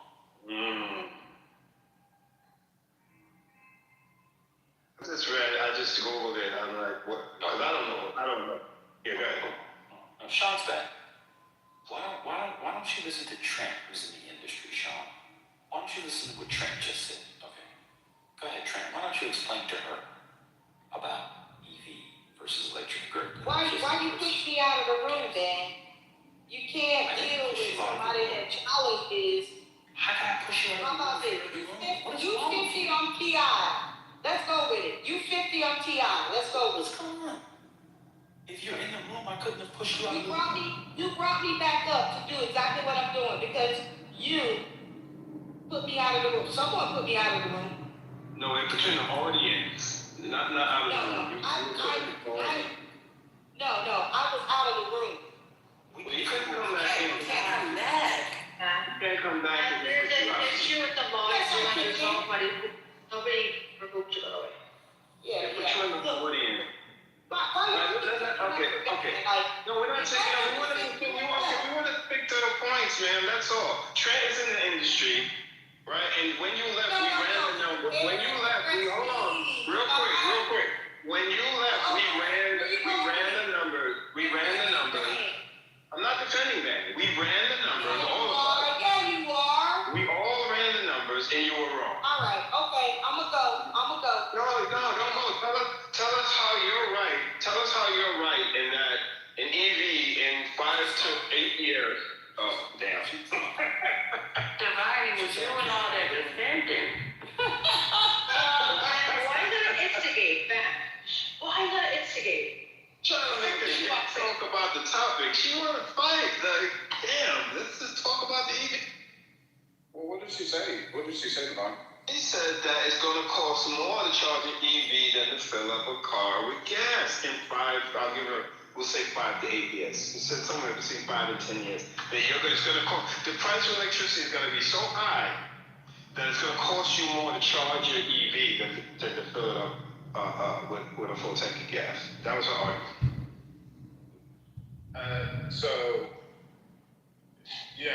I would say probably not going to happen. I know what she's looking at, and there have been people that have made that prediction. She wasn't looking at anything. She was arguing with us.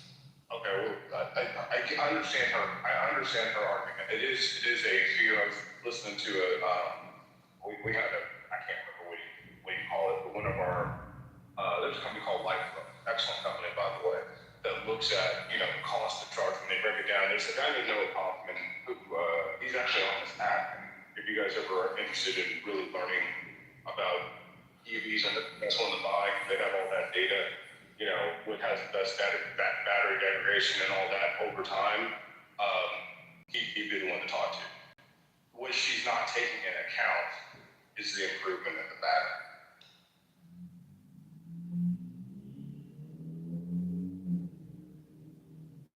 Well, Trent, you don't know the PJ's in.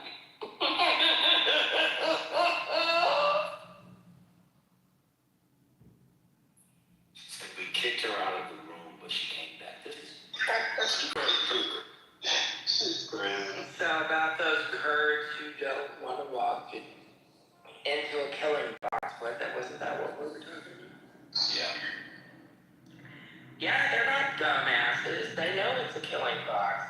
I was talking to somebody about that last night. I mean, no matter how you slice it, logistically, it'd be idiotic to put boots on the ground, and the Kurds are smart enough to know that. So it doesn't matter what Trump says, they're not going to go. Yeah, again, I ran the numbers. The Iranian armed forces, they got about 1 million bodies. And I don't care how much shit you drop from the sky and whatever it is you think you gotta go in and get them. You're either gonna get them ideologically, convince them to stand down, or you gotta go in and get them up. Because this is war. Like, what did it then? He has no plan. He has no plan. A million fighters, that's a lot of fighters. It's off the terrain, right? Straight mountainous. Well, and how are you going to get a comparable force in there, logistically? It's not just that. The by us from the Cold War. They were basically reached a deal with Iraq, basically left the Kurds in a horrible position because against, the U.S. and Iraq did arm the Kurdish rebels against the Baghdad government, that there's Gulf War. There's so many instances where the Kurds have been fucking screwed over. But I'm going to be there. Isn't it two separate Kurds though? There's Iranian Kurds and then there's Iraqi Kurds, right? There's a few of them. But I was going to say, the reason why Trump is saying this now is because they told him no, and now he's trying to say yes. He's obviously lying. He'd been talking about it for days, and now he changed his mind, and we're never going to go the way he said. I don't know why people thought that. I don't know why we've been talking about it. They had released statements that they weren't doing it. And now he just has to find the lie. Can you cover that the number of U.S. soldiers have been captured according to Peoria? Yep, I sent a message earlier on. I was there. I was talking about it. I saw something. I didn't believe it. What is the number? So Iran said they captured, but the U.S. said the soldiers were killed. So the boxes the U.S. brought back were empty? No, this is a different one. This was as of today, Saturday. Wait. That Iran So said they captured. So there's 6 people that are dead and returned. And there's supposed to be more? Yeah, there is more. So, Iran didn't say the number, but Iran did say. CENTCOM said. CENTCOM said no, those ones were killed. They weren't captured. So CENTCOM saying there are more that was killed. No. No, that's not what we're saying, Miriam. No. Essentially, yes. The U.S. said those ones weren't captured but were killed. No, the foreign minister made some wild ass claim that they captured a number of American soldiers. CENTCOM came out and said that no, this is the statement in its entirety was not true. They didn't say that there have been additional. They didn't say that there's been additional deaths. They did. That would obviously be breaking news, but there's not additional deaths. CENTCOM is not releasing. There are some credible entities that are reporting that German hospitals are full with U.S. soldiers, that in fact there are a lot of soldiers that are wounded, and that the U.S. needs to start being honest with its citizens. So you guys are saying CENTCOM said it, that you or Matt Cool put the check. If it's goofy, Matt, just put the tweet in it. I don't believe you or Mary or Trent. Just put the CENTCOM. I just put an article in the chat from Times of Israel. Where to go? Okay. It's right there, like 4 people up on top of a man. Oh yeah, Times of Israel is going to be honest. They're going to be honest. My statement is very simple. Where did you come up with 1 million Kurds? No, Iran has 1 million military employees. Well, somebody just misinterpreted what you said, because they were talking about. Of course they do. They don't fucking listen. It's all right. Okay, so my statement is that Iran came out, the ICRG came out, and Al Jazeera quoted them that they had captured U.S. soldiers as of Saturday, March the 7th. Where did they capture them from? The U.S. said no, they did not capture any soldiers. But no one is providing evidence. Iran hasn't provided names of those captured, nor have they provided any images. And so CENTCOM's response is, this is the Iranian regime is doing everything it can to pedalize and deceive. This is yet another clear example. I'm be honest with you. I'm gonna be honest with you. That ain't doing much at this point for me. Yeah, and then there's another news coming from other, even Americans in Germany, that the German hospital is full of American soldiers, that the U.S. government is being honest. How do y'all keep up? I told you guys about that earlier. There's a German hospital for U.S. soldiers, They closed the labor and delivery ward, and people are assuming there's no evidence. People are assuming that they need the space because they're bringing in a lot of wounded soldiers. The article I put, this was hours ago, did not say that, but they did say that the labor and delivery is closing. They're sending. Yeah, but we got to be careful, like the information. It's really hard to learn. Y'all move from one. I don't know how y'all do it. I don't know how y'all learn. Y'all move from one thing to the next. So, did Iran say how many soldiers it was? No, they didn't. Okay. So they're saying that the U.S. saying that they're killed, but the U.S. is not saying that they were killed. Because it's not the 6 people they brought home. Yeah, U.S. is CENTCOM is flatly denying everything. Yeah, but the reason why people running with the story because it's an AI generated story that they captured U.S. soldiers. I think somewhere in the Iranian newspapers ran it, and that's how the story picked up. We got to be careful in these times because we got AI now, right? So you're gonna have all these stories coming out. So you just be careful of what you spread, huh? No, I say that's how the story originally picked up. That's what I'm saying. That's out of the story. Okay. I'm putting in the chat. You know that. Yeah, to explain that Omar is actually correct there.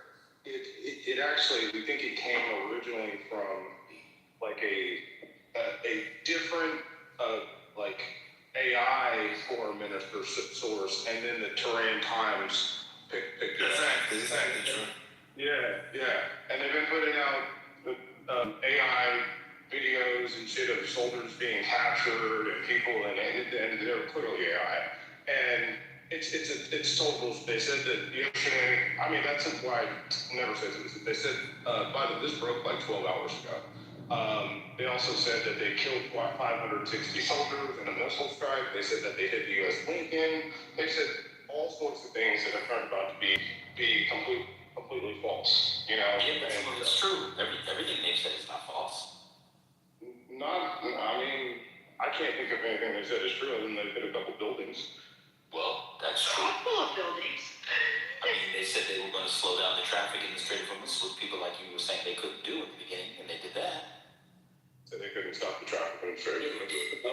You said yes, you did. You also said that you did. You also said that the United States would be escorting it. They were sending their ships to escort the stuff through by this point. That's exactly what you said 3 days ago. Oh, I did say that. I did say that we'll be. I still think we'll be. You said we'll be done by now. Just let me finish my point. It's fine.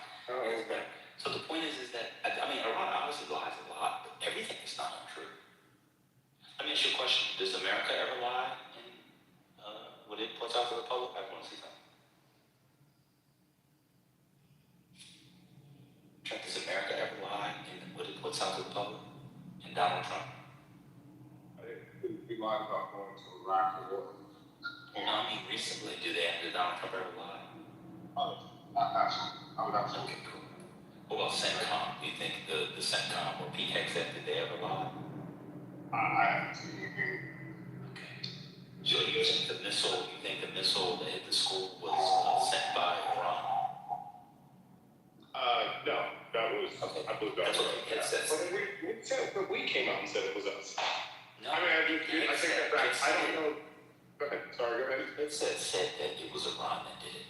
So there's your example of him lying. Okay, then that's a lie. The U.S.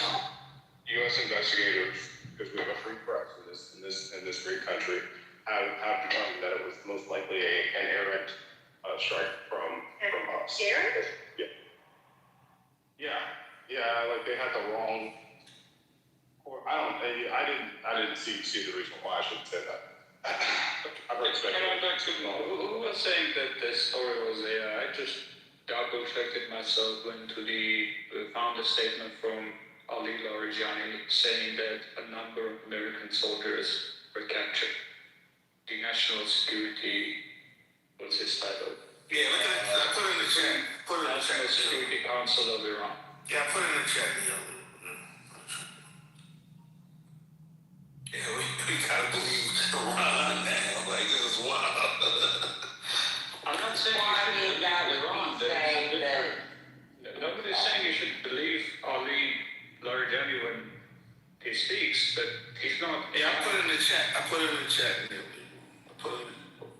does it matter what you put in the chat? Just read it, bro. Just read it for yourself, bro.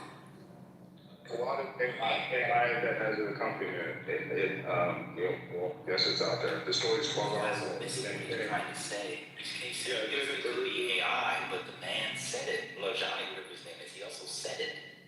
That's all he's saying. Okay. That's why it's in the mainstream press, not because it was AI. Y'all just want to argue. Y'all just believe everything that comes from the United States. It's so bizarre. Well, if it is true, I mean, it is a concerning question. Are there boots on the ground already over there? And how did they get these soldiers? Well, that's why I find it hard to believe. Exactly. Thank you. Sorry. I thank you for being on the same with me. That's all I. But you know what, man? Some people believe that. Like, I'm in a couple group chats. They believe that this actually happened. Like, it's amazing how the misinformation is spread around. And this might be our first AI war. You know, it's like a war on the world. It's on AI. Oh my God, dude, I completely agree with Omar. Depending on what news sources you're taking in and how you're taking it, you have a different way of believing that this war is being shaped. I'm looking at it from a different angle because I'm looking at what people there are tweeting and the real videos. So I believe that the U.S. has been insanely successful, and Israel has been insanely successful in this. But there is so much AI, there is so much misinformation, and I actually think CNN has done a terrible job of telling the whole entire truth on this one. And I love CNN, but I'm with Omar on this one. This is our first real AI time. So can AI be used on both ends? What major story has been AI related in any of this, other than on people that dwell on Twitter and repost insane shit like you do, friend? Like, the only person that is affected by that seems to be you. Yes. Maybe I'm Exactly, because it isn't at that level. Oh, man, you just repeated it, Mary. If you are reading documents, you will have a lot of those AI stuff. Well, they do, and it's out there. Look, Neil, that's a fair criticism. I'll take it, but I'm not the only one that is consuming this. There are more than 1 billion people on Twitter and Telegram and other networks like that. And Wait, Twitter and Telegram is your source? Yeah, y'all gotta get in tune with what's going on, man. For real. Twitter is probably the most profound news source we have in modern society right there. That's scary, guys. Come on, y'all. We gotta catch up, man. We don't watch the local news. We don't wait for the local news no more. It's not a news source. And the penning with people you follow, with orders. It's very powerful one. Can we agree, man? Can we agree? Isn't that like calling Comcast a news book? Okay, anyway. Y'all gotta get in touch, man, with modern society. Come on, man. We understand it's a platform, but Twitter does not send journalists out to break things. No, I mean, there are journalists on Twitter, though. You agree? Okay. Y'all got it. I just want to argue today, like Ben said. It's not a news source. I just want to argue today, like Ben said. No. Do you understand the difference in there being a... If you get a chance, Miss Cleo, you get a shot. Because my shots as well. Literally, I'm trying to understand where the discrepancy is. Because I understand that there are lots of journalists on Twitter, but it does not make Twitter itself a news source.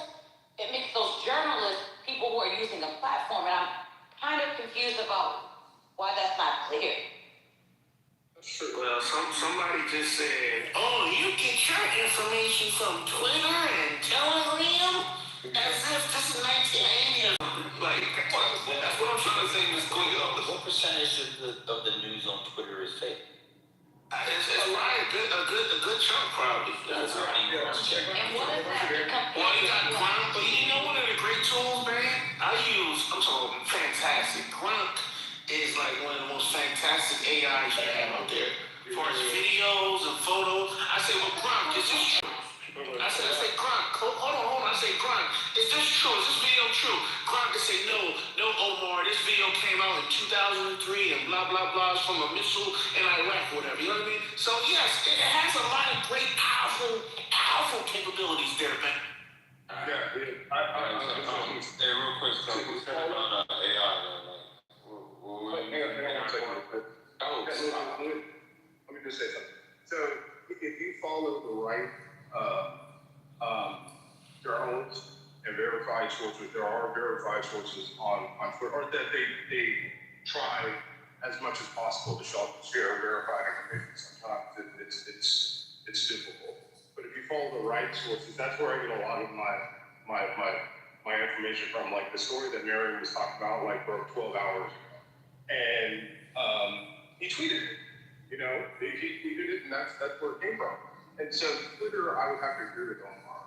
If you want to be up to date, because a lot of the stuff that they're going to be showing, Sunday morning, they're going to show the Tehran on fire with the oil tanks burning.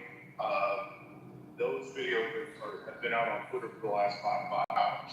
And so a lot of the stuff that we see is 12 to 24 hours old before the news.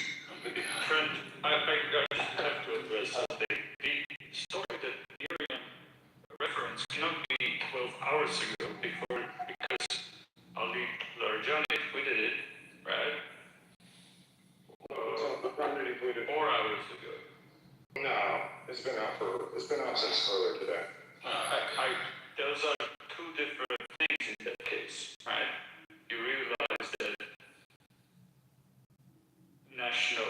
official, one of the most powerful people in Iran saying it is a story, whether it's true or not true. While some AI bullshit that is going on all day, every day on Twitter is a different thing. Yeah, right? I recognize the difference. Okay, two different things. So Miriam was referencing... Neoliberal, I understand the difference. What I am saying, people have taken that tweet and put AI videos connected to that tweet. We are not talking about a trend. Can you differentiate? Yes. Okay, so nobody's talking about some AI videos. We're not on Twitter. We're not watching we're talking about the connection between the two. Neoliberal. How have you substantiated the connection between the two? There have been AI. Okay, so you think Ali Larjani is hanging out on Twitter watching AI videos and tweets based on the AI videos he saw? Yeah, go ahead. Never mind. It's a dumb conversation. That's correct. I'll be here for when you want to have the back and forth. Oh, he left. Why does he just leave like that? Yeah, he just not out of the whole stack. Be back in 6 minutes. Hey, listen, it's funny. I'm saying AI get the best of us. I got AI sometimes too, But I think Do you know who Ali Larjani is? I think neoliberal just explained to us, like Iranians. He's reporting his tweet. It's not connected to the thing you're talking about. Right. No, I'm saying it all comes around. I see what you're saying, man. But when people keep retweeting it, then it gets changed to something else, and then it gets retweeted. You know what I mean? Don't mean it's true. That's all I'm saying. Omar, we know this, and can you please step back from your mic a little bit on behalf of the goo and everybody with ears? My bad. I think getting back to the story itself, if you think about it and you're logical about it, and you think, why would we have boots on the ground right now? Even a surgical strike right now would be stupid. You have to know that it's a false story.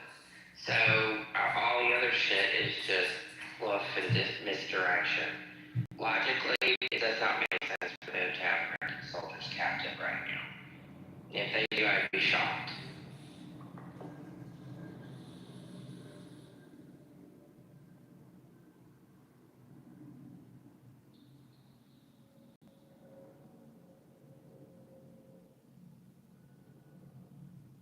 Hi everyone. Reuters has reported that there was an explosion outside the U.S. Embassy in Oslo. saw that. I like that city. No injuries apparently. Yes, no injuries.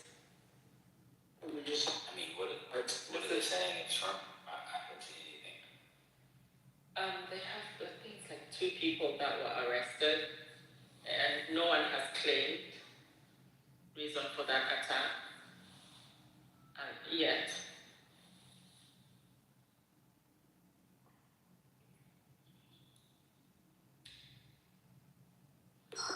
Just a small one, or else somebody is. This kind of first of its kind. Y'all think America? I can't believe there were people here earlier, Mr. Neal, who were arguing that Americans doing this in order to cut out China and the 7 or 8% of oil that gets from Iran, or whatever it is, from Iran. This is the point of this war, and they were fine with it, as long as you quote don't have boots on the ground. See, That's stupid.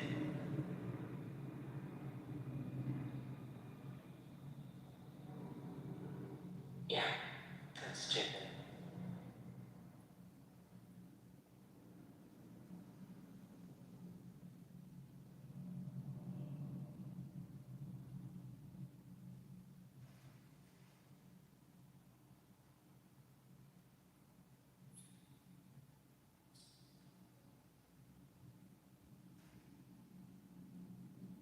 So both Sean and Trent rage quit, which is fitting because they're the male and female version of each other, respectively. They gave up and they left. I wonder who gets drunker faster between the two. We know it's Trent, that's for sure. It's probably is a fair challenge. I am wondering what sources they follow on X, because I didn't see any of those images they were talking about. What images? Of the people being kept hostage? Yeah, the so-called propaganda images. Yeah. I don't know who they are following, but they must be following some dodgy people. Well, their news feed is catered to their state of mind. On their IQ. I mean, you may find interesting things on Twitter, but I do not consider, I'm sorry, I just don't consider them a credible news source. Because you have to take too many steps to fact check what you find on Twitter when you could just find a credible news source and just say, get your news and move on. I would rather not have to fact check every single thing. I mean, if it sounds hinky, of course I'm going to fact check it. But on the by and large, that's just, it's not credible to me. Well, to be honest, it's not often breaking. Like, a lot of us see it, and then he comes and trying to be, or they come in and try to be a wartime correspondent, and we've already, read it, a lot of us. Some of us are reading things before they are, and just not sharing it. Yeah. Want an interesting trivia, Ben, on Ali Larijani? Oh, sure. His dissertation is on Immanuel Kant. Of course, and where do you go, Cambridge? No, I think he went to Germany. I think he studied in Iran, actually. If I remember correctly. Let me check, actually, that's a good question. And also, he published on Kant in Farsi, from what I understand, because I can't find it. You write in Farsi, that's fascinating. I mean, who's reading that? Like 8 people in the world. Oh no, University in Tehran is active on philosophy. Oh, it's quite big, yeah. Yeah. And also on analytic philosophy on Kripke. His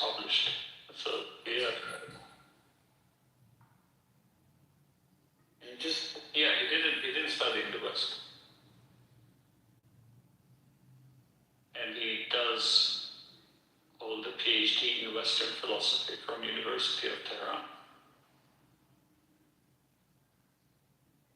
Just like Who is this? Sorry, you liberal? Basically, the guy that holds probably the most power, or one of the three people that holds the most power in Iran currently, Ali Larijani, the head of National Security Committee. I don't remember the full title. Hello, good morning, everyone.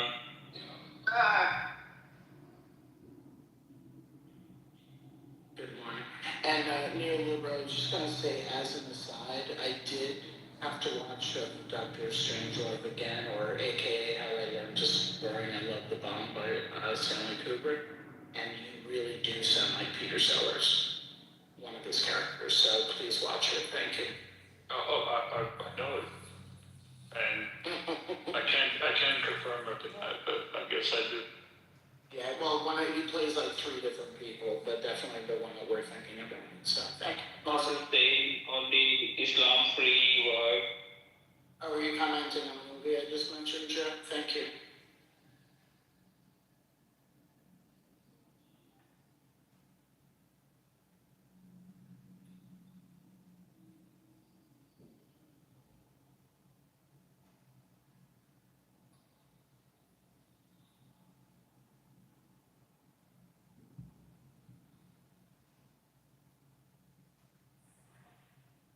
Basically, I'm from India, and Iran people was not doing any type of things like any like.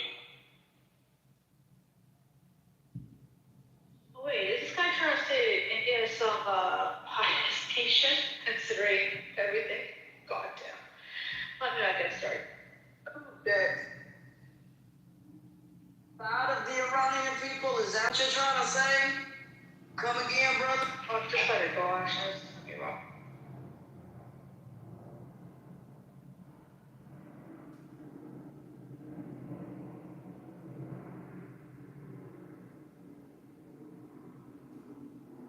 I just want to say Iranian people are still happy. It's now Islam-free country right now, and they was got our freedom for living in our style and enjoy our life. Okay, wait, they're enjoying getting bombed? That's interesting.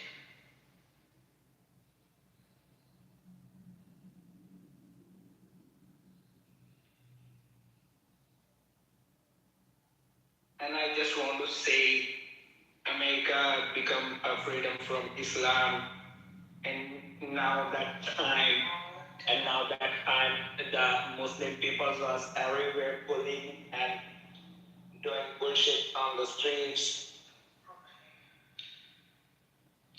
Yeah. So stop your fascism, thank you. Yeah, people. Probably an RSS supporter for sure. Yeah. Oh, Jack, do you know what happened since a Muslim took over New York City? I'll just get right to it. Nothing. Yeah, sure. Can you explain me? Yes, nothing happened.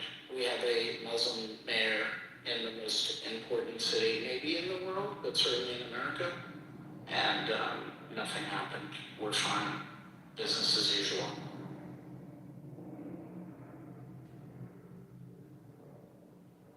Maybe that's who Trump wants as the Ayatollah. Oh, God. Well, let me do that thought experiment.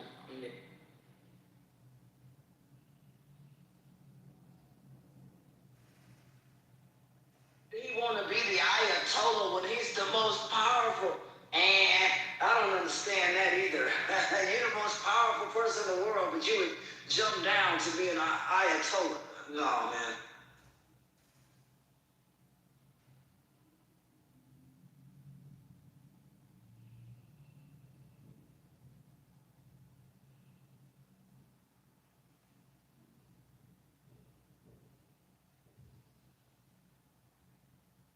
Experience, the poly market free supermarket is gone. Oh, yeah, it was only a pop-up. It was a pop-up, oh, okay. Yeah, did you, make out like a bandit over there, or? Bro, I'm not, it'll cost me more to go to Manhattan, I'll just go to the store. Yeah, congestion pricing is a motherfucker. Y'all didn't make the free market?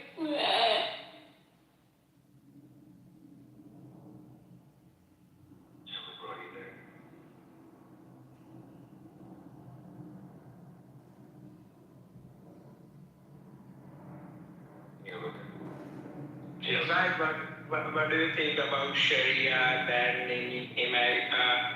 What do you think of that? Can you explain? Yeah. Did it feel like the last 24 hours or so, and you can keep in mind more missiles and drones are starting to get through from their side? Yep. Or is it?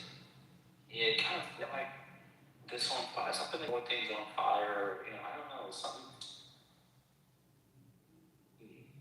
I think it's definitely escalated today because the oil infrastructure was hit both in Iran and then Haifa and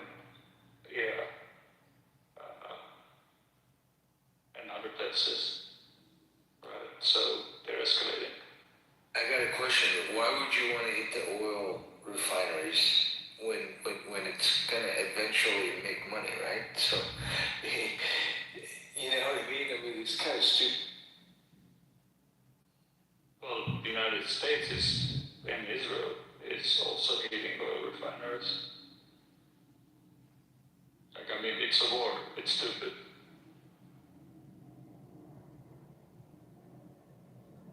The failure of civilization. Who said that? Well, Trump put us in this stupid mess anyway, and he was the president that was supposed to, we were not supposed to have wars, or he was supposed to essentially end them or whatever. Well, we found ourselves all over the map here in needless conflicts. Congress has not declared war, so I don't want to throw that word around, but these are conflicts, and it's a problem, and we shouldn't be over there, and we shouldn't have done this, because who knows what this is going to unleash. These people have a real military, a real navy. They, you know what I mean? They're not some ragtag, they actually have assets, How good are they? I don't know, but they do have. Have you guys read the New York Times article about the uranium retrieval, that the US say Iran can still retrieve it, and so now US is busy trying to make a decision between whether they should go to the ground and retrieve it themselves? It was just published. Well, if they can't, if they can't bomb it, which you probably can't, the next thing you can do is try to take it, right? So. Take what? I posted a link to the article. Take uranium. It was just updated.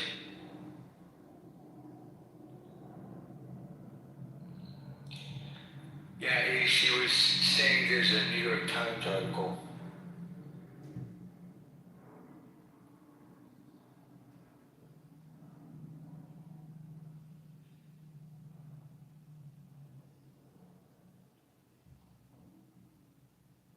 What was it saying? This article? I missed. So there is an article that I posted. The US said that Iran can still access the uranium in Isfahan, and now they're trying to decide whether they should send troops on the ground to go and capture that. Okay, hold on. Did we already do this? Last year, did we bomb their? Yes. Yes. Well, so it's still available. Well, so what I understood tonight, and it was explained to me, was that in the negotiations, was that Iran could make a 11 nuclear bombs with the uranium that they had left. And so it was, they said it was like a week or two before they could, like it would take them about a week or two to make those nuclear bombs. So they were, I guess they were at that point. So, it's just one of those things. But wait, didn't the IAEA come up recently and say that they don't have the infrastructure to do such a thing, and they've also said that there isn't any type of evidence that supports that they have, and that they're building a nuclear bomb. That's what the IAEA just said a few days ago. I actually wouldn't be surprised. The thing is that the IAEA has not been able to test their, to go in and do their tests that they normally do. They haven't been able to do that. So I don't know. They were for quite some time, until of course when Trump did last year, his COVID war. So that's where things went left. But in any case, I don't understand this justification to sending ground troops makes no sense either. How are they doing what? This again makes no sense, any of this.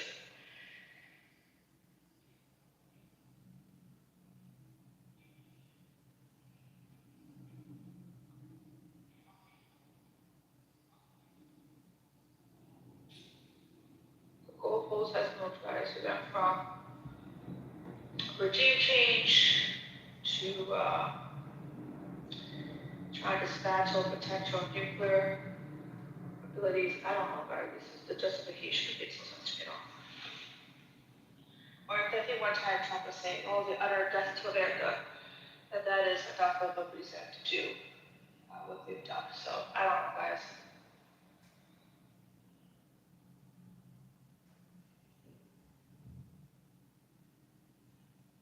I wish Patty was here. The other day, she gave a really good breakdown of how it's not a good idea to put troops on the ground in a place like Iran, considering their terrain and how difficult it is to navigate, and how it just would not be something that's beneficial to us at all. So, again, trying to dismantle it and trying to retrieve it again. I don't know how you would retrieve uranium. I have no clue. And then also knowing how difficult it is to navigate. This is a lose-lose situation.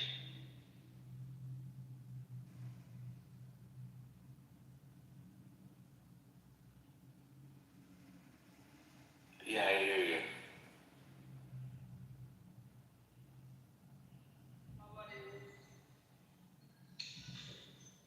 Good morning, Father, to you. How are you? Good morning. How are you? All good.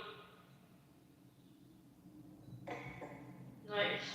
Right on. Well, the one good thing is that the Iranian people are going to be, hopefully,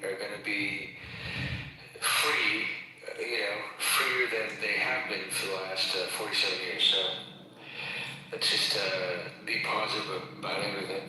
How does that work? We're dead.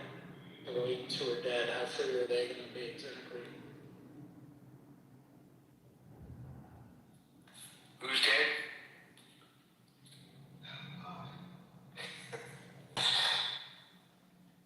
The Iranians are losing their lives, but also taking out the supreme leader did not lead to a regime change overnight. The way that they're structured, the government is set up, there's multiple people that take these prominent positions. So if you're going to say bombing them into freedom or bombing those little girls and killing them is somehow leading to freedom, or the 13 hospitals, we've also bombed civilian hospitals. I still don't understand how that's going to lead to freedom.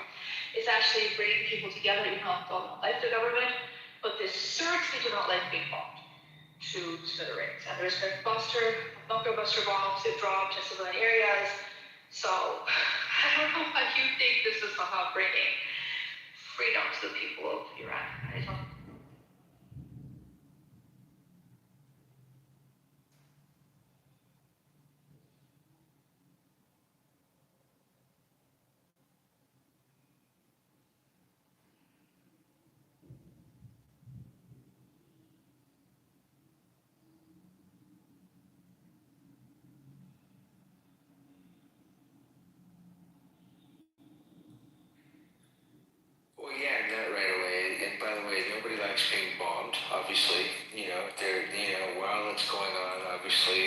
people are scared and everything else, and like I totally understand that, you know. I mean, as anybody else would, you know. But I think eventually, once the bombing stops and once once things get calm again, you know, I think that the people of Iran are going to be adapting to a new sort of life, like a new sort of government, something that they haven't experienced in a long time. So I mean that's what I think. I don't know. Well, the RGC is still in power, so I mean we can't assume that somehow they're gonna, once the bombing ends, somehow the government's gone and there's a new one in place. I just don't understand this logic at all. It doesn't make any sense.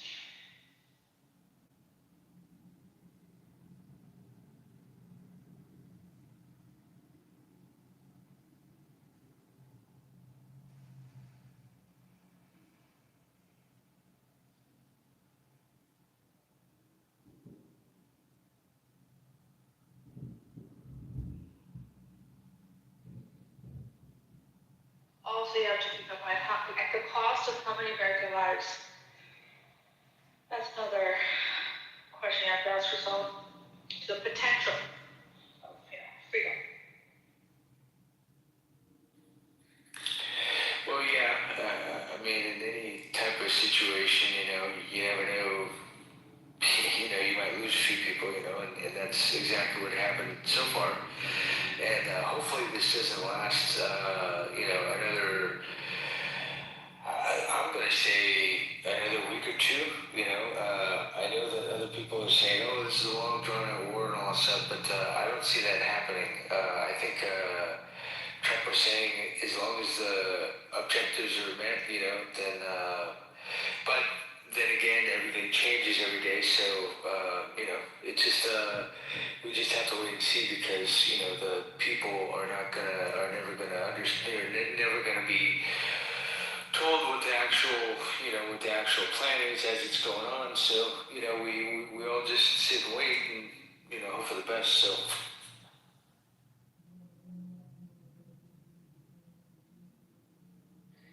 Jack, this guy's saying that your people are gonna be bombed and and sit and wait. What's up? Did you hear this? Believes that once the bombing ends, there's gonna be a new government and people are gonna be free and red.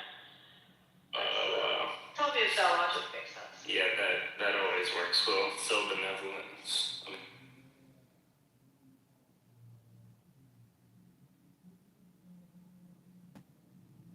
More likely, some separatist group or militia that's more violent or just as violent as these guys will probably consolidate some power. Possibly the Kurds have basically said that they're not doing jack. I think Trump has backed on that as well. They've been screwed over multiple times by the US. Why would they be going? So I just don't know. Internally, yeah, I can see that there needs to be civil unrest. Internally, bombing people is not going to do anything. And boots on the ground is not doing anything either. But here we are.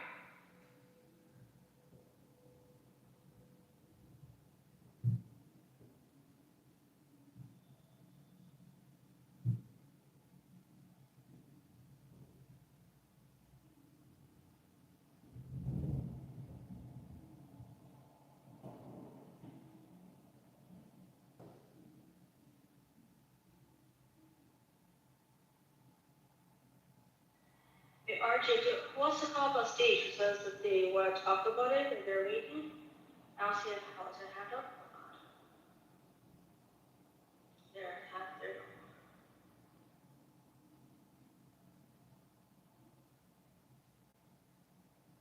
Hey guys. It was good. All good. So I just wanted to, I've been listening for you guys for the last 20 minutes, I guess. I made some comments in the chat. Well, I'm originally Iranian. I've been living in New York for the past 14 years. But I was involved in politics, Iranian politics, for a while now. And I am labeling myself as a proud traitor to the Islamic regime. So, Proud to regarding what? I missed that. A proud Islamic traitor portrait. to the Islamic regime, yes. So, about Larijani, I don't know if you knew that. Fun fact, he's not even Iranian. He was born in Najaf, Iraq. He's an Iraqi person who is the head of the National Security Council in Iran right now. Imagine if the head of your National Security Council in US was born in, let's say, Mexico or Canada. That's funny. What's his name? That could easily happen. I don't This is funny. It happens everywhere. You can go to the other countries and work in government. I don't think it's anything bad. That could easily happen in the US. For us, for Iranians, Persians, with our civilization, that's funny. Have you heard of Madeleine Albright? Have you heard of, no? Okay, cool. Yeah, I have, but this is how the Iranian people feel about it and his family. They are wrong, brother. This is not good. It's racist. It's not the racism, okay? Because Iranians, originally, we are not Muslims. Do you understand that? We don't care about your religion at all. I have my religion. I don't care about your religion, man. I'm Iranian. Okay, this is you, so we can talk about this. So Ali Larijani, head of the National Security Council, is a person who is involved as the engine of spreading propaganda all over the news, internet, mainly for the consumption of the Iranian people. So that's number one. All right, so as you know, IRGC, the Islamic Revolutionary Guard Corps, they have a wing, a very active wing called the Cyber Army. Consists of thousands of Twitter accounts and Instagram accounts who are actively, on a daily basis, busy spreading the regime propaganda. We've known that for a while now, especially in the last 10 years. It really ramped up, like really heavily involved. They got really heavily involved after the Women Life Freedom movement back in, I think it was 2 years ago, 2022, I guess, end of 2022, yeah. So that's one thing. The other thing about the enriched uranium, there is currently 460 kilogram, approximately 1,000 pounds of 60% enriched uranium somewhere in Iran. The intelligence services, they are guessing it could be either in Isfahan or somewhere close to Tehran. They don't know yet, but they know that it is there.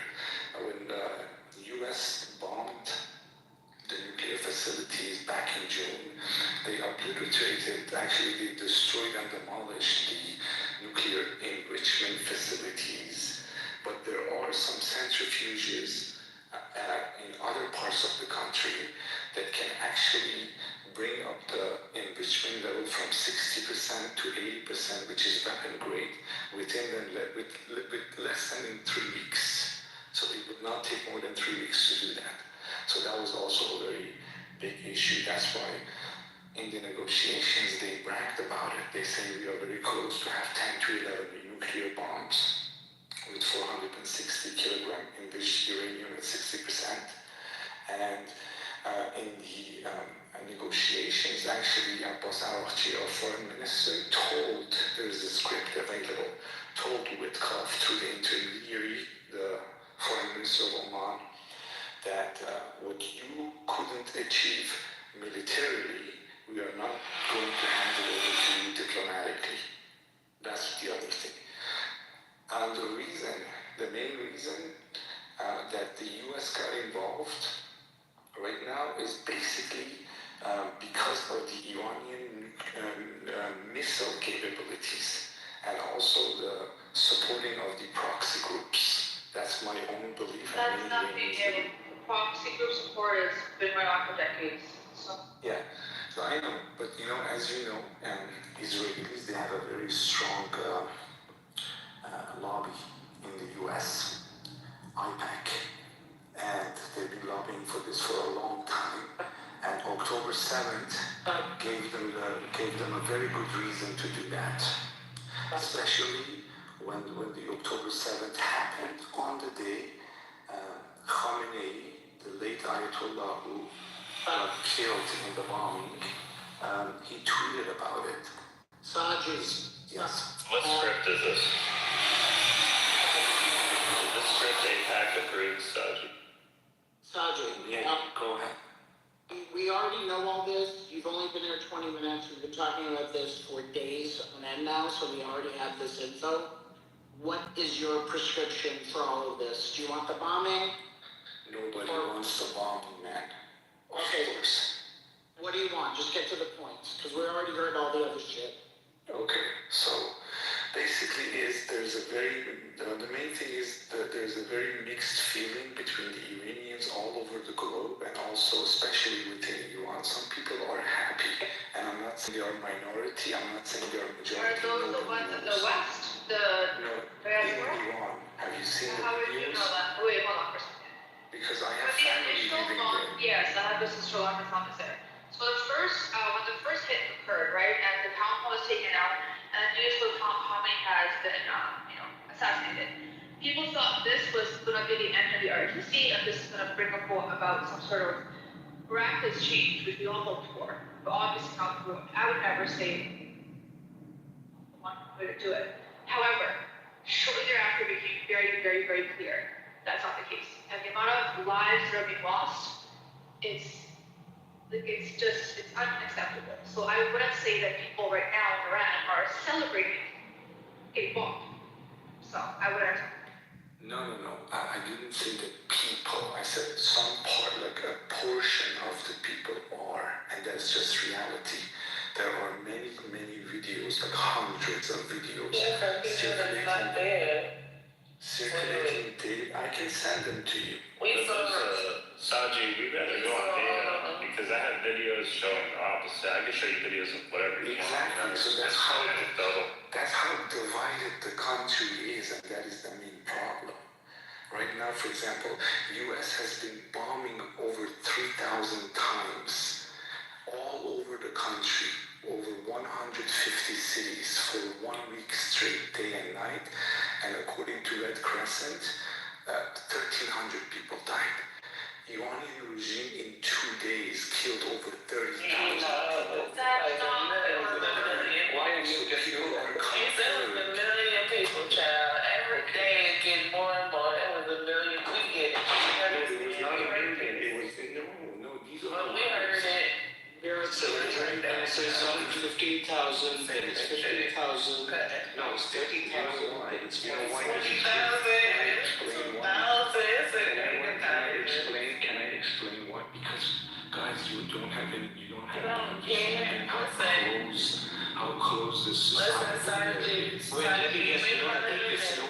There's no freedom. It's not democratic. You understand? Hold on for a second, Saji. Let's just take the fact that we believe that number is 30,000 people, and then you said the U.S. has bombed and killed 1,300 Iranians. It doesn't matter. One life lost is too many.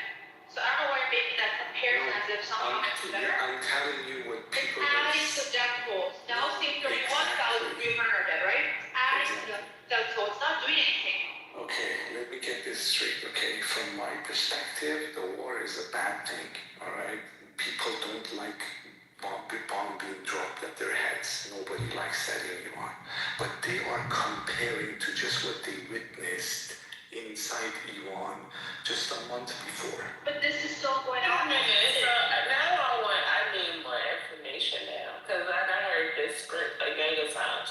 Okay, it's not. How did they go about killing all of these people, these 20? Did they drop a bomb on their own people? No, they just shot them in the street. They shot So in 2 days, yeah. they shot 20,000 people. 30, 35, 30. They don't have very high numbers. You know what? Then how you're going to cut off? I don't understand this. You're going to cut off. USA has the right to Sergeant, they've been hearing this since yesterday. But Why do you think you've been hearing this since yesterday? We're stupid Americans, right? That's what you think. You're stupid Americans. Just feed them numbers. Yesterday it was 50,000. Day before it was 50,000. Now it's Can I explain? Do I have a chance to explain? Can I explain? To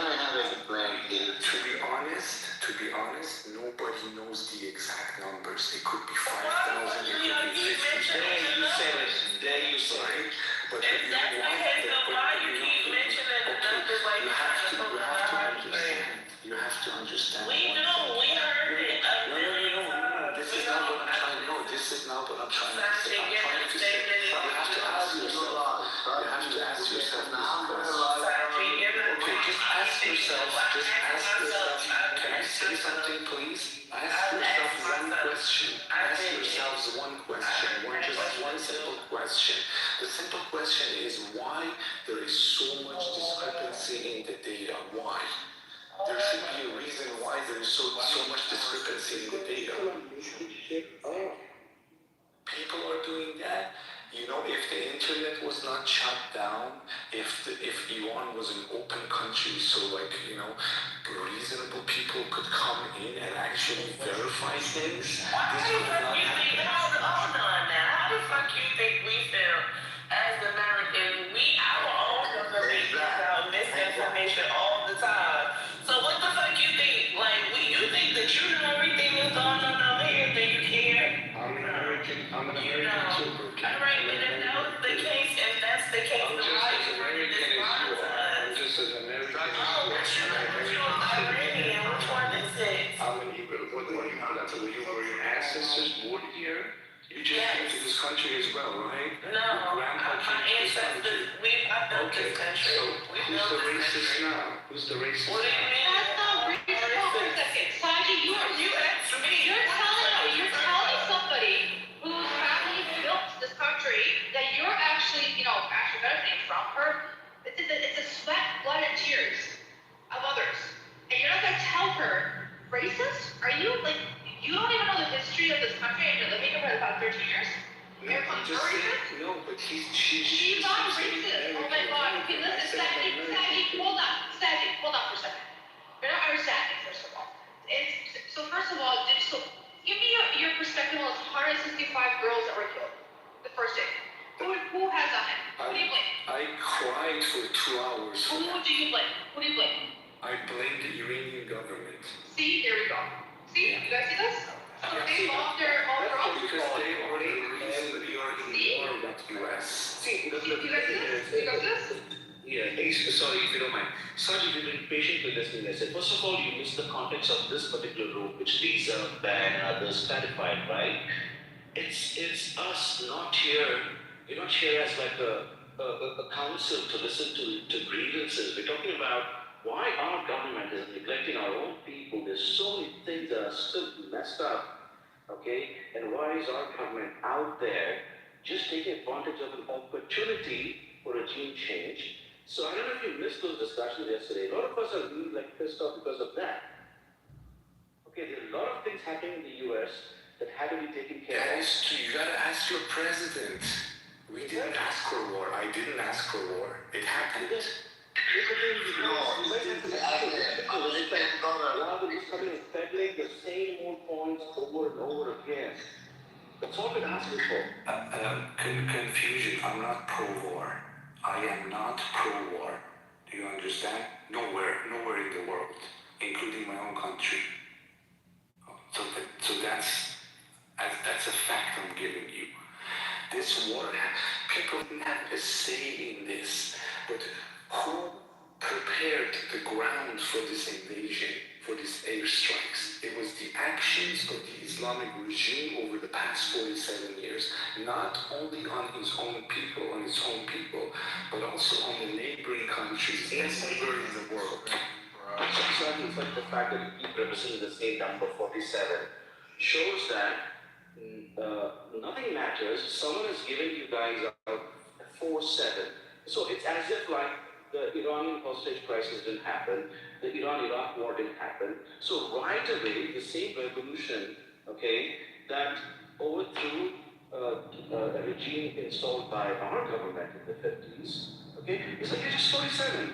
As if you don't even recognize why, just the same, hang on, stop you one second, please, I beg of you.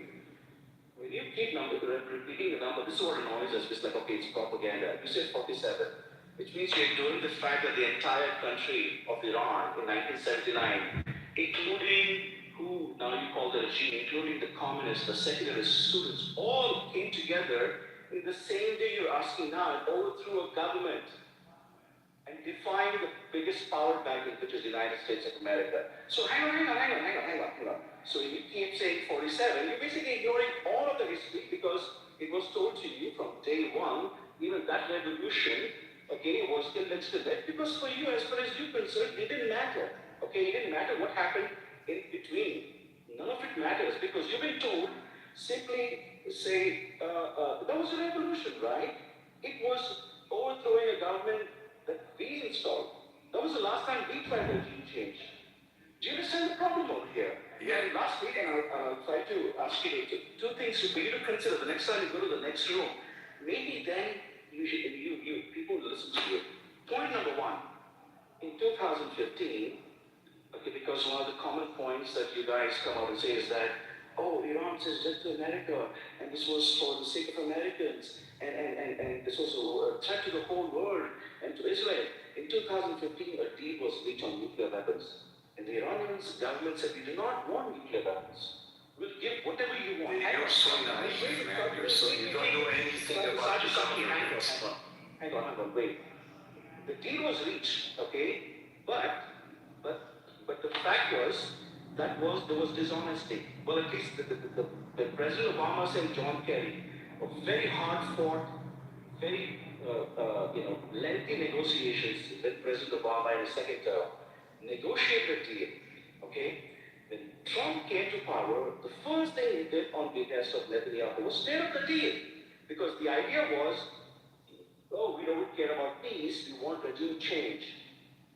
Okay? So again, you get your information. I've been hang on. Saji, for the next 10 years, Iran was deliberately driven to desperation with the hope that people rise up, okay? Iran could have had, so there could have been no threat of nuclear weapons that I talked about.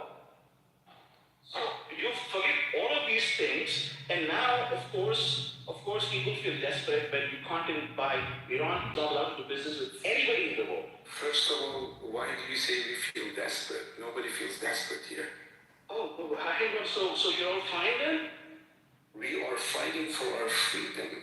Yes, what are you talking about? All that could have been had if Iran was allowed to participate and not been a pariah state. Okay. But Iran acted like a pariah state. Man, you don't know anything about the Iranian government, about the regime. No. So you don't know anything. One second. What happened to Basadin? What happened? Hold on. Guys, hold on. What happened to Basadin, who was democratically elected? What happened in Iran? Who? Yeah. Basadin. He was overthrown by a coup between cooperation of CIA and English. And why? He was democratically elected. Why? Because he wanted to nationalize the oil industry. Yes. And who was taking advantage of that? Oil. U.S. was taking advantage and as a British. Exactly. So you're going to sit here and tell me this government, these people, Basadin was democratically elected. It was just not in the benefit of the West. It was nationalized. It was not. It was also not in the benefit of the Iranian people. You're a liar. It was the benefit. Oh my God. Sorry, you know who else nationalized the oil? Norway. Norway nationalized the oil. You know how much. So when the Iranians have oil, when the Iranians have oil, it's a curse. Norway nationalized oil. You know who else nationalized the oil? Saudi Arabia. Aramco is a government organization. Okay. You know who else nationalized? Hang on. Alaska. You don't need to educate me on my history. Sachi. Alaska, okay, also has something called the Alaska Permanent Fund, where the oil goes to the benefit of the people. Look it up. It's called the Alaska Permanent Fund. So when Western powers can take their oil for the benefit of their own people, it's okay. And when Mossadegh said, hey, this oil should benefit Iranian people more, you're saying, dude, this is the problem. I'm not even saying that. You don't hear my arguments. So wait, so when Iran had democracy, was actually electing people, well, that happened, and of course that gets overthrown. Then we have a Shah, monarchy. Okay, that's put in place. And you know the Shah was also very, very, very brutal to its people at that time, right? So I just want to understand something that you can. Okay, it's not about, okay, it's not, okay, listen. This is the most annoying thing about you. You fucking blamed what happened to those 165 little girls who lost their lives on Iran. This is why you are a traitor, not just fuck the RCC. I don't want to talk. But you are a traitor to your own. You're living in a war. You are outside the country. You're living in the diaspora. No, you're living in the diaspora. You're blaming Iran. As we speak, my sister is in jail in Iran, you idiot. What do you know about me? You just literally said it was Iran's fault as to what happened to those little girls. Of course. Who built this? First of all, listen to me. Let me speak. I cried for you. It hurts any human being. Crying about it is a problem. The problem is that you're taking the blame away. Listen to me. Can I send you a back channel message? Just a picture. Who here? Okay, I'm gonna ask you a question here.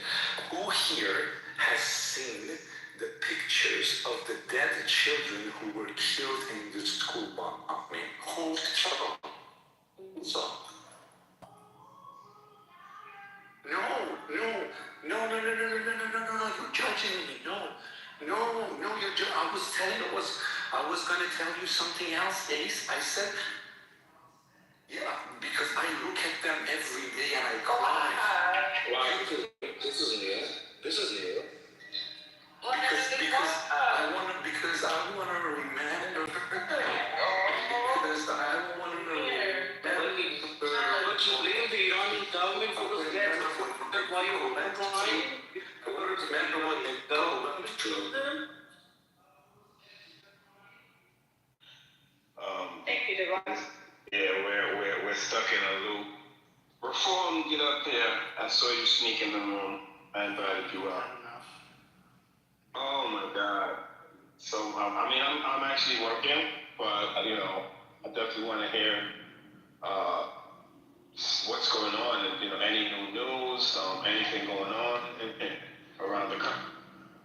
I know we speak about a lot, and it's hard to break news in here, but we gotta bring it back to common sense. And we're stuck in a loop, and it's enough. So if anybody has I'm glad to hear from you. You brought that old what, brother? I said, can I answer the spirit's question about the kids who killed in Iran in my point? Let's actually move on from the stars. To the vice. Yeah, we gotta move on. We gotta move on. We moving on. Today's forecast is it's cold as hell. What happened, Divine? You brought the cold here, man. You brought the cold down. It ain't freezing. But in all seriousness, I will say this.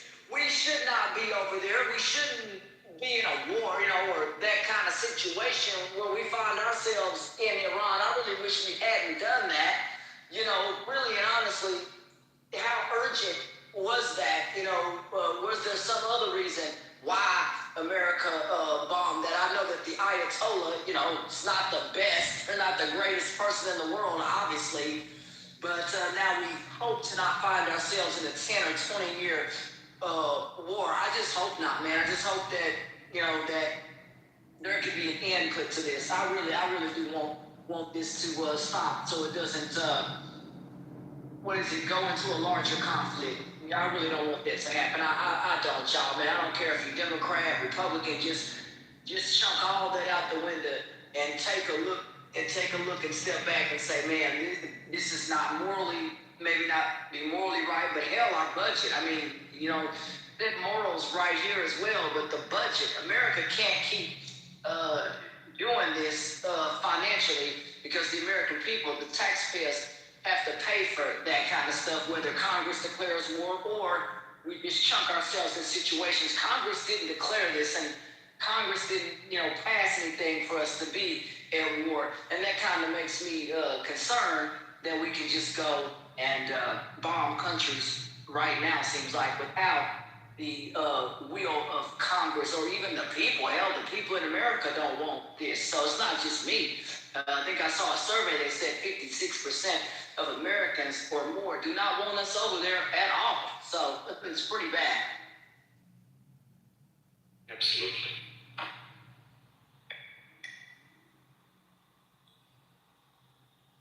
I mean, yesterday I think Lisa was there and others, First Lady as well.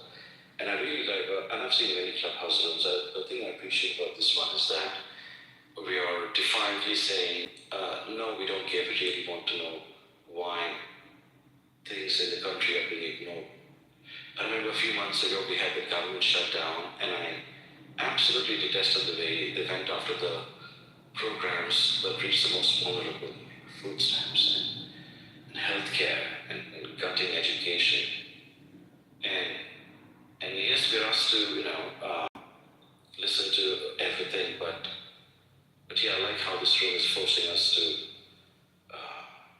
think about what's happening in the country and why somehow money seems to appear out of nowhere when it's a war instigated by bloody Israel. We really didn't. Our own intelligence agencies told us there isn't any threat.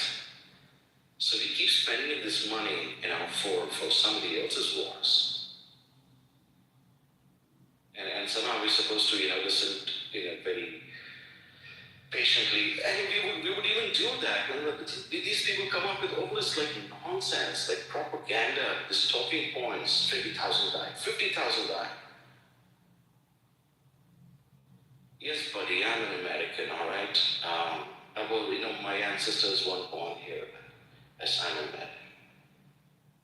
So we're gonna do a quick news break. I know, that's all right. People hear Yeah, said, no, it's okay, it's all right. Just go on mute for me for a sec, because it's a bit of echo. So I'm gonna just do a quick news break. There's some other news. Of course, we know the war continues. But we have the Shield of America Summit. Trump convened a summit with Latin American leaders to push for military action against cartels while also vowing to take care of Cuba following recent tensions. There's been a deadly tornado outbreak here in the U.S. At least 6 people have died after violent tornadoes ripped through Michigan and Oklahoma, leaving a trail of destroyed homes and downed power lines.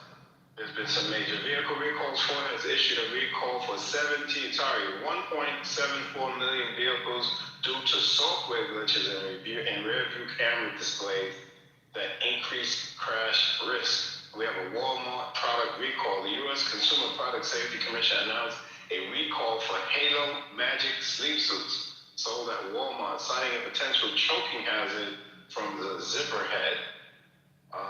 What else do we have here? We spoke about this yesterday. The U.S. economy lost 92,000 jobs in February, a surprise contraction that has pushed the unemployment rate slightly higher to 4.4%. And of course, we know that oil prices are surging, driven by the ongoing conflict in Iran. Oil and gas prices are rising rapidly, hitting their highest levels since 2023. Bit of sports news, Aaron Judge led Team USA to a dominant victory over Brazil to open their WBC campaign. Ryan Gosling hosts SNL tonight, you know who that is. I don't see a musical guest. Savannah Guthrie update. The search for Savannah Guthrie's mother, Nancy Guthrie, enters its 4th week as authorities continue to process DNA evidence. That's all I got for now, guys. Let's again try to stick to the news, not attack each other, and yeah, appreciate you. That tornado that. Hold on a sec. There's another confirmed death in Kuwait. U.S. soldier death. Did you hear about that, Devon? I'm surprised that wasn't at the top of my little thingamajig. Damn. Yeah, I'm seeing it from there. He was a NYPD police officer, and I guess he was there as part of the reserves. He was in Kuwait. He was in the U.S. Army National Guard, 42nd Infantry Division, rose to the rank of major. He was NYPD, decided to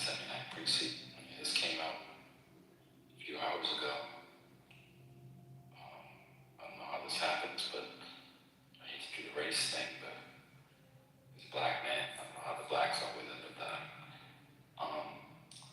it says he died in medical episode while deployed.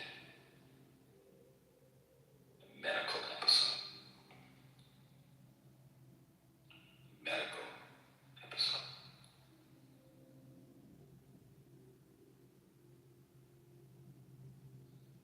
That just fucked me up. That's me.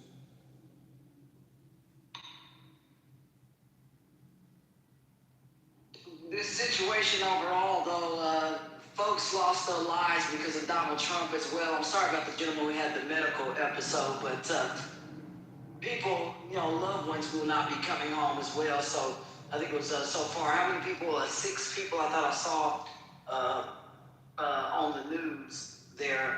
My prayers go out to, the families and people who are affected. This is really concerning, and Donald Trump just seemed like he don't care about the price of life, or people's lives, I'm sorry, plural. But that's a problem, and he's always been a problem until he gets impeached. I hope people help Donald Trump see his way out of office, if we can get control of what we need to come voting time. Let's go.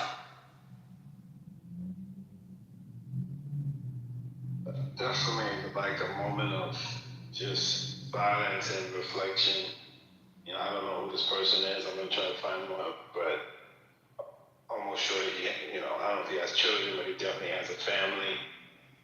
And we know when you're in the military, jab is in, shots, as in preventative care.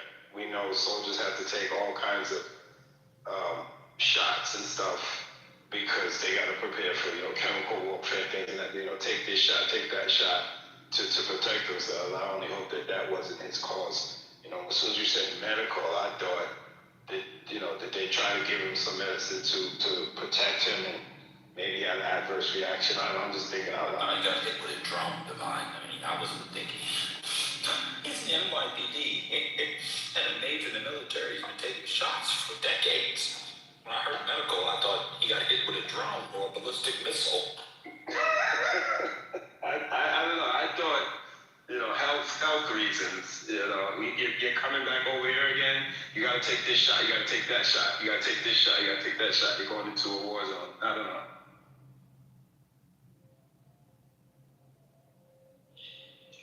Divine, do you think only 6 people were killed? Of course not. Talking about that earlier, Lord, Miriam, there's conspiracies, the German hospital, people like, it's normal for them to turn away labor and delivery. Okay. I don't believe anything. And I do believe more have been killed. Our country constantly lies to us. This administration constantly lies to us. News did say that they said more,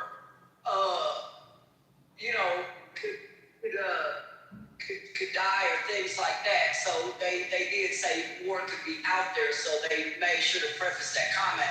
I don't know if all newscasters are doing that, but obviously, yeah, there are more than the 6 possibly on that screen. But I think they put those up. They were able to contact, the families first, I guess, before releasing that. But surely there are more out there who have died for sure. I agree.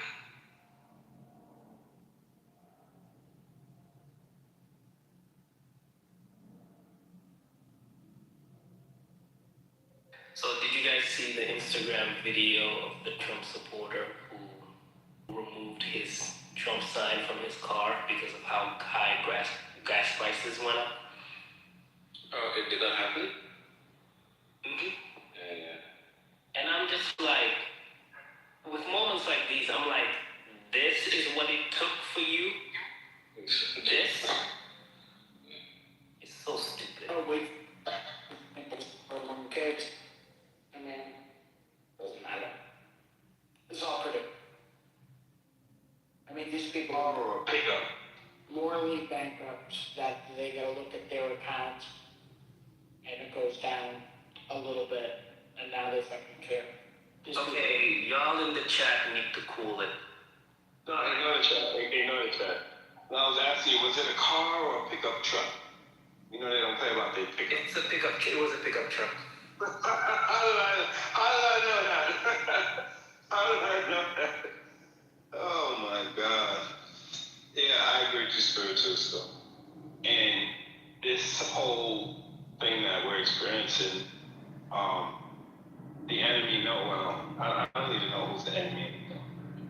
The Iranians know what the fuck they're doing. This shit is not about what we think it's about, because we can see what it's about. Supply chain, get gas, the stocks, right? This shit is, what they call it? This is modern warfare. I heard someone say it earlier. I'm like, wow, yeah, we are experiencing modern fucking warfare. We're this the shit we don't tell our grands and our great grand, because you know, I don't even talk to my kids about what's happening. My wife thinks I'm crazy. She's like, oh, you're infatuated with what's happening. Like, look, I got to know what's going on. You can just go ahead, go to your room, get your nails done or whatever. But me, I gotta know what's going on.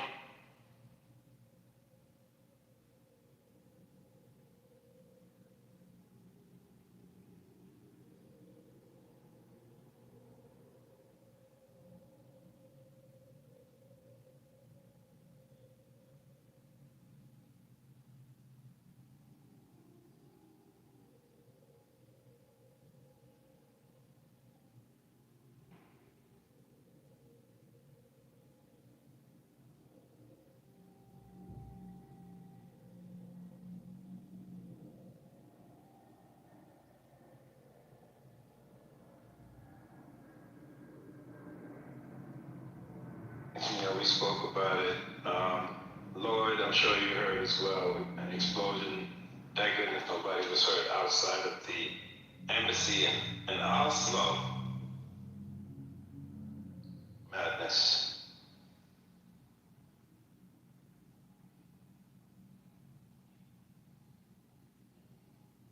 Norway? Ma'am. Yep. Now what the fuck Norway got to do with anything?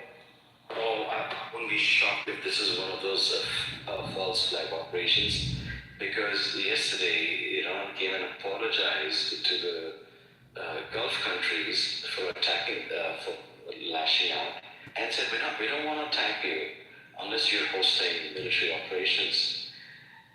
This is Netanyahu basically saying, oh, the Iranians support terrorism. We need to raise that thing all over again.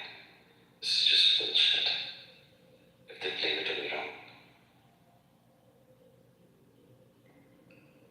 it's like we're children, right? Telling us stories. We're little children.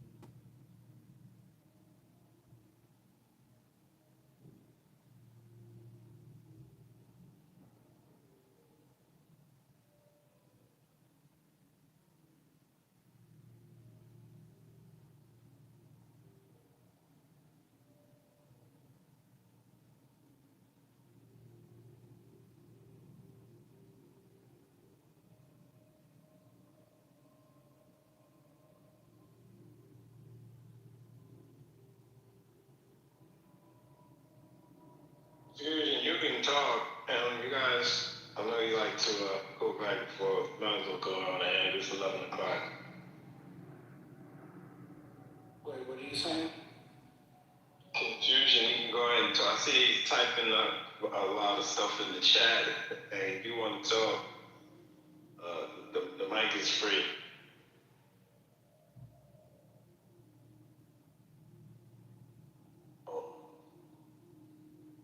Oh no. What did Ben, you saw what Ben's put in the chat? 2 of their border personnel have been killed out of Kuwait. I don't know if it was reported yesterday or not, and you already mentioned it, but India, which is the third largest importer of oil, and they usually get it from the Gulf, now has a waiver to buy it from Russia. Well, it was mentioned, but worth mentioning again, yes. Okay. I think India has also decided to give safe harbor for a second Iranian ship. I read that this morning.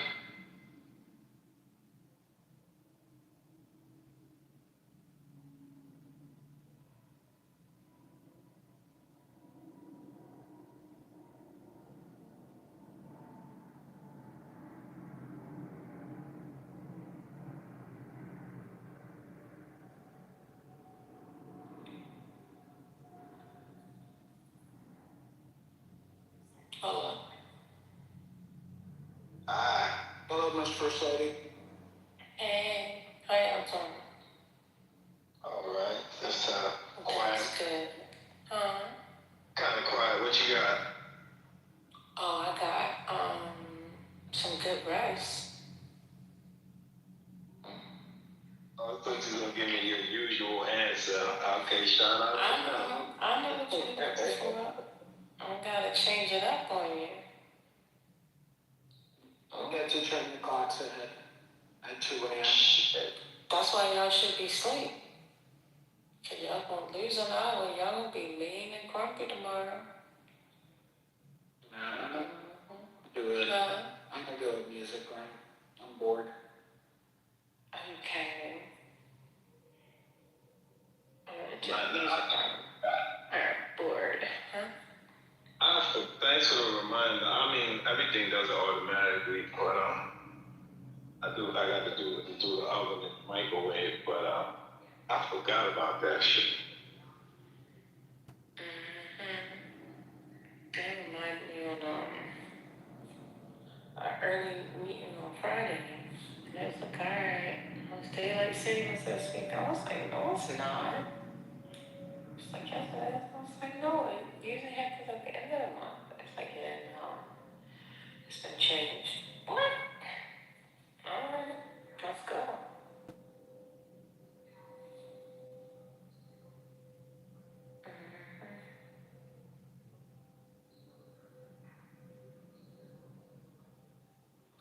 So it's interesting, I think. So 155 billion that was collected in tariffs is now going to be returned to all these businesses, right? But do you think all of them would refund us? I don't think so, right? Bet on it. You know, nothing is the way it used to be, so I know. who knows? So I read somewhere this thing called the ratchet effect.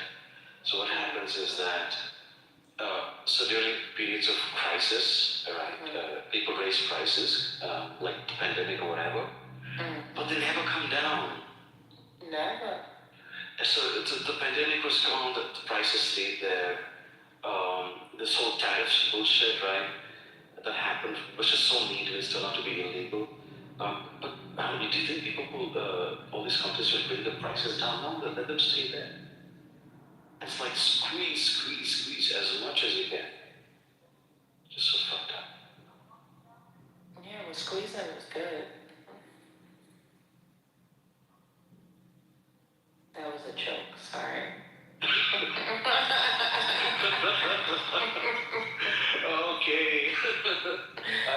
But only gentle squeezing to start with, huh? Right. Not this, yeah. Yeah, I was just joking. Well, It's for the funny comic because you relief. just paused. You was I know, like, comic relief. what? Yeah, you gotta find a way to smile through some of this stuff because it's just going haywire at this point. So You're right. any moments of laughter is a good thing.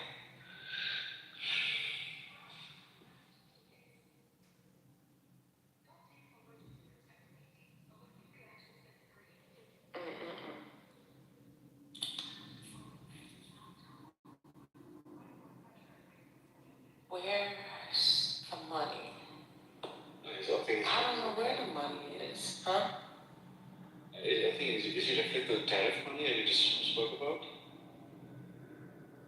Or maybe something else? Probably talking about the tariff money. Where is it though? I mean, I've always heard speaks of it, but. So it's right now with the Customs and Border CBP, I think, and they've told the courts that it's going to take them at least 45 days to refund all these businesses, and they're asking for more time. Oh, confusion, that's you. Yeah, you've been here since early then. You hung in there with us, and you lasted. That's surprising. Most people get kicked out of government. To be honest, so I used to live just outside Bethesda, and the last 6 years I've been living in the Netherlands, in Amsterdam. Oh. So I do crave for conversations with people back home. Yeah, no, but I was just saying that a lot of people can't last that long because they usually crash out and get thrown out or something. So. Okay.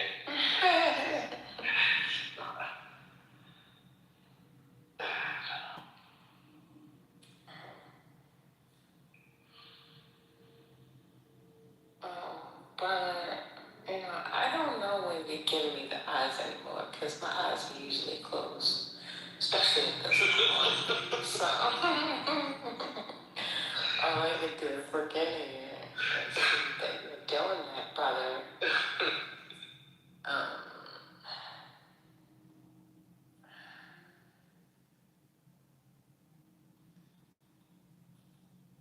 There it goes again. You're gonna run out. You're not gonna be able to do it for a while. I hope Brother Mercy's coming. Step right up, step right up. Come on up. It's always good to see them. And he's still doing it. Hey, Dr. Chairs. You wanted to come say goodnight? I was called. So, I'm called. I tried to. Oh, okay. The spirit called you? The spirit led you? No, the spirit told me to go there. Okay.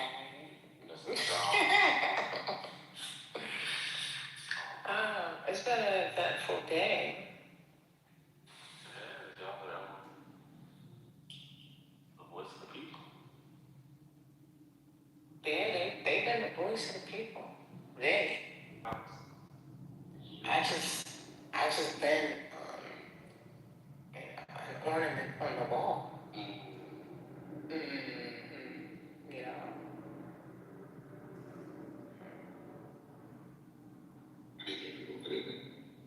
Hey. BAWBWA.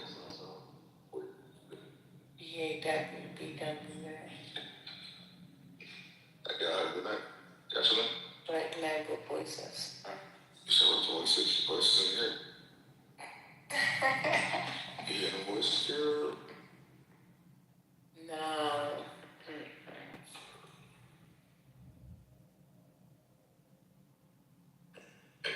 Any positive news? Oh, there's always positive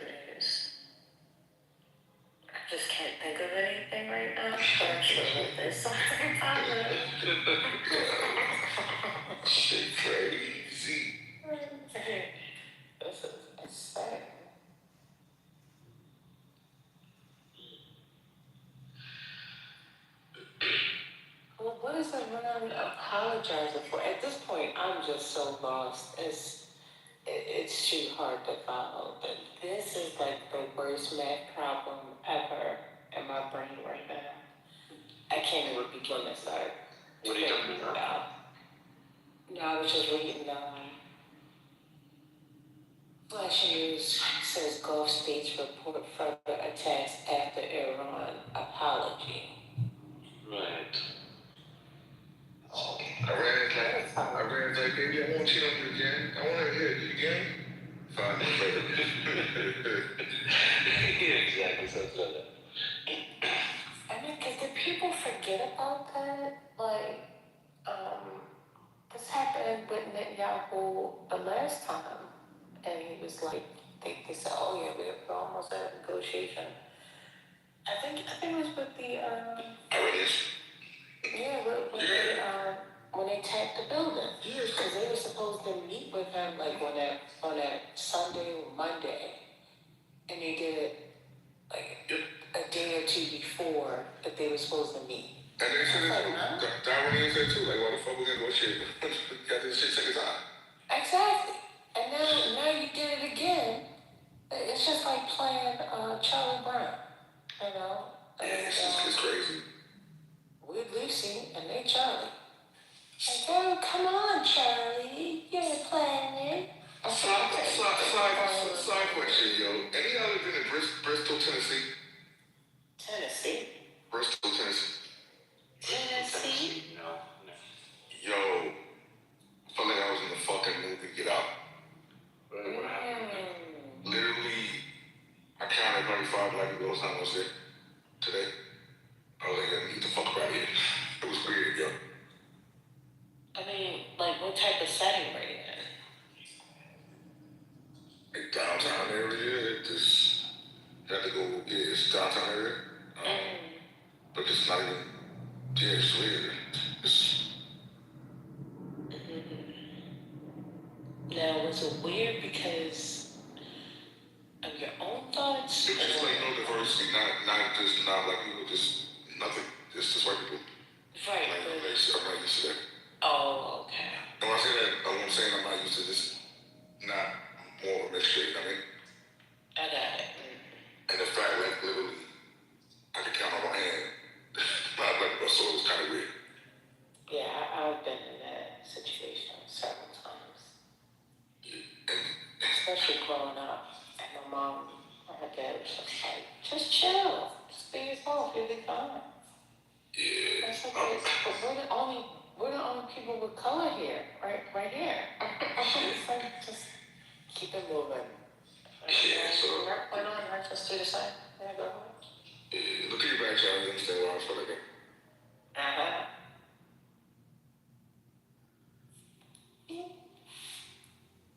Keep on running. Don't stop.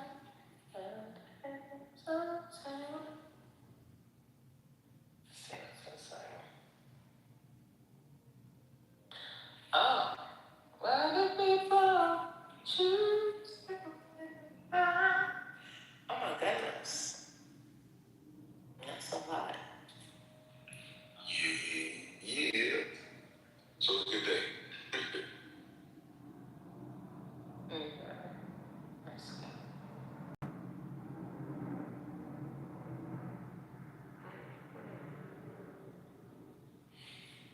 Yeah, I guess I don't know. I don't know if Lisa's open or not. So which part of the US are you from? Which part of the what am I from? Yeah, which part of the country are you from? Oh, you don't have to be specific. East Coast, West Coast. Yeah, East Coast. I'm trying to press this button. It's not working. That's why I wasn't. Yeah, God damn it. I said, well, take it back. At least I didn't say G-O-D. I mean, it sounded like that, but I didn't say G-O-D. Now you lying on top of it. God damn it.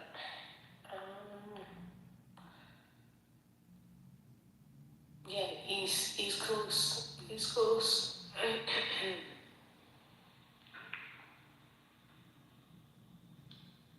went to the gym today, and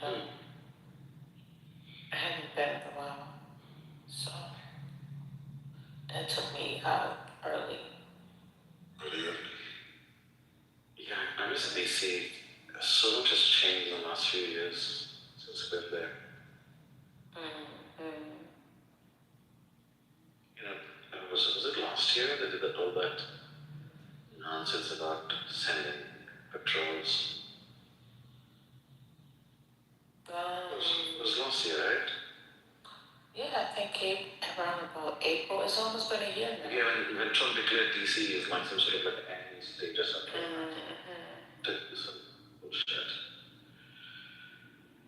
Hey, put respect on the president's name, okay? That's a fact. That's the best president in the fucking world. Okay, man. I guess I wasn't too convinced of that. I didn't get tricked. Fucking, we got a damn child in the fucking White House, man. Yeah. Wearing diapers and shit. We really have some wearing diapers in the White House now. Yeah, and the weirdest shit about it is that sometimes he says out the quiet part loud. He isn't supposed to. He's the first US president to have said on camera, in front of reporters, I don't know what the fuck Israel is doing. Like, nobody says that out loud. He's really like the fucking uncle dementia. Yeah. Well, not just that, because you know, we all know, come on, we know Trump since the time he was begging for airtime on the Howard Stern show, you know, it was like, you were just happy for any fucking attention. And now he's president, right? So he still doesn't know. He's never been a politician. The way I see Trump is that he's just like a carnival barker, a scamster who tapped on something. He's like, you know what? I can do this. And that's what he fucking did, you know. He's just a scamster all his life.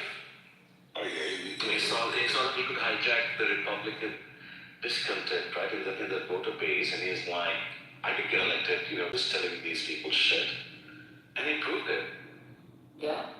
That morally bankrupt shit is in his DNA, bro. Yeah, absolutely. So you know how you have something called like white hat hackers, like so banks and insurance companies, you pay money to these hackers to find vulnerabilities in the system, right? Yeah, they're called white hat hackers. I'm sorry for instead of a bounty. So Trump basically laid bare the bullshit we've been telling ourselves about our democracy and how it works. So if anything, hang in the fucking medal just for that. For just pulling down the curtains. All these years. Protest about some motherfucker. Yeah, absolutely. Yeah, it's gotten worse.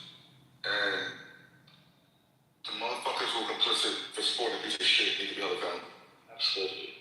Y'all should look in the mirror every day and say to yourselves, why would I fucking support this piece of shit? And it's not like all jokes aside, though, like the ones who still come on this app and try to make excuses. It's mental illness at this point. Yeah, the way that people switch up, I saw some things in the chat earlier, and they said, well, I mean, it's a good thing, because Iran has been, you know, supporting terrorism for the last 50 plus years. Like, but y'all were all anti-war when this administration started, putting America first. But now all of a sudden, because he says it, you just, in the twinkling of an eye, you switch up. You're like, no, this is great though, this is great. I don't understand why people just switch up like that. Guess I'll never understand. That I'd rather be hated in the room with the commodity. You know what I mean? And you expect something I'm not gonna fucking change up to it. Nah. It doesn't matter where the fuck you're from, what your personal is. There's no one that can look at this shit and look at this man's character. If do have character, right? And to say that he's not morally bankrupt. To say he's not literally a piece of shit. Seriously. I don't like to call nobody a piece of crap. Bro, you're a good person, I guess. I don't give a fuck. Piece of shit's a piece of shit, spade is spade. Yeah. Hi, First Lady.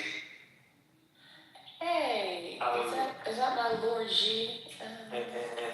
He'll love retired regime. He'll decide to be an old British act. What's up, man? Yeah. Here's the thing. I think, you could be an immoral person, right? Where you don't necessarily put your fellow countrymen in danger and make them a target anywhere around the world. And that's what a lot of these dummies fail to understand. The other thing about the whole switching up thing, First Lady, it's just a lack of principle. That's it. If you're a human being, irrespective of whether you have money, you're broke, or you're just someone trying to get by, if you lack principle, it's gonna show. And a lot of these Trump supporters, that's just what it is.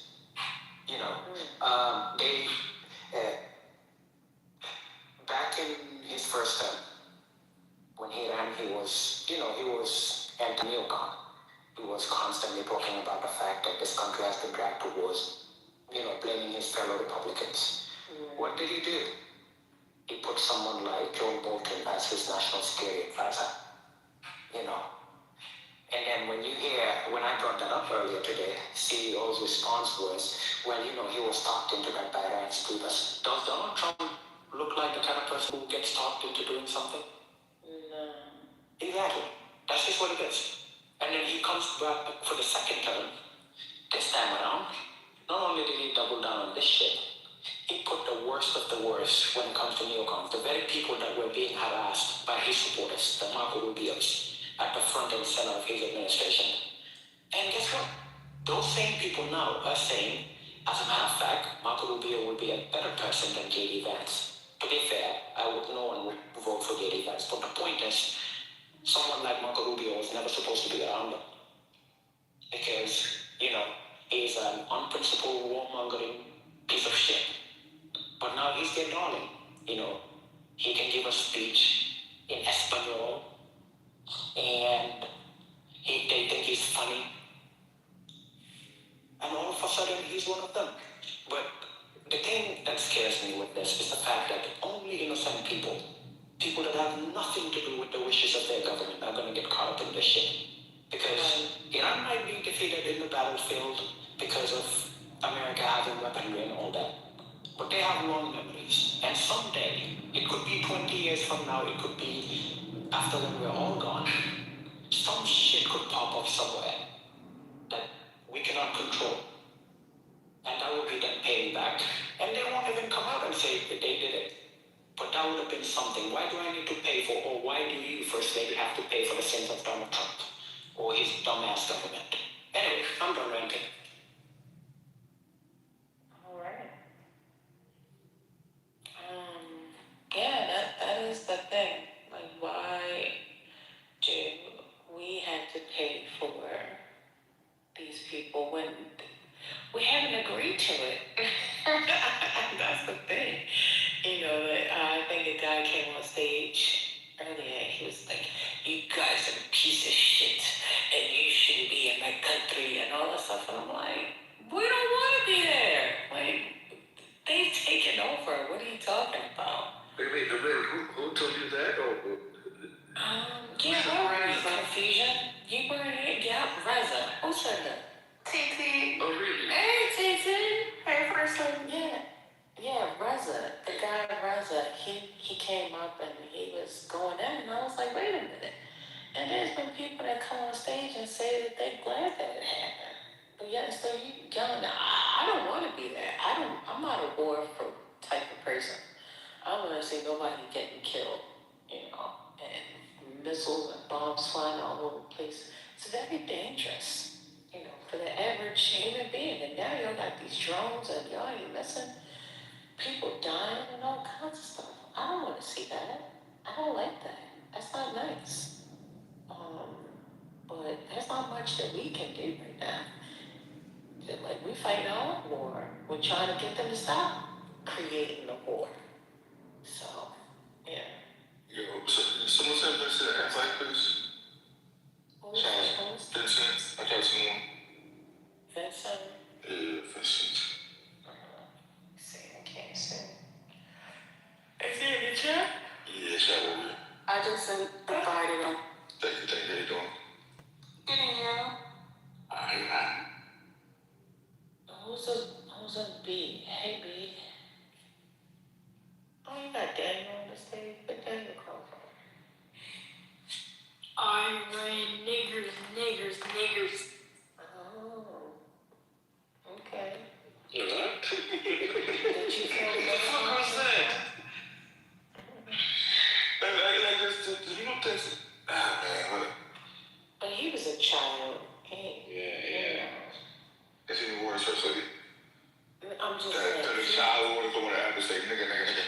No. He could have even been black himself. But if you notice, he could barely get it out. He was trying not to laugh. So. Good observation, First Lady. Yeah. That's why I was like, oh, okay, babe. It's almost like someone paid him like $5 to go save this and come back. Nah, it's a fucking Tootsie Rolls. Oh, but that said, hey, chat warrior, I'm good, appreciate the offer. Well, what you talking about, Vance? Let me see. I can barely see my eyes. Oh, don't bother. It's just Vincent. He's just like, how do you chat warrior? Your favorite Democrat? You know how people get paid, to do all these suppress campaigns? The files? The Democrats suppress the files? Okay, all right. Obama and Biden both. I'll save you the pain of opening his profile. Right? Just don't. Yeah, I guess. But I guess they get paid out money to do this, right? Full time. no, but I just want to speak to that, like, to the people, period. All this dividing, it's not good.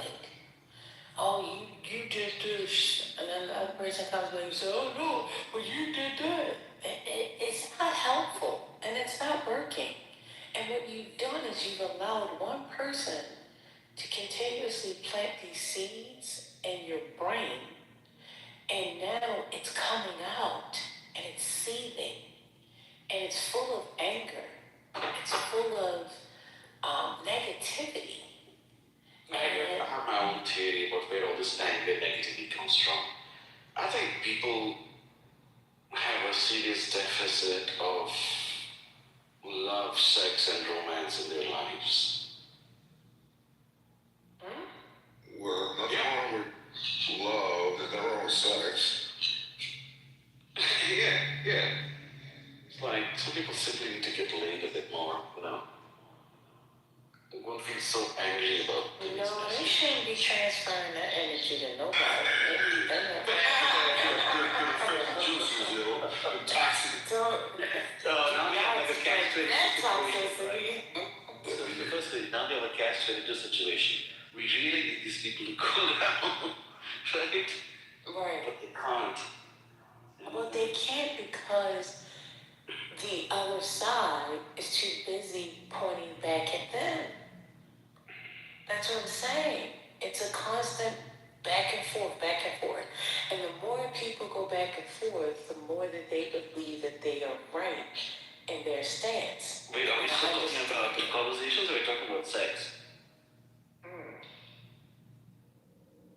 Well, I'm confused. you can always add a little bit of sex in it. But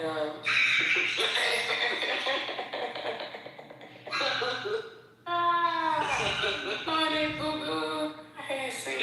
Back and forth. It's in my name. Confusion's in my name, so I don't think anyone believes that they're right. Really? You don't think people believe that they're right? They can't. Nah, they're scared. Like, I think people are just scared right now. mentioned too. Nobody knows the right answers. It's just scared people. It's been targeted the last few years, right? Go ahead, what's up? No, that was it. I just believe that it's scared. I don't think nobody thinks they're right. Look at Trent. Trent stays on Twitter, on Facebook. You see the bottle, you see the bottle too, bro. You see the bottle also. That's what got him fucked around the top. Yeah, it's like he's scared. He tries to prove he lies to himself. Not necessarily lie because nobody knows the truth, but he tells himself that everything's gonna be okay because he's scared. Haitian, he knows it. We know what scared looks like. It's just scared people. I don't know about scared. Scared is a stretch. For people like Trent, they like this kind of stuff. Now, if they like this kind of stuff, they would have joined the military a long time ago. Most of these people who support this stuff, they're just like Trump. They're bone spurs. If they like this kind of stuff, they would have did it themselves. They like it from afar, though. Yeah. They don't like it to be a part of it, but they like the thrill of watching it and sitting back. I don't know if you watched Pete Hegseth the other day. I played it in here, but the way he was talking about this, blowing people up, and the thrill, the excitement on his face, it was like a dog that just got a bone. It's like, and we have the capability of just, taking a turn and boom. And I'm like, why are you talking like this? This is not a game.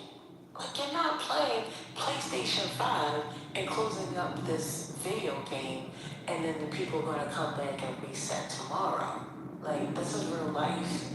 And you're just talking about life as if it doesn't matter. He's a real devil. It's in the DNA. These motherfuckers are a piece of shit. That's my whole point. First, they be like, a piece of shit. He's morally bankrupt, right? He fucking literally fucked some chick while her husband and family was there, and she said sexual assault. He said, like, come on, there's nothing good about this motherfucker. This whole administration is full of shit, scum. Yeah, I don't even articulate to say that with you people. They're just shit. It's that simple. They don't deserve anything more than to say the shit. It kind of reminds me of like somebody who's small, who has like his friends who can fight. You know what I'm saying? It's easy to talk shit when you're a scared little person, and you have the greatest army in the world to back you. Hey, bro. When I was for a rally in my first police station, I had this dude Serrano from the Bronx, right? He used to talk mad shit and do New York shit, and they think we're supposed to back him up. One night we like, yeah, go ahead. He was doing all that shit. He got his fucking ass rocked. Next morning, there's still blood on the fucking floor. Sometimes you gotta leave learn. Yeah, they ran off the whole fuck around and find out. That's what he said. That's what Pete Hegseth said. He's gonna fuck around and find out. So, Lefa, I have a question for you, completely unrelated, if you don't mind. Go ahead, man. What are the other two flags on your profile? Which one? The first two ones, the one with the stars, right? So you have the Union Jack, the stars and stripes. Yeah. My wife's Somali and I'm half Pacific Islander. Somali flag, okay, got it. Cool, brother, yeah. I usually have pretty good geographical knowledge, but can't remember all the flags and just keep learning every day. So there is TikTok, is on TikTok Reels or Instagram Reels are quite popular these days, where you gotta guess like 20 flags in 1 minute. Have you seen those? No. Oh, those are fun. I would lose. I don't know. Oh, but like, there's this one kid, right? He's like 12 or something, and he's so good. It's like, how do you remember? It's like,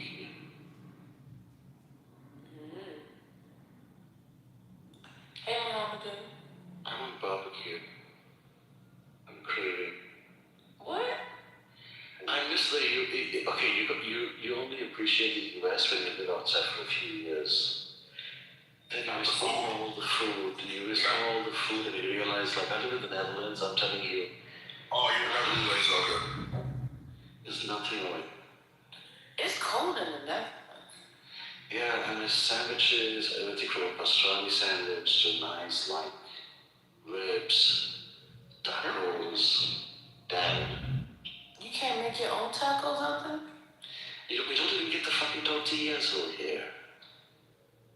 The concept of a taco for the average Dutch or sweet is one of those hard shell tacos, you know? Okay. Yeah, that's the idea for taco. So we don't even get the corn tortillas. Like, you know, you could walk into any store in the US, buy those mission tortillas, right? Mm-hmm. You don't get them here. Okay. Yeah. There's one taco place in Amsterdam. Well, how do you end up at such a cold $12. place? It's cold as hell out there. Well, it wasn't as cold the last couple of years. This year was really, it froze up for the first time in years. And everybody was happy because there's this annual ritual where all the canals freeze up. The whole country goes skating. So you haven't had that. First thing, you have some white shit right there. Bust that ice and bust some ass. Yeah, You know what I'm saying? It's a different country, man. It's nice over there, right? It's clean. It's nice. It's different. When you say different, what, overrated? What's that? When you say different, like, in a good way, a bad way, or... I think every society is weird, right? People are much more aloof and stick to themselves. And all the stereotypes about the Dutch being miserly are absolutely true. Frugality and yeah. What it do. And yeah, and the nice thing is when you get your own bicycle everywhere. So that's kind of nice, but yeah, man, there isn't that the whole idea of like, hey, let's get together, put food on the table, and let's all eat and share. Those sort of things aren't there at all. Oh, that's such a community. Hey, Omar. Yeah. Hey, Mama, dude. What up, everybody? How you doing, First Lady? Welcome back. I don't get a chance to say hello to Omar in person anymore. In person? What you mean in person? Person, like... Oh, my voice. Yo, tomorrow, don't get fucked up, bro. Yeah, I had to. Bro, I've been to the Oyo Moments a long time ago. You said Trent took your woman? He said Broad Banks. I don't know. I don't know what you said. I don't even know what that means, but okay. But they don't get no money from me. They can't get $1 out of me. For real, no That's what money. Fetty said. Fetty said. Shit, I $15 ain't 15 cents. Somebody told me they was 50, and they were that she was 15, he was T.I. I said, that's a bad comparison right now, because T.I. no family going after 50. What's new with the whole Iran thing? What's new with it? What's right with it? It's more. I don't think what's wrong. I know what's wrong with it. It's not right with it. So it's his territory now. Oh shit. Is that, I mean, I'm so shit. I just saw the bomb. I just saw like there was a refinery on fire on X. That's about it. So when do y'all think we're gonna start feeling the hit financially? We already are. Yeah, but I'm saying like we're seeing it, but what I'm saying feeling. Oh, maybe by the end of this month. Because when were interest rates going downwards? They were, and I was just about to refi the house too, man. Guess what, Amari? That is fucked up. Amari? What? I locked it on Friday. You lucky. Thursday I locked it Thursday. Oh, I was so mad. But it's all good. It's all good. anyway.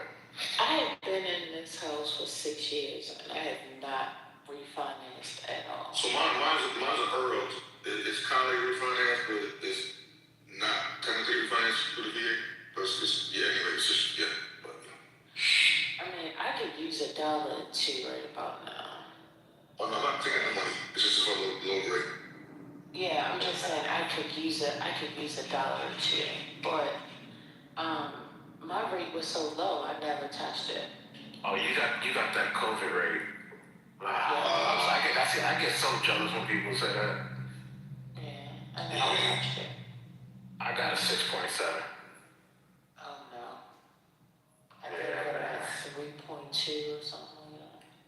I came in, but you know what was easy? So the one thing about being at 6.7 was there was really nobody to come take the house with cash. Like that was just kind of like, it made it easier where when I was buying the first house, it was like everybody was just outbidding me.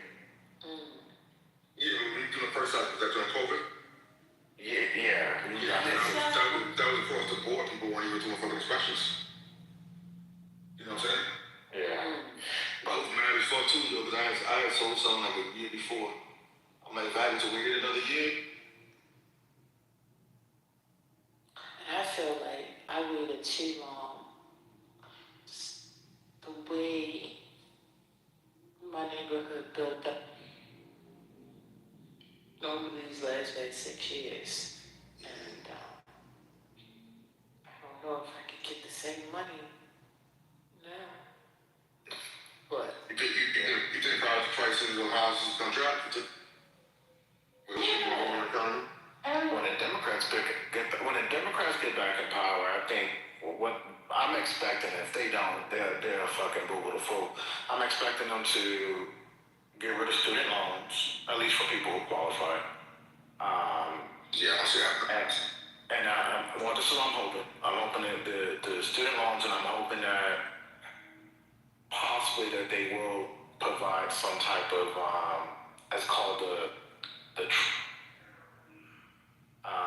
for people who have to pay all these high rates with tariffs and shit like that. So I'm hoping that they do recognize that these are tough times for us and have a package ready to go. I think, that's insane. I hope. See, and I'm with ban on this.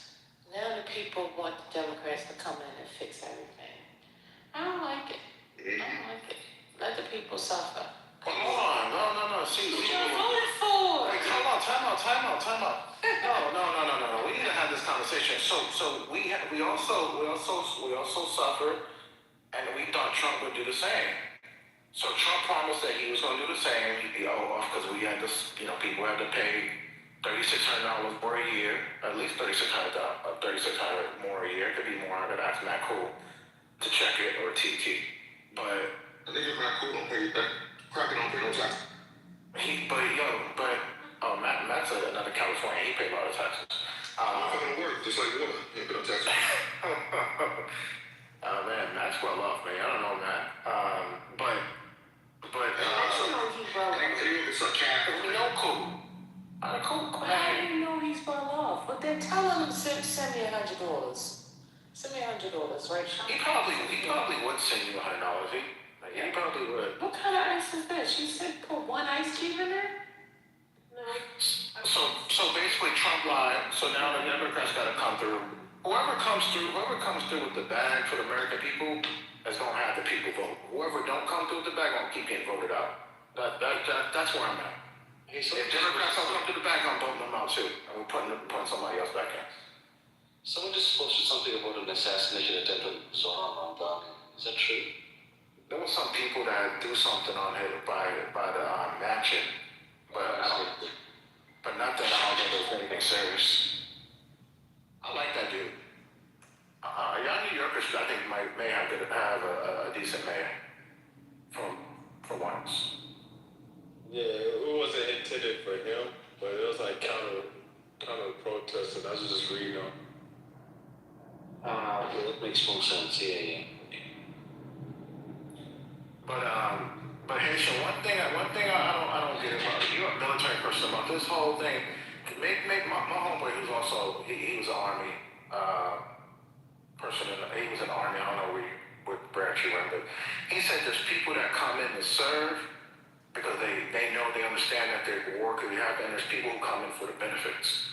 So like when we hear people talk about the military and the action that we do, like they expect that, I guess they expect the country to come together and then bitch about it later, but not while they're in the conflict. Do you feel that same way? So this is not that type of situation is to me, right? Like what's going on right now is that anyone and everyone can see that it's not the right move to make. It doesn't benefit US. So I don't know, bro. The shit is just fucked up. Shit we're seeing is not normal in any sense of imagination. And motherfuckers be trying to make this shit normal. Again, I'm not seeing anybody from the military community that's saying this is like it. Yeah, I don't know anybody that works for free. You know what I'm saying? Exactly. Like, to say that, like, someone, like, if that's the case, then, like, you know, if you just came to the military to serve, then tell them to keep their paycheck, like, send it back to someone else. You know what I mean? Like, that's a crazy ass logic. But they don't come to the military, like, some people really, they said really come to really serve, like, they feel like that's a duty to serve their country.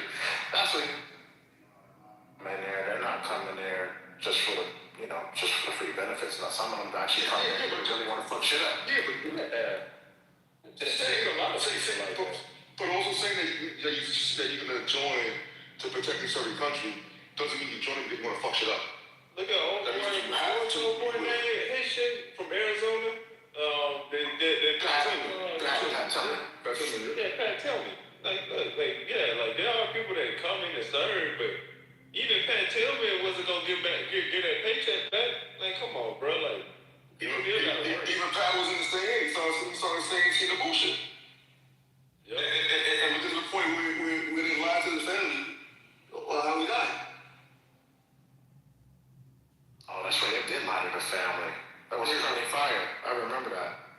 They literally to the brother too and tell him to take that back. Yeah.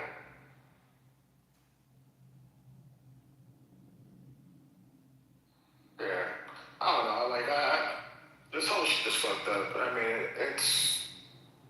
But if anyone to try to question people in the military that's saying like this is not it. It's interesting.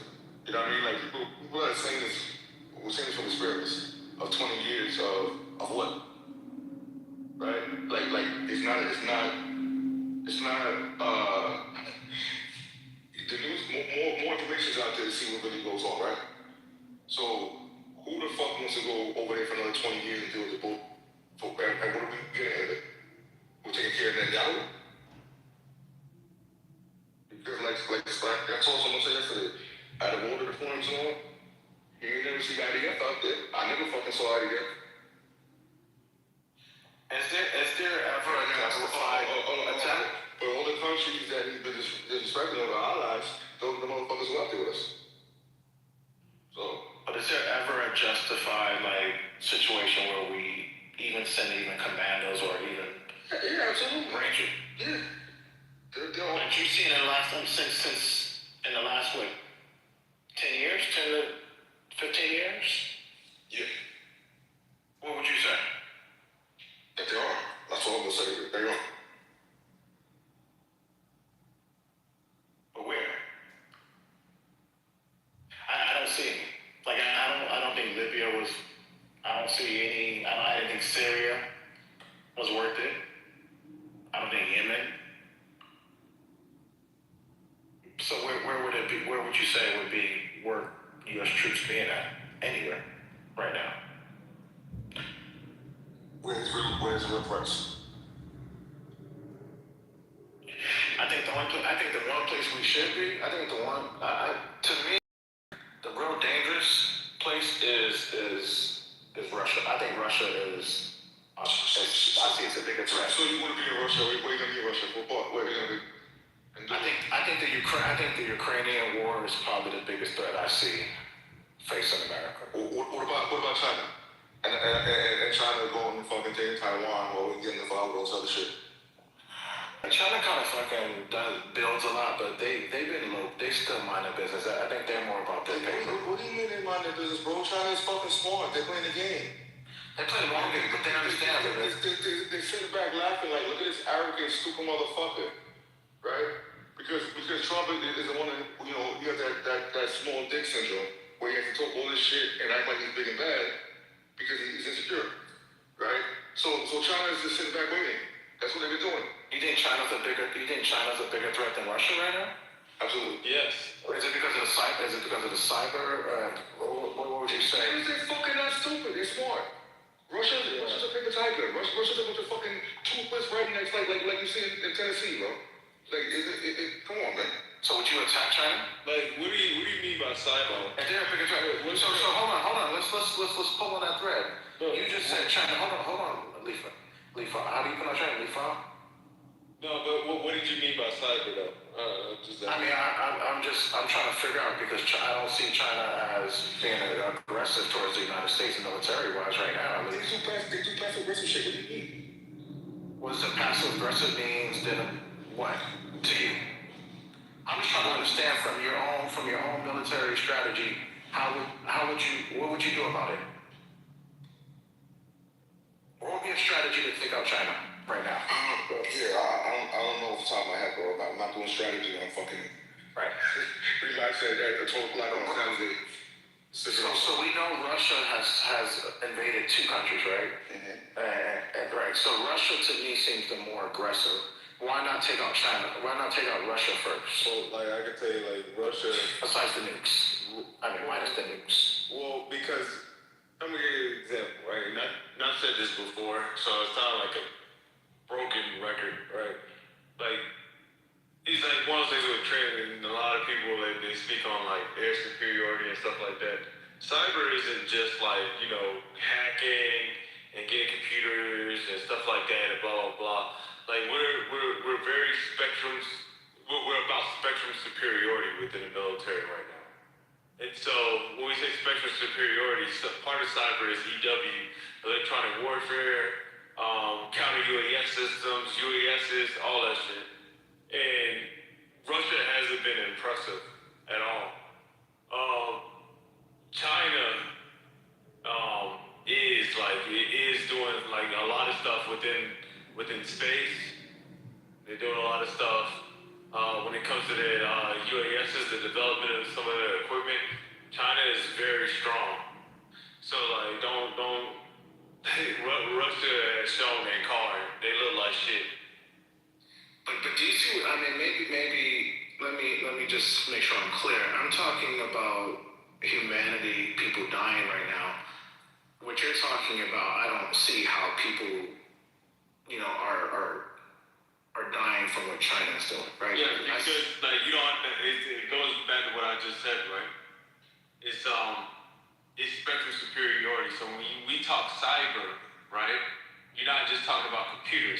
So like when we talk about people dying, like let's say like, like I said, bro, it's like I said this before, right? It's just sorry like if it sounds like I'm repeating. Oh, you can go to this whole. So like it goes like let's say like if someone shuts down, like if China was to shut down our GPS systems, then you can basically like some of the things that we're expecting is like, you know, China shut down GPS, and then all of a sudden, like you're losing what we call PNT, position, navigation, and time.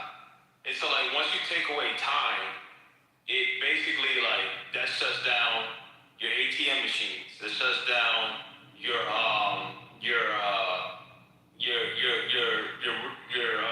traffic lights. Like everything requires time to navigate. GPS systems, when you talk about air superiority, GPS systems within airplanes. GPS systems when it comes to like our Blue Force trackers. I think people were talking about Palantir earlier. You can't use Palantir without GPS. So like we've already worked scenarios where like if you was to shut down the GPS system, or like, and that's just an example of one thing. If you shut down the GPS system, a country would tear itself up on its own. Like people it'll be literally chaos within the streets. So that is people dying.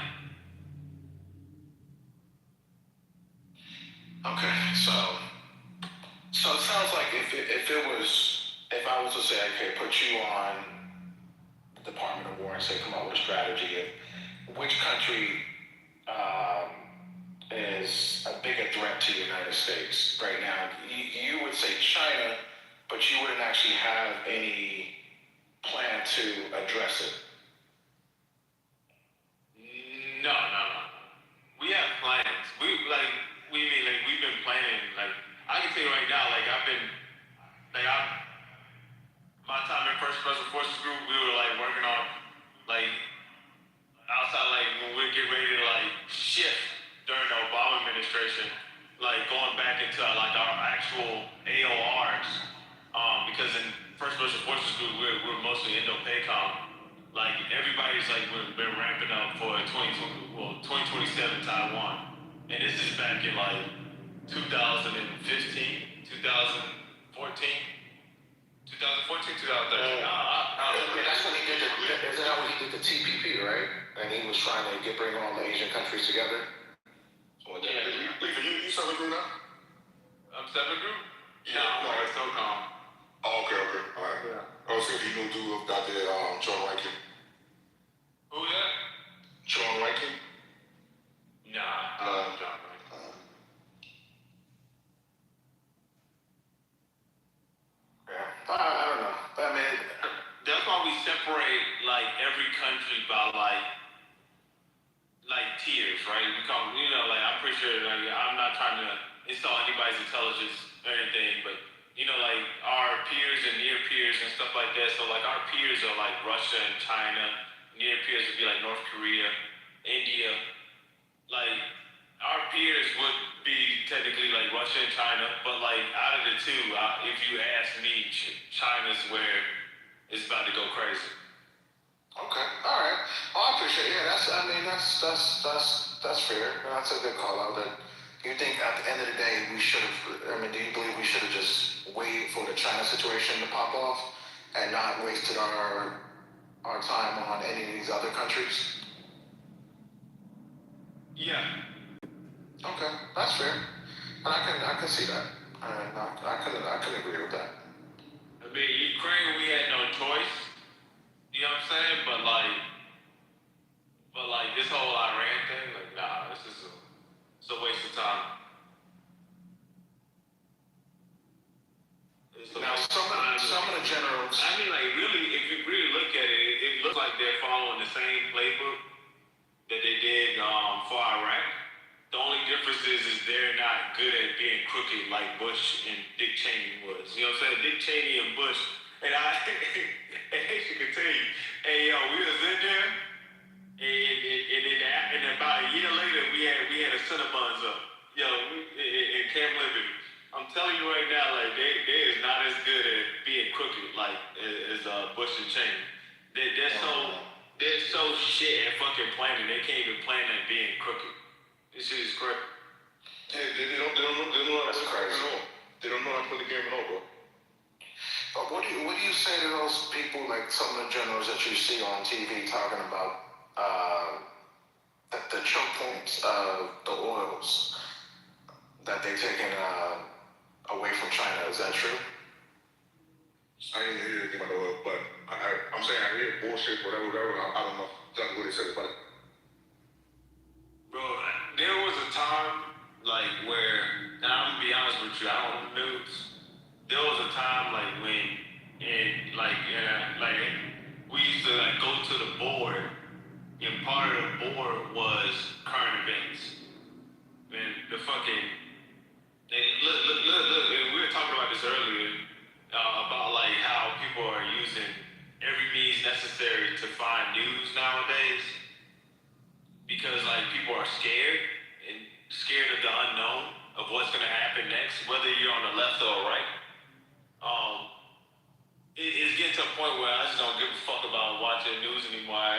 Me and my wife just sit here and play video games and we chill. We go work out. Bro, that's We'll get it out when it happens.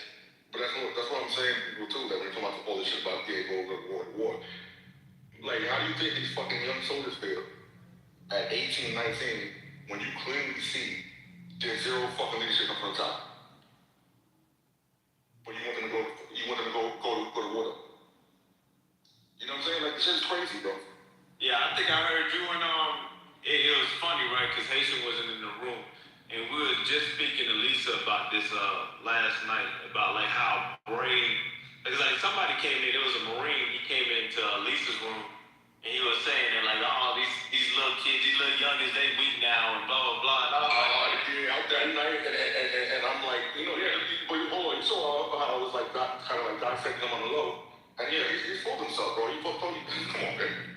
And it's funny because Haitian, you wasn't here earlier, but I was listening to Amari and Lisa talk, and Amari was talking about like how these kids got their head on their shoulder, and they ain't no pussies. These little young niggas ain't no pussies. They smarter than us, but they ain't no punks. That might have been somebody else. I probably wasn't in that conversation. Huh? That might have been somebody else. No, I think it was you, because I think you were talking about your kid going to school and then like scared of war and stuff like that. Nah. My kid was that was Lisa saying that. That was Rambo. Oh, Rambo, okay. But yeah, like, like, so like, man, these kids ain't no punks though, man. These kids are smart, man.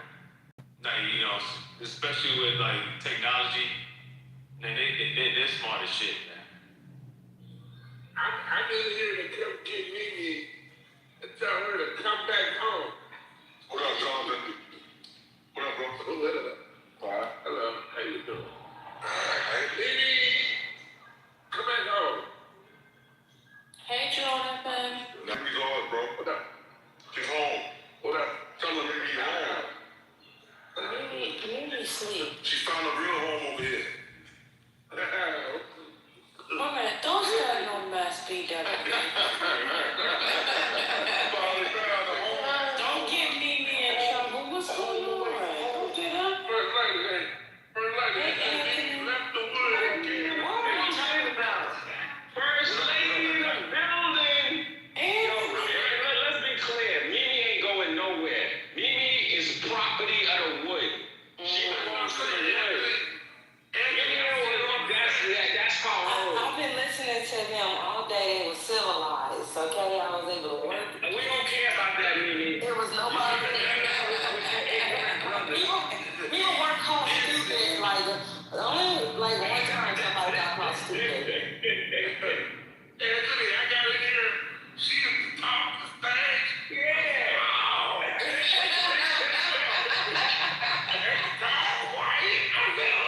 I just got off work. Somebody knocked down Mimi's top left, Joe. This is crazy. Who's doing this? Wow. Mimi, yeah. No, they said we kidnapped her. They kidnapped her. You know what I'm saying? First lady, you know. You didn't have no room open. This is bad. He said it's 12 o'clock. This is bad. Girl, I'm trying to figure out. You're a damn liar if you say they ain't call nobody stupid up in this piece. No, I said one time. Damn lie from the beginning out, baby. Nobody stupid today. Don't be messy. She said one time. Only one time. One time. Yo, I ain't saying nothing. I'm keeping my mouth shut. That's really Jonathan Jr. though. That's he. There would be Jonathan's son. That would be Jonathan's son. How many times did you curse somebody out? I did. She don't never. I don't do that. I'm so First lady, I'm so nice and polite and so sweet. You're trying to bring her little representative to the thing. Mimi actually is really nice, though. You are. Thank you. I'm really. Thank you, Amari. Come on, man. Yo, Omari. Omari's my brother from another, but I can't believe shit Omari said. Nah. Don't believe nothing Omari said. Yo, I'm sorry. Thank you, Amari. Dude on Survivor, he gonna come down to the front too. Omari gonna survive, yo. I'm a survivor like Destiny Child. What? Yeah. That was sus right there, big. Yeah. I'm happy.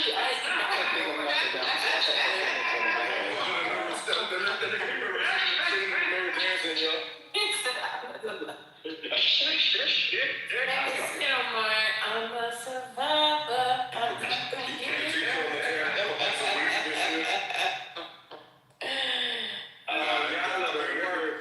Trey singing, yo. Y'all be mad because Trey be coming up with the prediction. Y'all can make a room about that guy. He all his charges was dropped. The sports coach that y'all was talking about with the white girl. Yeah, she was lying. Yeah. Did she get charged? Yeah, he had his readers. I told y'all that's what it was going to be. Nobody ever fucking listens to me. Horrible. It was a horrible case. No one ever listens to me because I said something don't sound right about this. She was lying. She was lying. So what was she lying about? So essentially what happened was what was represented to the prosecutor through the investigator, they did not say that they were in a consensual relationship and that she worked for him. So some of the text messages that were deemed to be harassment were just basically the normal course of her job. So the judge was about to do a preliminary hearing about the evidence that they submitted for the charges, and he didn't think that the charges were right. So Sharon just pleaded no contest to the misdemeanor.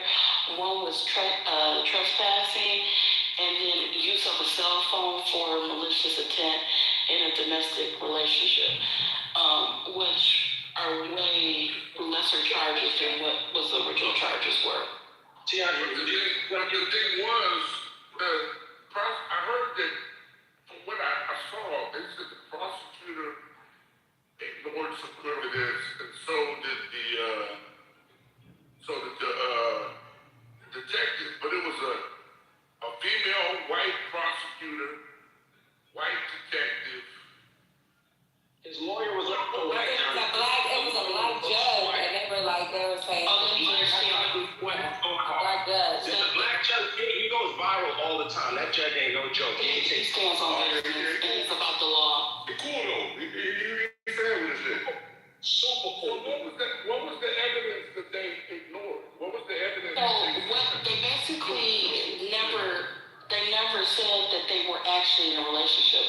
So the prosecutor, when she was talking to the lead investigator, they just made it seem like he was this deranged man who had nothing to do with her. Not that they actually had a consensual relationship and that she worked as his assistant. So when they were showing But everybody knew that though, but they didn't know that because it unfolded very quickly. They didn't know that. Presented like that to the court, Jonathan. That's not the way it was presented to the court. Everybody knew it, but that's not the way it was presented to the court. So like the cops, they got happy with it. When they put the charges on him, the prosecutors went nuts. But one thing, right? I think these dudes be folding too quick. I would plead guilty to the misdemeanors. Look at young thug out here in Atlanta. Why he took a plea deal that got him on probation for 10 years, yo. That's crazy. The case was falling apart. Yeah, but when you look at it, the young thug, I agree with you, but when you were looking at his life in prison, and they tell you can go home tomorrow, I think that is sign that shit with you, but I agree with you. But you gonna criticize Gunner. You gonna criticize Gunner. And you gonna do the same thing Gunner did? Well, he probably didn't think he was gonna come out. Remember, he came out much later. Yeah. But with the young thug, I get why he took that plea. I agree with you. If he had held on a little bit, but if you've been in jail for 2 years and you were looking at life, and they say you can get out right now, you might sign that too. But with the black guy, unless there's more than we don't know, and the nigga was guilty of something, and he just took that. You know what I'm saying?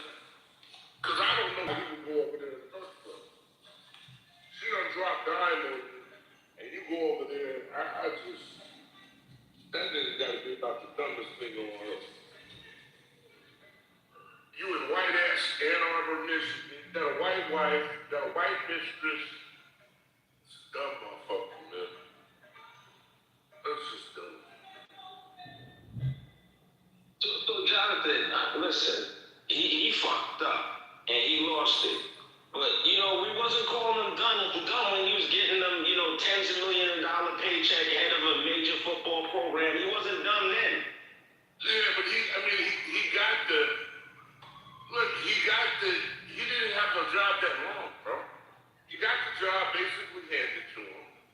He had 2 mediocre years, and they were looking to get rid of him. They handed him the job because the old boy set him up with the job. Nigga never was a good coach. So they were looking for some shit. They heard rumors that you fucking your assistant.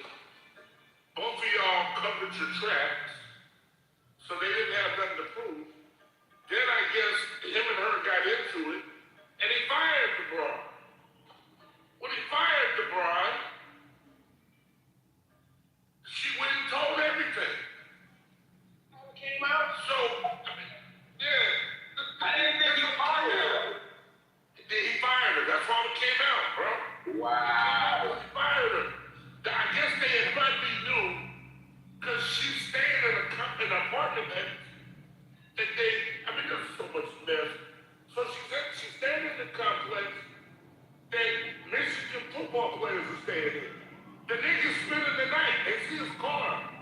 They say some of the players is blackmailing the nigga for playing time. There's rumors of a couple guys is blackmailing, like, you better put me in or I'ma tell. So everybody knew, but they didn't have no proof. So they came to him and said, look, she can't report to you no more. You gotta reassign her. Instead of reassigning her, the nigga fired her. When he fired her, she came in and told it all. Yeah, we've been having an affair, woo. They fired the nigga the next day. He went over to her house acting a fucking fool. That's when they put his ass in jail. Now, they didn't fire her immediately. They let her contract run out, and now her ass ain't got no job either. Got rid of both them stupid motherfuckers. So she ain't got no job, he ain't got no job. This is... Like, my thing is, nigga, it is dumb as fuck. Niggas gonna learn from fucking with these white women. They gonna learn. Dude from Michigan State had a $90 million contract. This nigga messing with the sexual harassment woman, jacking off on the phone. They fired this nigga with 70. Jonathan, he was set up. That lady lied on him. That lady lied on her. He's suing the school now. Her lawsuit against him got dropped. They found text messages. Her friend came out and told. The text messages in court where she basically. But the reality is the nigga's still checking off on the phone. You met, the way he met her is, I guess she was a victim's right advocate. So she was preaching to the team. Hey, when you go on dates, no means no, and yada, yada, yada. All that old shit that they teach to the players. This nigga talking to her on the phone, she probably flirting, obviously. This nigga jacking off on the phone. She trying to extort the nigga. It don't go her way, so she down. They fired the nigga with $70 million. My whole point, why you put yourself in that position? You got a wife at home, you're making $10 million a year. I know you can find another woman that's not related to your job, right? I'm sure you can find another woman that doesn't work at Michigan State University and fuck her. Instead, niggas want to fuck at your job. Come on, man, make it make sense, man. Can you imagine coming home and telling your black wife, I got fired because I was jacking off on the phone with a white lady, and $70 million contract is gone. It's just, come on.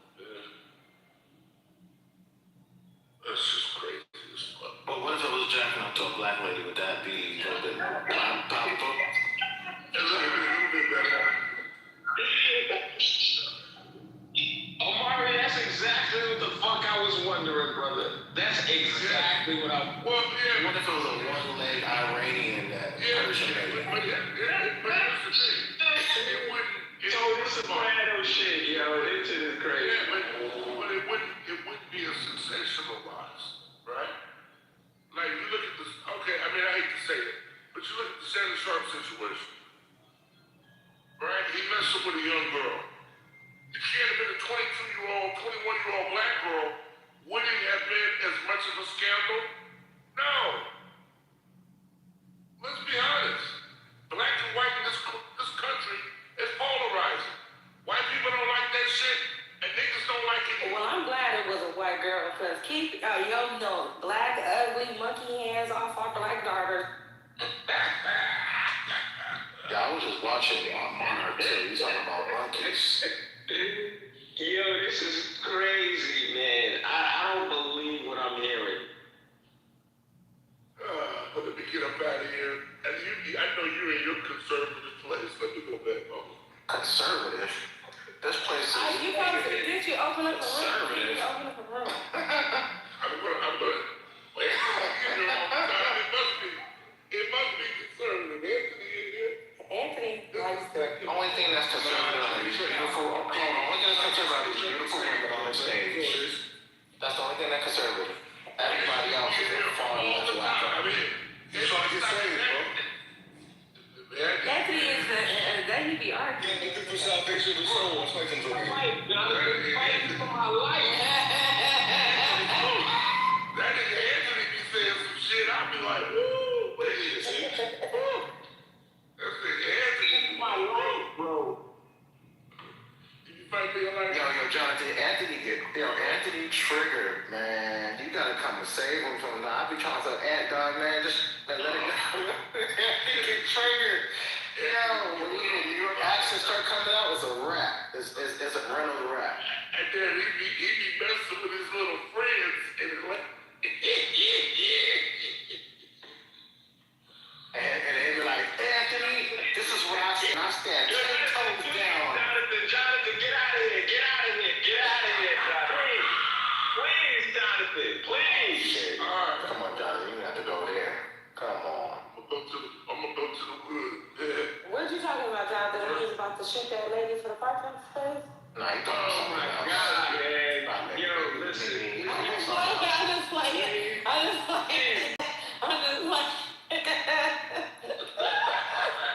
And he's like, kill yourself. Oh, he done did that in here. I done heard Anthony up in here. He said some bunch of curls. Yo, Anthony say shit with his full chest, though. I'll give him that. Yo, y'all don't understand the abuse I be taking in the chat, yo. Cats don't be saying it on stage necessarily, but the abuse your boy taking the stage, like in the chat, listen, man. No, but New York go hard because But if I can handle it, you can handle it, I bro. heard Lisa today go hard. I said New York go hard. Anthony's chest is about as strong as a wet noodle, let's be clear. Oh, damn. It's about as strong as a wet noodle. Yo, Arthur, I didn't even know you was down with the alphabet boys, Arthur. I really didn't know. I know you was a 50-something-year-old sagging nigga. I knew you was a 50-something-year-old sagging nigga. I knew you was a 50-something-year-old nigga. I knew that you was a sagging-ass nigga. I knew you was a sagging-ass nigga. I knew a 50-something-year-old sagging-ass nigga. Word? Ow! You said me like that? You alpha rusty, strong, bald-headed ass motherfucker with your gray ass. What you get to? I just die that shit. Just pretend like you ain't an old motherfucker. Yo, old bunch of bitch ass. Just take it off. You fucking bullshit surfer. Receipt that. You a whole ass all the people. Just take it all in. Back to the show. Ball tingling motherfucker. You football surfer. Wet noodle ass. Papa surfer.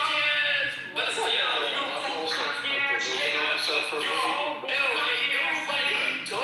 You funky ass nigga. Cornball ass nigga. Listen. Bro, nigga.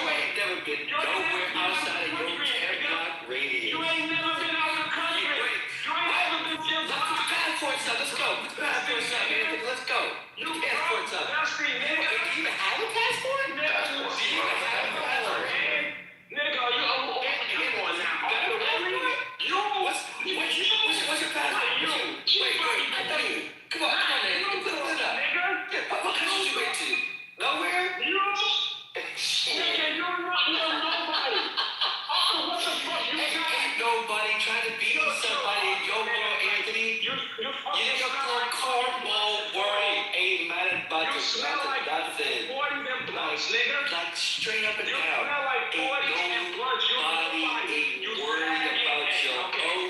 Alright. Mad Dog 2020 ass. You're calling another man ugly. You literally on stage calling another man ugly. I just said you feminine, yo. That's all I said. I didn't say you was ugly. I just said you don't get none. You How are you calling calling another man ugly? I just said you don't get none. That's all. It's okay. There's some shit that men don't do. Just be a power bottom dude you are. Just take that strap on and just take it to the ass. All the way. You good. You good. Be yourself. Be yourself. You're wet noodle motherfucker. You sound like the other alphabet boy on the all the way. You sound like the other Balls alphabet boy. deep. Nobody wants How you. that feel? Nobody wants you. Nobody likes you. You're not cute. You sound like a whole ass nigga. Anthony's crashing out. Like, I don't know. He got another doodle.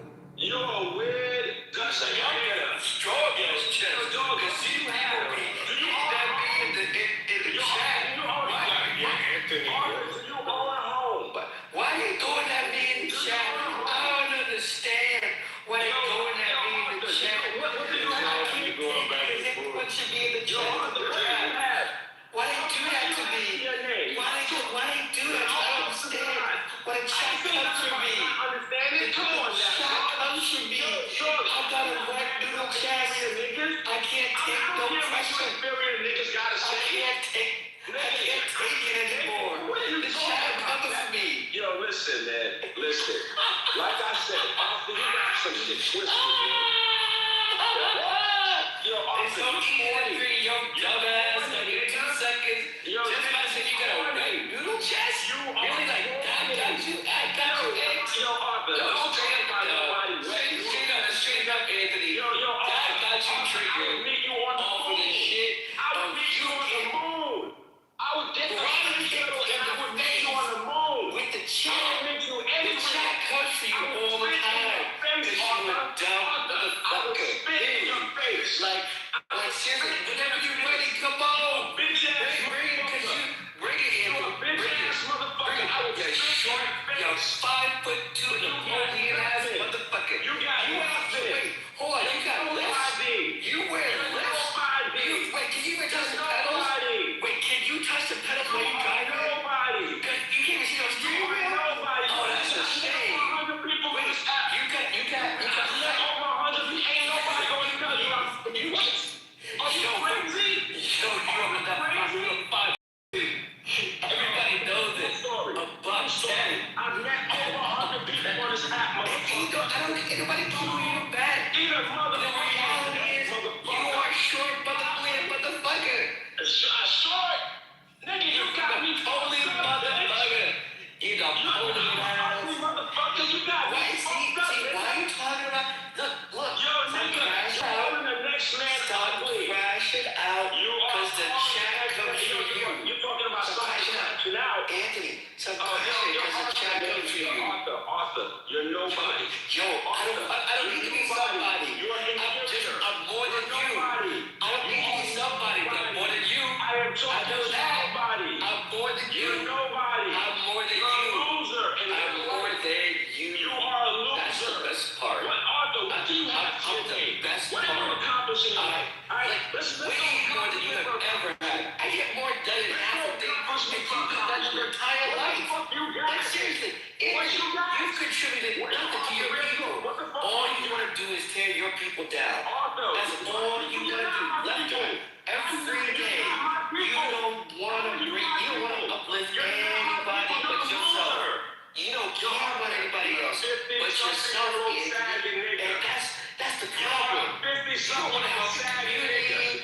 You don't want to help out nobody. You ain't never done shit in your life. You sad. Representative, like seriously. Just because your baggy ass, hot belly ass can't see your own dick grab, like to take a piss. Like it's just sad. Look at you. You just can't. You can't even see your own. When's the last time you got to see your own dick? You can't see it over your chest, can you?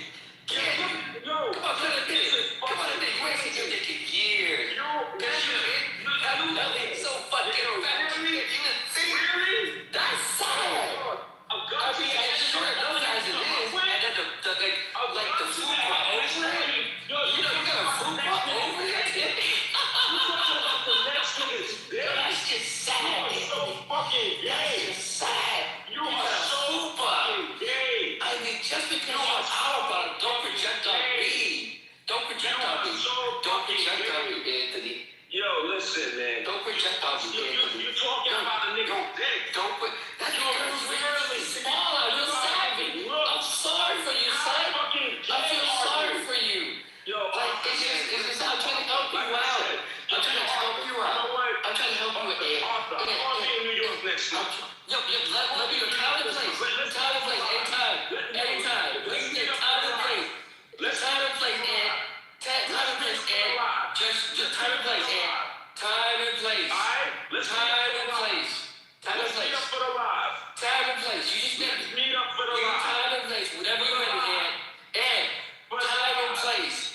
Everybody heard it. You're gonna be in New York. Time and place. Like pay-per-view or what? Alright? For the live. Absolutely. Let's I'm gonna lay a smackdown on this, but I can't. Let's You know, and if you say, don't press down. You know, that's why I'm pressing down on a midget motherfucker. No, please.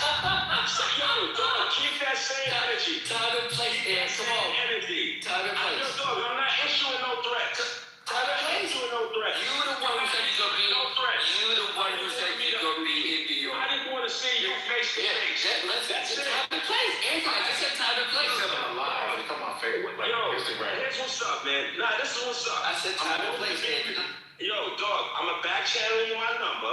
I'm going to be in New York and going to do this shit on live. Yup, live. Anytime, time and place. Whatever you're ready, son. Whatever you're ready. Wherever you're ready. I'm gonna be towering over you. Like, I'm gonna be looking down on your little spotty head. Like, oh my God. I said y'all do it on the A train. Both y'all got an A train. One train. You know, Aaron probably want to take it on the D train. You be taking that D. This nigga selling that. I ain't say jack shit about fighting this nigga. I didn't say anything about fighting. I said elbow on your head. Yo, I want this nigga to talk this shit in person. Yeah, just get time and place, Anthony. Every Time and place. You hear it right now. Yo, Ain't nobody knocking down. Time and place, and yeah, I put it on everything. time and place, and I put it on everything. time and place, and come on. Do that shit at your library, bro. Here's what's up. Which library? Which library you want? This motherfucker can't read books. This motherfucker can't read books. Okay, we gonna meet at the Barclays Center, April 10th. Alright? 12 p.m. High noon. What? How you? Right outside? Right Right outside Atlantic? Flatbush Avenue. Right where Atlantic is Flatbush Avenue. Right outside? Atlantic. April 10th? April 10th. 4:10. 12 p.m. Everybody heard right here. There we go. 12 p.m. There we go. 12 p.m. Right outside. That's about. Yo, listen. I don't want you copping no please. Ain't nobody popping nothing. I don't want you copping no please. Ain't nobody I popping don't want nothing. you begging no pardon. Don't beg no pardons. Don't beg no pardons. Of course you got weird. I mean, If I put the Tim's on, it's gonna be over. Man, I'm not gonna do that. I'm not gonna do that because that would be unfair. listen. Because when you put your Tim's on someone like Listen. a head like that, that would be Yo, fair. I ain't got no. Arthur, you can flap your fucking gums all you want. I'm slapping it right now. Flap your gums all I'm you doing want. it. I'm doing it. I'm doing it. I'm doing it. Let's go, man. You 5'2" motherfucker. Yo, big man. Document this moment, April 10th, 2026. Anybody but you. Anybody but me. That's right. There we go, Aaron. Talk that fake talk. You. Okay. Whatever you got, like, I'm telling you, be there. Barclay. I'm muting up. You got. So I just set my calendar just to wake up about 9 or 8. Well, I'll be up that time, but just to make sure I keep that time clean. So it'll be 9 o'clock my time. Tiandra, I think it would be what, 9 o'clock your time? Yeah, remind me, because you know my daughter's birthday is April 19th, so I'll be down.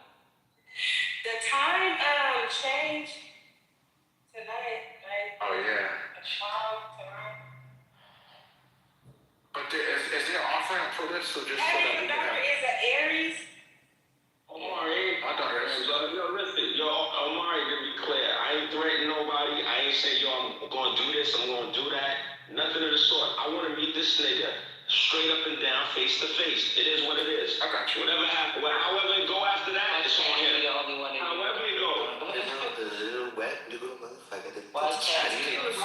go, it go. However it go, it go. Like I said, I done met over 100 motherfuckers off this app. 100 people? Wow. But all the people you met that's solid though, they all fuck with you though. Like Ant be coming through with the bottles, the service, and Arthur, why you fucking with Ant? Amar, stay out of it. Let them fight it out. I'm done, man. I said what I had to say. I'm gonna see this nigga April 10th. I guarantee the nigga going front, though. I guarantee you he going front. You gonna fight him in Aries season? I guarantee you he going front. I'm gonna front what? Front what? That's the day of my daughter's birthday, by the way. I'm not gonna be there. You will not be I'm not there. gonna be there. Alright. You will not be there. I'm not gonna be there. I'll just go to grab, motherfucker. Let's go. Be right there in front. Sitting, standing tall. So the two funniest jokes I heard was Booty Hole Surfer and we have a fupa. That was funny.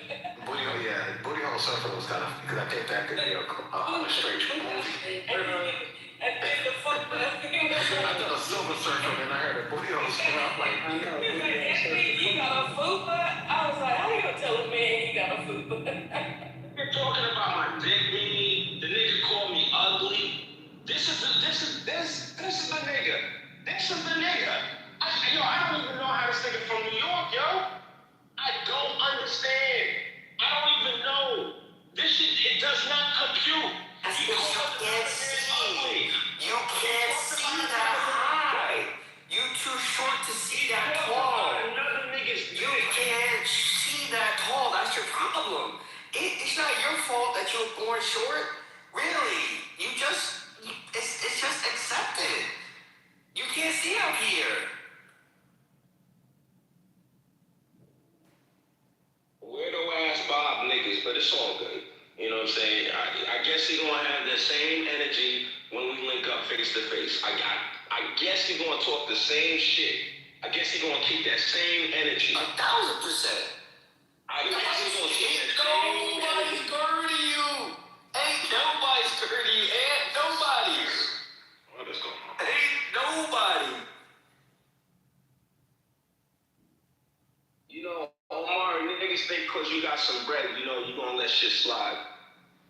Oh yeah, they trying to say because you doing that great coupon that you don't got those hands. Exactly. Alright? You know, That's coming for me. Why the chat's always coming for me? I don't like noodle chats.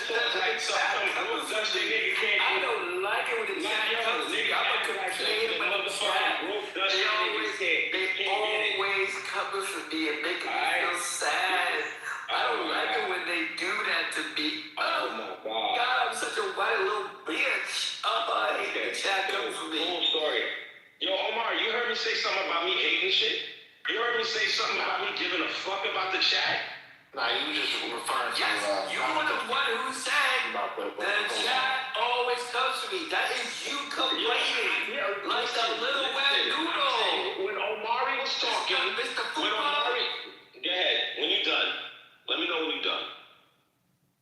Alright, cool. So when Omari was talking about, me going hard on stage, I said, I get abused in the chat. It is what it is. I don't give a fuck. It don't stop me from talking my shit.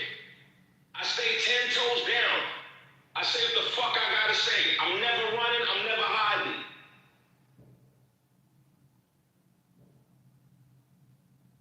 He's a bad man. Your wife could blow up the C-SPAN. Screaming black on Uncle Sam. talking about Sam I Am. Sam, don't eat the green eggs and ham. Said he was a woman, but found out he was a man. Some cool pen, something cool pen. Some here, some here, some can. And got different some can. Some here, some in. You know, some cool pen and some can. Yeah.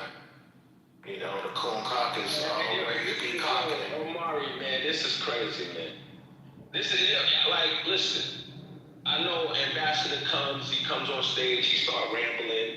You know what I'm saying? Like, I ignore it. I don't say nothing. You know what I'm saying? Ambassador trying to be niggas' friends. You know, like, I ignore it. You know what I'm saying? Like, Like, yo, but this shit just, it's just like real odd to me, man. You know, I realize, yo, I'm an old head. This nigga's an ancient head. So I'm respecting the ancient head. I'm letting them live. But yo, like, here he come. Another one. And another one. You got me fucked up, man. When I come to this bitch, man, don't get me fucked up, man. I ain't agree, you got me fucked up. No, I'm just lying, man. I ain't had to go like, well, nobody up there. I was just lying with that. I ain't beefing with you. I ain't got no beef. I ain't had no beef.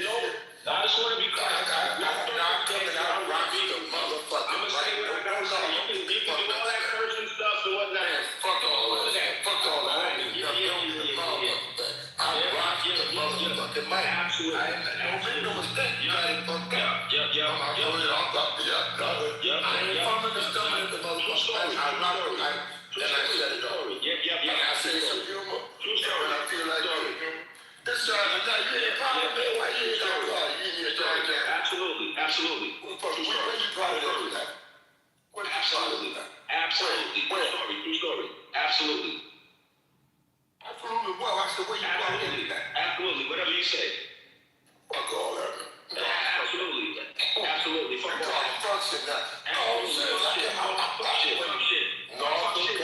Fuck shit.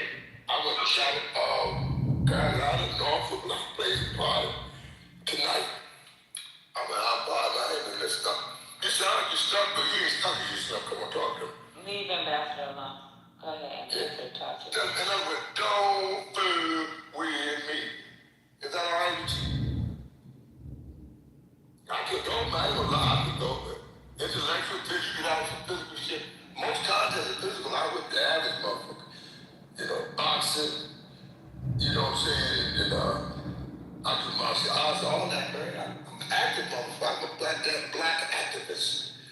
Yeah, motherfucker don't roll up on me just any kind of way, any kind of way.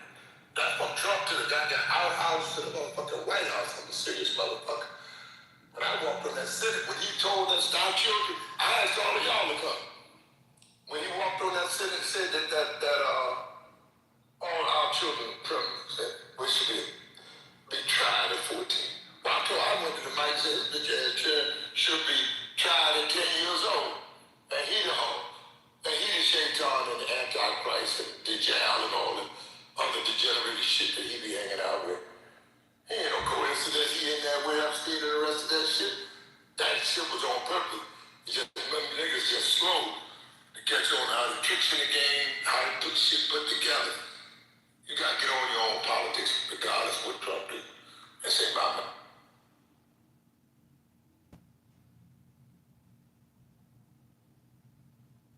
Verbal diarrhea in the building. Yo, respect on the ambassador. What's good, ambassador? Yeah, what's good, homie? I'm chilling, man. I've been down with some nags in, and I might go down to motherfucker, South Beach, you know. While I'm in the South, right? That's cool. That's the one that I'm taking in some breeze. I'm going to some Virginia Beach today. Shit, I might be Myrtle Beach to Mars if I get there.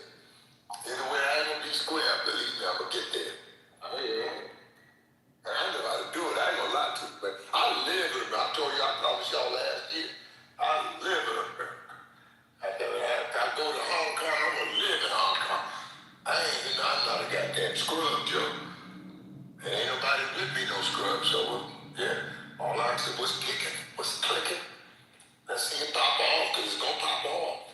If it don't pop off, then we set it off, and this motherfucker we set it off. Bye-bye. She's clicking and she's popping it. After all the shit we've been through here.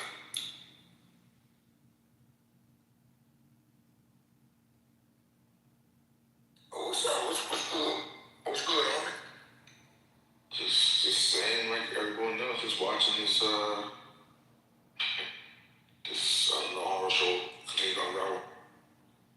Hey, shit, you gonna call all the best president in history a horror show? Hey, shit, you calling the best president in history a horror show? Damn. Okay, please. Wait, which president? Are you talking about your president? Which one is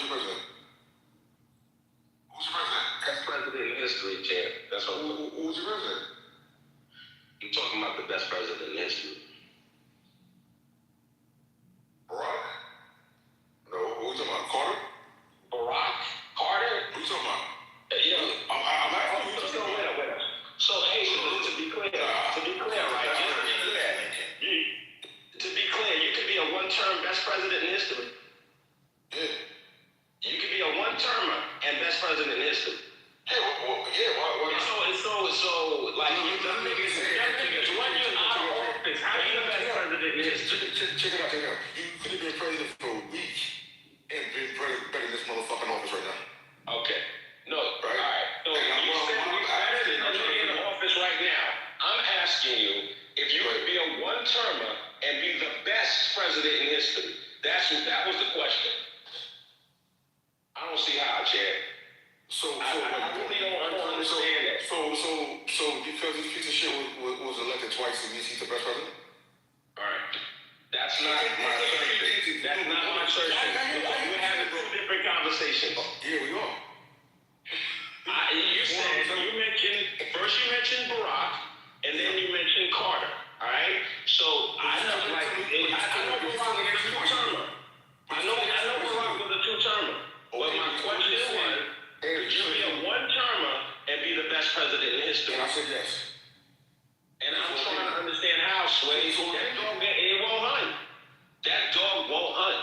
My shit will bite though, person. Could be assassinated. That motherfucker Not lying if you want to run for a second term. That's how the one term can actually be the best term. But who's president? Who's the president now? I don't want to know.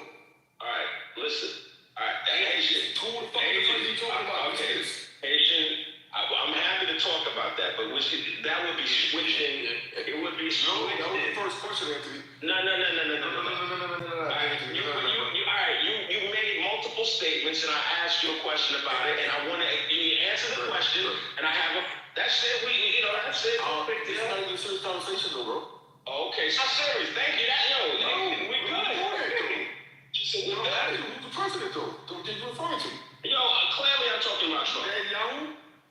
I'm clearly talking. You see? This is where the jokes start. That's where the jokes start. Because you see? That's why, we can't have a serious conversation. No, that's we can't have a serious conversation. That's serious, though, because you and I both know Netanyahu's going to call the shots, yo. Oh, my God. You know Netanyahu's going to call the shots. So the first term, it was Putin. Now it's Netanyahu. Y'all need to figure out y'all's story. Get your story together. Yo. So Putin got tired of the bitch and passed it with Netanyahu for a little bit. So you passing around. You passing around right now. Yeah, you're dirty hard, bro. Man. Andy, come on, bro. Yo, Haitian. You could talk to kids in the U.S. right now, and they're gonna say the same thing. If you give them the data to look at what transpired last week, this is what kids are saying, bro. It was a high school kids are saying. That Israel runs the U.S. That Netanyahu runs the U.S. That Netanyahu made Trump go to war. So let me ask you a question. Has any of Europe, jumped in the situation? Jumped in what's the as far as what? The war in what capacity? I'm saying, okay. Have they? They're saying they're defensive, and they're not trying to be offensive, and they're ultimately trying. So have they been on some Switzerland? Okay, good. They're saying, from last I heard, they're not trying to get involved in what they deem that could be possibly considered illegal. Oh, so none of the nations in Europe are getting involved. It's not what I said, yo. Okay, no, you said they're not getting. You literally said they're not getting involved in something that might be illegal. Literally, that's what you said. Anthony, we're not gonna play the sides with me, brother. Because what I also said was they said it's defensive, not an offensive posture, right? Okay. Did you not hear that? I didn't hear that. Honestly, I didn't hear that. I honestly didn't hear that. So it's cool. So now, when you say you wasn't at the night shit, you wasn't at the night shit waxing. Alright, yo, Haitian, and for the record, you already know you're my brother no matter what. None of this is offensive. Alright, none of this is offensive. Alright, so here's what's up. I just want to understand, when you say that they'll get involved defensively, what you mean? Protect interests, protect their people. All right. They're not just going, from my understanding, from last I heard, I haven't been in the game today, they weren't just getting up and going bomb it. All right. We thought saying Israel. So if I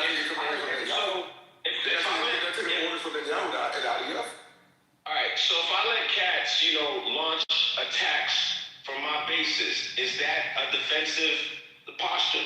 I just want to be clear on what defensive means. That's not the Is that defensive? That's not the military action. Sorry, let's not. Okay. All right. So Haitian. I'm letting cats. All right. So dude's about to go do a jukes, and they make the meeting spot your crib. You not involved? It's not that simple, bro. You're not involved? It's not that simple. We loading up. It's not that simple. You saying that it's not as simple. You know this. Wow. I hope you know this, that on a regular basis, countries let you operate out of the country. Sometimes they say yes, and sometimes they say no. Just like in 03, right? We supposed to go to Turkey to invade Iraq initially. And Turkey said, well, any combat units launched from Turkey. Exactly. So that was their position. So look, man. You're trying to make it more than this, but you already know that they're going to have to end up getting involved, but their position was they were trying to stay the fuck out of it because they saw this was not there was no game here. Can we agree with that point, Anthony? Can we agree that other countries are getting forced into this shit? The Haitian, I wouldn't agree to that. I really, because other countries, there are countries that aren't going to get involved no matter what. So when you say they're getting forced, I can't agree with that, brother. There are countries that just going to sit on the sidelines and not do anything. This idea that somebody's being forced to do something against their will, that they're proactively doing, I can't agree with that as a concept. United Kingdom has agreed to let U.S. bases. Go ahead.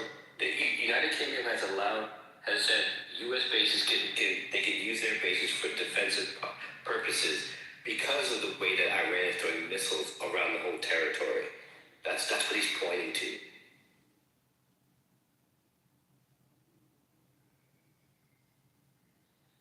So, Haitian, would you say that that Netanyahu is running the UK? Would you say that? Would that be a stance? Because they letting us use their bases. Are you high or are you drunk, bro? Because you say you don't smoke, you don't drink. I don't. Like how that comparison is saying with Trump, the dick riding motherfucker, right? Who literally is over there doing Netanyahu's work. Who's literally over there saying how we're gonna help me, baby. Like, are you serious? It's not the same thing, bro. This is Trump. Trump was the one at the negotiation table. Said they almost already did that, right? He was the one that was saying let's negotiate this shit, and 2 minutes later let's go fucking bomb me.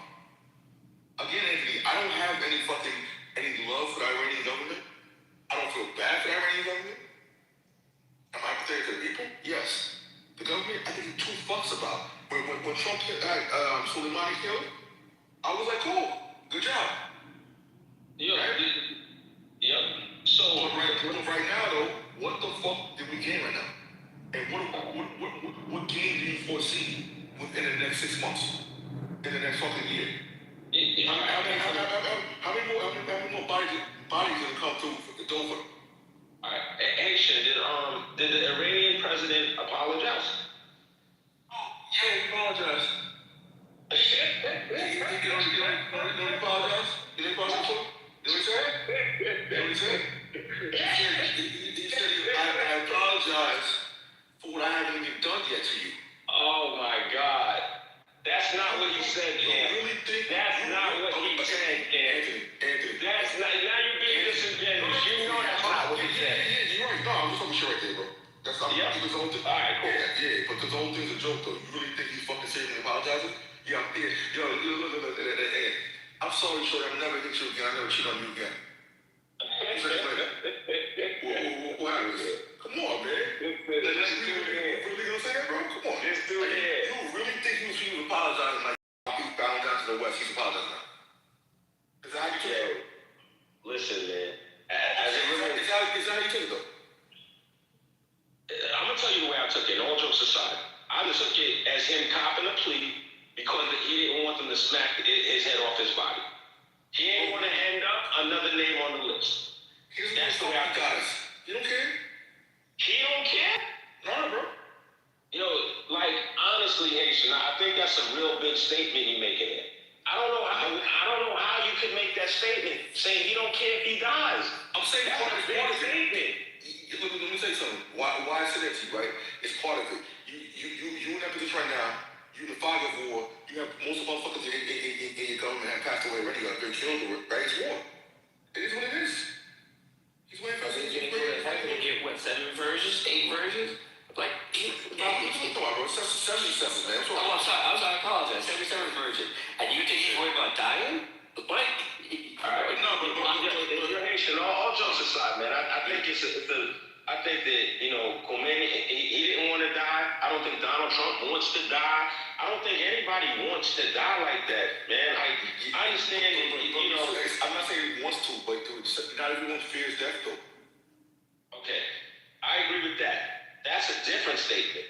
That's absolutely something I could get behind. But, you know, like, I'm saying to you, he's proactively copping a plea. He's trying to indicate surreptitiously that he's somebody that can be worked with. You know, like he's trying to stay alive. He's politicking. Yeah. Okay. That's the way I'm taking it. Alright, that's cool. But do you think it's gonna make a difference? Not necessarily. Hey, let me say like this. Let's be 100%, right, bro? How in the fucking world can you say that this was fucking smart? This was organized? There looks like there was a plan behind this? There was communication?